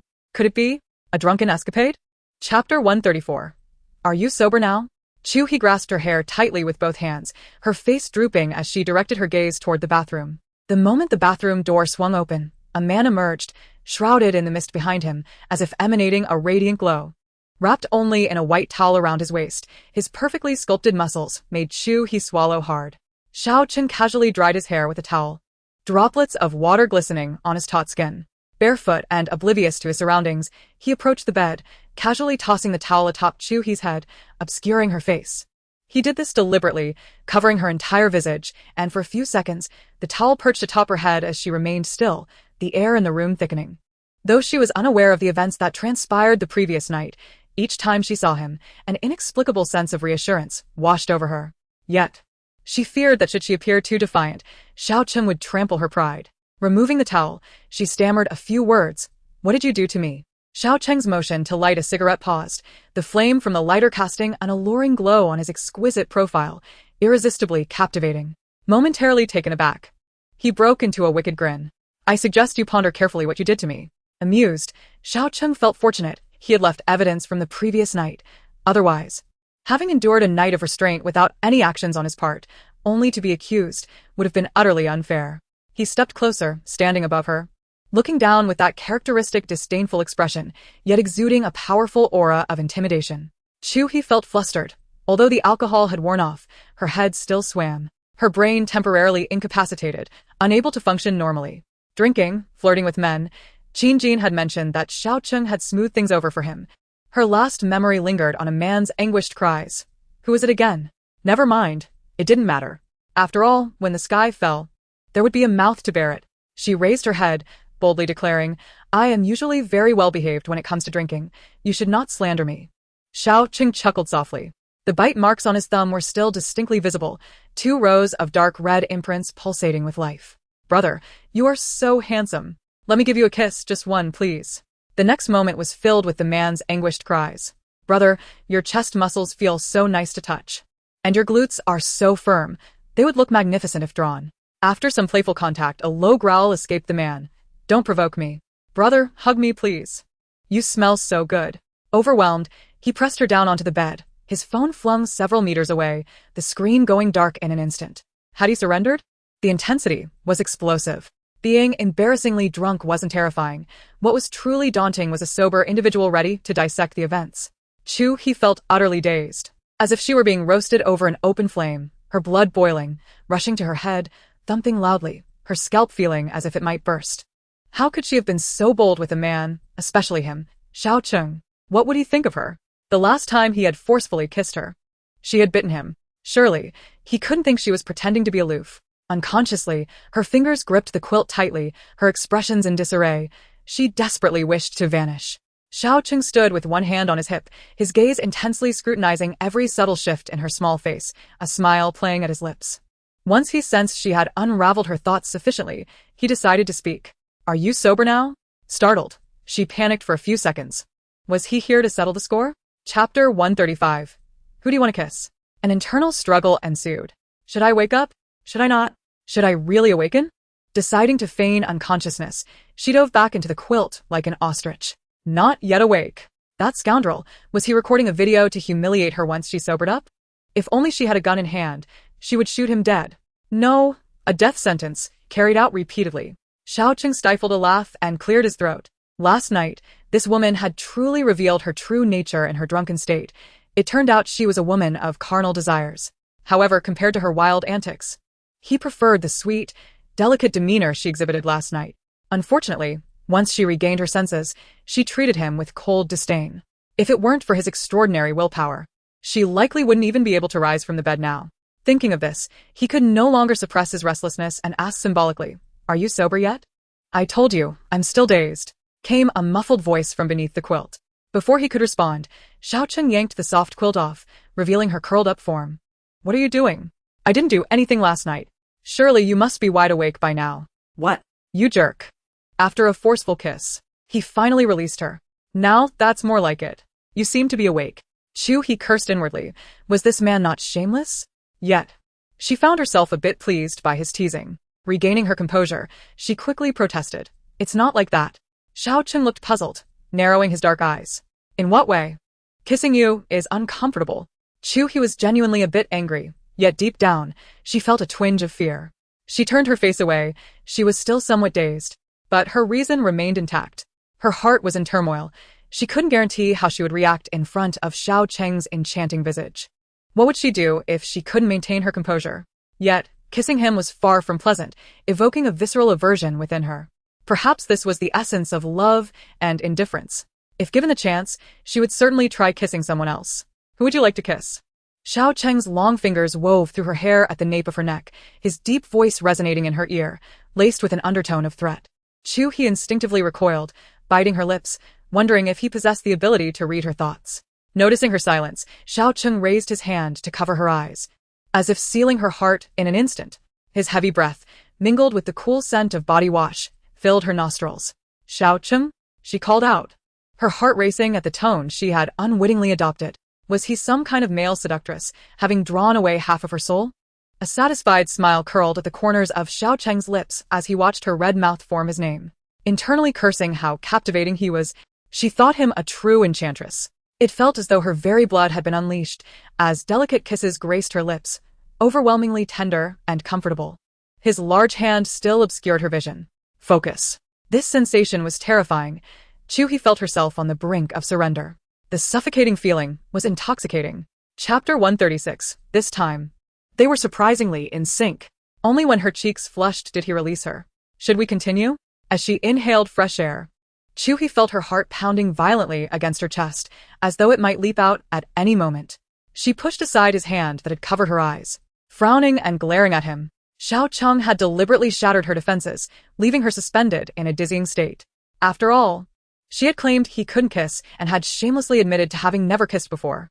Xiao Cheng clicked his tongue, realizing that once the seal was broken, she still regarded him with that same expression. Naturally, he could only voice such thoughts internally. Had he spoken them aloud, she would have kicked him away on the spot. Xiao Cheng buried his head in the crook of her neck, inhaling her scent with fervor, gentle, lingering, fierce, tempestuous, until he molded her as he pleased. The male seductress and the female enchantress were unusually in harmony this time. After countless encounters, Chu He felt utterly dismantled, devoid of any strength, her legs trembling uncontrollably. Entirely unable to relax, Xiao Cheng had a penchant for dominating her in bed, relentless until she begged for mercy. His vengeful spirit was formidable. A mere hint of her disapproval would ignite his desire to push her to her limits. As they drew closer, Xiao Cheng embraced her from behind, his large hand caressing her delicate fingertips repeatedly. Xiao Cheng? She questioned. You're outside. Not at all. I haven't even asked yet. Whether you ask or not, it makes no difference.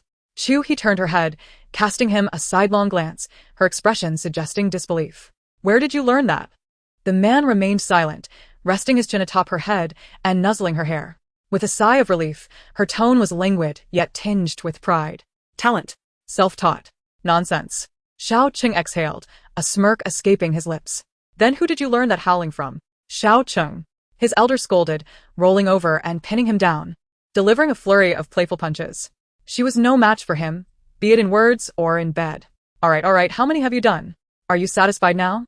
Xiao Cheng gripped her wrist, a hint of exasperation in his demeanor. Are you serious? Chu He inquired, her expression earnest. What was that look on her face? Like she was listening to gossip, curiosity etched across her features. If you truly don't believe me, do you take my lies at face value? Xiao Cheng found her demeanor rather irksome. Releasing her hand, he propped himself against the headboard and lit a cigarette. For a moment, Chu He lay still on the bed. Halfway through his smoke, he couldn't resist getting up to touzle her curls. Chu He? Was she trying to play coy with him? Initially, he thought it was a universal trait among women to overthink. Give her a hint, and she could conjure an entire drama in her mind. Leaning down, he soon realized he had overthought it. Xiao Cheng chuckled softly. As he brushed aside the strands of hair from her face, he noticed her cheeks still flushed. A twinge of pride swelling within him. With her eyes closed, her long lashes quivered slightly, still glistening with remnants of their fervent escapade, inexplicably adorable. It was uncertain whether she had fainted from exhaustion, or simply chosen to ignore him. His fingertips gently traced her face. Do you still want more? I'm tired, she murmured, perhaps tickled by his caress, instinctively nuzzling her head into the blankets. Observing her rosy lips whispering, regardless of whether it was in a dream. Xiao Cheng swiftly pulled her from the covers. Chapter 137. Trying to sneak away again? You just lie there. I'll handle the heavy lifting. In a daze, she heard Xiao Cheng repeatedly calling her name. In her dreams, she felt a desperate thirst, her throat parched as if on fire. When she finally awoke, it was already 1 a.m. No way. Had she spent the entire day tangled with him in bed? She felt utterly drained, her legs weak, her body aching as if he had completely devoured her essence, even the bones crushed and swallowed whole. The silvery moonlight streamed through the glass, illuminating the other side of the bed, now empty. He was not there? Perhaps that was for the best.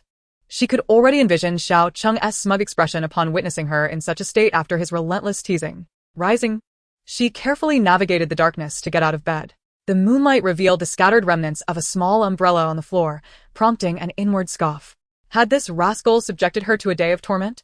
Yet, she had to admit, he had shown some restraint this time. Picking each piece up one by one, she tossed them into the trash can, using a tissue to clean the floor.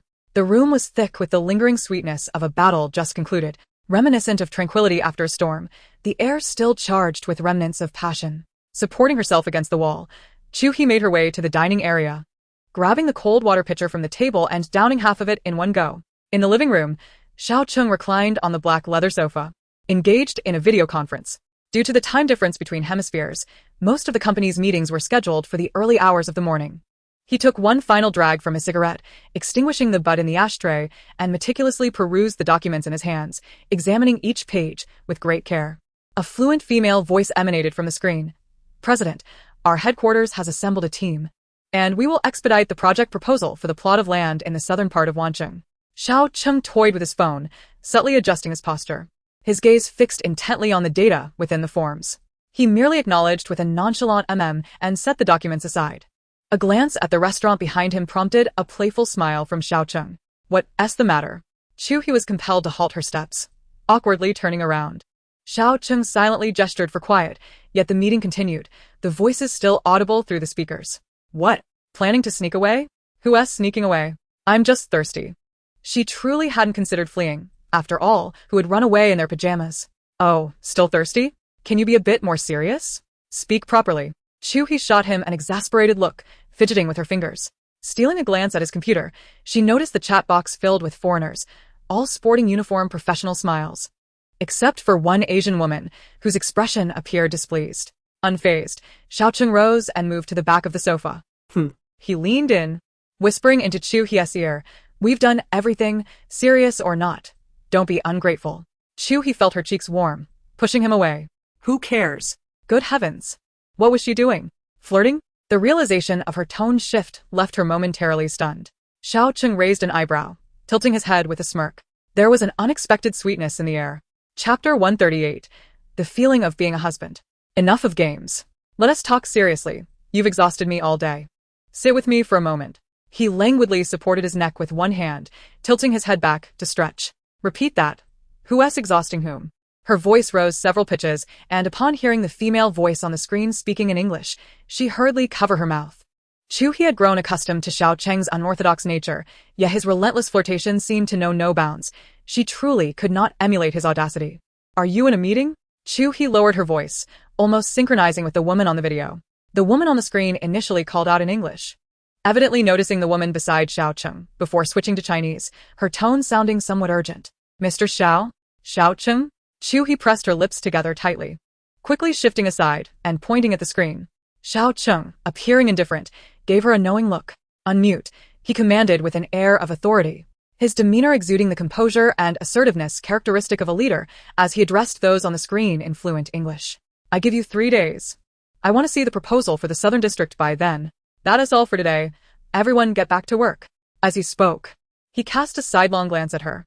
With that, he decisively closed his laptop, shifting closer to Chu He, leaning in. "Still thirsty?" In a hushed tone, he whispered in her ear, his hand inadvertently teasing the strap of Chu He's nightgown. Indeed, a duality of faces, one for the public, another for the private. Instinctively, her body shrank deeper into the sofa, her arms crossing in a grand gesture of refusal. Beyond her physical fatigue, her thoughts were far removed from the moment, her gaze scrutinizing Xiao Cheng. Xiao Cheng was no ordinary man. There was certainly something concealed within him that remained unknown to others. Chu He's subtle intentions were effortlessly discerned by Xiao Cheng, who deliberately averted his gaze. He chuckled softly, his tone languid. "Are you hungry? What would you like to eat? I shall prepare it for you." Clad in a casual black shirt, its buttons loosely fastened, he exuded an air of nonchalance, evidently having thrown it on for a video conference.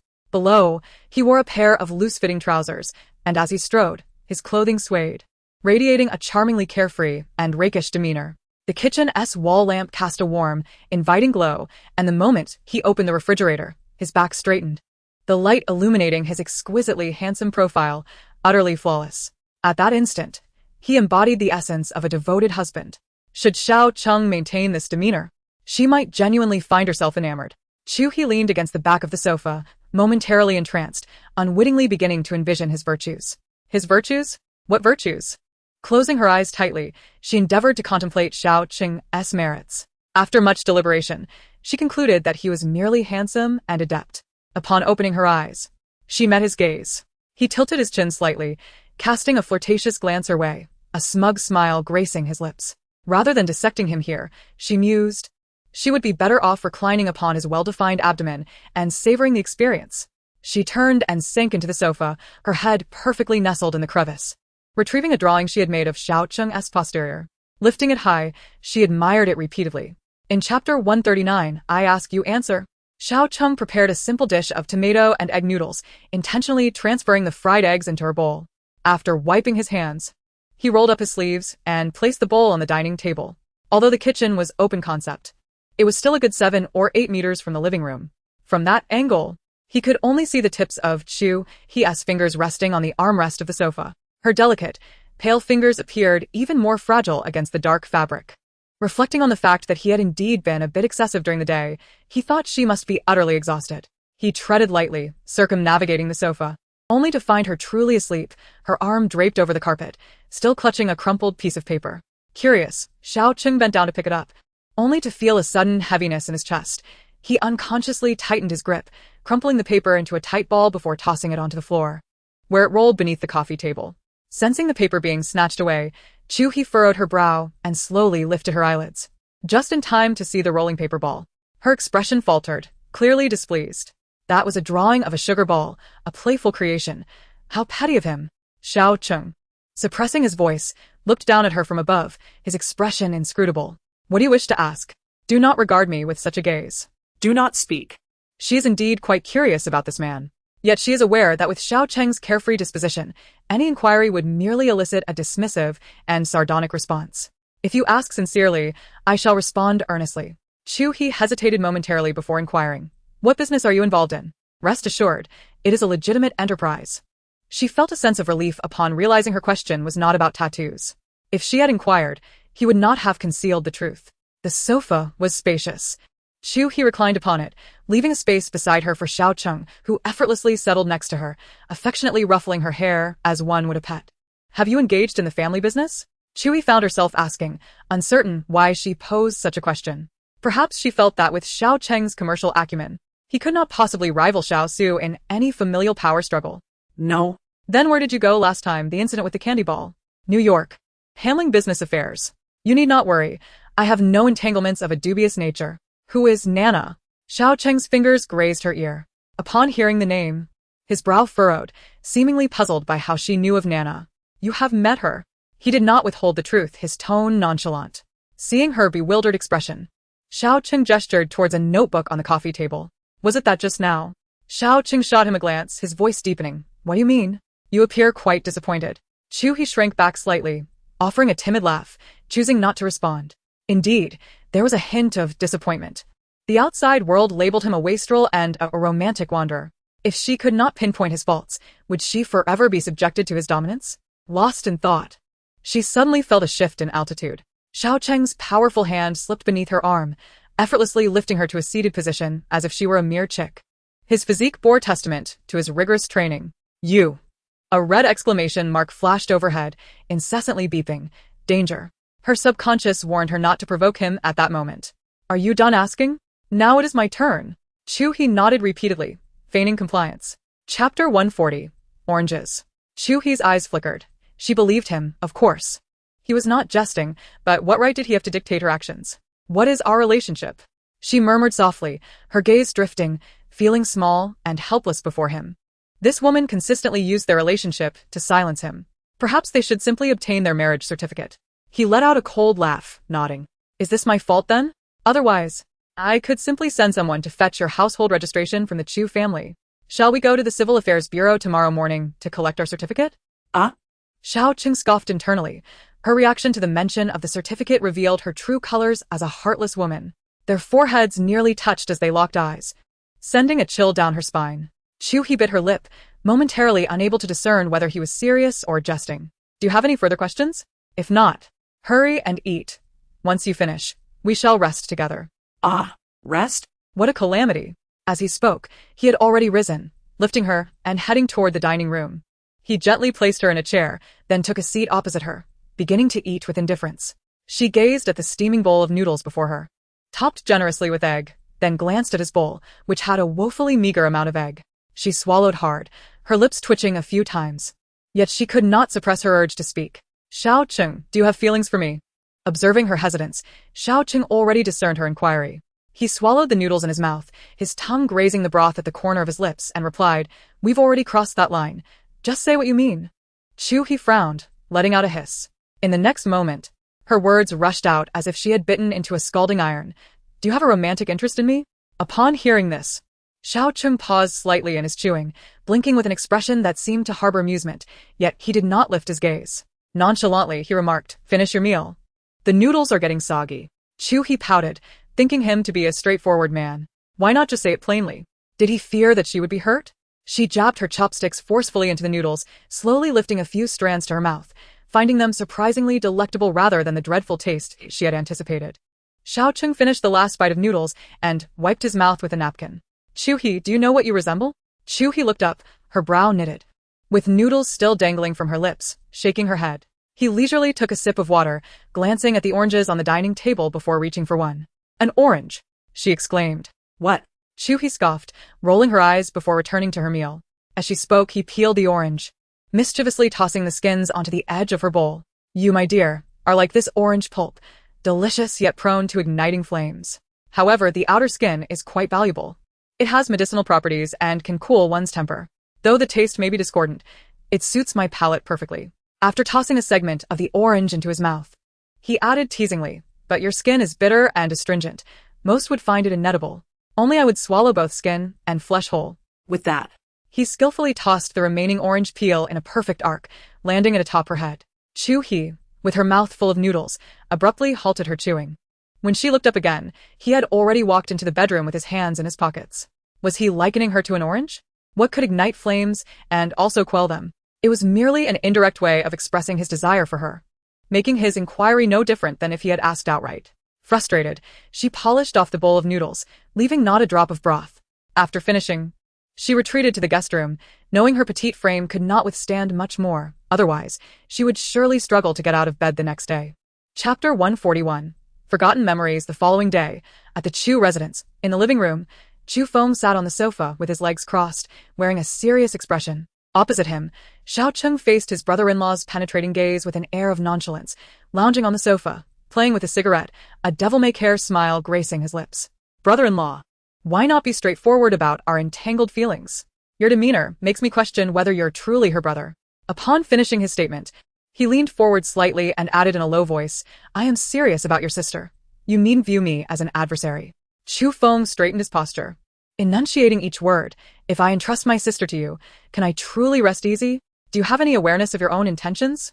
At these words, Xiao Cheng's expression faltered, and he inadvertently snapped the cigarette in his hand. He understood precisely what Chu Feng was alluding to, promptly suppressing his smile, straightening his posture, and allowing a cold intensity to settle in his gaze. "Chu Feng, speak your mind directly without any circumlocution." After a brief silence, Chu Feng slowly articulated his thoughts, each word deliberate and measured. "Bullying. Kidnapping." Xiao Cheng's expression darkened, as a long-healed wound in his heart was unexpectedly torn open, causing a faint pang of pain. He absent-mindedly pinched the broken cigarette between his fingers, its ashes silently cascading to the ground. Furrowing his brows, he met Chu Feng's piercing gaze. Chu Feng continued, 14 years ago, my sister was abducted, and since then, she has suffered from selective amnesia. I know you have already conducted an investigation, and you are well aware of her condition. As for why she does not remember you, you understand that better than anyone." Chu Feng's assertion was indeed accurate. Since he had last left the police station with Chu He had arranged for an investigation into her. This explained why she failed to recognize him during their initial encounter in the car. At that moment, voices echoed from the staircase, belonging to Liang Qiu and Chu He. Fearing that Chu He might overhear, Chu Feng rose, leaving behind a warning. "If you mistreat her, I will not let you off easily." With that, he strode out of the villa's living room. Liang Qiu, elegantly clad in a qipao, descended the stairs with a warm smile, followed closely by the pouting Chu He. As their only daughter, despite being somewhat satisfied with Xiao Cheng's family background, they harbored reservations about him as a person. Liang Qiu sighed. "Cheng, we entrust our little He to you. I understand you have spent considerable time abroad, and your thoughts may be more liberal. Our lifestyles differ. But since you have decided to register your marriage, I hope you will treat our daughter with genuine care. The Chu family, while not on par with the Xiao family, is still respectable in Wan City. Please do not wrong her, and refrain from giving others cause to ridicule our families." Liang Qiu's inherent elegance and refinement prevented her from uttering any harsh words, yet her meaning was clear to Xiao Cheng. She feared he would be unfaithful. It was true. His reputation for womanizing was now comparable to that of Xiao Zian. Xiao Cheng found it ironic that during the years he spent abroad, his uncle had placed him under surveillance, leading him to indulge in reckless behavior to maintain appearances, which had now become fodder for gossip. Xiao Cheng's demeanor grew cold, a hint of hesitation flickering in his eyes. Liang Qiu handed the household registration book to Chu He. Go on, get the certificate. Your father and I will be at ease. Mom, we don't have to get it today, she replied, instinctively casting a glance at Xiao Cheng, who stood silently, lost in thought. A peculiar feeling arose within her. Did he perhaps regret his decision? Chapter 142. Perhaps a little stimulation would jog her memory. Liang Qiu observed the two of them. Without a foundation of affection, their relationship appeared far less intimate than that of typical young couples. She sighed and thrust the registration book into Chu He's hands, gently pushing the pair toward the door. Take this for now. You can discuss when to get the certificate later. Off you go. Upon exiting the Chu family villa, Xiao Cheng seemed transformed, enveloped in an intimidating chill that instilled fear in those around him. Chu He had already discerned much about Xiao Cheng's temperament. At this moment, provoking him would undoubtedly trigger his notorious temper. She found herself puzzled, wondering who had incited his ire. Sitting in the passenger seat, she unconsciously rested her forehead against the car window, feigning interest in the view outside. After a prolonged silence, the oppressive atmosphere within the car became unbearable, and she could no longer contain herself. Who are you putting on a long face for? No one forced you to come to the Chu family. It was your own choice. Are you having second thoughts? Xiao Cheng pressed his lips tightly together, his dark eyes deep and unfathomable, fixed ahead through the windshield. He appeared lost in thought, yet he could not possibly regret his decision. It was her he feared might have regrets. Prior to their return home, Chu He had spent several hours mentally preparing herself to agree to marry him. Now, his silence felt like a taunt, as if he were playing with her emotions. Noticing Xiao Cheng's lack of response, she tilted her head, following his gaze, and focused intently on the cold, resolute profile of his face. His indifference ignited her anger instantly. Today, he was driving a rare sports car. What are you doing? She snapped. Xiao Cheng turned his head, his expression a complex mix of emotions. I'm not in a rush to get married, he replied. So, they had already crossed all necessary thresholds. Yet he still had no intention of solidifying their relationship? What a scoundrel. The car had already exited the residential area and entered a broad main road. With this thought, Xiao Cheng's expression darkened as he pressed the accelerator firmly down. The sudden acceleration caused Chu He's heart to race in confusion. Are you out of your mind? Slow down. Yet, Xiao Cheng remained unfazed, his thoughts a whirlwind. For a fleeting moment, he felt an overwhelming loss of control, as if he were racing against his own fears. He was terrified, not of danger, but of the possibility that she might remember, and equally afraid that she might not. After all, they both owed each other an explanation regarding the kidnapping incident from years past. As for the bullying, he acknowledged his fault, however. He had never believed that a moment of cruelty warranted eternal disgrace. The sports car sped forward, the scenery blurring past at an astonishing rate, as though it might lift off the ground. Xiao Cheng was an exceptional driver. Under conditions of safety, he could effortlessly reach speeds of 300 kilometers per hour. His sole intent was to see if this exhilaration could rekindle Chu He's memories. The roar of the engine echoed in his ears, his heart raced violently, pulling at his entire being. The faster he drove, the quicker his heartbeat became, and the pain in his back intensified, incessantly stimulating his nerves. Chu He gripped the seatbelt tightly, her face pale with fear. Her screams seemed to fall on deaf ears, as Xiao Cheng appeared completely oblivious. Xiao Cheng, stop. Please stop. She was terrified, her mind racing with thoughts of her last words. Looking at Xiao Cheng, she saw no sign of emotion on his face. His eyes narrowed as he stared straight ahead, showing no indication of slowing down. Xiao Cheng. Xiao Cheng. Ah. Suddenly, a large truck loomed ahead, snapping Xiao Cheng back to reality as he slammed on the brakes. The tires of the sports car screeched against the asphalt, leaving a long trail of brake marks on the road, finally coming to a halt just a few meters away from the truck. Chu He tightly shut her eyes, her heart racing wildly, and in the shock of the moment, she had forgotten to cry. Now that the car had stopped, she felt her tears streaming down uncontrollably. Coming to her senses, she began to sob while raising her fists to pummel the man beside her. Are you trying to die? If you want to die, don't drag me down with you. I'm not done living yet. Xiao Cheng gripped the steering wheel firmly, leaning his head back against the seat with his eyes closed, allowing the woman next to him to hit him without any resistance. He opened his eyes, turned his face, and gazed deeply at Chu He. Chu He, who am I? At his words, Chu He froze, her raised fist suspended in midair. Her makeup was smeared from crying. Dark circles under her eyes, she stared at him as if he were a fool. In the next moment, she seemed to sense the pain and anticipation in Xiao Cheng's gaze. What has triggered you? Chu He widened her eyes, instinctively covering her mouth with her hands. You're not suffering from a mental illness, are you? It's illegal to conceal such conditions before marriage. Upon hearing this, the man's expression softened, and he reached out, ruffling her hair with his large hand. Chu He frowned and swatted his hand away. A self-deprecating smile curved Xiao Cheng's lips as his breathing became slightly erratic. He reached for a cigarette, his hands trembling as he tried to extract one from the pack, but after several attempts, he struck it hard, causing several cigarettes to scatter onto himself and the floor of the car. Chu He observed silently, sensing that something was amiss with him. What is wrong with you? Xiao Cheng remained silent, lowering his head to pick up the scattered cigarettes and placing them back into the pack. His lips pressed into a straight line, teeth biting into his lower jaw, his jaw muscles tense, clearly not himself. He managed to keep one cigarette, and after several attempts, he finally lit it, his hand shaking as he took a deep drag, leaning back against the seat. His long, attractive fingers held the cigarette against the steering wheel, the veins on the back of his hand prominently visible, while the other hand pressed against his forehead as if he was struggling to endure, or perhaps trying to calm his tumultuous emotions. Chu He watched him quietly, feeling an inexplicable pang in her heart. Pain? Impossible, absolutely impossible. She admitted to being captivated by his looks and drawn to his physique. However, she had grown accustomed to Xiao Cheng's rebellious, flamboyant, and even stern demeanor. But she had never witnessed this sense of defeat and helplessness. How kind-hearted of me. My saintly tendencies are acting up again. Xiao Cheng took a few more puffs of his cigarette before inhaling deeply, exhaling the smoke from his mouth and nose. Do you have anyone you particularly dislike? What with a sudden question. What's wrong with you? Hearing her response, Xiao Cheng squinted his eyes and gave her a sidelong glance, a flicker of hope igniting within him. The cigarette burned down between his fingers, and a hint of loneliness shone in his eyes as he extinguished the butt in the car's ashtray. I just want to know, have you ever particularly disliked me? Chapter 144. Knowing that you like me. Chu He was taken aback.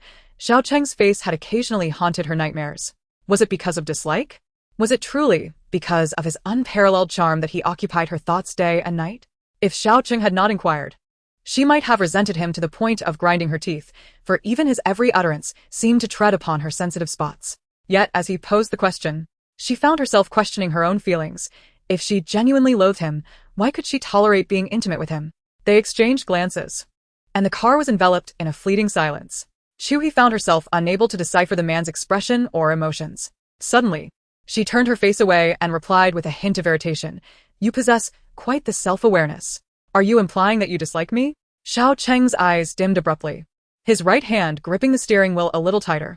The next moment, he shook his head gently, a self-deprecating smile gracing his lips. It appeared that regardless of whether in his youth or present, she held disdain for him. In a tone devoid of fervor, he casually remarked, I understand. Understand what?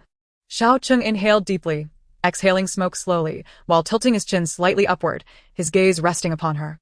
He reverted to his usual nonchalant demeanor. Yet his words bore an unmistakable seriousness. I know you like me. Chu He's heart skipped a beat, and she quietly turned her head toward the car window, her delicate features contorting in confusion. Half in jest and half in earnest, she murmured to herself, Does liking to sleep with you count as liking? Though her voice was barely a whisper, Xiao Cheng's keen hearing captured every word distinctly. He lowered his head, a quiet scoff escaping his lips. The phrase sounded remarkably familiar. She had recounted his previous words verbatim. After a moment, he leisurely finished his last puff of smoke, extinguishing the cigarette butt in the car's ashtray. Stretching his right hand across his left arm, he eased his back, suppressing a muffled grunt, and then gripped the steering wheel with both hands, reigniting the engine. Silence enveloped the car once more. The roar of the sports car's engine echoed across the pavement, stirring up a cloud of dust. 20 minutes later, Xiao Cheng parked outside the no-stain gallery. The low pressure within the car left Chu He feeling uncomfortable. Clutching her bag, she yearned to exit swiftly. As the car door lifted, she had barely leaned out to place her high-heeled shoes on the ground when a large hand grasped her slender wrist. What's the matter? She inquired. Xiao Cheng's furrowed brow softened slightly, a trace of a smile forming at the corners of his mouth. As she stepped out of the car, The door closed slowly, and through the gray-tinted glass, their gazes locked. Despite the mild 20-degree weather suggesting a comfortable temperature inside the vehicle, beads of sweat trickled down Xiao Cheng's forehead, his complexion appearing somewhat pallid. In the next instant, the deafening roar of the engine idling assaulted Chu He's eardrums. With a hint of fatigue, Xiao Cheng tilted his chin upward, attempting to muster a smile for her. Although he outwardly appeared composed, his behavior was undeniably peculiar. Sensing something amiss, Chu He hurriedly approached and tapped on the window twice.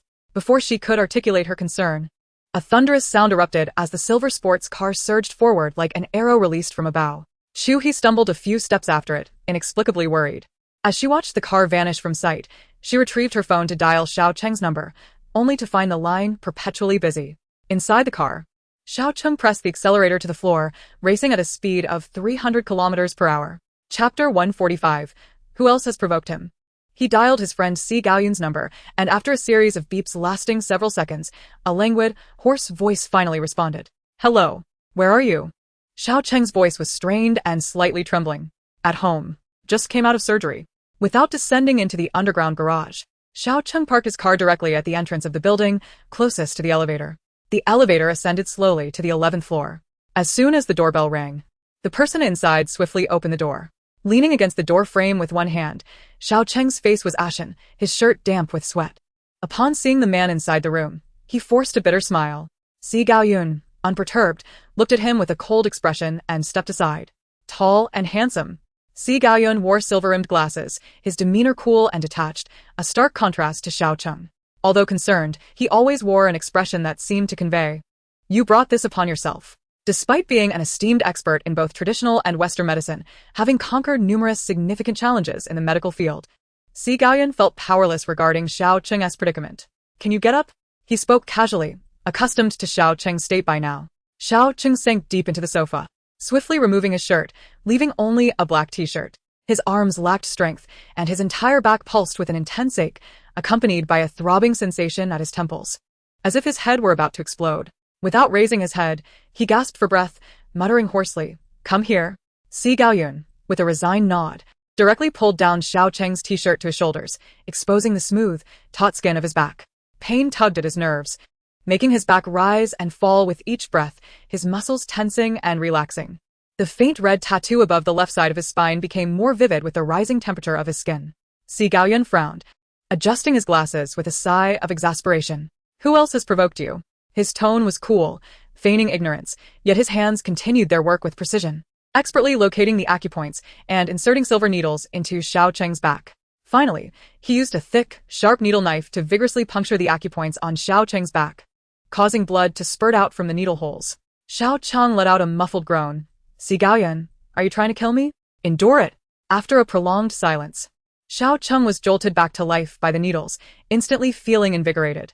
He gripped Si Gaoyun's thigh tightly with one hand, both of them remarkably resilient, one enduring the pain of needles piercing his back without changing color, while the other grimaced without uttering a word.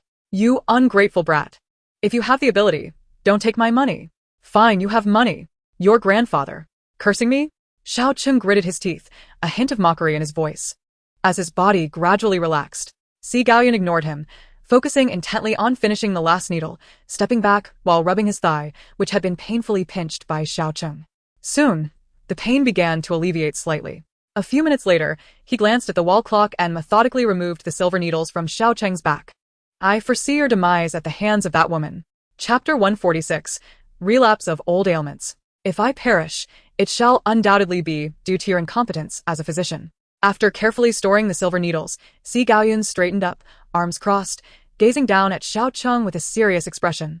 This type of neural pain is most exacerbated by emotional instability. Acupuncture can only provide temporary relief. It cannot cure the affliction. I implore you, could you please behave? Since the last encounter with your grandfather, has the pain intensified? Furthermore, I have advised you to smoke less and refrain from drinking alcohol. If you refuse to cooperate, even divine intervention cannot save you. He had uttered these words countless times, rendering himself numb to their repetition. Xiao Cheng, however, remained indifferent, stretching his arms and choosing to ignore him. Si Gaoyun, with a resigned glance, let out a cold snicker. Thus, you and I reside in the same community. On the same floor, Si Gaoyun pulled over a chair and sat down. Does she remain unaware? Xiao Cheng closed his eyes, offering no response. As he spoke, his gaze fell upon the dark red tattoo on Xiao Cheng's back, resembling a flower in bloom, a scar the size of a palm, clearly marking the skin as a remnant of a healed wound. I fail to comprehend why you would choose to adorn yourself with such an emblem, each time it aches. This mark becomes pronounced. Does it not trouble your conscience? Xiao Cheng feigned sleep, his eyes remaining shut, betraying no emotion. After a moment he slowly turned over, lazily folding his hands behind his head. I cannot see it. Si Gaoyan replied, if you are thirsty, fetch me a glass of water. Si Gaoyan attempted to articulate further thoughts, but upon witnessing Xiao Cheng's obstinate demeanor, she simply sealed her lips and resignedly made her way to the kitchen. Meanwhile, Chu He had made several attempts to call Xiao Cheng, yet her calls went unanswered, stirring a sense of concern within her. Upon spotting the silver-gray sports car parked in front of the building, her heart sank. Chu He entered the room, which was eerily quiet. After searching every room, she trusted her instincts and sixth sense, soon concluding that he was concealing something from her. The car was present, yet he was not. She retrieved her phone and dialed Xiao Cheng again, but the line continued to ring without response. Xiao Cheng's phone vibrated incessantly, producing a faintly jarring sound against the glass surface of the coffee table. Si Gaoyan gently placed a cup on the table, glancing at Xiao Cheng, who appeared to breathe steadily, his eyes closed, seemingly asleep. The phone continued to vibrate. Narrowing his eyes, he observed the persistent buzzing. He reached for it, intending to silence the call, but upon seeing the name illuminated on the screen, hesitated for a brief moment before decisively pressing the answer button. You are looking for Cheng. He is currently unavailable. Before the words could escape his lips, the man on the sofa interjected. Yun. Xiao Cheng shot him a warning glance, signaling him to remain silent. Though his voice was low, the tone left no room for doubt. Chapter 147. Caught in the act. Sighing helplessly, Si Gaoyun handed the phone to Xiao Cheng, her gaze filled with an unmistakable implication for him to handle it. Xiao Cheng took the call and replied nonchalantly. I'm at home. On the other end, Chu He exclaimed loudly, I'm at home too. Taken aback, Xiao Cheng realized that Si Gaoyun had indeed answered the call, and he felt a wave of confusion wash over him. Frustrated, he rubbed his temples and quickly altered his response. I'm at a friend's house, just visiting. Si Gaoyan picked up a cup of water from the table, handed it to Xiao Cheng, and leaned closer to the phone, declaring, he's on the 11th floor. Xiao Cheng, caught off guard, shot her an icy glare and tightened his grip on the cup she had given him, his back teeth grinding audibly. Si Gaoyan's tongue was truly too quick. In the next moment, a series of beeps indicated that the call had been abruptly terminated, and a heavy silence enveloped the room. Xiao Cheng and Si Gaoyan exchanged cold stares. After a brief pause, Si Gaoyan raised an eyebrow, her sarcasm evident. Home? You really got into character. Si Gaoyan. Are you trying to get yourself killed?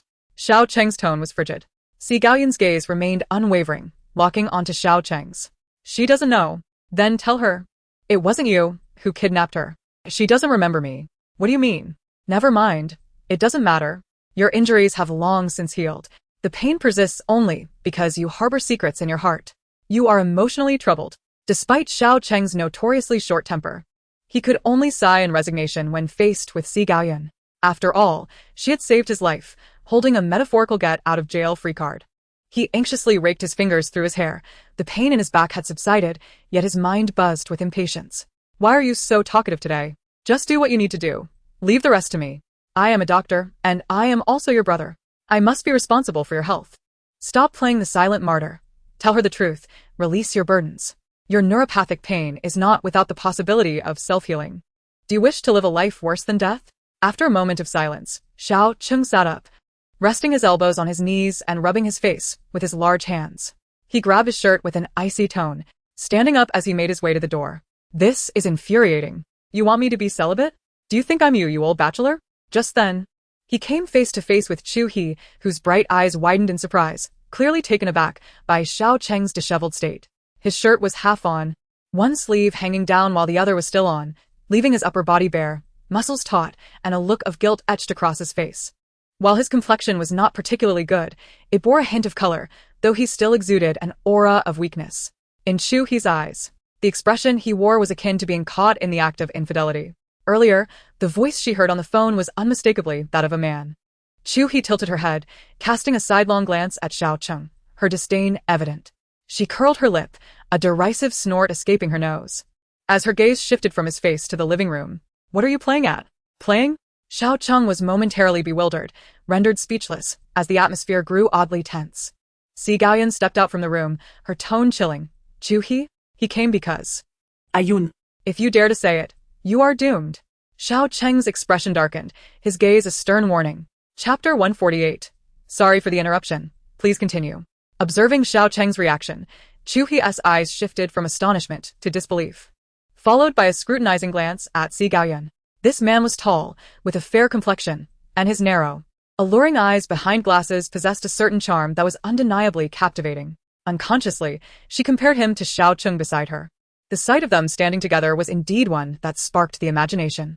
She couldn't help but think how striking this man was. In the next moment, her mind raced with thoughts. In the past, she might not have thought much of it, but ever since the incident with Jiang Jinyang, she had become exceedingly sensitive to men, feeling that anything was possible. Chu He slightly adjusted her demeanor, calmly stating, "Sorry for the interruption. Please continue." "Continue what?" Xiao Cheng asked, puzzled. What kind of look was that? As soon as Chu He spoke, she realized her disheveled appearance left much to be interpreted. Without waiting for Xiao Cheng's explanation, she turned and walked towards the elevator, leaving the two men standing there, exchanging glances. Si Gaoyun theatrically shrugged, crossing her arms. Her expression suggested, "We have something going on. Not with you. With that seductive appearance. Flirting with both men and women is bound to bring trouble." Xiao Cheng shot Si Gaoyun an irritated glare, suppressing the urge to punch her, and pointed at her sharply before hastily adjusting his clothes and chasing after Chu He.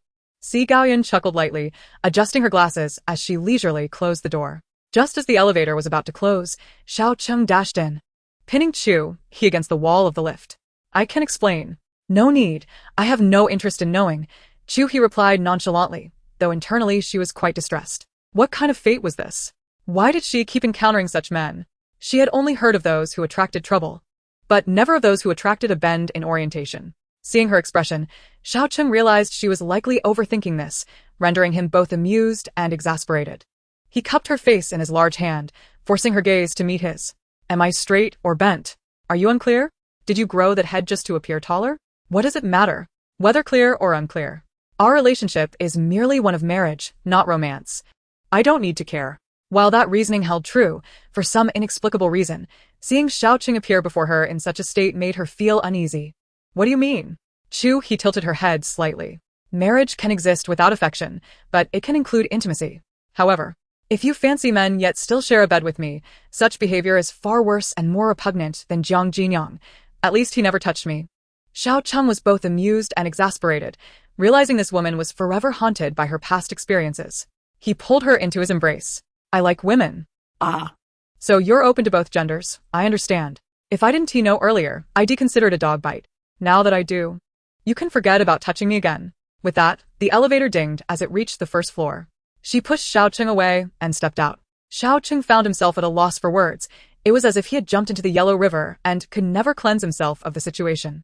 Chu He halted at the threshold of Xiao Cheng's home, her heart racing with uncertainty about whether to step inside. Biting her lower lip, she felt as though her feet were glued to the ground, utterly immovable. The thought sent a chill down her spine. Given her earlier demeanor towards him, how could she possibly enter now without losing face? Chapter 149. A place to go behind her, a man approached, his cool, resonant voice piercing the air like he had already deciphered her thoughts. "Not going in? Not going," she retorted impulsively. Xiao Cheng let out a soft chuckle through his nose. Stepping closer to her, he gently pressed the code to unlock the door but did not enter. Instead, he leaned against the doorframe, hands in pockets, narrowing his eyes at her. After a moment of tense silence, his expression remained impassive as he tilted his chin towards Chu He, saying, "Why aren't you leaving? Go on, I'll watch you." His demeanor suggested a teasing intent. Chu He cautiously took a few steps back. "You said it," she muttered before attempting to turn away. As expected, Xiao Cheng suddenly lunged forward, grabbing her arm with a mixture of mockery and veiled threat in his tone. "You really dare to leave?" She had suspected he was not as benign as he appeared, rolling her eyes in silence. Xiao Cheng, without allowing her a say, dragged her outside. Worried he might do something outrageous, she softened her tone. "It's broad daylight. Can you not act recklessly? I'm taking you somewhere." His voice was cold, yet his grip relaxed slightly. "Where are you taking me?" His posture resembled that of someone dragging a pet, forcibly ushering her into the car. After about half an hour, Xiao Cheng parked near an alley in the old town. The silver sports car seemed out of place at the narrow alley's entrance. Passers-by glanced their way, intrigued more by the striking couple than the flashy vehicle. Stepping out of the car, both walked in succession, the old buildings surrounding them exuding a sense of history, enhanced by the recent rain that left a heavy humidity in the air. The unique aroma of damp earth mingled with the scent of time lingered around them. What are we doing here? Say something. Today feels strange, almost eerie. Xiao Cheng walked ahead, ignoring her completely. The alley was lined with ancient architecture, some adorned with historical preservation notices, while green vines climbed the weathered brick walls, creating a romantic atmosphere. The cobblestone path was uneven, making it difficult for Chu He to navigate in her high heels, forcing her to slow her pace. Before long, a gap of 5 or 6 meters had formed between them. Why are you walking so fast? Are you in a hurry to be reborn? Although her voice was soft, it was audible enough for Xiao Cheng to hear. Chu He shot him an irritated glance and quickened her steps to catch up. As she approached, he unexpectedly reached out. Chu He glanced up, but his gaze was already fixed ahead, a faint, elusive smile playing on his lips. I can manage on my own, she declared defiantly. Striding forward in her high heels, he led Chu He into an inconspicuous alley, arriving at a quaint little shop. The storefront appeared somewhat weathered, with wooden doors and windows that reflected the passage of time. A bookshelf at the entrance was laden with a collection of old books. A bookstore? What are we doing here? Chu He queried, perplexed. Let us go in and see. No entry, no words. I'll let you rediscover me. Aren't you intrigued? Then you can stay out, Xiao Cheng chuckled, casting a sidelong glance at her. With his hands tucked into his pockets, he effortlessly strode through the door, bending slightly to accommodate his height as the aged wooden door was a tad low for him, leaving Chu He standing there, wide-eyed in confusion. Rediscover? What does that mean? It's exhausting to get to know someone anew, especially someone so different. It's even more tiring. Oh well, since I'm here, I might as well go in. With a roll of her eyes, Chu He followed him inside. Chapter 150. The Utterly Straight Man. Upon entering the shop, Chu He was greeted by an array of antiquities and photographs. The walls bore black and white images, some color photographs having faded with age. Her eyes sparkled with delight as she wandered about, careful of the clutter of old items strewn across the floor, occasionally glancing down. The shop was small, made even more cramped by the abundance of items displayed. Suddenly, a clatter echoed. Chu He halted, looking down to discover she had kicked a rusted metal airplane model. Do pay attention. The treasures here cannot merely be bought with money. If you break something, you might find yourself in trouble, Xiao Cheng remarked. At his words, Chu He looked up, locking eyes with him for a moment, unable to lift her foot. I'm quite incapable. You've already broken it. Being lifted by Xiao Cheng, her altitude dramatically increased, presenting a different perspective. She realized resistance was futile, so she relented. After all, she was wearing high heels. Comfort was key. The moment of clarity arrived so suddenly. Previously, she had been foolish, grappling with someone like him, feeling awkward. Xiao Cheng moved deeper into the shop, where the shelves brimmed with aged tomes, the air imbued with the scent of old paper. Finally, they reached the end of a bookshelf, where he set her down. Leaning against the shelf with one hand, he raised the other, silently reaching towards her ear. Assuming he was up to no good, Chu He swiftly pushed him away. But he remained unmoved. A smirk played on his lips as he reached behind her, extracting a yellowed book from the shelf and holding it up for her to see. His eyes glinting with curiosity as he awaited her reaction. Look. Dragon Ball. Chu He was unimpressed. It was merely a comic book, wasn't he it? What's wrong with that? Don't boys enjoy these? Xiao Cheng placed one hand on his hip, the other casually brushing his brow. Take a look. Why should I? What's so childish about it? Chu He responded, puzzled, yet out of curiosity. She complied, flipping through the pages without noticing anything amiss. Xiao Cheng casually turned to a page. Chu He's eyes widened, fixating intently on the paper as her expression shifted dramatically. Peeping at girls bathing, nosebleed, she exclaimed, as the illustration depicted a scene of intruding into a girl's bathroom. Xiao Cheng paid her no mind, a subtle smile curling at the corners of his lips as he turned to another illustration, depicting the intimate moment between Wukong and Bulma. He leaned forward, flipping back to the first page, his slender fingers lightly tapping the elegantly handwritten name. The two characters of Xiao Cheng were meticulously inscribed, entirely incongruent with the carefree, roguish demeanor of the man before her.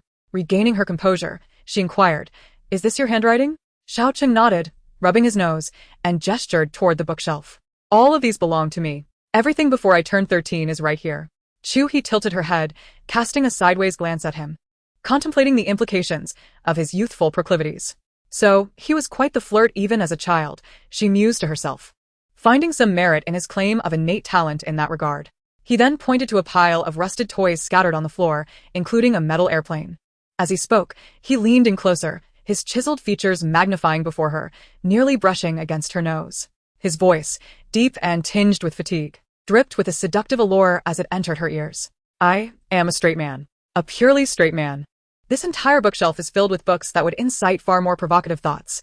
I could show you. The scent of masculine musk, laced with the aroma of tobacco, wafted toward her, igniting a flush of embarrassment within Chu He. She met his penetrating gaze, seemingly able to discern twinkling stars within the abyss of his dark eyes.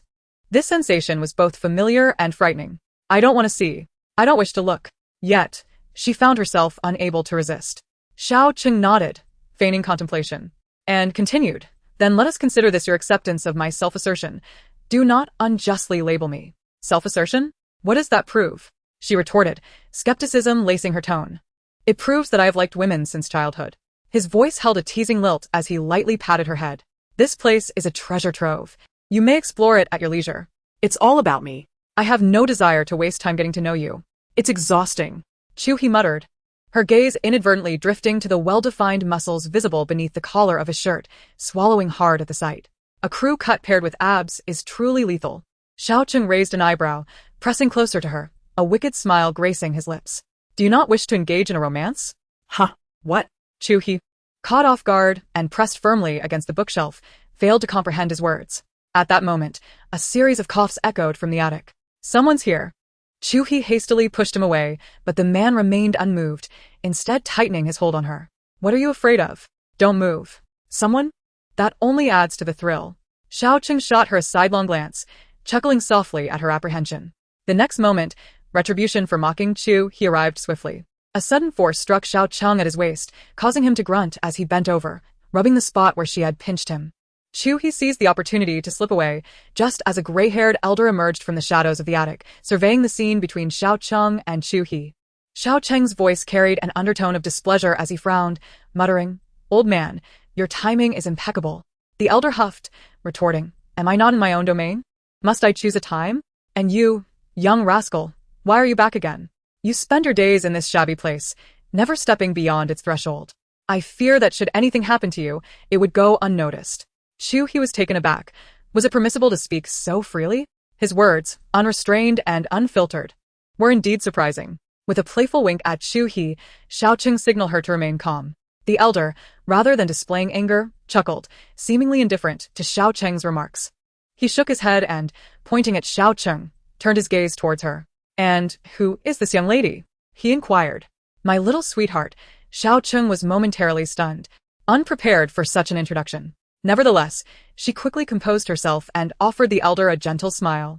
The elder scrutinized her from head to toe and nodded slightly, appearing to be favorably impressed. Observing this, Xiao Cheng's lips curled into a subtle smile, and with a teasing tone, he called out, "Little sweetheart." "Enough," she replied playfully, her curiosity piqued by the elder's presence. There was an ineffable quality about him, a blend of sternness and warmth, and she sensed an extraordinary bond between him and Xiao Cheng. Be cautious with this rascal, he can be quite mischievous. In his childhood, he would bully every child in this vicinity, ensuring that no one dared to approach within a 10-meter radius whenever he was around. Xiao Cheng interjected smoothly, "Grandfather, let us not dwell on past glories. It's time to move on." Chapter 152. Memories resurface. "Grandfather? Is this truly your grandfather?" Xiao Cheng queried.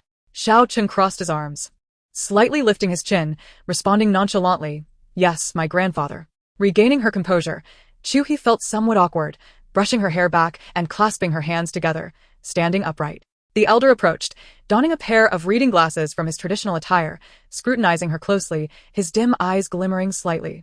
He raised his cane and tapped Xiao Cheng's back. "You, come with me." Xiao Cheng understood the unspoken question in his gaze and, glancing briefly at Chu He, followed the elder towards the door. As they walked, he said, "I will step out for a moment. Feel free to look around." The sound of wind chimes accompanied the closing of the door. Finally at ease, Chu He casually glanced around, her attention captured by a particularly striking photograph. She moved closer to a wall adorned with framed pictures, her gaze settling on a portrait of two young boys. The boys, both handsome and in their teens, bore a striking resemblance to one another. One was taller than the other, and behind them bloomed a cascade of purple roses, sunlight filtering through the leaves, casting a dappled light that accentuated their youthful exuberance. The photograph of a young Xiao Cheng was one she had seen during her visit to the Xiao family residence, making the boy beside him undoubtedly Xiao Su. Her heart fluttered slightly. She had seen the youthful Xiao Su before. As this realization dawned upon her, a buzzing sound filled her ears, swiftly accompanied by the sound of weeping, her own sobs. Her breath quickened, and a wave of dizziness washed over her. Closing her eyes, she could still vividly envision herself desperately running through fields of wild grass and dilapidated factories, fighting, and ultimately, her hands stained with blood. It was impossible. How could this be? The abduction of that year was vividly etched in her memory, and she was certain that she had not sustained any injuries. How could there be blood? Where did it come from? She clutched the edge of the bookshelf tightly, steadying herself. Yet the memories in her mind felt as though they were locked in the day of the kidnapping, the images flashing incessantly. Raising her gaze, she fixed her eyes on the faces of the two boys in the photograph. At that moment, the crisp sound of the wind chimes at the door echoed once more. Subsequently, a tall figure of a man completely obscured the already insufficient light, enveloping Chu He in darkness, evoking an instant sensation of suffocation. Xiao Cheng's cold voice lacked the lightness it had possessed moments before. "What is it? You look rather unwell." As he spoke, Xiao Cheng reached out to touch her face. Chu He froze for a moment before instinctively turning away, feigning nonchalance as she tucked a loose strand of hair behind her ear. "I'm fine. Perhaps just a bit of low blood sugar." A trace of fear in her expression did not escape Xiao Cheng's discerning eyes. After a brief silence, Chu He noticed that Xiao Cheng was still intently observing her. In a flurry of anxiety, she glanced around and picked up the airplane model that she had inadvertently kicked earlier. "This is nice. I'll play with it for a few days. Let us go." "I'm hungry." Just as she took a step forward, she halted abruptly. She was acutely aware that the boy next to Xiao Cheng in the photograph was Xiao Su.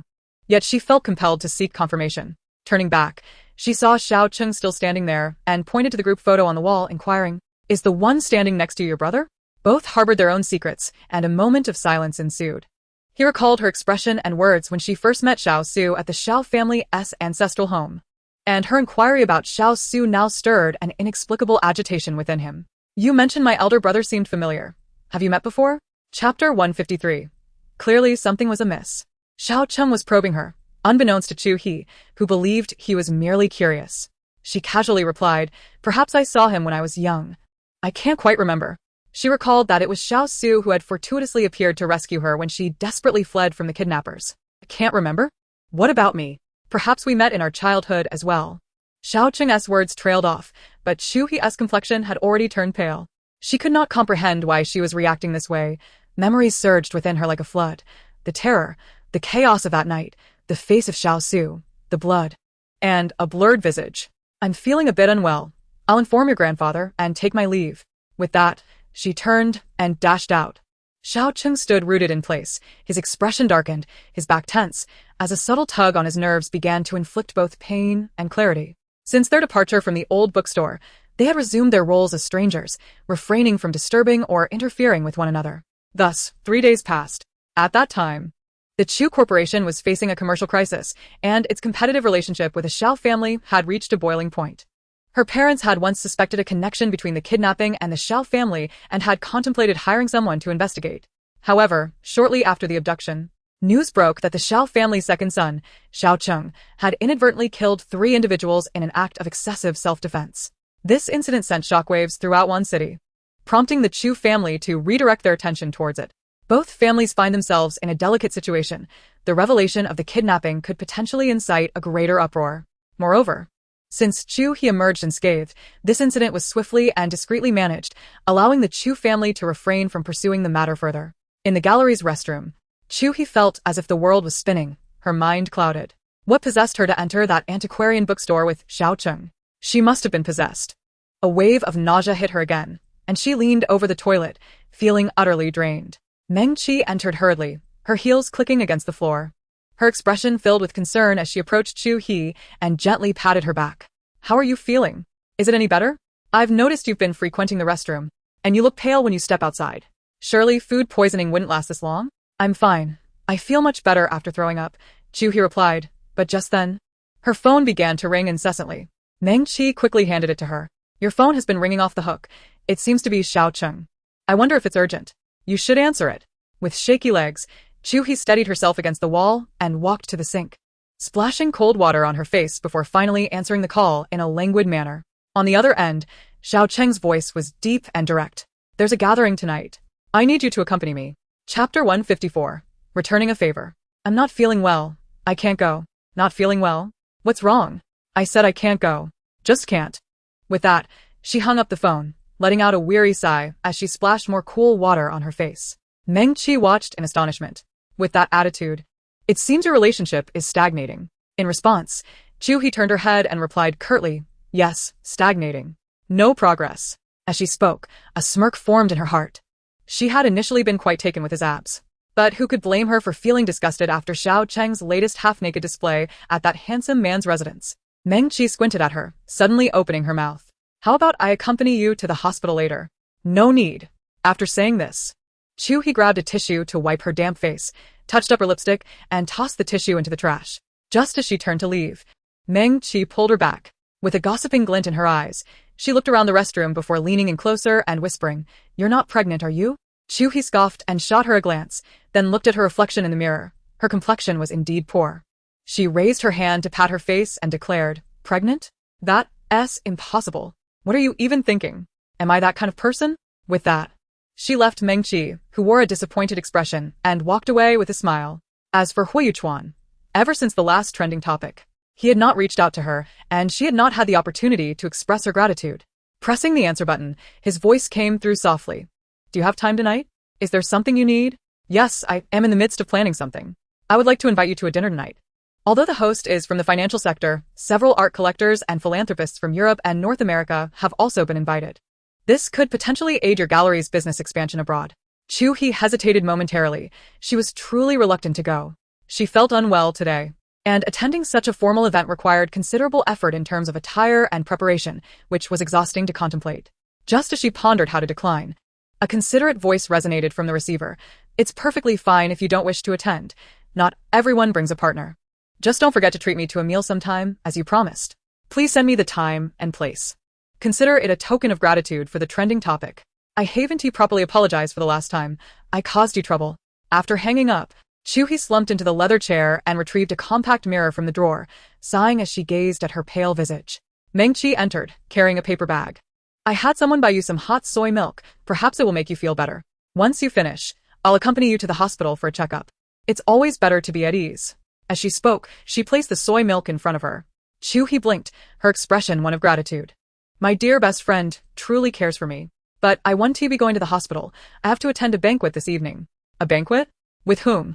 With Hu Yuchuan. He mentioned there would be art collectors which might benefit our gallery.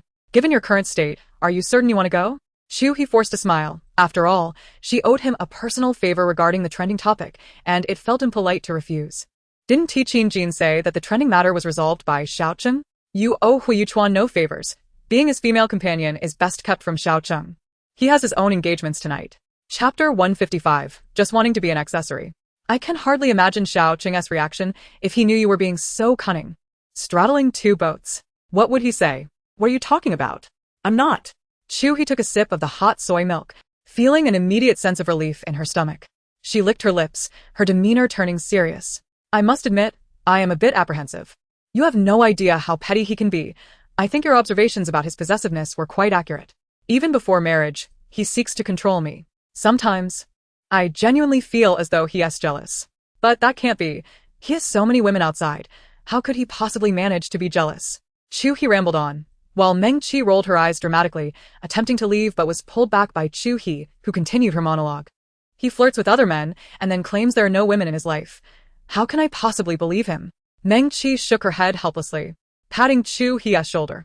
The first step to becoming a failed woman is to study men. Congratulations, you have successfully succumbed to him. You might as well drink some wine and confess your feelings. I haven tea. Just being stubborn, Meng Qi shot back with another eye roll, huffing in exasperation.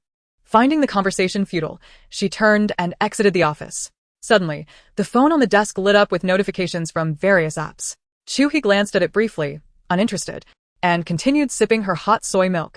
As the clock struck 7, darkness enveloped the sky. A black Bentley came to a halt outside the Wancheng hotel. The driver exiting to open the door for the passenger in the back seat. As Hui Yuchuan gracefully stepped out of the car, his tall and slender figure emerged, and with a gentlemanly demeanor, he extended his hand to elegantly assist Chu He from within the vehicle. Clad in a black deep V-neck strapless gown, she exuded an air of elegance and poise. She had deliberately chosen a subdued hue, merely to complement Hui Yuchuan, believing that it was best to leave the spotlight for others. However, contrary to her intentions, the moment she alighted from the car, she became the focal point of attention.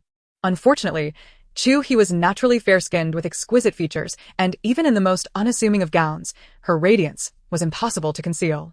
Coupled with Hui Yuchuan's impeccably tailored suit, which exuded refinement and nobility, it was nearly impossible for them to retain a low profile. Feeling a pang of regret, Chu He instinctively lowered her head, deliberately avoiding the gazes of onlookers as she linked her arm with Hui Yuchuan's, following him towards the banquet hall. Sensing her discomfort, Hui Yuchuan playfully inquired, "What's the matter? Am I not handsome today?" Chu He paused, stammering, "Very handsome." He leaned closer, his demeanor poised and graceful, his gaze toward her imbued with unspoken depth. "You look stunning today. I thought I had embarrassed you." Feeling a tinge of embarrassment, Chu He chuckled awkwardly and instinctively distanced herself, standing tall. Inside the banquet hall, the atmosphere was illuminated by dazzling lights and melodious music filled the air. As Hui Yuchuan positioned himself, he instantly attracted the attention of several executives eager to engage him in conversation. The deference shown by these individuals underscored his influence within the business realm. Chu He instinctively retreated slightly behind him, striving to diminish her presence. However, those approaching to toast were compelled to compliment her. "Miss Chu, you look absolutely stunning tonight." Among these individuals were some whom Chu He had encountered in public settings. Prominent figures in the business community of Wancheng, along with several unfamiliar faces. This evening's gathering was far from a typical business affair. Regret washed over her. She felt it was a miscalculation to attend. Fortunately, Xiao Cheng, the rascal, would not grace such an upscale event. The thought of her fiancé attending to other men as an escort was too provocative for her to contemplate.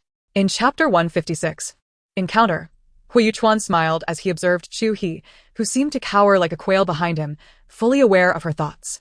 He introduced her as merely a business associate, effectively sending the crowd on their way.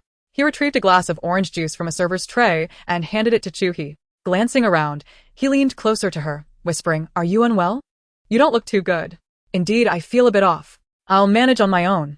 You attend to your affairs," she replied. He gently patted her shoulder before turning to mingle with the crowd.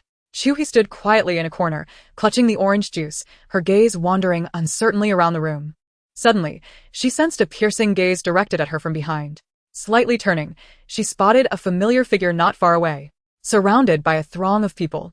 The man stood tall and striking, exuding an air of superiority and grace. Xiao Cheng. What was he doing here?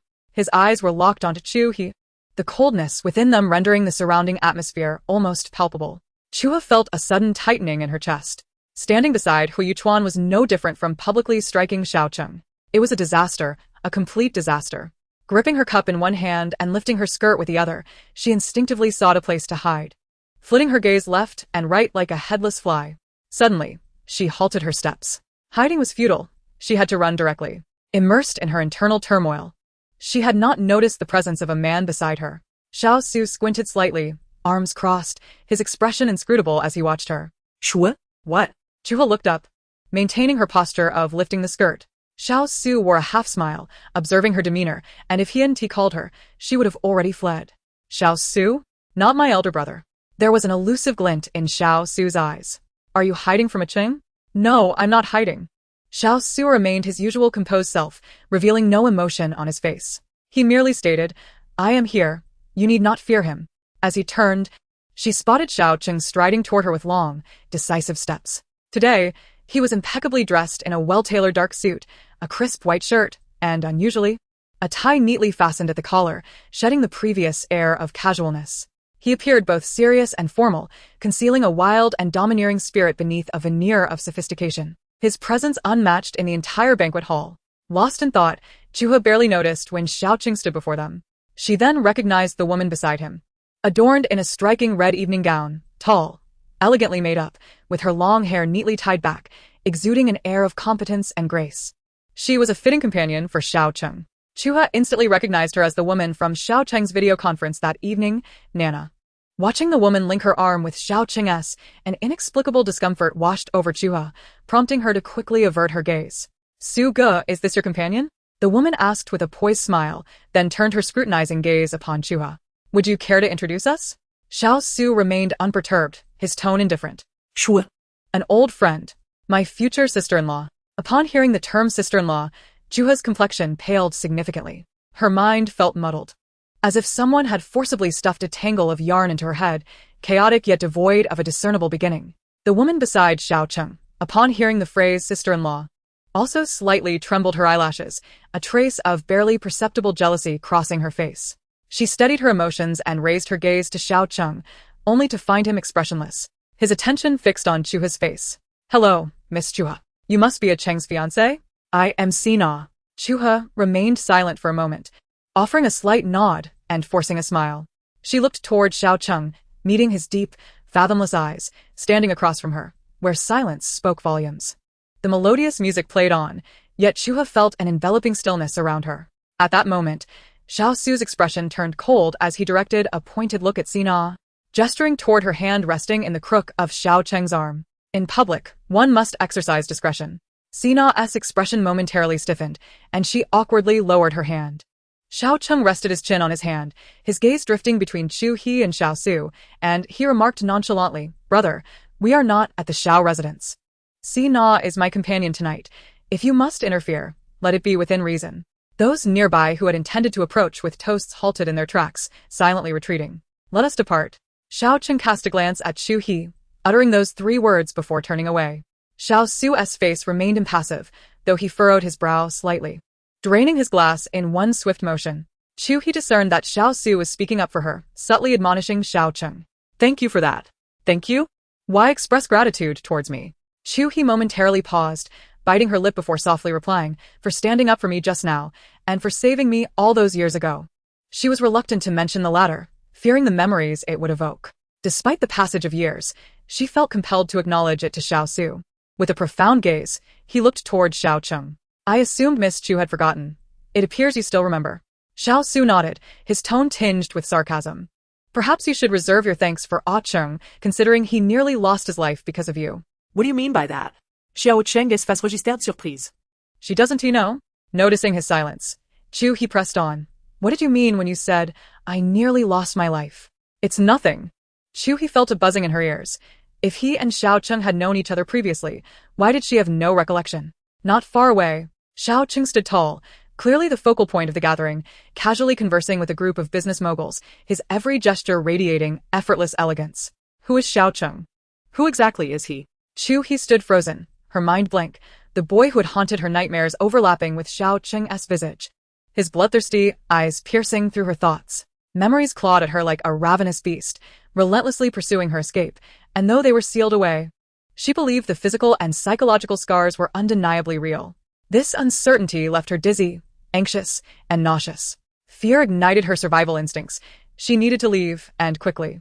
She turned abruptly, her heels clicking as she hurried away. In the restroom, Chu He was seized by waves of dry heaving, but nothing emerged. Her fingers trembled as she retrieved her phone from her bag, sending a message to Hui Yuchuan, informing him that she was leaving.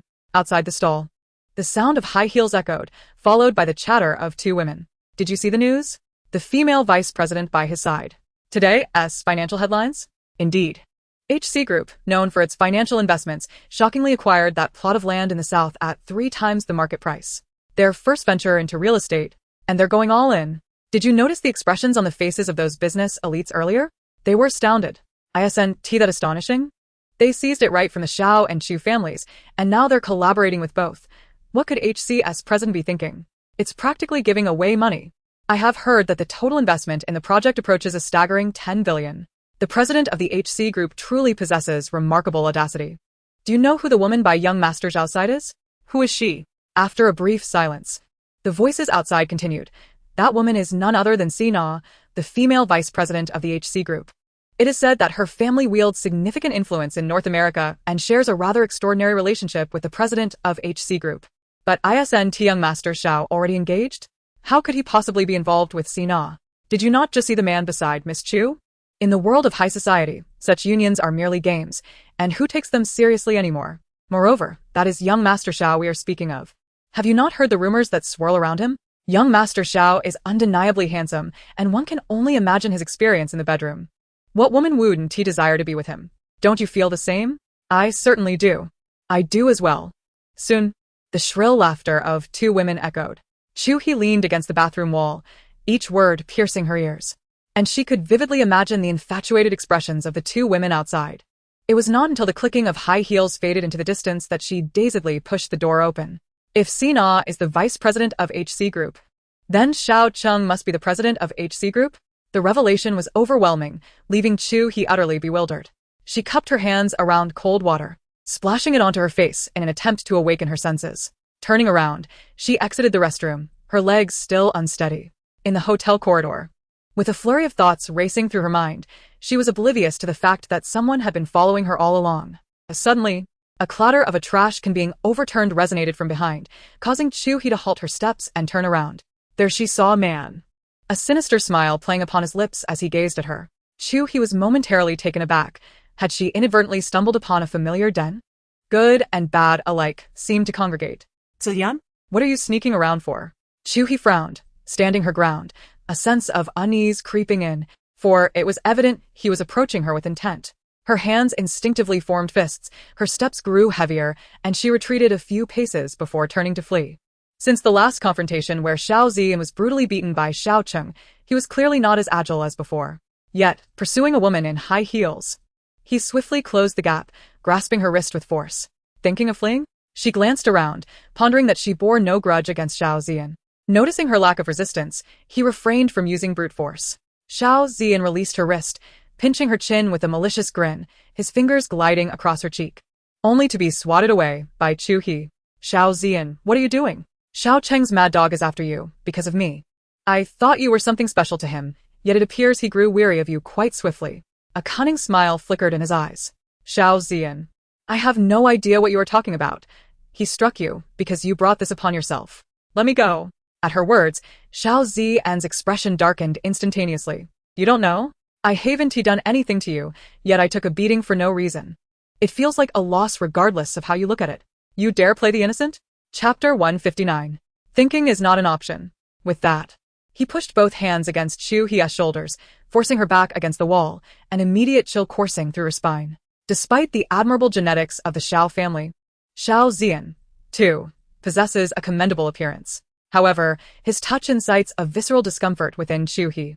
You have claimed that Xiao Cheng is akin to a rabid dog. Should you dare to lay a hand on me, he shall not spare you. Indeed, Xiao Ziyan hesitated, weighing the advantages and disadvantages internally. He had observed Xiao Cheng's indifferent demeanor towards Chu He in the banquet hall, leaving him uncertain whether Xiao Cheng had truly grown weary of her.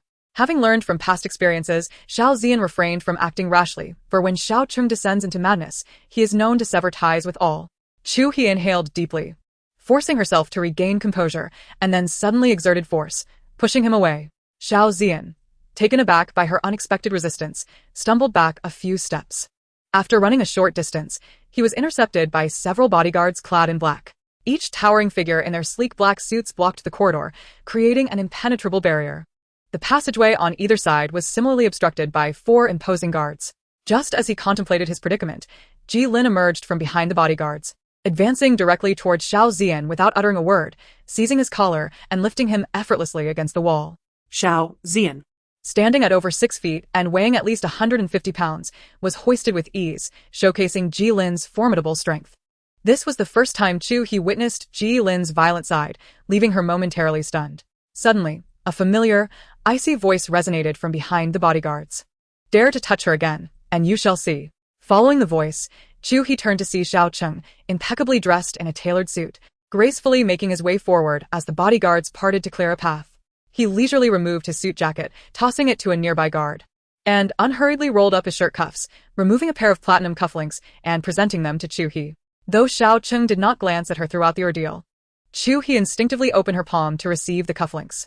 In the next moment, a devilish grin flickered across his striking features, directed not at Chu He, but at Xiao Ziyan. Xiao Ziyan's lips twitched, his eyelids fluttering in palpable panic. Xiao Cheng, don't come any closer. Xiao Cheng rolled up his sleeves, tugging at his tie, the veins in his arms and the visible pulse in his neck creating an aura of foreboding. His expression was chilling, and the oppressive atmosphere around him rendered the air almost static. Chu He swallowed hard. A rogue is a rogue, and the primal wildness within him cannot be concealed by a mere suit and tie. Xiao Cheng tilted his chin slightly, and Jilin understood, loosening his grip on Xiao Zian and stepping back. Xiao Zian immediately sagged, his dark pupils reflecting Xiao Cheng's imposing figure. Xiao Cheng, what do you intend to do? I have done nothing. A powerful punch landed squarely on Xiao Zian's abdomen, eliciting a muffled groan as he doubled over. Xiao Cheng raised his fist again, each blow heavy and precise, causing the very air around them to tremble. Ah, Cheng, I was wrong. I have done nothing. Ask her. I truly did nothing. I am well aware of your inaction. Xiao Cheng casually waved his hand and added, even thinking about it is futile. Chu, he was left momentarily stunned. Jilin stepped forward and whispered to her, sister-in-law, take a step back. Huh. Oh. Chu He truly feared being splattered with blood and retreated into the corner. This time, Xiao Cheng refrained from delivering a slap. Instead, his fist landed squarely on Xiao Zian's abdomen, contorting his features into a painful grimace as he pleaded for mercy. Chapter 160. Growing more timid. Xiao Cheng maintained a steady demeanor, after an elegant yet forceful beating. He pinned Xiao Zian against the wall with his elbow pressed against his neck, causing his complexion to shift from ashen to a deep shade of purple. So Yan. You truly have a short memory, he uttered with an unsettling calmness, the words forced out through gritted teeth. A group of bodyguards and Jilin standing nearby merely observed in silence, none daring to intervene. Chu He, feeling anxious, tugged at Jilin's sleeve. His expression remained impassive as he shook his head, continuing to watch coldly. Recalling the last time Xiao Cheng had struck Xiao Zian, resulting in a punishment from the Xiao family patriarch, she feared that if Xiao Cheng did not relent, Xiao Zian would perish at his hands. She did not wish for Xiao Cheng to be implicated in a death because of her. Xiao Cheng, please release him. He cannot breathe. He will die. Chu He stepped forward to grasp Xiao Cheng's arm, only to be forcefully thrown aside, the strength of his motion causing her stiletto heel to slip, resulting in her tumbling to the ground. Pain shot through her ankle, and her small face contorted in agony as she gasped. Ignoring the hurt, she shouted at Xiao Cheng, he is your cousin. I beg you. I do not want you to commit murder. Seemingly taken aback, her eyes glistened with unshed tears. She truly did not wish for him to take a life. At her words, Xiao Cheng's gaze flickered slightly. A disdainful smirk curled his lips as he released the pressure on Xiao Zian's neck, who collapsed to the ground, coughing violently as he gasped for fresh air. Seeing the man relent, the tension in Chu He's body eased. With a commanding presence, his chin slightly raised. The chiseled line of his jaw and thin lips carved a cold silhouette. The next moment, he lazily lowered his gaze, his expression slow and unhurried, yet undeniably intimidating. From now on, when you see Chu He, keep your distance. Should you dare to approach her again, I assure you, I will cripple you.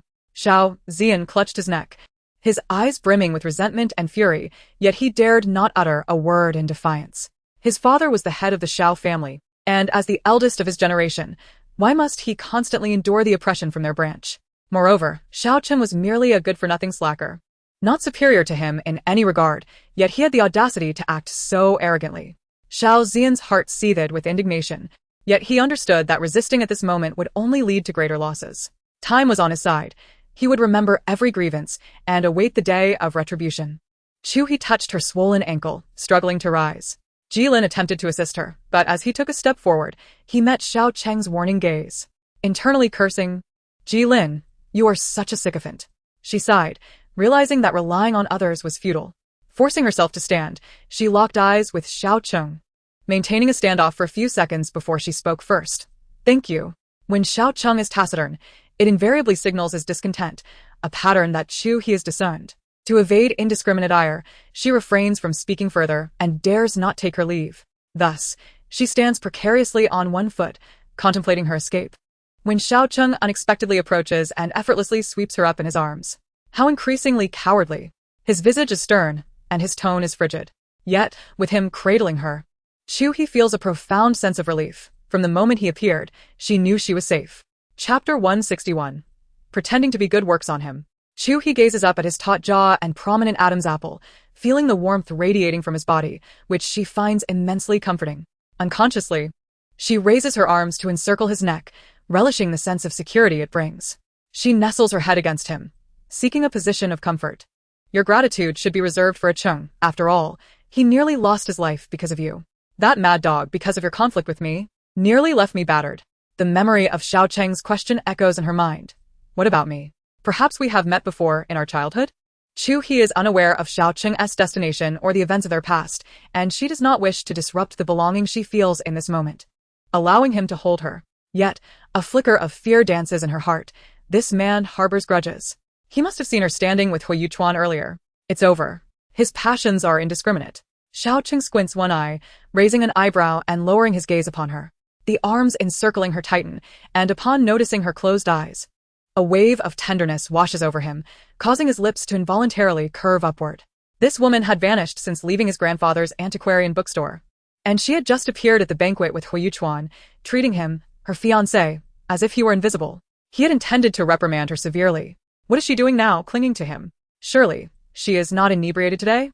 With this thought, an inexplicable flutter stirs within him. He adjusts his hold slightly to ensure her comfort.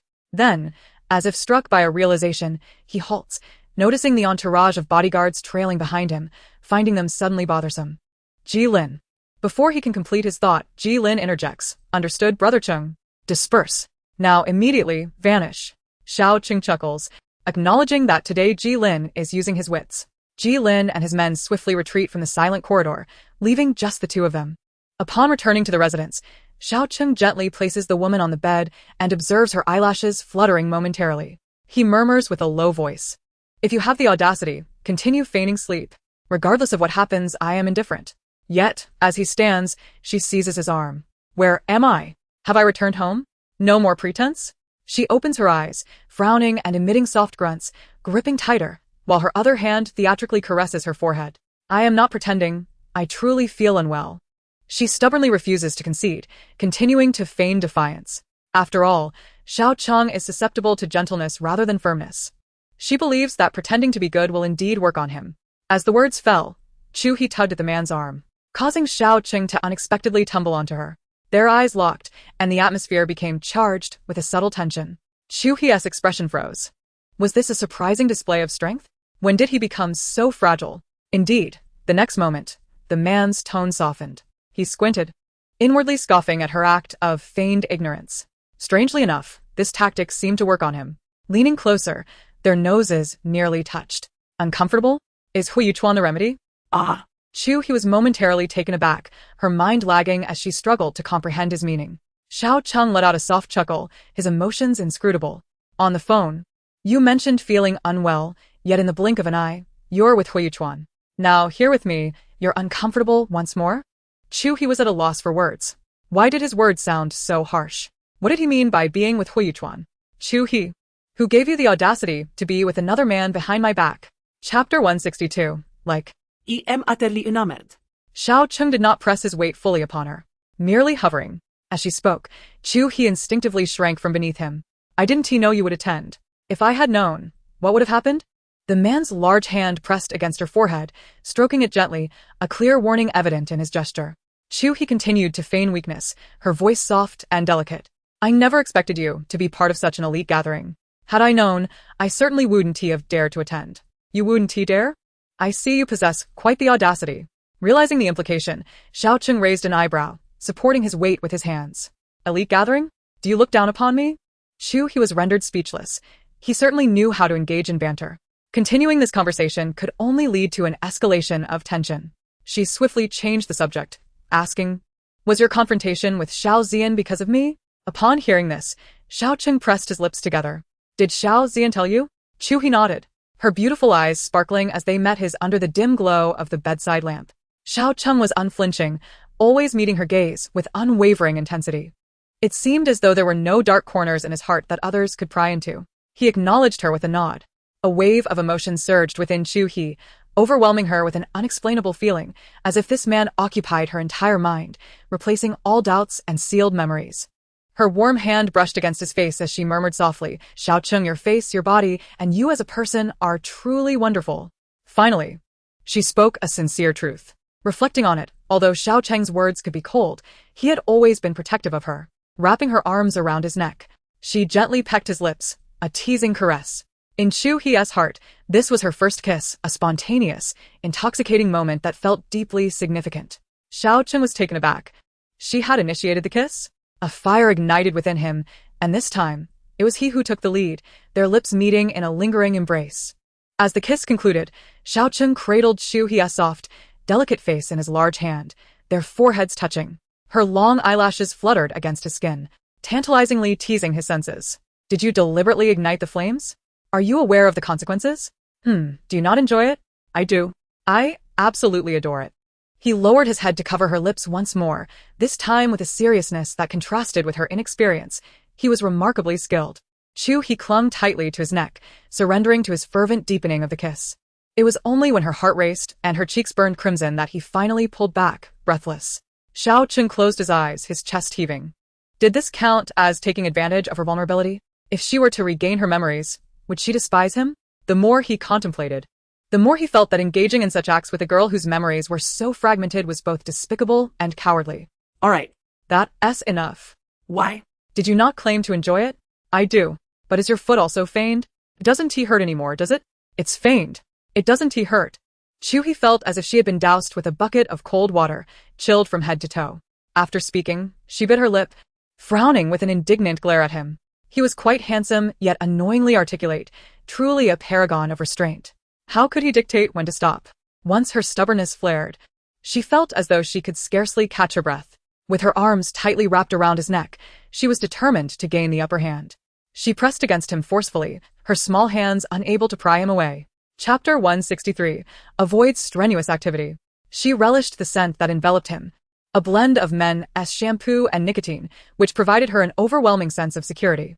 Xiao Cheng bit his cheek, fearing he might inadvertently break her grip. Thus he resignedly allowed her to hold on to him. How did I not notice before how much you enjoy engaging in such activities with me? I simply do. Do you not? I never thought you were particularly fragrant. However, ever since I learned that other women are eager to sleep with you, and that I have already shared that intimacy with you, I feel quite accomplished. Her tone was soft, laced with a hint of petulance and pride. The triumphant expression she wore seemed to declare that she had won him over through her own merits. Xiao Cheng was at a loss for words, unable to discern whether she was praising him or herself. Her soft cheeks pressed against his neck, and he felt his throat grow dry, a wave of heat surging from his lower abdomen. Just then, the doorbell rang in the living room, the sound piercing the delicate atmosphere of the bedroom. Xiao Cheng cleared his throat and, after a moment of silence, spoke. You need to listen. Let go first. I have called for a doctor. At his words, Chu He reluctantly released her hold, her expression falling. Xiao Cheng rose to open the door. The living room lights flickered on, and shortly after, the door opened. A man's voice resonated, and Chu He perked up her ears, finding the voice strangely familiar. Indeed, when the master bedroom door swung open, Gao Xiyun appeared, carrying a medical kit. She cast a cold glance at Chu He, who was reclining on the large bed, before turning her attention to Xiao Cheng. Where is she injured? Her ankle is sprained. Gao Xiyun furrowed her brow, adjusting her glasses. Unsettled, she had just been roused from sleep by Xiao Cheng's incessant calls, initially fearing it was yet another recurrence of his old ailment. With a sigh, he stepped into the room and paused by the bedside. Greetings, I am Si Gaoyan, Cheng's personal physician. I appreciate your assistance. The man, with elongated eyes framed by glass lenses, scrutinized Chu He's swollen right foot. Startled, she shifted her foot closer to the bed. Si Gaoyun, skilled in treating external injuries, swiftly assessed the situation and determined that it was not severe, a minor sprain. Nothing of great concern. As he spoke, his hands moved deftly, spraying the ankle, applying ointment, and massaging in one fluid motion. Noticing Chu, he winced in pain. A warning came from the doorway. She is not me. Her skin is delicate. Be gentler. At this moment, he need not worry about her misunderstanding. Why don't you come over and do it yourself? Cheng shrugged, spreading his hands in a gesture of acquiescence. Si Gaoyan rose, tidied his medical kit, and said in a low voice, all done. Rest for a few days and avoid strenuous activities. I will relay the precautions to Cheng. Unintentionally spoken, yet keenly felt, Chu He found herself acutely sensitive to the term strenuous activities, sensing an underlying implication in the doctor's words. Nodding, she expressed her gratitude and cast an awkward glance at Cheng, who leaned languidly against the doorframe, arms crossed, lips pursed, silently chuckling to himself. As Si Gaoyan approached the door, he caught Cheng's eye, and the two departed, the sound of the door closing echoing from the study shortly thereafter. Leaning against the headboard, Chu He could not help but begin her analysis. Both men were quite handsome, making it difficult to refrain from fanciful thoughts. However, Si Gaoyun's cold demeanor suggested a rather straightforward character. With this thought, she lightly tapped her forehead, laughing softly. Could she truly have misinterpreted the situation? Meanwhile, Cheng lit a cigarette, reclining in a leather swivel chair. For serious injuries, one goes to the hospital. For minor ones, a bit of ointment suffices. And yet, you summon me? One payment for 2 patients, typical finance-minded precision. Si Gaoyun coldly complained as he took a seat opposite him. Arms crossed and an expression of discontent on his face. If not, then increase the fee. Chapter 164. It is not a grave matter, yet it may be quite distressing. Si Gaoyun scoffed. Do I lack money? I am solely responsible for you. As for your personal matters, you handle them yourself. On a serious note, I have inquiries for you. Cheng flicked the ash from his cigarette into the ashtray and then turned the monitor towards Si Gaoyun. Si Gaoyun's expression remained indifferent as he cast a sidelong glance at Cheng before focusing on the screen. He curled his fingers, adjusting his glasses, and his gaze sharpened. Selective amnesia? Who? Is it you or the one inside? Cheng inhaled slowly, releasing smoke rings as he gestured toward the study door with a nod. Si Gaoyun nodded thoughtfully, squinting as he assessed him. No wonder Cheng had not informed Chu He of the incident from years ago. It appeared she had completely forgotten about him. Are you seeking to assist her in regaining her memories? I have not yet decided. What is there to withhold? Si Gaoyun and Xiao Cheng were childhood friends, often ostracized by their peers due to their status as illegitimate children and their cold dispositions. Only Xiao Cheng was willing to befriend Si Gaoyun, defending him against bullies, for which Si Gaoyun held a deep sense of gratitude.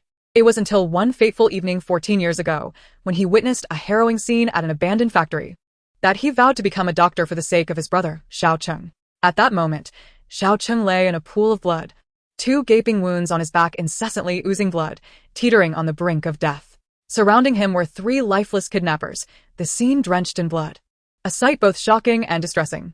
It was only after he became a doctor that he comprehended the immense willpower required for Xiao Cheng to have survived that ordeal. Is it to be forgotten just like that? A marriage alliance? As if nothing ever transpired? A series of questions emerged, causing Xiao Cheng's fingers, which held a cigarette, to tremble slightly. He could pretend as if nothing had happened, but what about Chu He? He felt torn inside, wishing that she could eradicate the memory of that gruesome event from her mind. He feared for her recollections to resurface, not wanting her to endure that trauma once more. Nor did he wish for her to feel guilt. After a moment of silence, he extinguished the cigarette in the ashtray and remarked, I may have erred grievously towards her. Though the matters may seem trivial, they could be quite hurtful. By confiding in you, I seek clarity. Given her circumstances, is there a possibility for her memory to return? Si Gaoyun, from his perspective as a physician, failed to grasp the crux of Xiao Cheng's dilemma. He believed that in the realm of healing, one should treat ailments and restore memories, thus repaying the debt of life saved. With no memories, life could resume anew. I am a surgeon. Psychology and neurology are not my fields of expertise. However, to my knowledge, the causes of selective amnesia may arise not only from severe brain trauma, but also from external stimuli. If the former is the case, surgery and medication could provide a cure. Conversely, if it stems from the latter, it would be categorized as a psychological disorder, a self-defense mechanism triggered by mental trauma. This necessitates patient cooperation for psychological intervention, or perhaps a specific catalyst might prompt recovery. Xiao Cheng closed his eyes, furrowing his brow, his thumb gently massaging his temple. I understand now. Chapter 165. Silent yet impactful actions. With these words, Si Gaoyun lightly tapped the table, casting a doubtful glance at Xiao Cheng. He inquired again, Cheng, you must be honest with me. What truly transpired between you and her in that dilapidated warehouse? Xiao Cheng remained with his eyes shut, maintaining his previous posture. Is it painful again? No worries. I have medication, he replied nonchalantly, gesturing for Si Gaoyun to leave. If you can't endure it, call me. Pain-relieving medication, when used over time, can lead to dependency. Acupuncture initially offers significant relief, yet its efficacy may diminish with excessive frequency. Si Gaoyun understood Xiao Cheng's capacity for endurance and thus refrained from further insistence. With a sigh, he exited the room. Having just heard the sound of the door closing in the living room, he surmised that Si Gaoyun had departed. He emerged from the master bedroom. The surroundings engulfed in darkness, yet a faint glow emanated from the crack beneath the study door. This study was typically locked. During his previous stay, Xiao Cheng never entered as long as she was home. As she pushed open the door, Xiao Cheng was found with his eyes closed, reclining in his swivel chair. The sight of several computer monitors arrayed on the desk took her by surprise. Approaching quietly, she discovered the screens displayed stock and financial data charts. Recalling the conversation she overheard in the restroom, it was hard not to connect HC Group, Sina, and Xiao Cheng together. With HC Group's headquarters located in New York, everything began to make sense. No wonder Xiao Cheng always appeared exhausted, his eyes bloodshot after his sudden disappearances. She had assumed it was due to excessive indulgence, but it turned out to be the result of frequent time zone adjustments. Thus, he was not merely a reckless young master, but the president of North America's largest investment firm. Chu He was engrossed in reviewing her notes when Xiao Cheng's voice suddenly broke the silence from behind her. What are you looking at?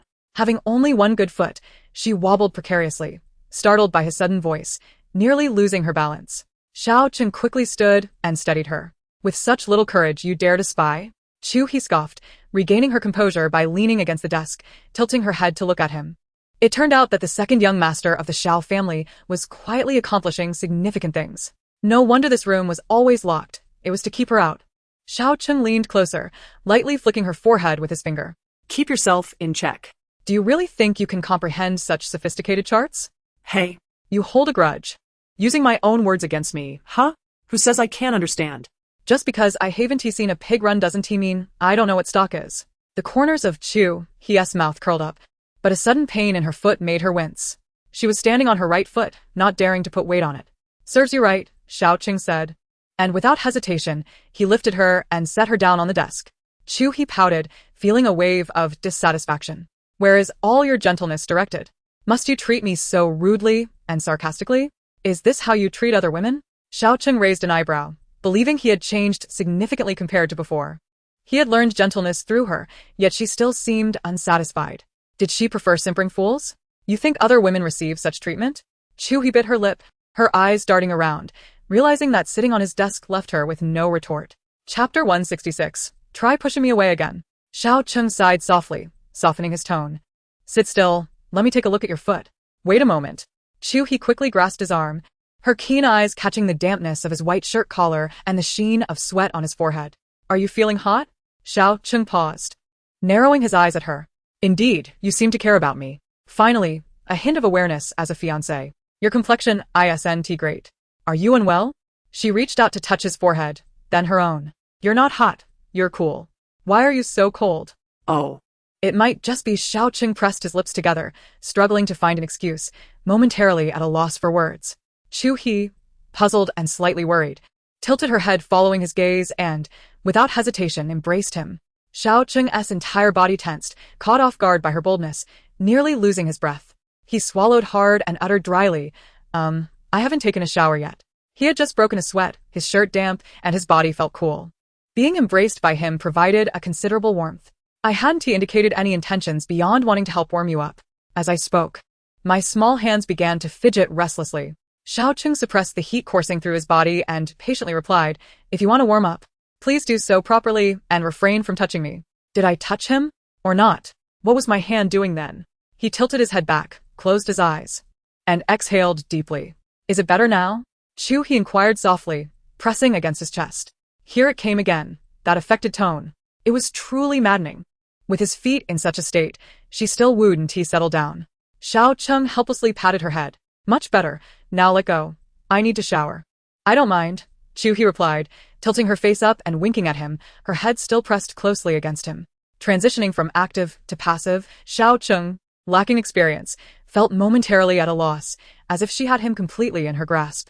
His body remained tense, yet the pain in his back began to ease. Perhaps it was merely psychological, or perhaps her warmth was truly dispelling the chill. Either way, he found himself feeling excessively warm. After a prolonged silence, he finally tugged at his collar and said, we must sleep at some point. Chu He considered this and realized it made sense. Rather than remaining in a stalemate in the study, it would be better to head to the bedroom where she could express herself more freely. Just as he placed her on the bed, she seized his shirt collar with her small hands. Try pushing me away again. You rogue. I learned this from you. As she spoke, her crimson lips blew softly against his cheek. Xiao Cheng closed his eyes, released a long breath, and allowed her to tug at his collar, teasing him. If you hold me like this, how can I take a shower? Shower. You shower every day. Would skipping one kill you?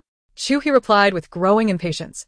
Pushing him back, she showed no regard for his dignity.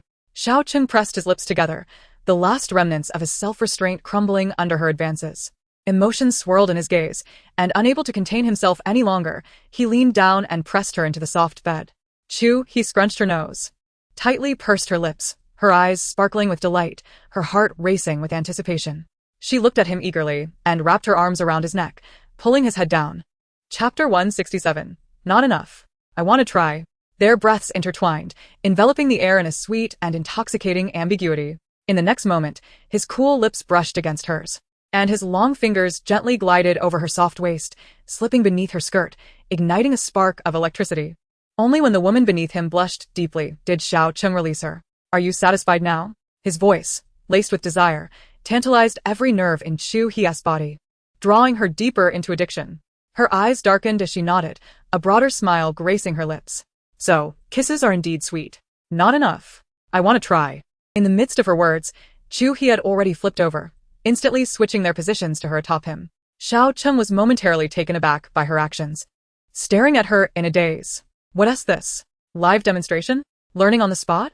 As he pondered this, he felt an inexplicable strangeness in the atmosphere. Indeed.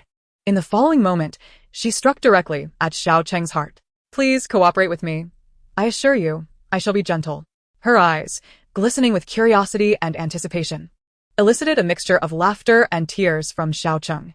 Chu He's delicate fingers clumsily began to unfasten the buttons of his shirt. One, then two. I recall you mentioning that it was always you putting in the effort. After all, you have assisted me on numerous occasions this time. Allow me the opportunity to aid you. And rest assured, my relationship with Hu Chuan is merely platonic. Even if I were to betray you, I certainly would not choose him. Before she could utter the remainder of her thoughts, her wrists were suddenly seized. Just as the final button was undone, revealing the man's robust chest, Chu He, perplexed, lifted her gaze and was met with his ominous stare. Chu He, are you truly devoid of sense? Furrowing her brow in contemplation, she pondered whether she had misspoken. Wasn't she merely expressing her determination? Had he failed to comprehend her intentions? What on earth was causing his fixation? Do you truly think it appropriate to mention another man at this moment? Xiao Cheng's brow arched, seemingly awaiting her justification. Internally, he mused, aside from his occasionally foul temper and somewhat harsh words. Her eyes instinctively darted away from Xiao Cheng's penetrating gaze, her small hands beginning to restlessly part his shirt, her fingers tentatively exploring the warmth of his skin. A torrent of flattery seemed to have triggered a switch within him, instantly softening his expression. He tugged at her wrist, drawing her delicate form closer. You had best be speaking from the heart. His eyes narrowed slightly, the corners of his mouth lifting in a smirk. Do not linger. Continue.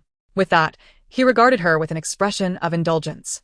Chu He's cheeks flushed as she playfully struck his firm chest. Do not command me. Yet, ultimately, the woman found herself unable to resist the man, and that night turned tumultuous. Upon awakening, Chu He lay nestled in Xiao Cheng's embrace, feeling the warmth of his breath against her shoulder. Unable to resist, she lightly traced her fingertips along his striking nose, realizing for the first time how intoxicating his breaths could be. Xiao Cheng stirred slightly, biting his jaw in discomfort. His brow furrowed beneath a mask of anguish. What troubles you? Are you all right? This was not the first time he had witnessed Xiao Cheng in this frail state, causing her heart to swell with concern. He paused, feigning weakness. I'm fine. Just, my arm has gone numb. Chapter 168. You are already on the path to being beaten. In the dining room, the servants had long prepared a sumptuous breakfast. These long-serving household staff, well acquainted with Xiao Cheng's temperament, typically ensured that breakfast was ready and departed swiftly to avoid disturbing his solitude while dining. After a night together, the atmosphere between the two seemed to have grown harmonious. Xiao Cheng leaned back in his chair, casually pushing a cup of warm milk towards her while pulling a cup of black coffee closer to himself. Ever since Sina had brought her team from the corporation to Wan City, he had become increasingly busy. Although the collaboration with the Xiao and Chu families was primarily overseen by Sina, the interests of the government in Chengnan necessitated his personal review of the project. Early in the morning, Sina called to report on the progress. Glancing at his watch, he realized he still had half an hour to spend with Chu He. He took a sip of coffee, a smile playing at the corners of his mouth as he watched her frown adorably while wearing his shirt. The oversized white shirt enveloped her, revealing only her fair calves and delicate feet. Her tousled curls framed her face, giving her an endearing, somewhat dazed appearance. Though her figure was slender, it was still curvaceous in all the right places, and the view from the loose collar was undeniably captivating.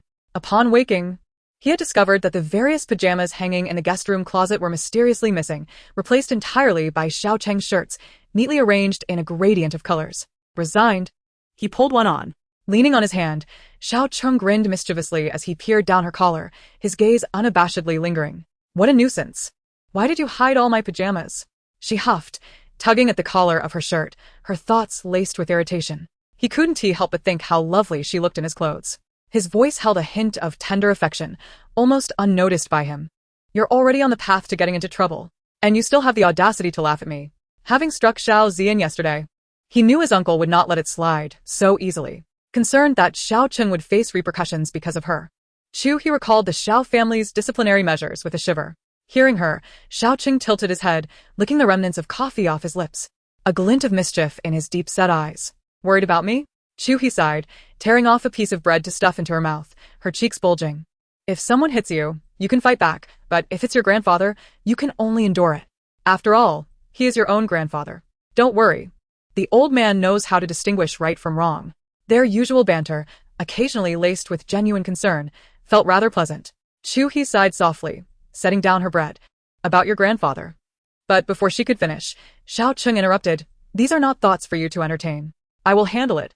He glanced at the time, casually wiping his mouth with a napkin, the smile on his face softening. Just as Chu He was about to feel touched by his words, a crumpled piece of paper from his hand arced through the air, landing atop her head. How childish. She scrunched her nose, picking up the paper to retaliate, only to have Xiao Cheng effortlessly catch it. He smirked, pleased with himself, stood up, drained his coffee in one go, pushed back his chair, and walked to the sofa to retrieve his suit jacket. Chapter 169. Please return to the old residence. No need. You should attend to your own matters. With that little brain of yours, it's better to save it for dealing with me. If you go, it might just make things worse. He adjusted his tie, maintaining an air of casual nonchalance. With that, he had already reached the doorway. Chu He raised her arms, flailing them in the air in exasperation, muttering under her breath. Good intentions turned into foolishness. Xiao Cheng had reached the threshold, yet his keen ears caught the murmurs behind him, causing his imposing figure to halt. With one hand shoved into his pocket, he pivoted and adopted a suddenly serious demeanor. If there's anything, just give me a call. Don't let anyone bully you out there. Otherwise, it would be my face that suffers. After uttering these words, he turned and exited the door. Chu He was taken aback. Am I really that weak? She hadn't been bullied in many years. Ever since encountering Xiao Cheng, it seemed she had been subject to mistreatment, yet he always intervened to mediate. It was a curious blend of fortune and misfortune, perhaps. With a huff, she hastily filled her stomach, tidied up a bit, and called Meng Qi, requesting her to drive over and take her to the gallery. Upon entering the car, Meng Qi immediately spotted the hickeys adorning Chu He's neck, followed by merciless laughter and teasing. Oh, who is it that claimed there was no progress yesterday? The speed of this slap in the face is rather swift. Chu He sniffled, attempting to maintain her composure, though she felt intensely embarrassed inside.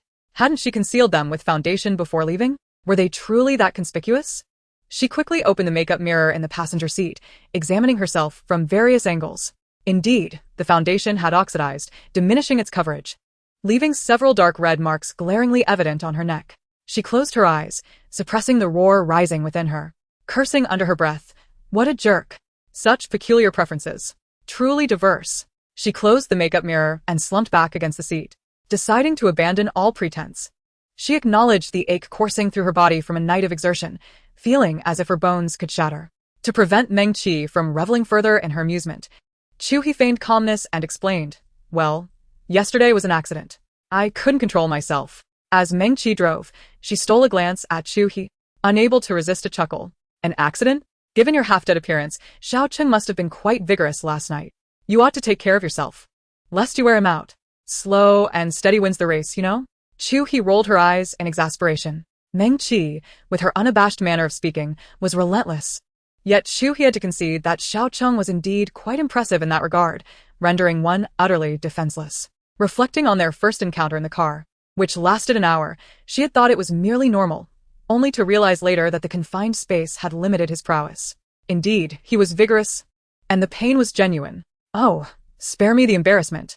What about me, a single, pure, mature woman? She shot Meng Qi a glare, closed her eyes with a smile, and adjusted her sleeping position. In a flat tone, she remarked, Jin is also quite formidable, so don't think I'm oblivious to your little affair.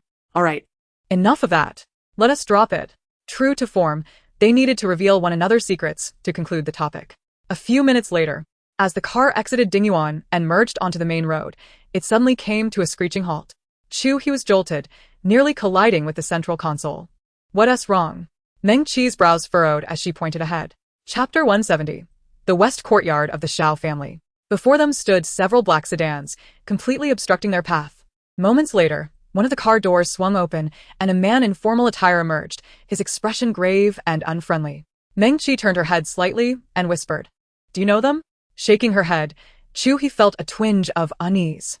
Just as she was pondering the situation, a man approached the car and gently tapped on the window with a smile that did not reach his eyes. Chu He slowly lowered the window, and before she could voice her inquiry, the man introduced himself. "Madam's second young master. Our master Xiao requests your presence at the old residence." Though his words were respectful, the tone was decidedly firm. It was a member of the Xiao family. Xiao Cheng's uncle? A knot tightened in Chu He's stomach. Were they here to settle a score? She had witnessed the demeanor of Xiao Cheng's uncle at the old residence. He was a troublesome figure, and she had no intention of going. "I have matters to attend to at my gallery. The second young master will accompany me later," she asserted. The man nodded slightly, but remained rooted in place. His attitude, while courteous, clearly indicated that he had no intention of departing. Given his demeanor, it felt less like an invitation and more akin to an abduction. She turned to Meng Qi, their eyes meeting in mutual concern. Meng Qi gripped the steering wheel tightly, her foot poised over the accelerator, ready to reverse at a moment's notice. Should they turn around and take another route? Chu He shook her head and took a deep breath. "No need. It's fine. I will go with them. Later, I will have Xiao Cheng come to pick me up. You head to the gallery first." With that, she exited the vehicle and followed the man in black to a dark sedan. As she watched the vehicles gradually disappear from view, Meng Qi's heart raced. The newcomers did not appear to bear good intentions. However, it was a family matter, so she felt it prudent to remain silent and drove off to the gallery. Inside the Xiao family's old residence, Chu He followed the man in black to the main house located in the western courtyard. Passing through several elegant doorways, she felt an inexplicable heaviness in the air, as if each step could lead to a trap. Eventually, they arrived at an intricately carved wooden door, which opened slowly to reveal a tastefully decorated parlor. Xiao Cheng sat in the main seat, sipping from his teacup, occasionally blowing on it to cool it down. Upon noticing Chu He's entrance, he lazily lifted his eyelids, casting a brief glance with his deep-set eyes that flickered slightly. After a moment, he resumed blowing on his tea, maintaining an air of superiority, clearly waiting for Chu He to speak first. Just as Xiao Cheng had described, Xiao Zhengqing was indeed a cunning old fox. Chu He was aware of the rumors surrounding the internal strife between the Xiao family's elder and second sons, which had circulated widely in Wancheng. She felt ill-equipped to navigate the intricacies of such a shrewd individual. If the matter were merely about Xiao Ziyan's beating, Xiao Zhengqing could have straightforwardly confronted her, yet he remained silent, causing her to feel increasingly unsettled. Taking a deep breath, she reminded herself that she was not yet married to Xiao Cheng, and thus not a member of the Xiao family. There was little to fear. "Uncle, may I ask why you have summoned me?" she inquired. Upon hearing the young lady's voice, Xiao Zhengqing finally set down his teacup, his serious gaze landing squarely on Chu He. "Ah, little He, you are indeed a clever child. Surely you understand the reason for my summons. It cannot simply be for idle chatter over tea, can it? Feel free to speak candidly." Xiao Zhengqing lightly tapped the table with his fingers, his gaze imbued with an inscrutable scrutiny. "You are, after all, half a member of the Xiao family now. As for our Ziyan, you must address him as elder brother. We are all of one family. Why persist in discord with him?" In her heart, Chu He scoffed coldly. It was utterly unreasonable. At such an age, how shameless one could be. It was Xiao Ziyan who had troubled her, yet somehow she found herself in the wrong. "Uncle, have you perhaps misunderstood? I am not at all familiar with Xiao Ziyan. You ought to inquire of him why he continually seeks to vex me." Chu He's tone was somewhat sharp. She had intended to explain herself calmly, yet Xiao Zhengqing's words had stirred a wellspring of indignation within her. That lecherous son of his. And the old man did not breathe a word about it.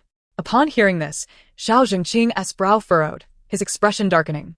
It seemed he had not anticipated that this girl would so openly disregard his authority. After a moment of silence, he spoke. "Indeed, I know my son. Perhaps he has spoken to you with some indiscretion. Young men can be impulsive when confronted with a beautiful maiden. Yet you are now engaged to a Cheng, destined to be a daughter-in-law of the Xiao family. It is rather unseemly to disrupt the household harmony before you have even crossed the threshold. Such news would reflect poorly. Chu He was almost amused by Xiao Cheng's words. He truly was adept at inverting right and wrong, turning the tables on her. Did he believe he was embroiled in a grand drama of court intrigue? Threatening her, this old fool. Who did he think he was intimidating? Recalling the last time she visited the Xiao family estate, where Xiao Cheng had nearly condemned Xiao Cheng on the spot, she surmised that this matter would not be easily dismissed. Uncle, as for your talk of household harmony, it does not concern me. Xiao Cheng and I have yet to formalize our union. Given his numerous affairs, it remains uncertain whether I will ever become a member of the Xiao family. Therefore, if you desire tranquility within your home, perhaps you should first manage your son appropriately.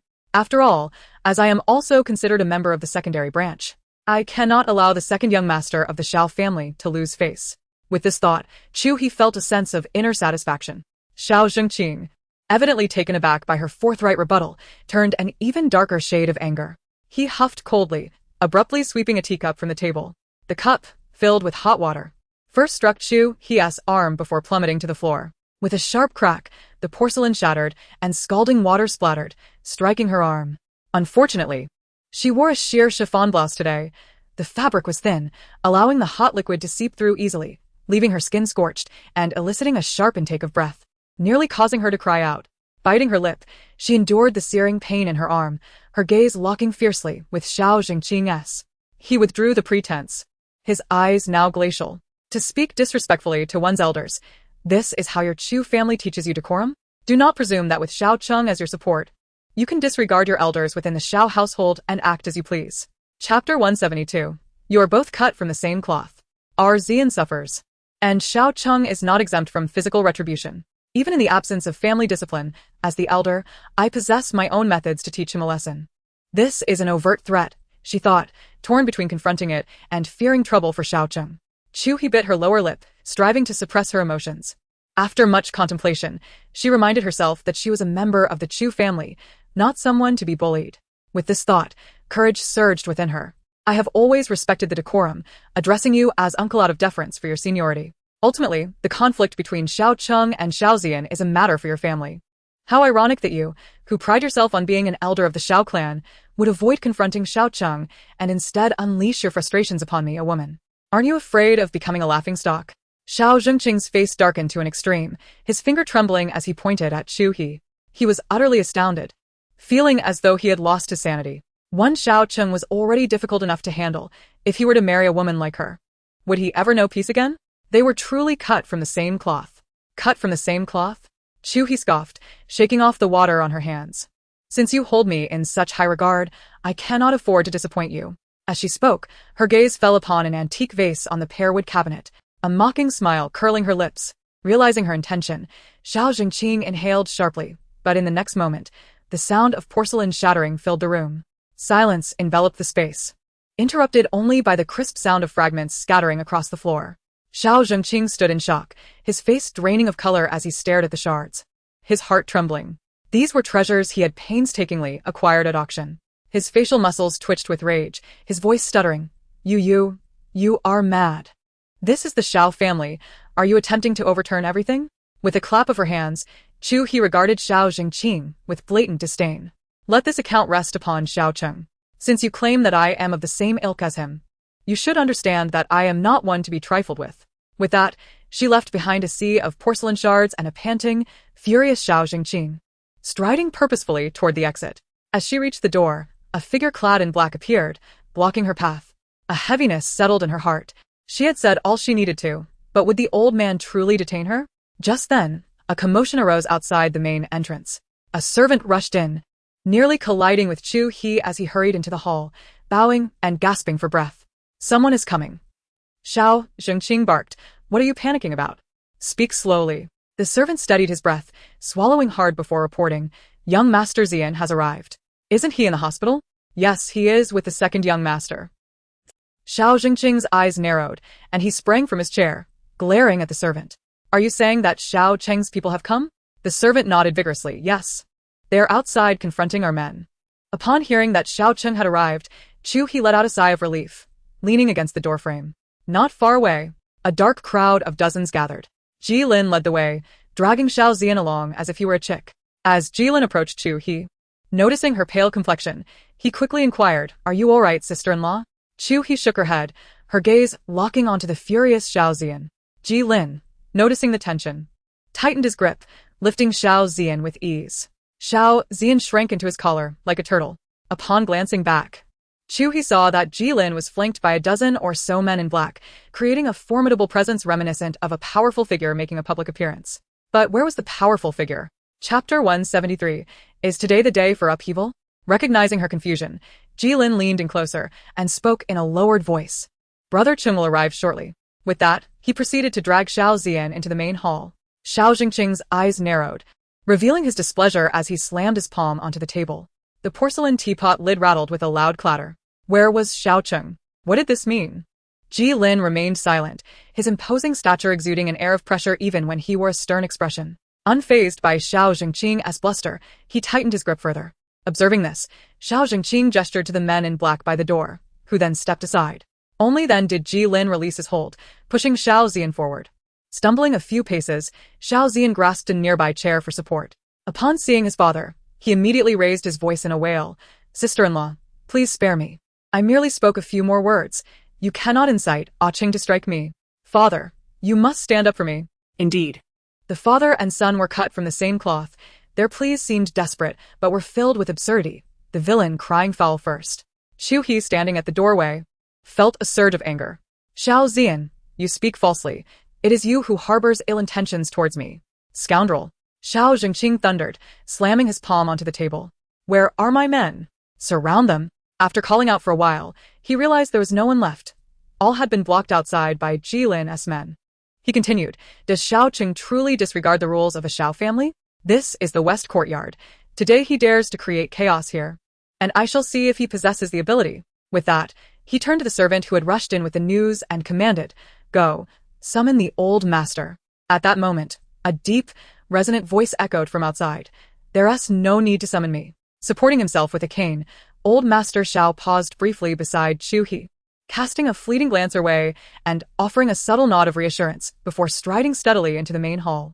Understanding his unspoken message, Chu He shifted to the side of the doorframe, peering inside. Xiao Jingqing and his son momentarily froze, taken aback by old Master Xiao's swift arrival. They were puzzled as to how he had come so quickly. Old Master Xiao's gaze was icy as it swept across the hall, landing on the disarray scattered about. Xiao Jingqing hurried to assist the old master into the esteemed chair at the head of the table. He then exchanged a knowing glance with Xiao Zian, who immediately began to feign distress. "Grandfather, you must stand up for me. I can no longer remain in this household. Look at what Xiao Cheng has done to me. He has broken several of my ribs." Oh. With that, he collapsed at old Master Zhao's feet, weeping and lamenting, "Grandfather, we are family. He wishes me dead." Old Master Xiao closed his eyes, resting his hands on his cane. With a commanding voice that resonated powerfully, the elder's reprimand was indeed intimidating. Startled by the old man's tone, Xiao Zian instinctively released his grip on the elder's trousers and stepped back. "Father." Xiao Jingqing took a step forward, ready to speak, but was abruptly interrupted by the elder's raised hand.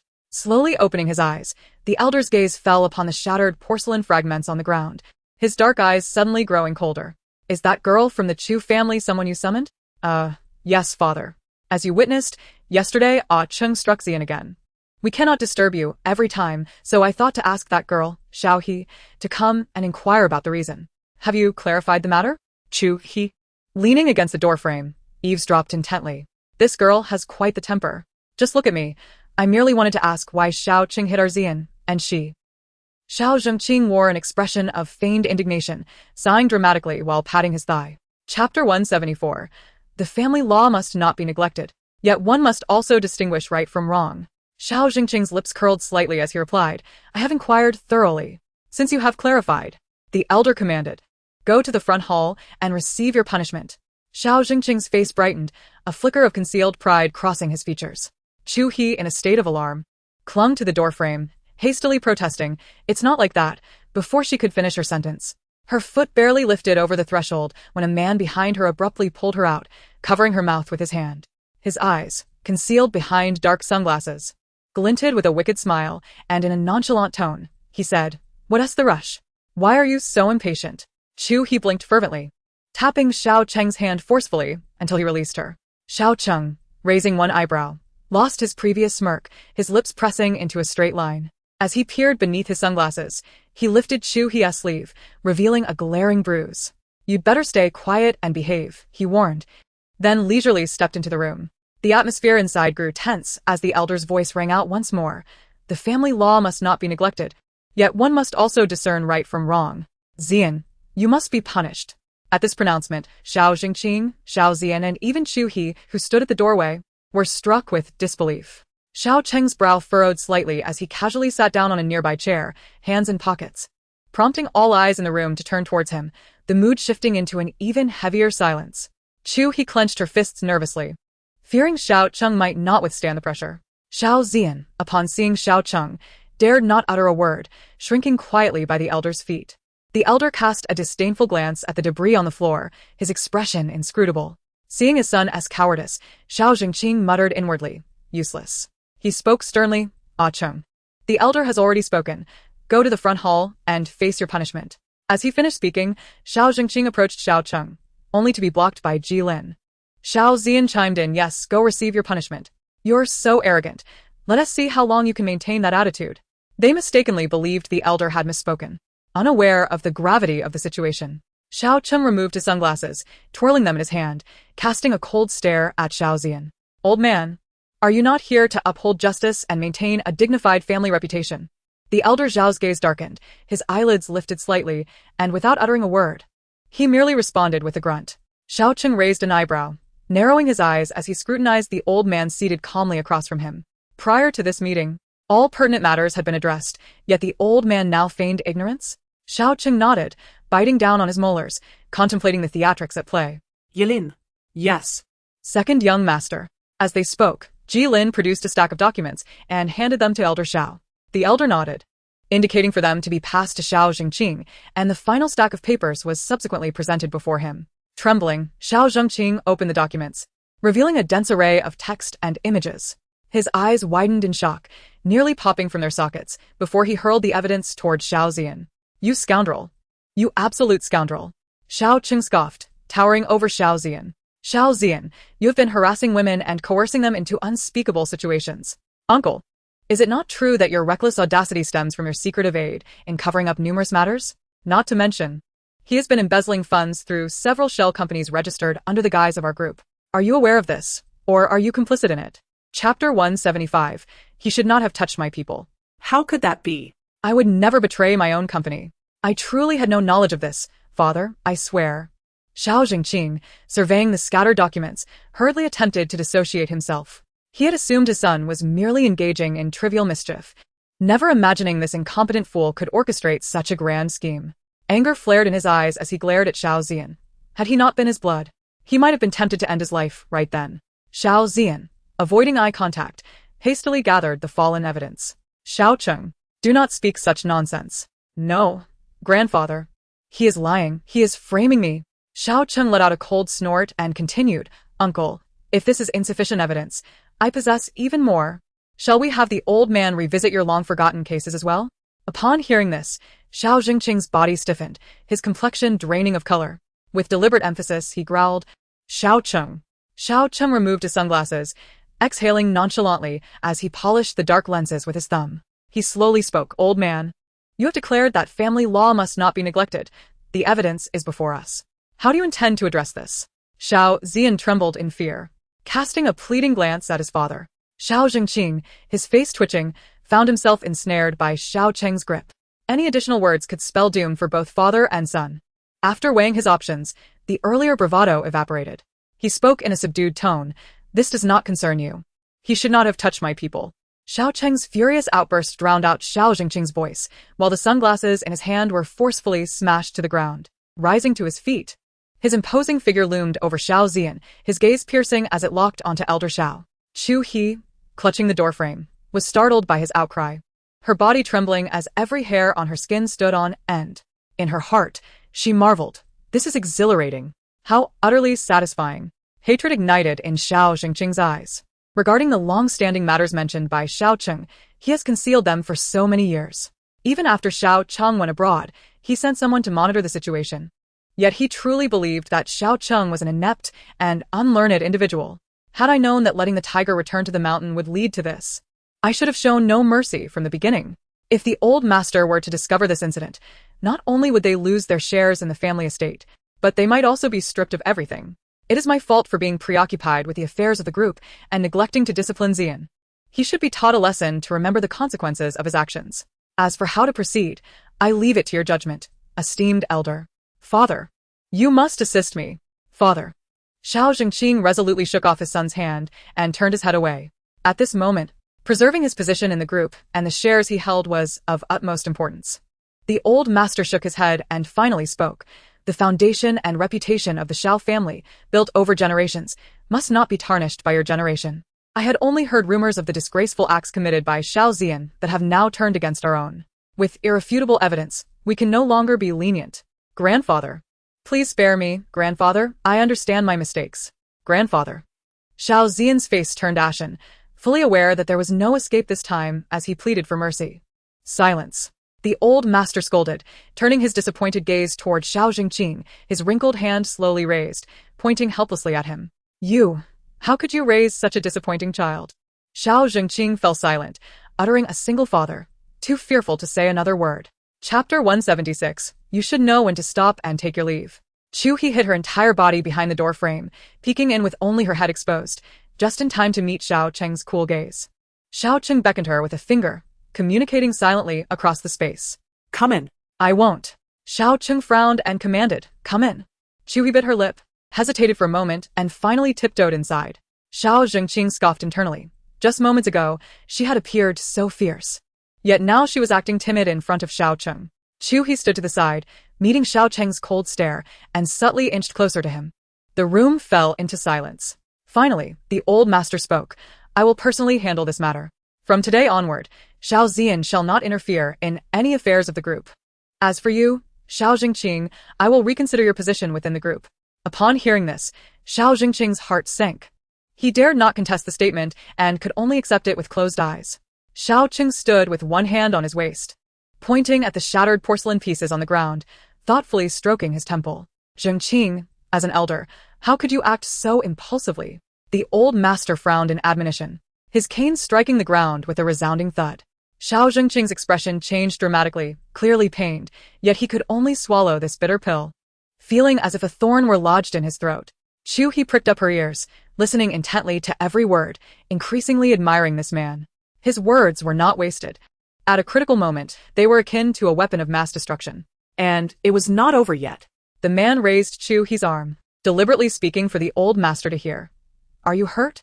Both Xiao Zhengqing and his son breathed a sigh of relief, their hearts trembling at the unfolding events. Chu He felt a pang of anxiety, softly murmuring that it was nothing. She then cast a meaningful glance at Xiao Cheng, urging him to let it go and depart.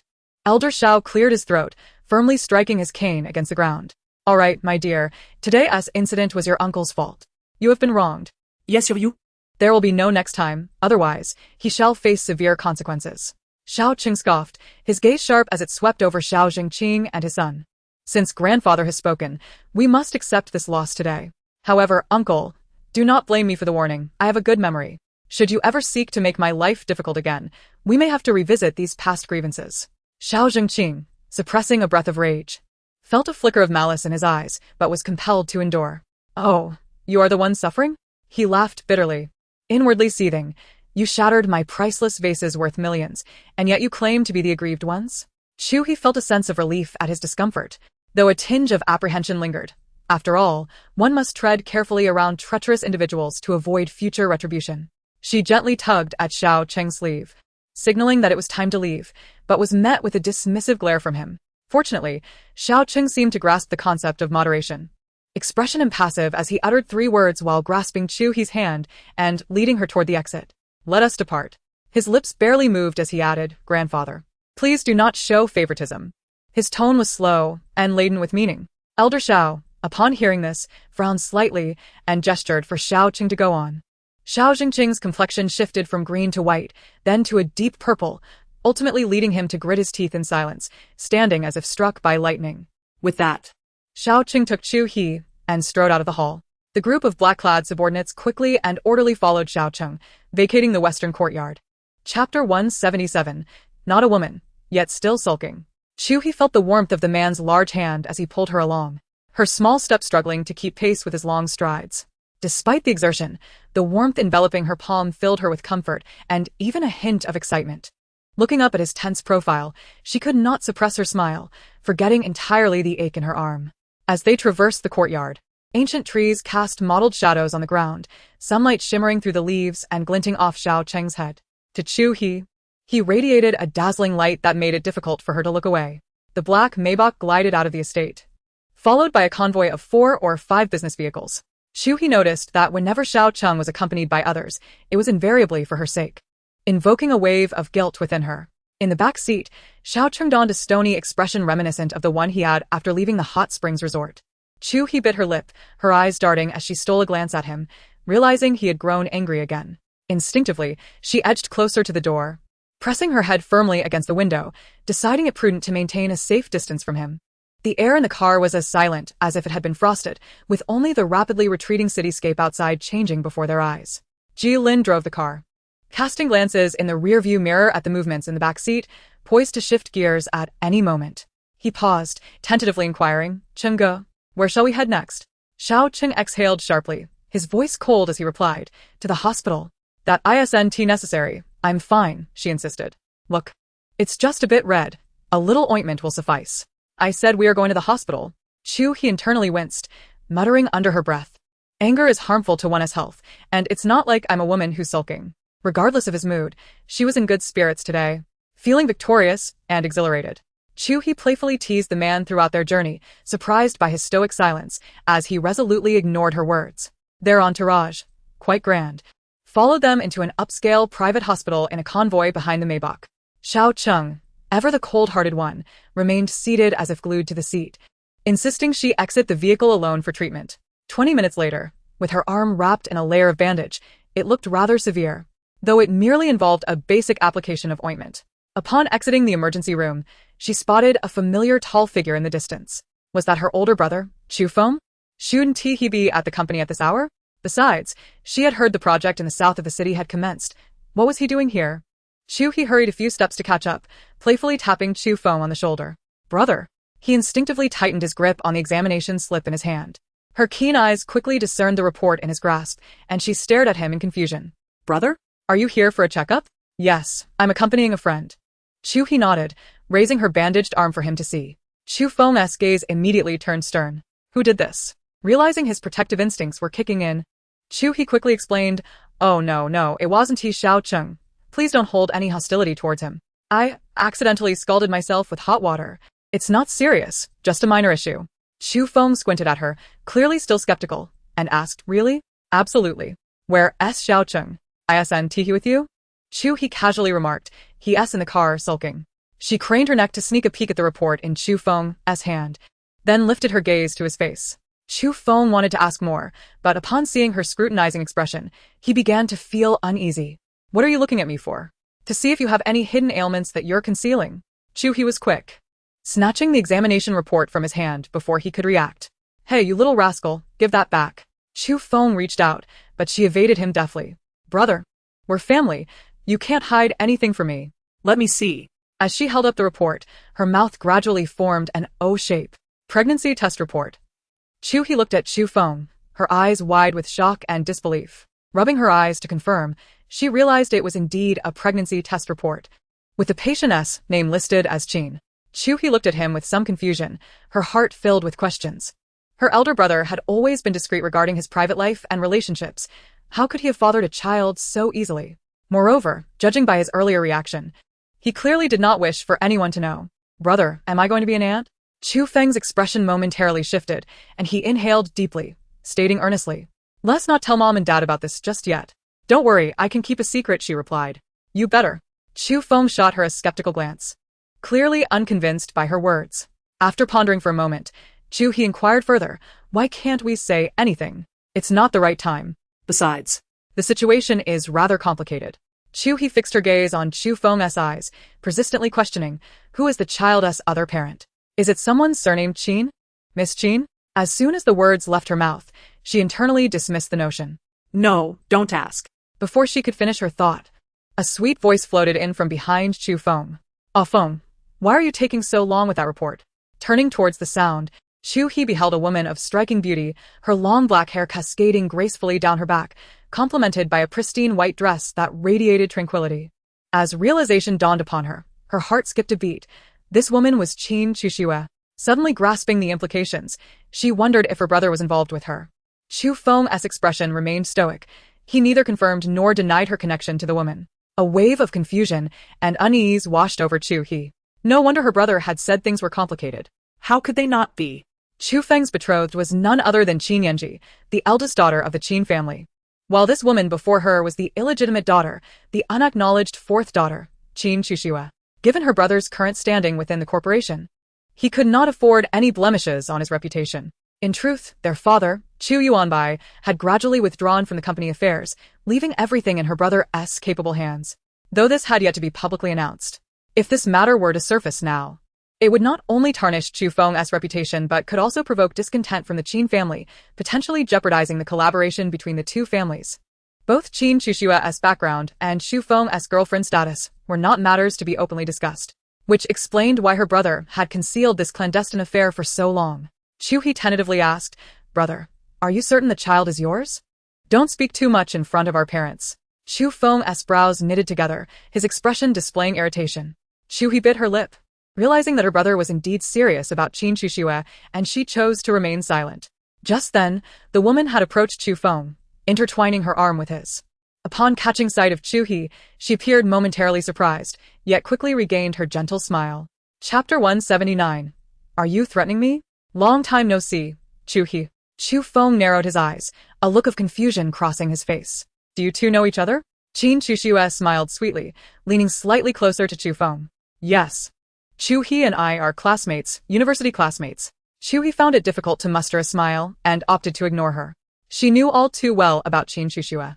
During their university days, she had often encountered obstacles set by her. Now, pretending to be chummy was beyond her patience. She had little fondness for such duplicitous individuals.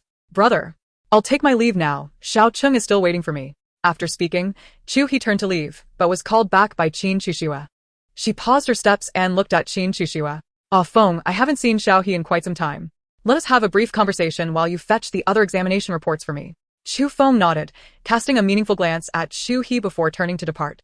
Qin Chuxue chuckled softly, glancing at the pregnancy test results in her hand before handing them to Chu He. Chu He, your brother and I are expecting a child. In the future, I will become your sister-in-law, and I believe it is essential for us to learn to coexist amicably. I am aware that you harbor resentment towards me for past grievances, but those matters are behind us now. I hope you can speak kindly of me in front of Chu Feng and your family, for our child will one day call you aunt. Can you bear the thought of them being labeled as an illegitimate child the moment they are born? Her tone was gentle, seemingly pleading, yet her demeanor exuded arrogance. Chu He was rendered speechless. How could she have the audacity to mention the past? The graduation project, which had taken her nearly a month to complete, had been sabotaged on the day of the exhibition when their names were switched. Qin Chuxue had stolen her oil painting, which subsequently gained immense recognition at major art exhibitions overseas, leading to numerous accolades and invitations. The public mistakenly believed that Qin Chuxue's painting was Chu He's, resulting in Chu He losing face at that exhibition, a humiliation she would carry for life. Qin Chuxue, after all these years, you remain unchanged. With that attitude, how do you expect me to speak well of you? What gives you the right? Qin Chuxue scoffed, tossing her hair over her shoulder and gazing down at Chu He. Slowly articulating, it is evident that Chu Feng loves me deeply. He is willing to forsake everything, including the Chu family's inheritance, for me and our child.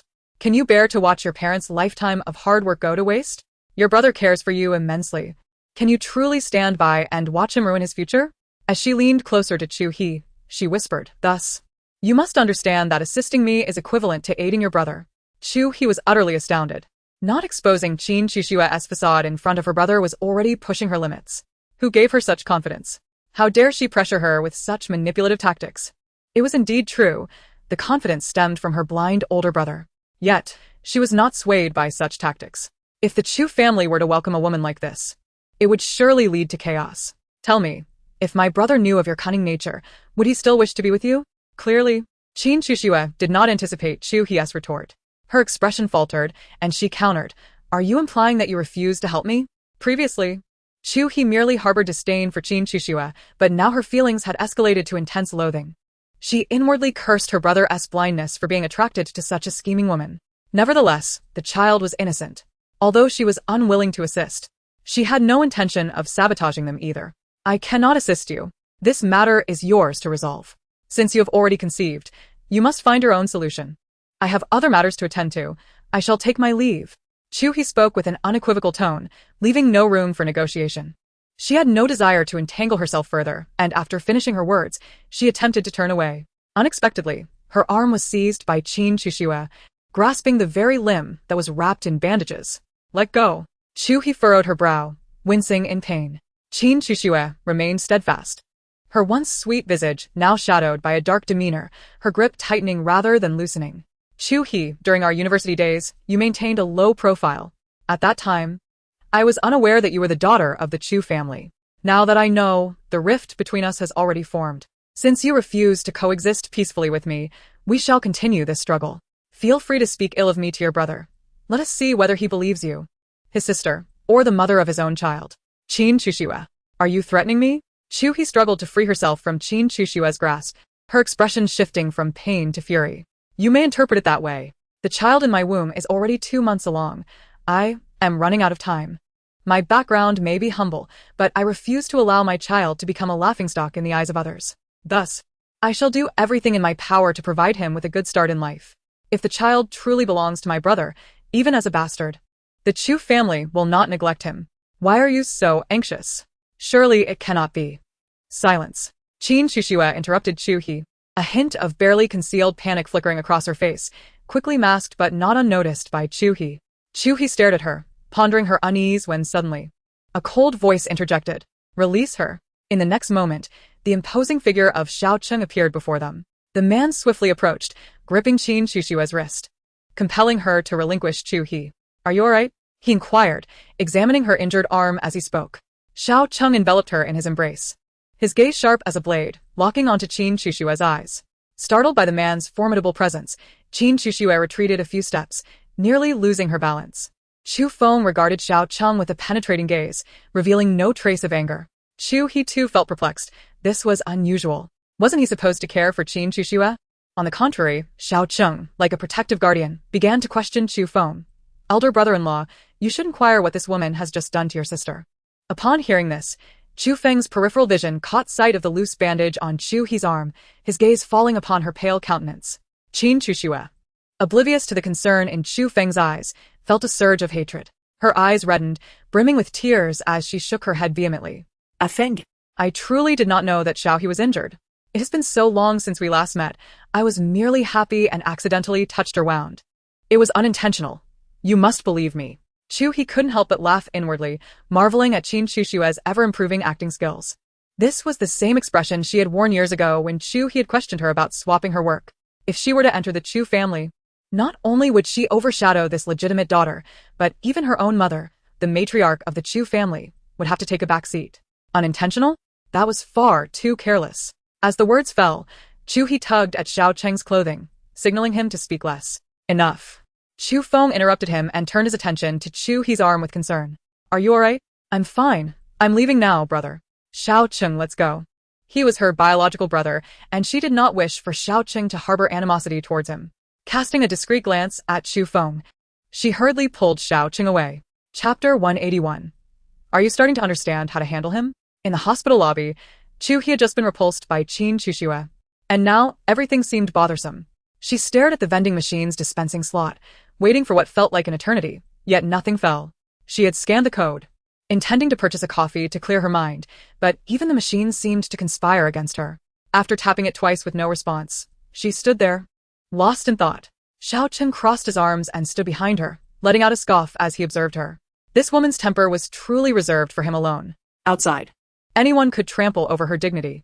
From the moment she was taken to the Xiao family in the morning to being bullied upstairs just now, she truly treated him as if he were a dead man. Like a fool, she stood there. Did she expect flowers to bloom or coffee to magically appear? Xiao Cheng's voice interrupted her reverie. She turned her head to see the playful expression on his face, which only heightened her annoyance. It's none of your business. Xiao Cheng chuckled coldly. If it's not my concern, how can you even step out of the Xiao family? If it's not my concern, that arm of yours will be rendered useless in that woman's hands. If it's not my concern, you stand there like a fool for everyone to gawk at. With that, he forcefully pushed Chu He aside. Immediately after, he kicked the vending machine's dispensing slot with a loud thud. The force was considerable. The machine shook and emitted a buzzing sound. Chu He, taken aback by Xiao Cheng's actions, soon witnessed the machine's dispensing slot emit a click and coffee tumbled out. Though simple and crude, it proved remarkably effective. Her eyes widened as she gazed at the man before her, swallowing hard and silently raising her small hand to give him a thumbs up. Xiao Cheng shot her a sidelong glance, inwardly cursing. In front of him, she was a fierce warrior, yet outside, she resembled a timid creature. After holding back for a while, he finally spoke. When faced with a problem, you just stand there like an idiot. Aren't you supposed to be quite capable with me? Chu He pouted, recognizing the underlying sarcasm in his words. Yet she was not angered. She was well aware that this man was always sharp-tongued. Although she could not discern whether he genuinely cared for her or was merely concerned about his own reputation, he consistently assisted her in resolving issues. She bent down to retrieve the coffee, softly murmuring her thanks. Xiao Cheng narrowed his eyes, puzzled. Why was she not retorting? She certainly learned to act obediently and feign weakness quite quickly. Had she begun to grasp how to manipulate him? Xiao Cheng let out a light hum, his expression remaining indifferent. But his heart softened slightly. Chu He cradled the warm coffee, mumbling quietly, "Could you please stop giving me that look?" This woman, in her foolishness, not only failed to recognize her own shortcomings, but also resented others for noticing them. Resorting to violence to counter violence, did she not understand? If she did not comprehend, then she should learn. All right, even if you can't learn it, just give me a call. You must be able to do that. Upon hearing these words, Chu He felt no anger. Instead, a subtle smile graced her lips.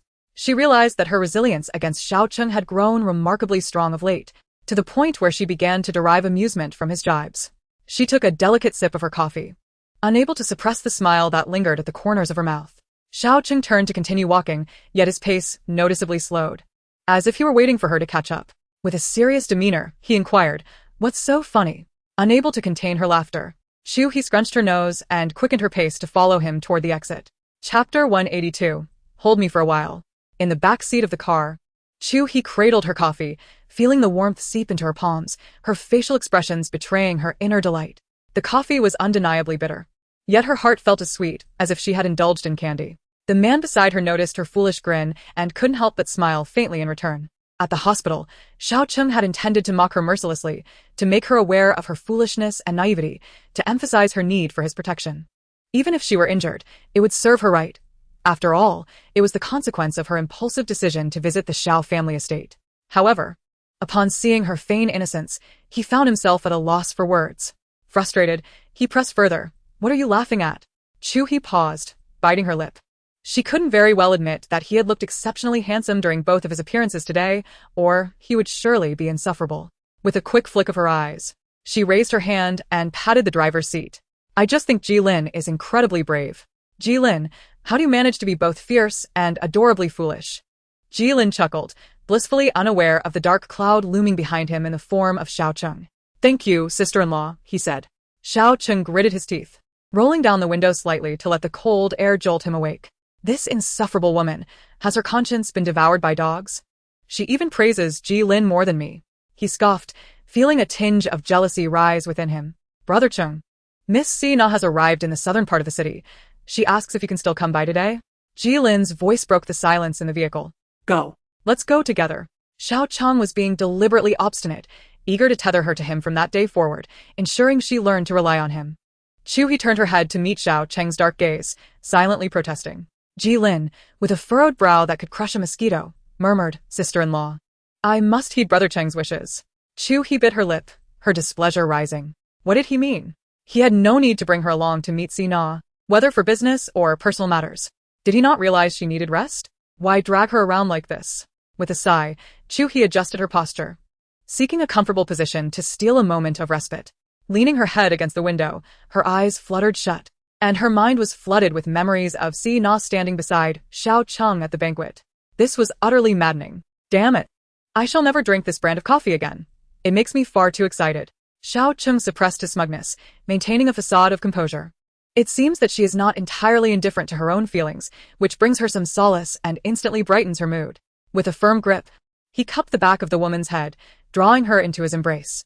Suddenly, Chu He lost her balance and instinctively grasped the hem of Xiao Cheng's shirt. "What are you doing?"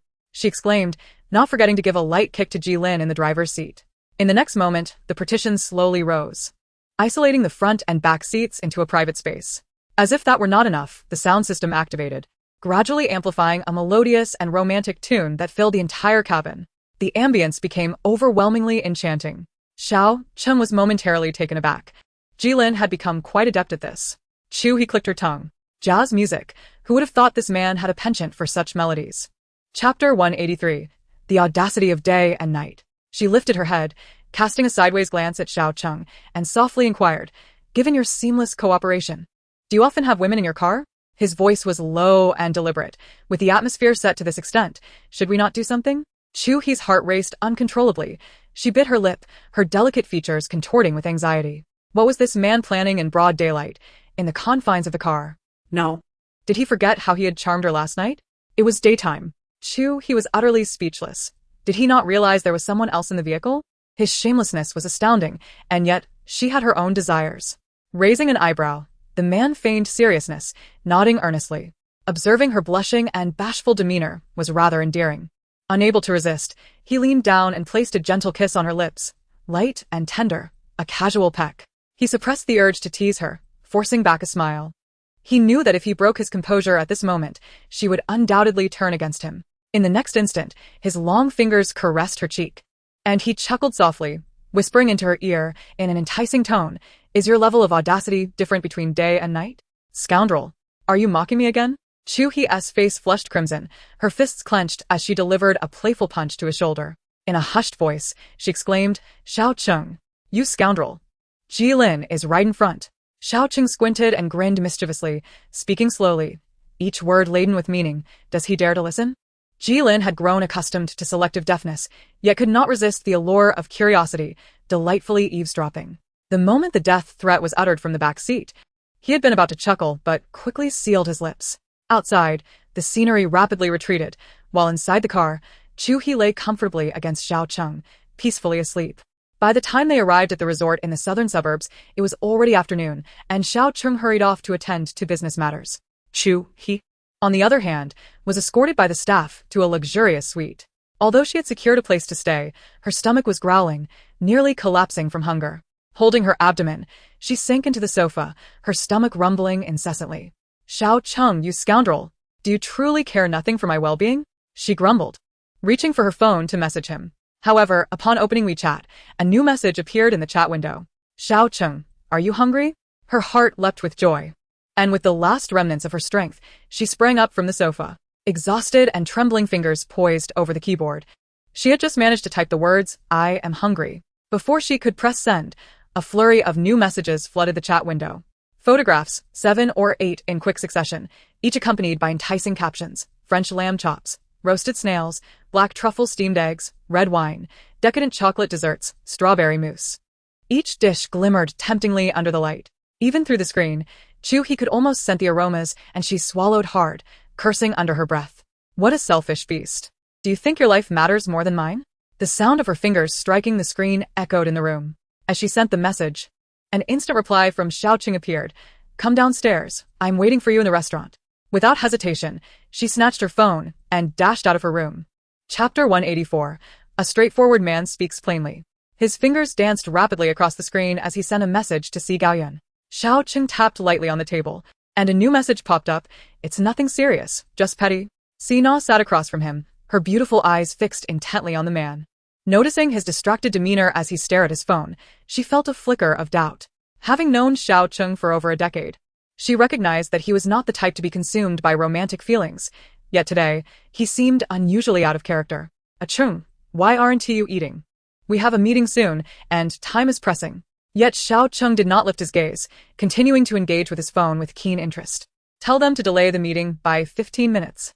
The Urban Construction Department has sent representatives, and since this is a public matter, we must adhere to the proper protocols customary here."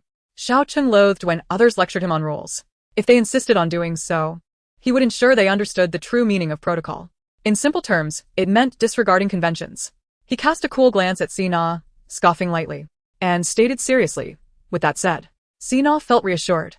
After all, this was the man she had secretly admired for years. His courage and decisiveness were unmatched. Chu He burst into the restaurant, breathless, and spotted Xiao Cheng seated at the window with his back to her, his broad, upright figure exuding an air of casual dominance. Apart from him, there was no one else. This man was conspicuous, wherever he went. Taking a few steps forward, she noticed Sina sitting across from Xiao Cheng. Her eyes filled with admiration for him. A pang of jealousy stirred within her. To appear composed, Chu He steadied her breathing with several deep inhalations. She finally regained her composure, only to see a petite woman behind her, with curly hair, flushed from running. She resembled a little lamb. He reached out and pulled her into a chair. The solemn expression on Xiao Cheng's face softened, his eyes reflecting a tenderness that Sina keenly observed. The thought that he had never looked at her with such warmth ignited a surge of jealousy within Sina. Chu He, what gives her the right? She is merely a potential partner.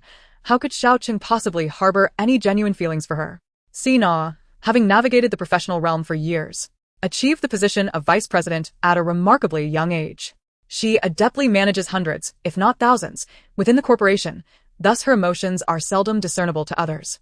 Suppressing her inner displeasure, she adorned her face with a poised smile and greeted warmly, "Hello, Miss Chu, it's a pleasure to see you again."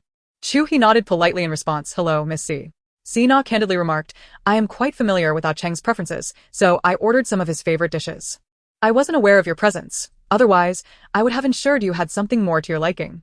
Chu He rolled her eyes internally, scoffing at the frequent mention of Ah Cheng, indicating a level of intimacy. Yet, observing Sina's demeanor, It was evident she embodied the role of a vice president, direct and forthright, in stark contrast to that convoluted Qin Shushua whose cryptic mannerisms were utterly distasteful. As her thoughts meandered, she found herself revisiting the absurdities of Chu Feng's blindness, berating him once more. Chapter 185. I am not at fault. Chu He discreetly concealed her injured arm within her sleeve, maintaining an elegant smile. After all, the stature of the primary consort must be upheld. One cannot appear inferior. Xiao Cheng, with a playful grin, observed her pretense with a sense of satisfaction. He understood her mind was solely fixated on the lavish spread before them. So he took it upon himself to arrange her tablecloth, while also encouraging her, "Darling, you must be famished. Speak less and eat more. Darling?" Chu He glanced at Xiao Cheng, feeling inexplicably as though she were being pushed toward a precipice. She instinctively cast a sidelong glance at Sina, who maintained an impeccable facade. However, the palpable scent of jealousy wafted across the table. It was suffocating. Her legitimate fiancé hadn't yet exhibited jealousy. Yet Sina had already succumbed to it. Little did she know that Xiao Cheng harbored no ill intentions. He simply wished to prevent this delicate lamb from starving. While receiving a barrage of messages from his granduncle, Chu He was genuinely ravenous, momentarily forgetting the essence of grace as she swiftly devoured a piece of steak. She discreetly glanced at Xiao Cheng, noticing him leisurely enjoying his meal while listening to Sina's brief report before their meeting. Their conversations seamlessly transitioned from international discussions to domestic matters, effortlessly switching between Chinese and English, covering topics ranging from market analysis to project advancements. Sina indeed possessed remarkable acumen. Chu He, feeling lost amidst their business discourse, opted to remain silent and continued to savor her meal. Occasionally, Sina would add dishes to Xiao Cheng's plate, and he did not seem to decline, clearly accustomed to such thoughtful attentiveness. His demeanor toward Sina was markedly different from his usual aloofness with other women, and certainly not as blunt as he was with Chu He. Their interaction could be aptly described as respectful, indicating an extraordinary relationship. Unable to restrain herself, Chu He narrowed her eyes, stealing glances at Sina, elegant and poised. Clad in professional attire that accentuated her figure, her long hair styled in a low ponytail, exuding competence. Her alluring red lips were strikingly captivating. Did Xiao Cheng prefer this mature sensuality? The thought sent a shiver down her spine. The affection of a man is of no concern to her. Yet, the more she pondered, the heavier her heart felt. Her gaze unconsciously drifted to the sharply defined profile of Xiao Cheng, who appeared indifferent, his brow slightly furrowed as he attentively listened to Sina. Chu He sighed inwardly, instinctively tugging at her curly locks, then glanced down at herself. With a silent exhale, she realized that her once prided figure now evoked feelings of inadequacy due to a mere man. She continued to eat in silence, feeling as though her inner fortitude had been shattered. Could he withstand the allure of so many enchanting women around him? Surely, he, with his roguish charm, would falter. Beside her, Xiao Cheng remained oblivious to Chu He's turmoil. Just as he raised his glass, Sina's concerned voice interrupted him. Ah, Cheng, you cannot drink. Upon realizing her abruptness, she quickly added, perhaps stick to juice. She then poured half a glass of juice and pushed it toward the man. Chu He was engrossed in her lamb chop, struggling to separate the meat from the bone, when she heard Sina's anxious tone. Curiosity piqued. She lifted her gaze to observe the two. Her eyes finally landed on Xiao Cheng's hand holding the wine glass. Chu He? Xiao Cheng, momentarily taken aback, tightened his grip on the glass, his expression immediately cooling. He understood that Gao Yun must have informed Sina of his arrival in Qingnan, thus revealing his condition. Sina, being the half-sister of Gao Yun, was privy to everything Xiao Cheng had experienced abroad, including his lingering back pain. Sina stared at Xiao Cheng, her demeanor somewhat assertive. You cannot drink. Chapter 186, The Stealing Kitten. You are quite controlling today. Having entered the elevator, Sina felt a weight in her heart upon reading this message. She anticipated Xiao Cheng's attitude. However, upon further reflection, it seemed he harbored reservations about this engagement, suggesting that he did not regard this woman with much significance. Xiao Chen remained courteous to Sina. Had it been anyone else, his words would have been far harsher. After sending the message, he placed a piece of grilled fish onto Chu He's plate. Wait. What the hell? Chu He mumbled. Xiao Cheng found it amusing, glancing at the time on his wrist before lazily wiping his mouth and standing up. I have a meeting to attend. I must take my leave. As he spoke, he unexpectedly planted a firm kiss on her cheek. Chu He froze, caught off guard. Akin to a kitten caught in the act, her mouth filled with food, cheeks puffed out. Xiao Cheng playfully ruffled her hair before striding away with long strides. Every bone in her body felt as if it were on the verge of disassembling, akin to having just tilled 500 acres of land. Old injuries had not yet healed, and the pain from her previously sprained ankle throbbed anew. Yet, thanks to Gao Yun's ointment, she managed to endure thus far. Leaning against the sofa, the room enveloped in silence, Chu He finally found the space to contemplate the events of the day. She felt compelled to intervene in the matters concerning her brother and Qin Chuxue. Given her brother Chu Feng's inherently rational disposition, the likelihood of such a scandal, an unwed pregnancy, occurring in his life was less than 1%. She fished her phone from her pocket and dialed Meng Qi. After a series of beeps, a cacophony of loud music erupted from the other end, followed by Meng Qi's voice. Judging by the volume, she was likely at a bar. Oh, so, you remember to call me? Where have you been? Apologies, Chi, for worrying you. I recall you mentioning that you have a friend who is a private detective. I have a matter I wish for you to investigate. What do you mean by help? Your affairs are my affairs. What is it that you need me to look into? Chu He hesitated for a moment, her voice becoming more subdued. It concerns Qin Chuxue. She is currently involved with my brother, and I need you to investigate her recent activities and social connections, particularly who she associates with aside from him. Meng Qi's tone immediately turned serious. Qin Chuxue? With your brother? No way. Are you certain? How could your brother possibly be interested in someone like her? A familiar male voice suddenly interrupted on the line, seemingly having overheard Meng Qi's remarks. Is someone with you? Chu He furrowed her brow. Meng Qi chuckled awkwardly. Qin Jin is here with me. Realizing the caution in Chu He's inquiry, she quickly added, Don't worry, Xiao He. He belongs to me now. If he dares to utter a word, I will make him regret it. All right. Please have your friend expedite the investigation. Leave it to me. After hanging up, she sank into the sofa, staring blankly at the ceiling. The image of Qin Chuxue's pitiful demeanor lingered in her mind, the most repugnant aspect being that she had witnessed this individual's hypocritical side while others remained blissfully unaware, believing her to be enchanting. Chapter 187, I never regret my decisions. In the business hall of the resort, Sina, as the head of the HC Group's project in the Southern District, listened intently to her subordinate's presentation of the project proposal. After several hours of discussion, a few plans for the suburban project had been effectively shortlisted, and the next step would involve evaluating these selected proposals. However, the final execution plan still awaited the approval of the HC Group's president to ensure the project could commence smoothly and progress as anticipated. After nearly 4 hours of deliberation, the meeting concluded and night had fallen. In a small room adjacent to the conference hall, Xiao Qingjun wore a stern expression, his gaze fixed on the surveillance monitor. Suddenly, the door swung open. Sina entered, her face beaming with triumph, eagerly inquiring, How did it go, Cheng? Our start is promising. I've booked a private room. Let us celebrate together. Xiao Cheng extinguished his cigarette in the ashtray, offering a light chuckle. You did well, but I want to join you. Enjoy yourselves. Just put on my tab. Upon hearing this, Sina's mood plummeted. She forced a smile. Why not invite Miss Chu to join us? The more, the merrier. Before Xiao Cheng could decline, Sina had already made her decision.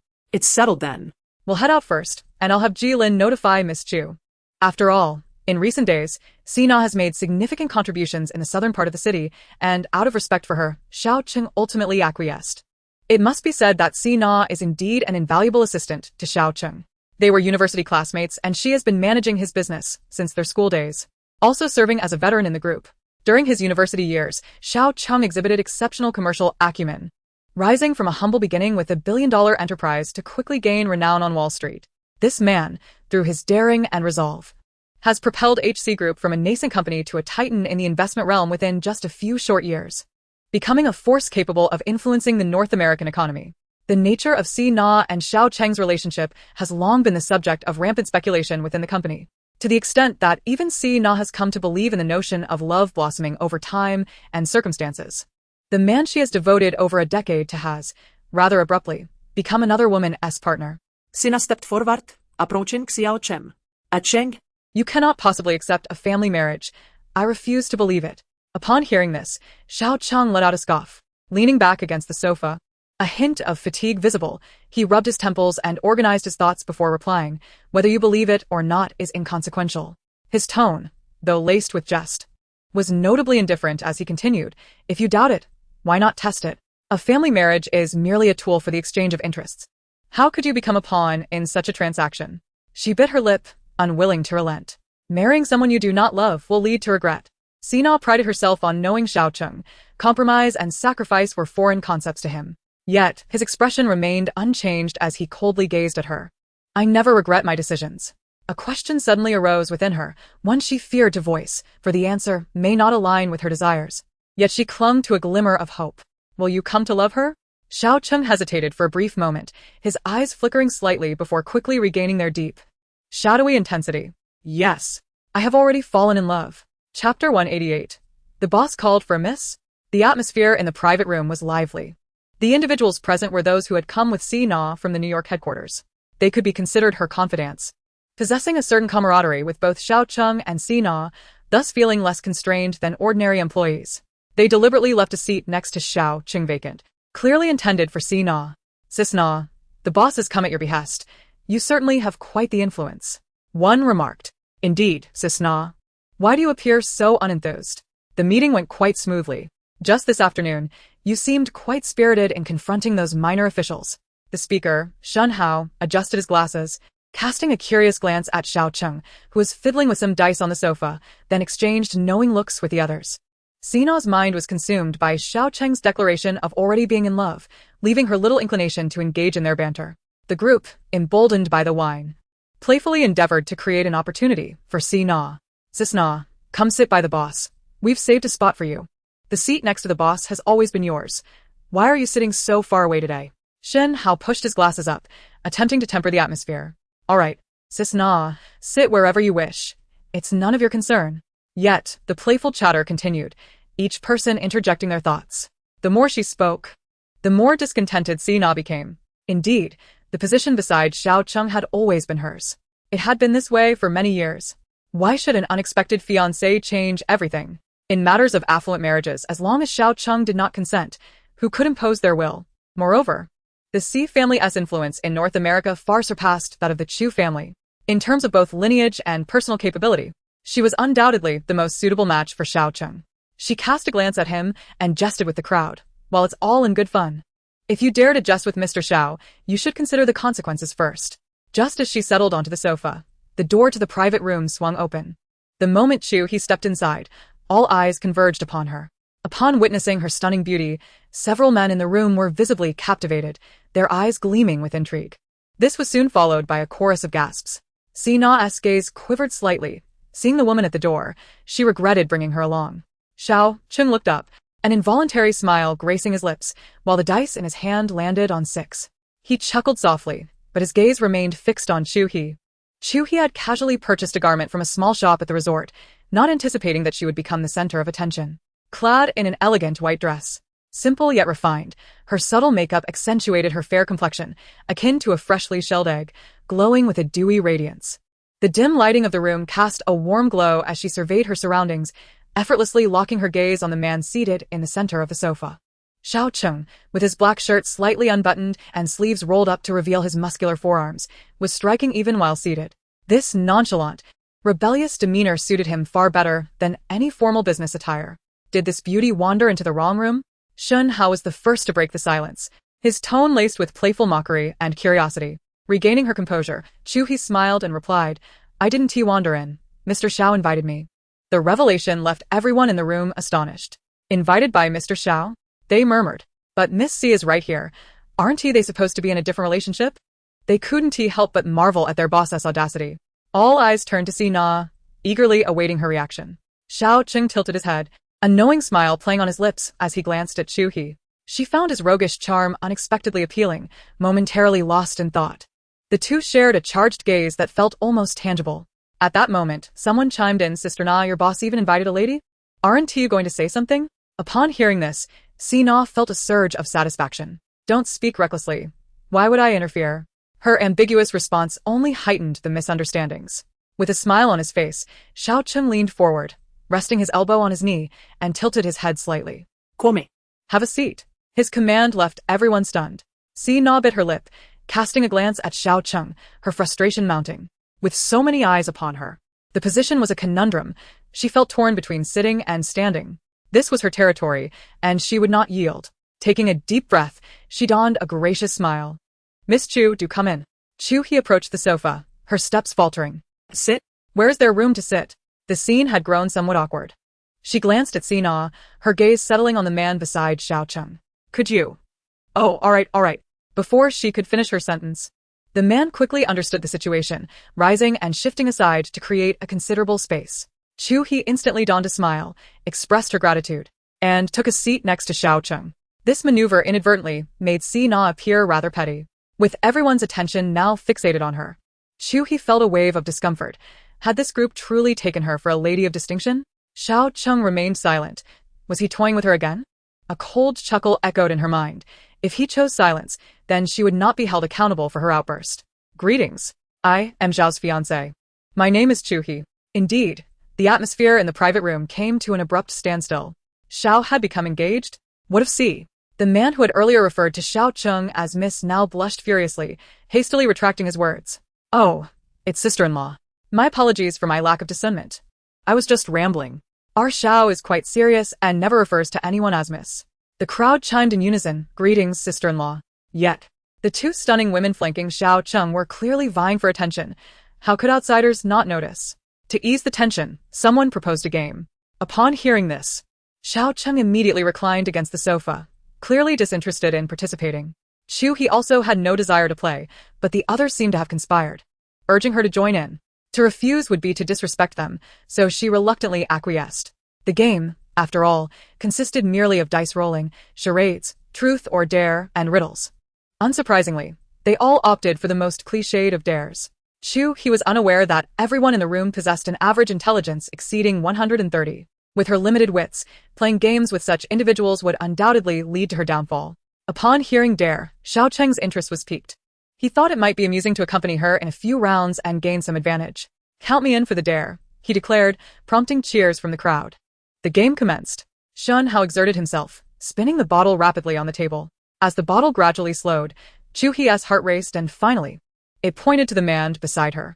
A chorus of excitement erupted, and after exchanging glances, Chu He proclaimed, "For this round, let us take a cue from Zhou Xin.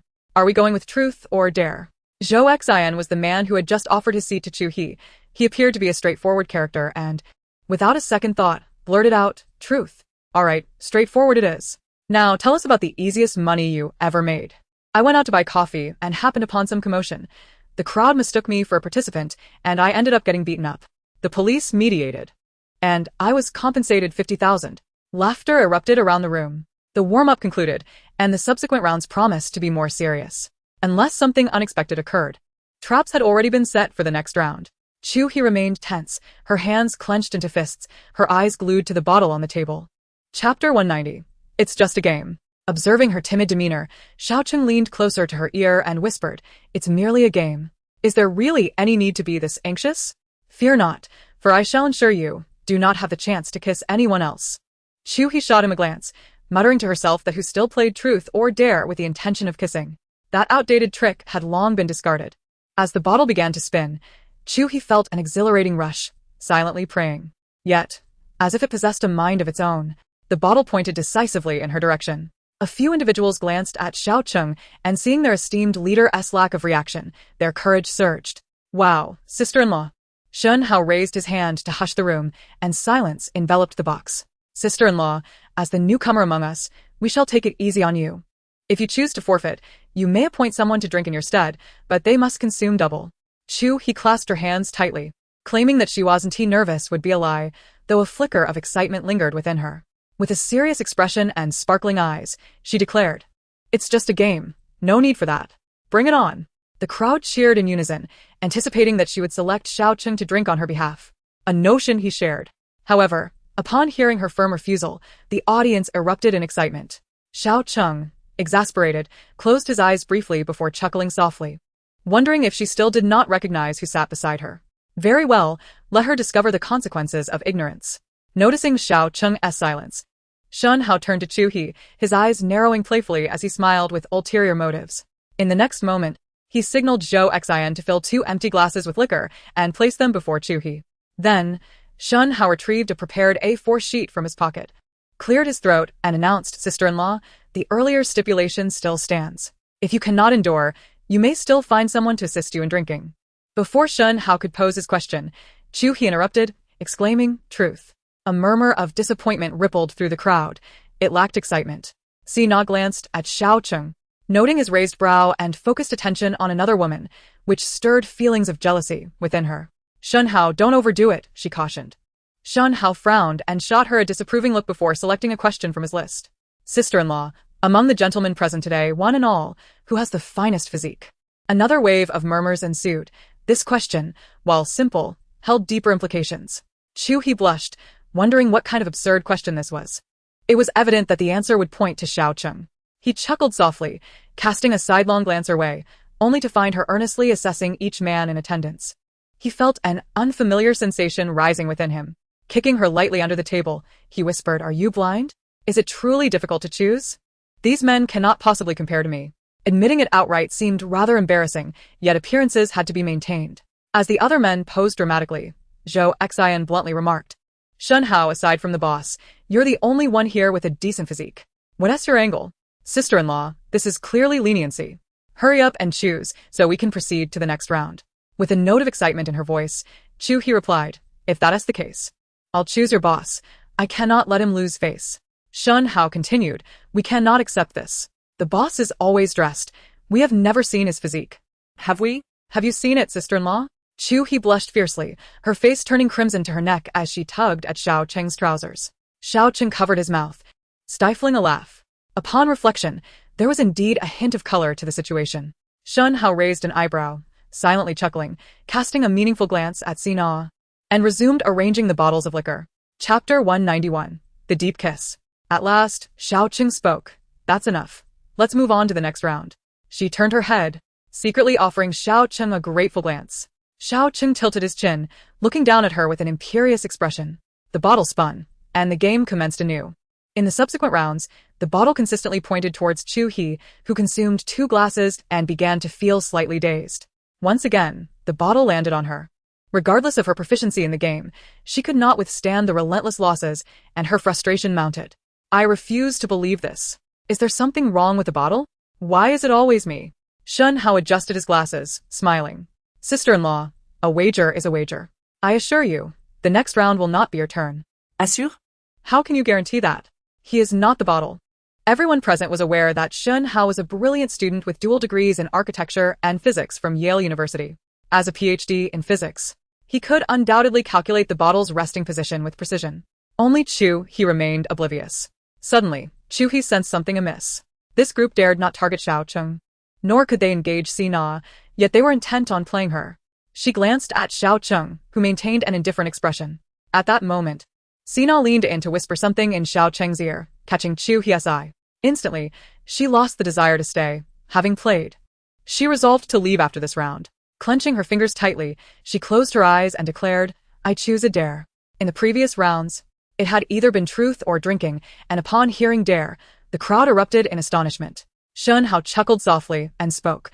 "Select a gentleman from the group and share a deep kiss for 5 seconds." The moment the challenge was issued, the atmosphere ignited. Deep kiss. Deep kiss. Deep kiss. Sina froze, silently watching Xiao Cheng. Chu He felt a prickling sensation at the nape of her neck. Taking a deep breath, her heart raced, and her cheeks flushed. "I choose to drink." Though her voice was faint, it resonated clearly throughout the room.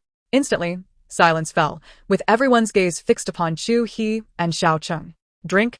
Xiao Cheng turned his head, surprised that she had chosen to drink instead of kissing. Did she find it too embarrassing to kiss him?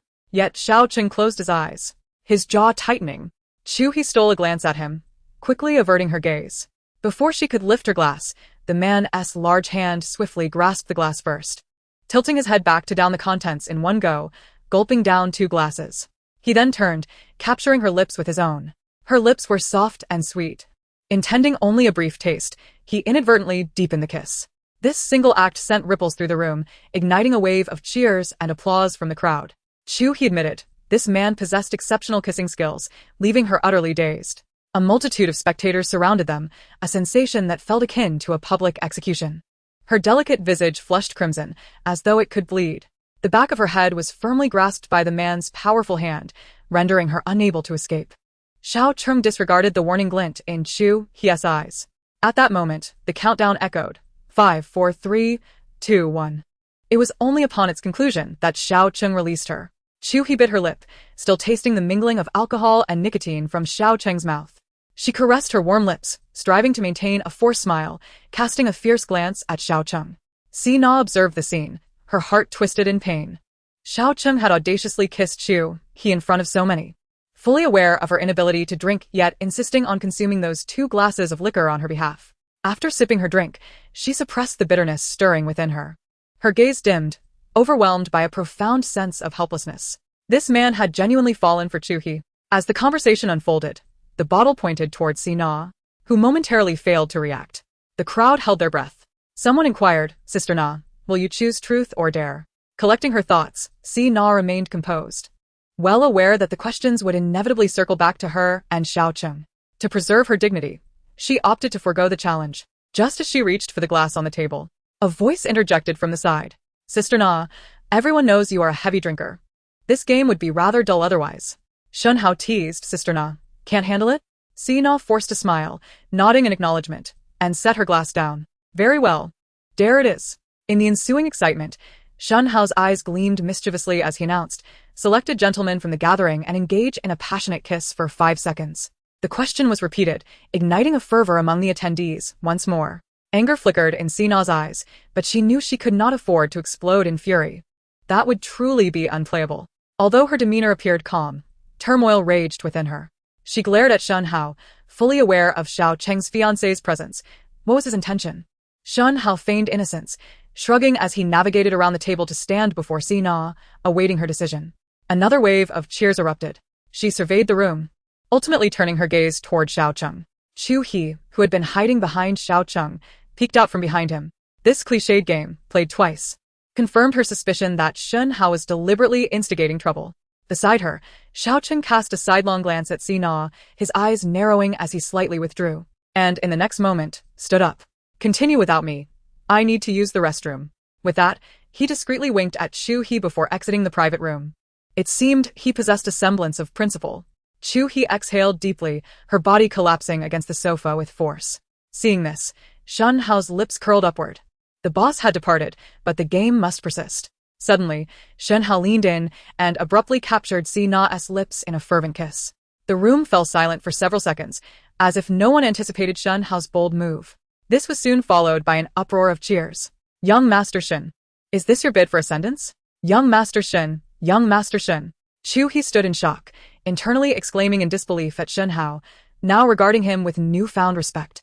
The man's demeanor and appearance are extraordinary, and judging by his performance tonight, he is certainly not an ordinary employee. She couldn't help but marvel at the chaotic atmosphere of the company, reminiscent of a melodramatic television series. Observing Sina, she noticed a fleeting moment of panic. Yet the woman, seasoned by experience, quickly regained her composure. Finally, after 5 seconds had elapsed, Chu He released Sina, a flicker of pride gleaming in his eyes as he stepped back with a satisfied smile. Sina shot him a glare, but the man remained unfazed. As he retreated, he winked at Chu He, who was left bewildered by the exchange. Sister-in-law, is the boss drunk? Shouldn't you check on him? Chu He paused for a moment before realizing that Chu He was subtly hinting to her. A smile crept into her heart. Chu He was indeed quite the actor. Nevertheless, she nodded in agreement. All right, I'll go take a look. With that, she rose and departed. On the balcony, the night air, accompanied by a chill, swept into the man's collar. Perhaps due to the 2 drinks he had consumed, Xiao Cheng felt an uncomfortable tightness in his back, as if a nerve had been triggered. He fished a pack of cigarettes from his pocket, bit one, and lit it, inhaling deeply. The faint crimson glow between his fingers flickered in the cold wind. His tongue brushed against his lips, where a lingering hint of peach flavor remained, unconsciously causing the corners of his mouth to curve into a subtle smile. The sweet fruity scent from the woman's lipstick clung to him, compelling him to think of her repeatedly, yearning for another taste. Running quite fast, aren't we? Came a teasing voice from behind. Turning around, he saw Chu He approaching with a slightly buoyant step. The moment he thought of her, she appeared, instantly filling the void in his heart, making the pain in his back dissipate. Xiao Cheng adopted a playful tone, a smirk dancing on his lips as he tilted his chin up, his captivating eyes narrowing slightly. His tall frame leaned against the railing, dressed in a black shirt and matching trousers, exuding a relaxed air. With a cigarette between his fingers, he rested his elbow on the railing, extending his other hand towards her. Chu He rolled her eyes, accustomed to his flirtations, feeling no embarrassment. She replied, "Dream on," naturally placing her hand in his palm. Their fingers intertwined, creating a harmonious and sweet connection akin to that of long-acquainted partners. The man's fingers caressed her hand gently, the warmth of his palm seeping into hers. Adjusting his grip, he brought her hand to his lips, bestowing a soft kiss. The sudden tenderness took Chu He by surprise. She stared intently at the man before her, a flicker of excitement stirring within her. In truth, she quite enjoyed their unspoken companionship. Perhaps this was what romance was all about. Silently, the man extinguished the cigarette against the marble railing, and in the next moment, he tightened his hold, pulling her into his embrace. Thud! Chu He collided unexpectedly with his chest, the faint scent of tobacco and the cool night air enveloping her senses. Hey, this is a public place. What are you doing again? Chapter 193. With you, I hold nothing back. Chu He gazed up at him. Xiao Cheng, however, remained unfazed, tightening his embrace around her and murmuring, "What are you afraid of? There's not even a ghostly shadow." She gently pushed him away a little, a playful smile dancing at the corners of her lips. "What are you thinking about?" Seeing her smile, Xiao Cheng lightly patted her cheek. Chu He inquired, "Do you know what just happened inside?" "What?" "That Chu He forcefully kissed your Sina." Xiao Cheng let out a laugh, seemingly unperturbed by the revelation. "Don't speak nonsense. Sina is not mine." His tone was casual. That kid has quite a bit of audacity. Observing the changes in Xiao Cheng's expression, Chu He felt a surge of curiosity. Though he usually appeared rebellious, he was actually composed and meticulous at heart. Could it be that he orchestrated this? That Chu He, is he one of yours? Not quite there yet. She tilted her face up, standing on her toes to draw closer to the taut line of his jaw, deliberately feigning innocence. "Aren't you their leader?" He kissed her nana, "And you don't care?" Aware that she was testing him, Xiao Cheng lowered his gaze to scrutinize the woman in his arms. A hint of tenderness flickered in his deep eyes as he replied seriously, "What does that have to do with me?" Upon finishing his words, he gently wrapped his arms around Chu He's waist and effortlessly lifted her to a dark corner of the terrace. Chu He turned her head aside, biting her lip to stifle a laugh. She quickly suppressed her delight, regaining her composure. Given their height difference, she had to tilt her head back to meet his gaze. "Sina likes you?" Xiao Cheng's eyes widened momentarily before he broke into a genuine smile, rare and unguarded, not a cold smirk or a derisive laugh. Leaving Chu He somewhat perplexed. "What are you laughing at?" His large hand playfully tousled her hair at the nape of her neck, his deep voice whispering in her ear. "Are you jealous?" "No, just curious." "Darling, stop pretending. Admitting you care for me is nothing to be ashamed of." Chu He looked up at him, head tilted. He added, "Feel free to ask me anything directly. With you, I have nothing to hide." He was forthright, fearing her silence would lead to unwarranted speculation. Chu He's heart fluttered. Was he genuinely opening up to her? "You speak freely. I'm all ears." To spare her neck from straining, Xiao Cheng lifted her entirely and seated her on the railing, aligning their gazes perfectly. I have known Si Na for many years. When I first went abroad, the Si family extended much support to me. And later we became classmates at the same university. During my entrepreneurial journey, she has consistently been by my side, and given her considerable capabilities, she has indeed assisted me greatly. To me, Si Na is merely a capable assistant and a good friend, nothing more. She is the sister of Si Gaoyun, and given that connection, I could never harbor feelings for her. She is Si Gaoyun's sister? Chu He expressed her surprise. Yes, they share the same father but different mothers. Chu He internally scoffed. It seemed impossible to escape the circle of acquaintances. Recalling Shen Hao's audacious behavior from earlier, she couldn't help but ask. You know Si Na has feelings for you, but find it difficult to turn her down. So, did you arrange for Shen Hao to entice her? At her words, Xiao Cheng raised an eyebrow, looking down at her with a flash of astonishment in his eyes. What does she take me for? Rhetorical question. Am I truly so despicable in your eyes? He found it amusing, yet patiently elaborated. Shen Hao, a junior of mine at Yale, given his family background and personal capabilities, has no need to work under me. Rather than saying that Shen Hao just sacrificed himself to create an opportunity for you and me, it would be more accurate to assert that he has long harbored intentions towards Si Na. He came for her. Chu He was bewildered and needed to sort through her thoughts. She murmured softly, Shen Hao likes Si Na likes you, but what about you? Who do you like?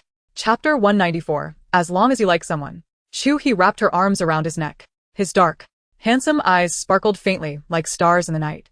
The night breeze was cool, carrying the intoxicating scent of his masculinity into her senses. She stopped pretending. She was indeed a beauty enthusiast.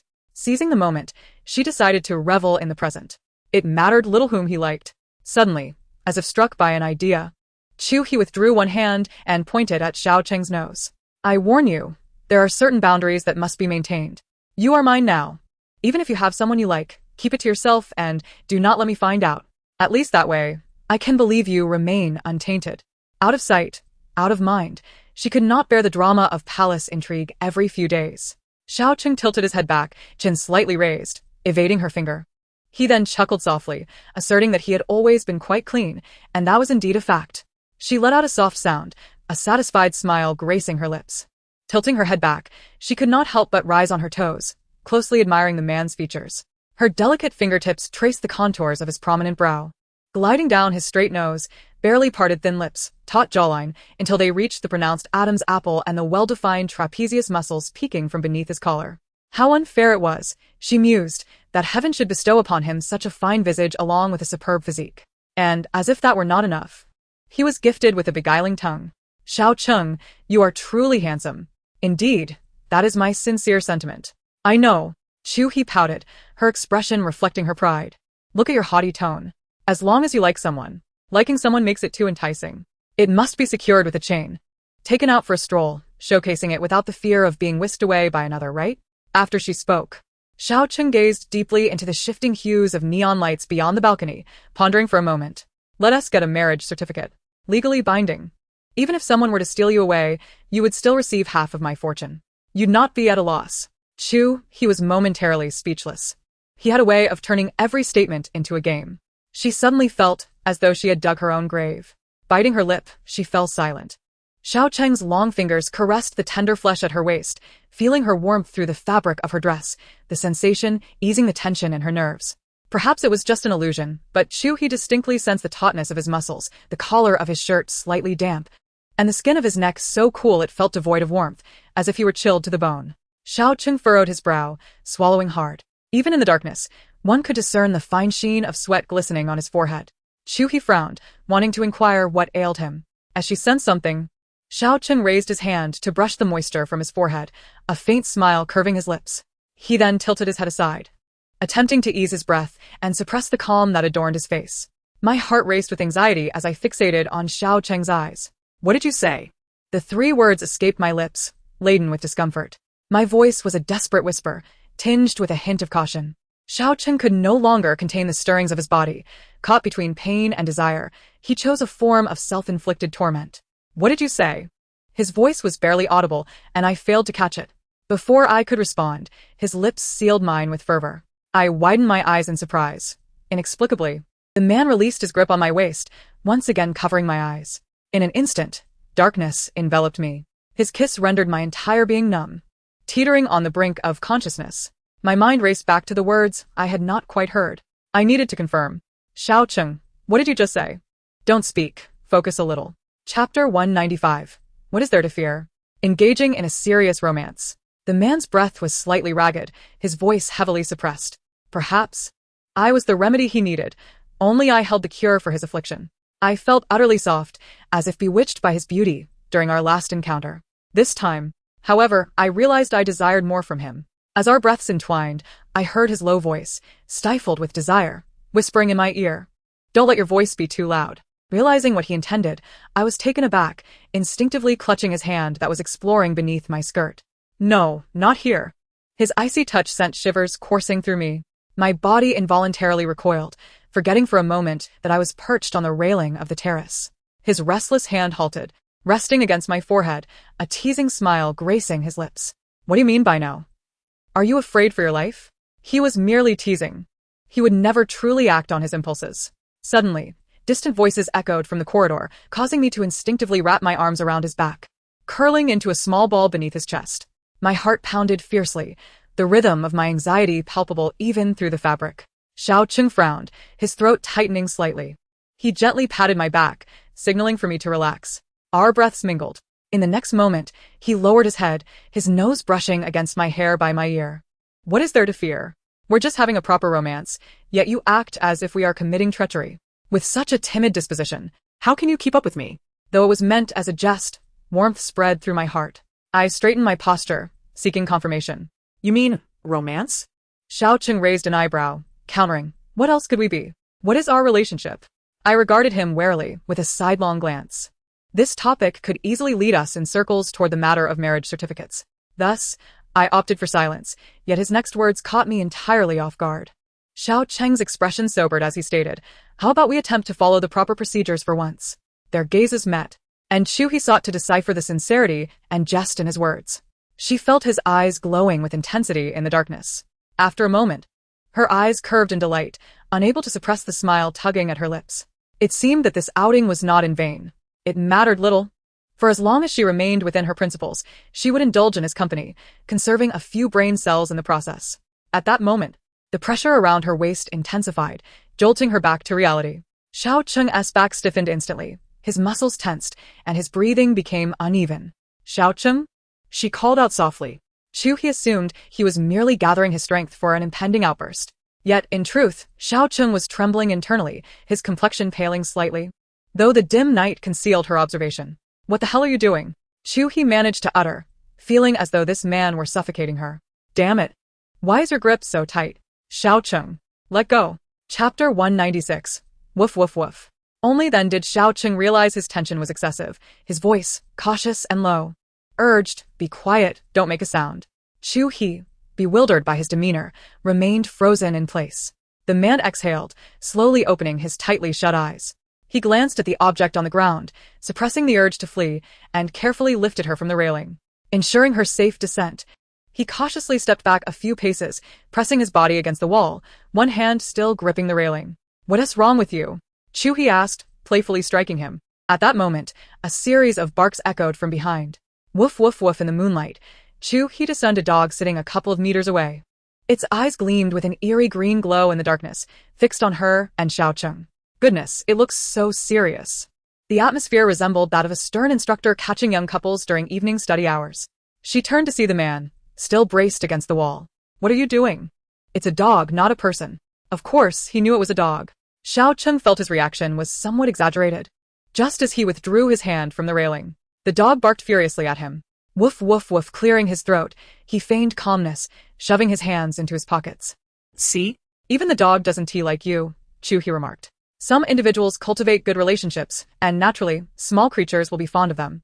Others, with poor tempers and an unfavorable aura, will inevitably repel them." Chu He found this notion rather mystical, recalling her youth when she had a dog that guarded against thieves. That dog was astute, chasing away those who bullied her, who ran with remarkable speed, even faster than the dog. The one before her bore a striking resemblance, stirring a fondness within her. Memories grew hazy, yet the lean figure lingered in her mind. She took small steps forward, bending down to gently stroke the little dog's head. As if sensing her kindness, the dog nuzzled its head against her palm, whimpering as it lay down on the ground. With its tongue playfully lolling out and its triangular ears perked up, it was utterly adorable. She mused softly. What is this little creature's name? You resemble my dear friend, Zhuang Zhuang. The little one seemed to understand, wagging its tail and whimpering in response. Such a good boy. Where are your parents? Her eyes sparkled with warmth as she cooed at the puppy, treating it like a child. Unbeknownst to her, Xiao Cheng was on the verge of losing his composure. Chu He, he shouted, then turned back to the dog, speaking in a gentle, sugary tone. You are of the same kind. Do you not like him? You are far better behaved than he is. Come here, let your sister hold you. With that, he affectionately ruffled the dog's head and lifted the little creature into his embrace. Xiao Cheng thought to himself, what is her attitude? The speed of her mood swings is astonishing. He gritted his teeth, barely holding it together. Had he not been frightened by her dog in his childhood, he would not have been left with such a significant psychological shadow. And there she was, even her amnesia was uniquely selective. It seemed he was destined to endure this alone, now even bullied by a dog. Goodness, Xiao Cheng, you are indeed a pitiful wretch. He internally berated his 13-year-old self. Chapter 197. Get this thing away. As Chu He turned around, Xiao Cheng hastily raised his hand, pushing against the air. Don't come over. Get him out of here. Chu He noticed his fist clenching and unclenching, a visible tension radiating from him. She regarded him with a sidelong glance. So, the notoriously wild Xiao Cheng was afraid of dogs. It made sense. His previous outburst towards the candy ball was not due to a dislike of children, but rather a fear of dogs. Maintaining her composure, Chu He pulled out her phone and snapped a picture of Xiao Cheng, not forgetting to take a selfie that included both the dog and the man. Xiao Cheng, disregarding his pride, quickly raised his arm to shield his face. Observing the photo on her screen, Chu He found it quite amusing. Petting the dog, she waved her phone playfully. Be good. He won't harm you. Stand there. Chu He chuckled, suppressing her laughter. With such a timid demeanor, how will you ever fit in? In that moment, he realized the truth of the saying that too much talk leads to downfall. One moment, he was mocking her for her timidity, and the next he was being slapped in the face by his own words. Enough already. Xiao Cheng took a deep breath, striving to appear calm, though he could not conceal the embarrassment in his eyes. He shoved his hands into his pockets, his last bastion of defiance. The dog squirmed in his arms, and Chu He set it down. To his surprise, the little creature wagged its tail and approached Xiao Cheng, curiously sniffing his scent before delicately licking his bespoke leather shoes. Xiao Cheng froze, too startled to move, until Chu He's light laugh shattered the tension. Xiao Cheng, aren't you usually quite formidable? He feebly protested. Weren't we harmonious just now? You can't do this to me. Chu He blinked, reassuring him. Don't worry. I won't tell anyone.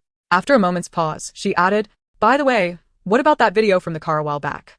Xiao Cheng was momentarily taken aback. She had not forgotten an incident from months ago.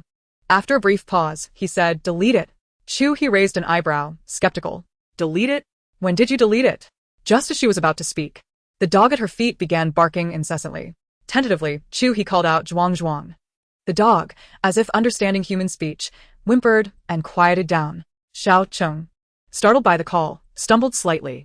I really deleted it. The night the engagement party was ruined, I deleted it. So, you've been using that video to threaten me all along. It was all a deception. Indeed, it was true, though he did not admit it. Closing his eyes, tilting his head back, he took a deep breath, feeling the familiar pounding at his temples. The man gritted his teeth, lowering his stance. Get this thing away from me. Seeing her unmoved, Xiao Cheng suppressed his anger and added, I'll say it again. Get this thing away. Why are you yelling at me? Their voices startled the dog on the ground, which became agitated and lunged at Xiao Cheng, biting his pant leg.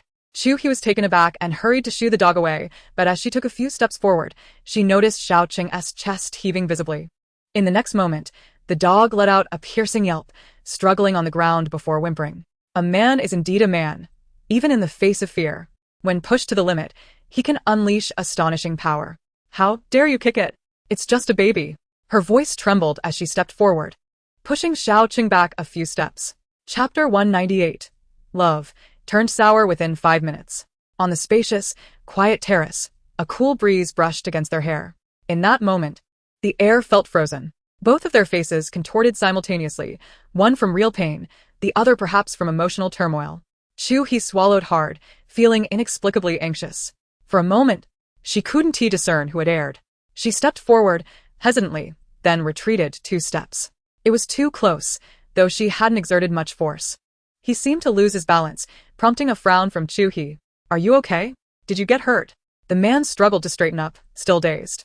Every nerve in his body tugged at his spine, and he slowly relaxed his shoulders, breathing heavily. He pressed his wrist against his forehead, feeling the pounding intensify. Taking a deep breath, he slightly eased his furrowed brow. They remained silent for several seconds, their mental states completely unraveling. Taking a few steps forward, before she could react, the phone was snatched away. Xiao Cheng began to operate it with one hand, deleting photos. What are you doing? Give me back my phone. I'm not as despicable as you. I would delete it myself. Ignoring Chu He's complaints, Xiao Cheng's fingers swiftly glided across the screen. Growing anxious, she jumped up to grab her phone. If anyone is to delete it, it should be me. Why are you so domineering? Give it back. I'm just playing around. And you're taking it seriously. Are you even a man? Yet, due to their height difference, the man held the phone high above while effortlessly gripping her wrist with his other hand, preventing her from escaping. You can only bully me, can't you? I see that's your only skill. He halted his actions, casting her a cool glance. I have been too indulgent with you these past few days. The man's icy voice struck her heart with every word. The words that were lodged in Chu He's throat suddenly became stuck. What did he mean? Was he implying that she ought to be like the dough in his hands, molded and shaped at his whim, with any resistance met with suppression? His hands ceased their movements as he tilted his face upward, a self-deprecating chuckle escaping his lips. Is this amusing to you? It is not. His tone softened, yet those 3 words were far from ambiguous, sounding more like a challenge. As their gazes locked, Chu He found herself unable to decipher the emotions reflected in his eyes. The man who had just been affectionate towards her now regarded her with cold indifference, merely minutes later. How foolish of her to have contemplated a harmonious interaction with him just moments ago. How absurd that he had mentioned romance. Which couple falls into discord barely 5 minutes into their relationship? What are you doing then? If you wish to play, I must oblige. If I wish to play, you turn your back. How do you perceive me? Merely an object for your amusement? Xiao Cheng was momentarily taken aback, yet her words evidently ignited his ire. I never thought that. Stop making a scene. His grip gradually tightened, and he was unaware of the warning laced within his tone. The atmosphere once again thickened. The two of them locked in a suffocating silence. A sense of helplessness surged within Chu He, her nose tinged with bitterness as her eyes turned red like a rabbit's. Anger, grievance, yet she could do nothing to alter the situation. Her frustration was nearly suffocating. If it were someone you truly loved, would you treat her this way even during a quarrel? Xiao Cheng fell silent, shoving his phone towards her. His frustration evident as he raked a hand through his short hair, his tongue pressed against his cheek. What? She paused for a moment, her voice rising once more. Who do you think you are? What gives you the right to scorn me? After bullying the dog, now you wish to bully me? Am I so easily trampled upon? You, who never considers the feelings of others in your words or actions, do not deserve to be liked. You deserve to be bitten by a dog. Xiao Cheng wished to explain, but his mind was a blank slate. The woman's words echoing in his ears like the barking of a foolish dog, only serving to further agitate him.